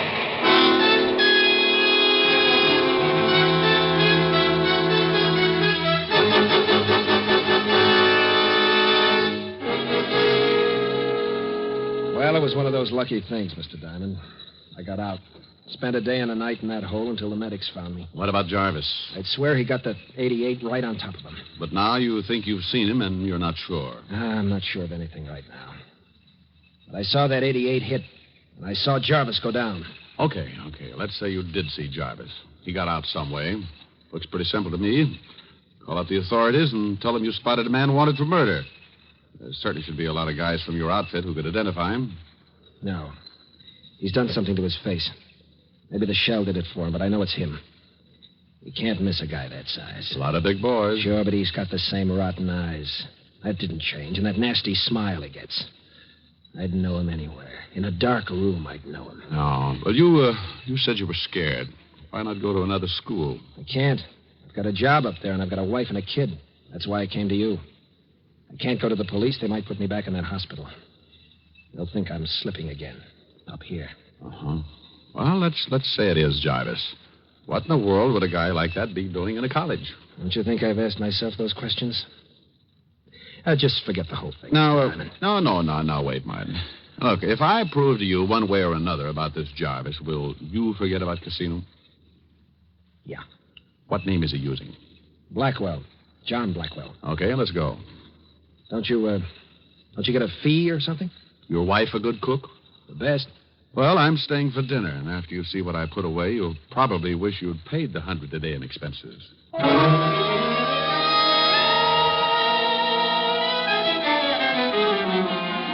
Usually I'm pretty hard about my fee because the trouble I get into has to be balanced on the book some way. But a young guy comes in with a real problem, and old hard-headed Diamond gets a fast softening of the skull. Well, 2 hours later, Martin White, me, and my real soft skull were on the campus of Barrett College and in the converted Quonset hut the Whites called home. He's hungry, Mr. Diamond. Hiya, fella. Well, nice-looking boy. Yeah, takes after his mother. Martin, if we're going to do something about this thing, we'd better get a move on. All right, where do we start? Well, I think I'd like to look at this... what's the name this guy's using, you say? Blackwell. Oh, well, I'd like to look at Blackwell's school record. How about it? Oh, I think I can fix it. Let's go. Oh, dinner's at 6, Mr. Diamond. Yeah, we eat early because I'm night watchman on campus. I go on duty at 7. I'll be on time, Mrs. White. It's Nan. Oh? Well, love corned beef and cabbage, Nan. Well, I'll walk out with you. I have to go to the store. Come on, Mr. Diamond. We'll walk Nan out across the street. Martin, look out!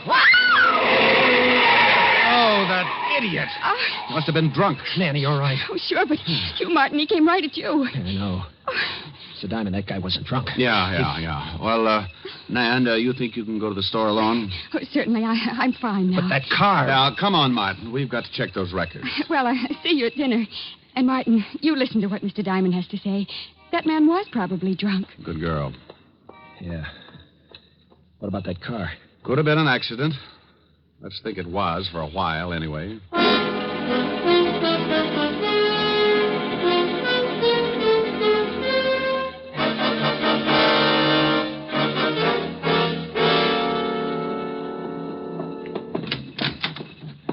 Oh, this is where they keep the records. Hello, Susie. Hi, Martin. Well, hello. Hello, Susie. This is Mr. Diamond, Susie. Mr. Diamond, Susie Wirt. It's really a pleasure, believe me. We'd like to look at the file, Susie. You a new professor, Mr. Diamond? No, just a friend of Martin's. Married? Not a bit. Why? Pretty square, huh? Sometimes, but I can learn. Yeah. Well, I might just start some night classes of my own. Sounds like fun. In about 5 years, you let me know how your education is progressing. Oh. Age is a problem with you, huh? My dear, when I stumbled over 30, everything got to be a problem. Now, do you think we can, Yes? The records, Susie. Remember? Yeah, Susie, the records. Oh. Okay, which ones? We want to see the file. Everything from B to C. Okay. But if I get in trouble for this, you may have to make it up to me in some way. I'll buy you a soda. And I'll let you. Here they are. B to C. Thanks, Susie. I'll let you know when we're finished. Okay, be a recluse. Only I got some ideas about that, too. I'll be in the next room. Youth. Well, let's take a look. How come you asked for everything from B to C? No sense in letting everybody know what we're doing. If we'd just asked for Blackwell's file, Susie might have said something to him. Oh, here it is. Yeah, it says here, John Blackwell, 28, resident of McAllister, Oklahoma. Hey, get a load of this. Height, 6'6", weight 240. Like I said, he's a big one. If he fell down, he'd be halfway home. Look, Martin, where can I find this Blackwell? Now, let's see. What does it say about his classes here? It's 2:30 now. Yeah, he should be in English Lit. Take me over there. You want to see him? I want to meet him. You want to meet him? Oh, now relax. Sooner or later, you've got to talk to him. Oh, Susie. Susie. Yes? Oh, Susie, we're finished. I'm not. How about that soda? I'll take a rain check. Lots of rain up here. Susie? Yes? Bye.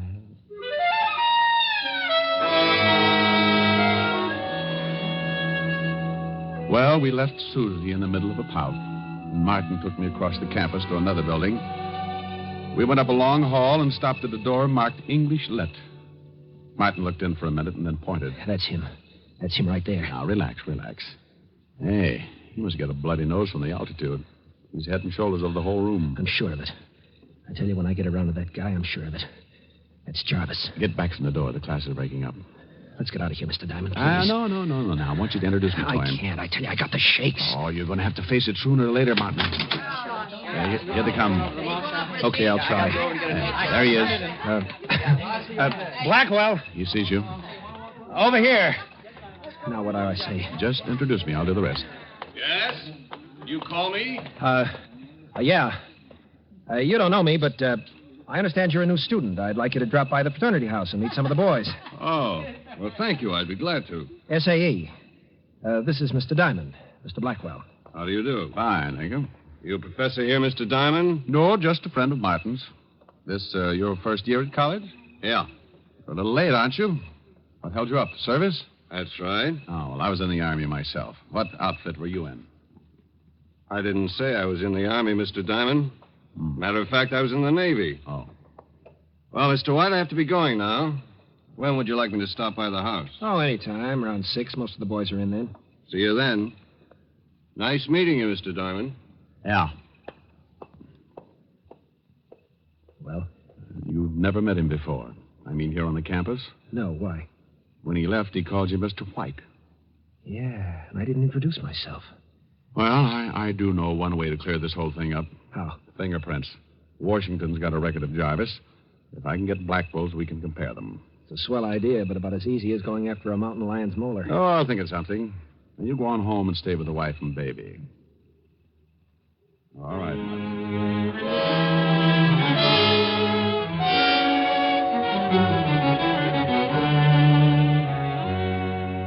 I left Martin and cut across the street to the college malt shop. When I went in, a bunch of kids were having a time playing records and making dates, so I slipped by them and eased into a phone booth and put in a fast call to the 5th Precinct Police Station and Walt Levinson.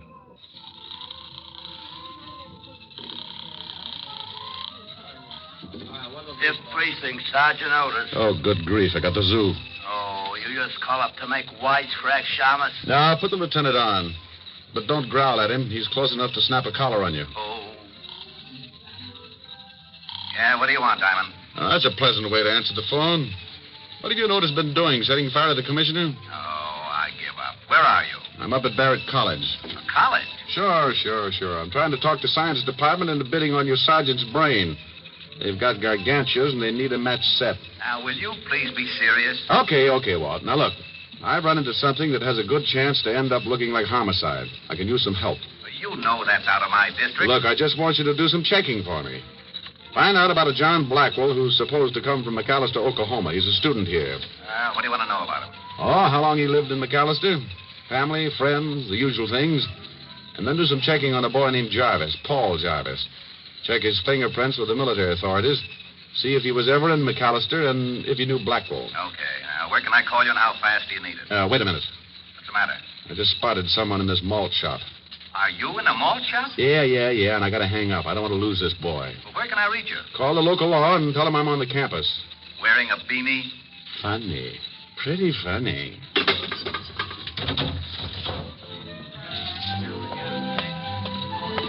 Ah, Mr. Blackwell, isn't it? Huh? Oh, yeah. Mr. Diamond. That's right. Mind if I sit down? Not at all. Just finishing my malt. Looks good. Think I'll have one. It is good. Good for you. Makes you healthy. Live a long time. Well, I guess that's what we're all after. I guess so. How long have you known Martin? Martin White? Yeah. Not long. How long have you known him? Just met him today with you. Why? Oh, nothing. Wondered how you knew his name. Oh, he was pointed out. Mm-hmm. Well, I gotta be going, Mr. Diamond. This little chat has been very enlightening. Goodbye. Goodbye. For now. Hey, waiter. Huh? Oh, you want something, mister? Yeah, the small glass. Just the glass? Don't touch it. Well, what's wrong with it? Is it contagious or something? Yeah. Here's $5. Huh? Give me a napkin to wrap it up in. Oh, a collector, huh? Yeah, something like that. Okay, take it. I had a girlfriend who used to collect beer cans, but this is a new wrinkle. Thanks. Oh, it ain't nothing. Come back again and get a load of our ice cream dishes. You'll lose your mind.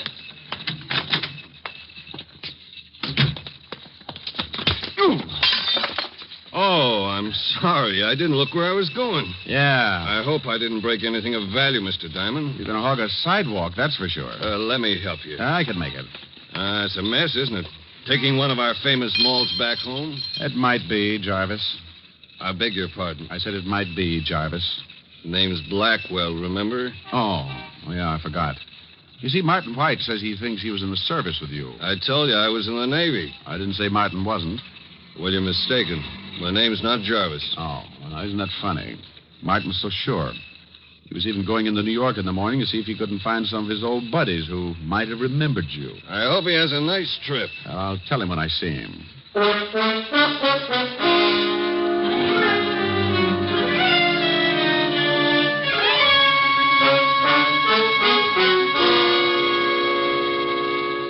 But I don't get it, Mr. Diamond. Why did you tip him? Oh, he knew it before I tipped him, Martin. I don't want him to skip before I can get the information on him. But now he's sure to take off. Not until he gets you. Oh, Mr. Diamond, do you think that... I know you'll try, Nan. Martin is the only one here at Barrett who can actually identify him. He knows I'm suspicious of him, so he'll go after Martin first and then me.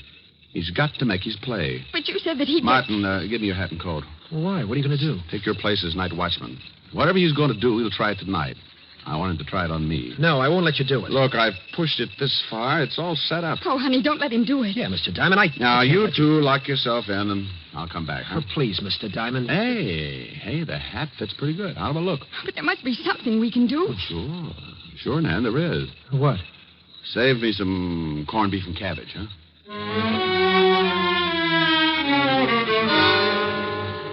It was dark when I walked out with Martin's hat and coat and started to cross the campus.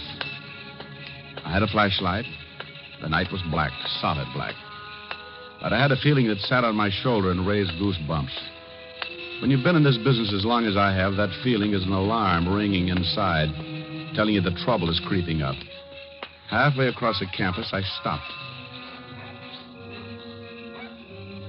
I heard nothing but the usual sounds that come with night. Dampened, muffled sounds. I walked on. And I heard it. The sound of someone walking well behind me. I stopped again. Maybe it was Jarvis. Maybe it wasn't. There was one way to find out. Keep going. If it was anyone with no business with me, okay, he'd stop following. I cut to my left, away from the main walk and toward the shadowy bulk of the college buildings. I kept going until I reached the gymnasium building. I was leading my pigeon to me. But who was the pigeon? My toes were beginning to turn in, so I figured I was. Then the bulk of the big building popped up in front of me. I tried the door. It was open. I went in, closed the door behind me.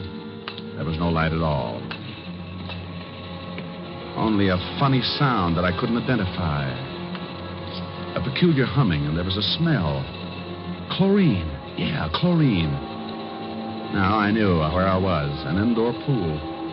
The hum was the filtering machinery. I wanted to turn on the flashlight, but in a place like this, I couldn't give Jarvis the tip on where I was. I had to get out, so I felt my way carefully along the tile floor. I kept what I guessed was the middle of the walk around the pool, and then... He was in with me. I stopped, but he didn't.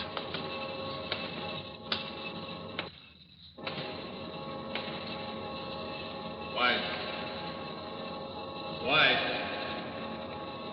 I know you're in here. This couldn't be better. You're a sap, White, coming in here. Don't be silly, White. You know that door leads to the filtering machinery? Come on, this way. It's the only way out, and I'll be waiting for you. Okay. It's all the same whether you come to me or I go to you. Stay where you are, Jarvis. Who's that? We met before. You're not White. No, I'm not. Diamond? Yeah. Not White, and you're not Blackwell. You're Jarvis. Surprise, Buster? What's the difference? None, I guess. Where's the real Blackwell? Where you're gonna be, Diamond. Stay right there, Jarvis. Sure, and let you shoot off your mouth. All right, Diamond. It's all the same to me whether I get you first or White. I gotta do both. Now we'll see just how tough you are, Diamond. Well, the boy's got a gun. You missed, Diamond. And too bad the flash gave you away. Now I gotta do this fast. This is it, Diamond.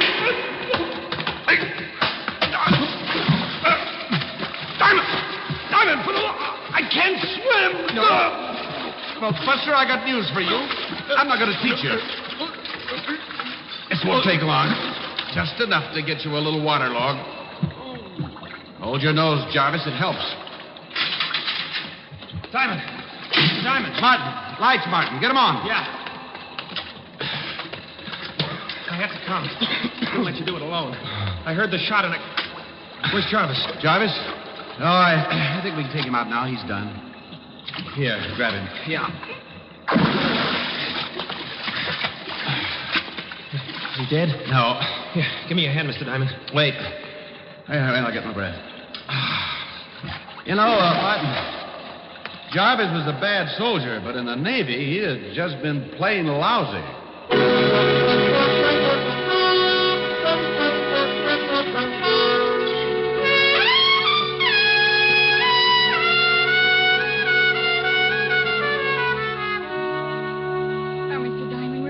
Grateful. We've got to pay you something. Okay. Mail the recipe for your wife's corned beef to a gal named Helen, huh? But, Mr. Don't Diamond... forget it. Jarvis won't... I mean, he won't... Come back? Oh, no. The Army picked him up. They've got first crack at him. Then come the McAllister authorities who'd like to talk with him about the murder of John Blackwell. So that's how he got Blackwell's papers. Sure. Blackwell was alone in the world. He was going to come here to school, but Jarvis hitched a ride and, well, once the guy kills... He'll do it again to beat the rap. And Blackwell and Jarvis were both from McAllister. Yeah. Jarvis figured this college would be a great hideout under a different name, papers all in order, but you saw him and he saw you, and that put a crimp in his plans. From there on, you know the rest. Now, I guess... Oh, I'll get it. Be back in a minute. I'll send your clothes to you when I get back to the city, Martin. No hurry, Mr. Diamond. Oh, Mr. Diamond, the phone's for you. Me? Hmm. But no one knows I'm here but the McAllister Police Force, Levinson, Otis, Jarvis, Susie, the campus, and you. Well, he asked for you. Oh, thank you. Hello? Diamond? Levinson? Yeah. Well, what's on your mind? Are you all right? Never better. Why? Because we got the report on Jarvis. He's a bad boy. You watch yourself. Don't get caught alone with him. Oh, sure, Walt. I'll be real careful. The only place I'll be seen with him is in a swimming pool. Huh? And I'll cut the wisecracks. What's that? Did you say something? Hold it a minute, Walt. Oh, Bill, shh, please. Sorry, Mr. Diamond. I guess the phone awakened him. Diamond, what are you doing? You got asthma? Quiet, Walt. Hold it. Nan, Martin, bring the baby here. But he's never done this at this time. Oh, never mind. Bring him here. Okay, you asked for it. Now, baby. Stop calling me baby.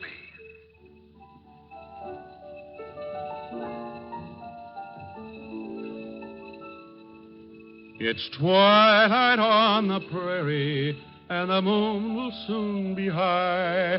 She'll be herding every star up in the sky. We'll lope along to dreamland, and we'll bid each care goodbye, while the wind blows through the sagebrush with a sigh. So hush, little darling, shh, little dear, go to sleep, little darling. I'm right here. Let my shoulder be your pillow. You'll be safe as you can be. Little darling, you mean all the world to me. We'll always be together, and I promise faithfully that your dreams will all come true. Just wait and see. So hush, little darling, shh, little dear, go to sleep, little darling. I'm right here. Hello? Hello.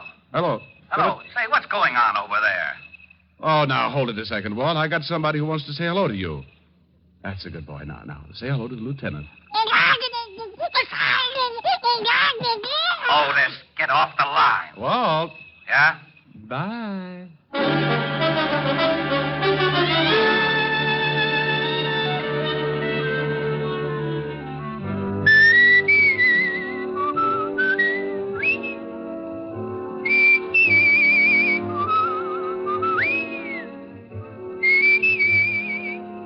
You have just heard Richard Diamond, Private Detective, starring Dick Powell. Ed Begley played Lieutenant Walt Levinson. Also in the cast were Wilms Herbert, Paul DuBois, Sammy Hill, Jerry Hausner, Jane Webb, and Dave Ellis.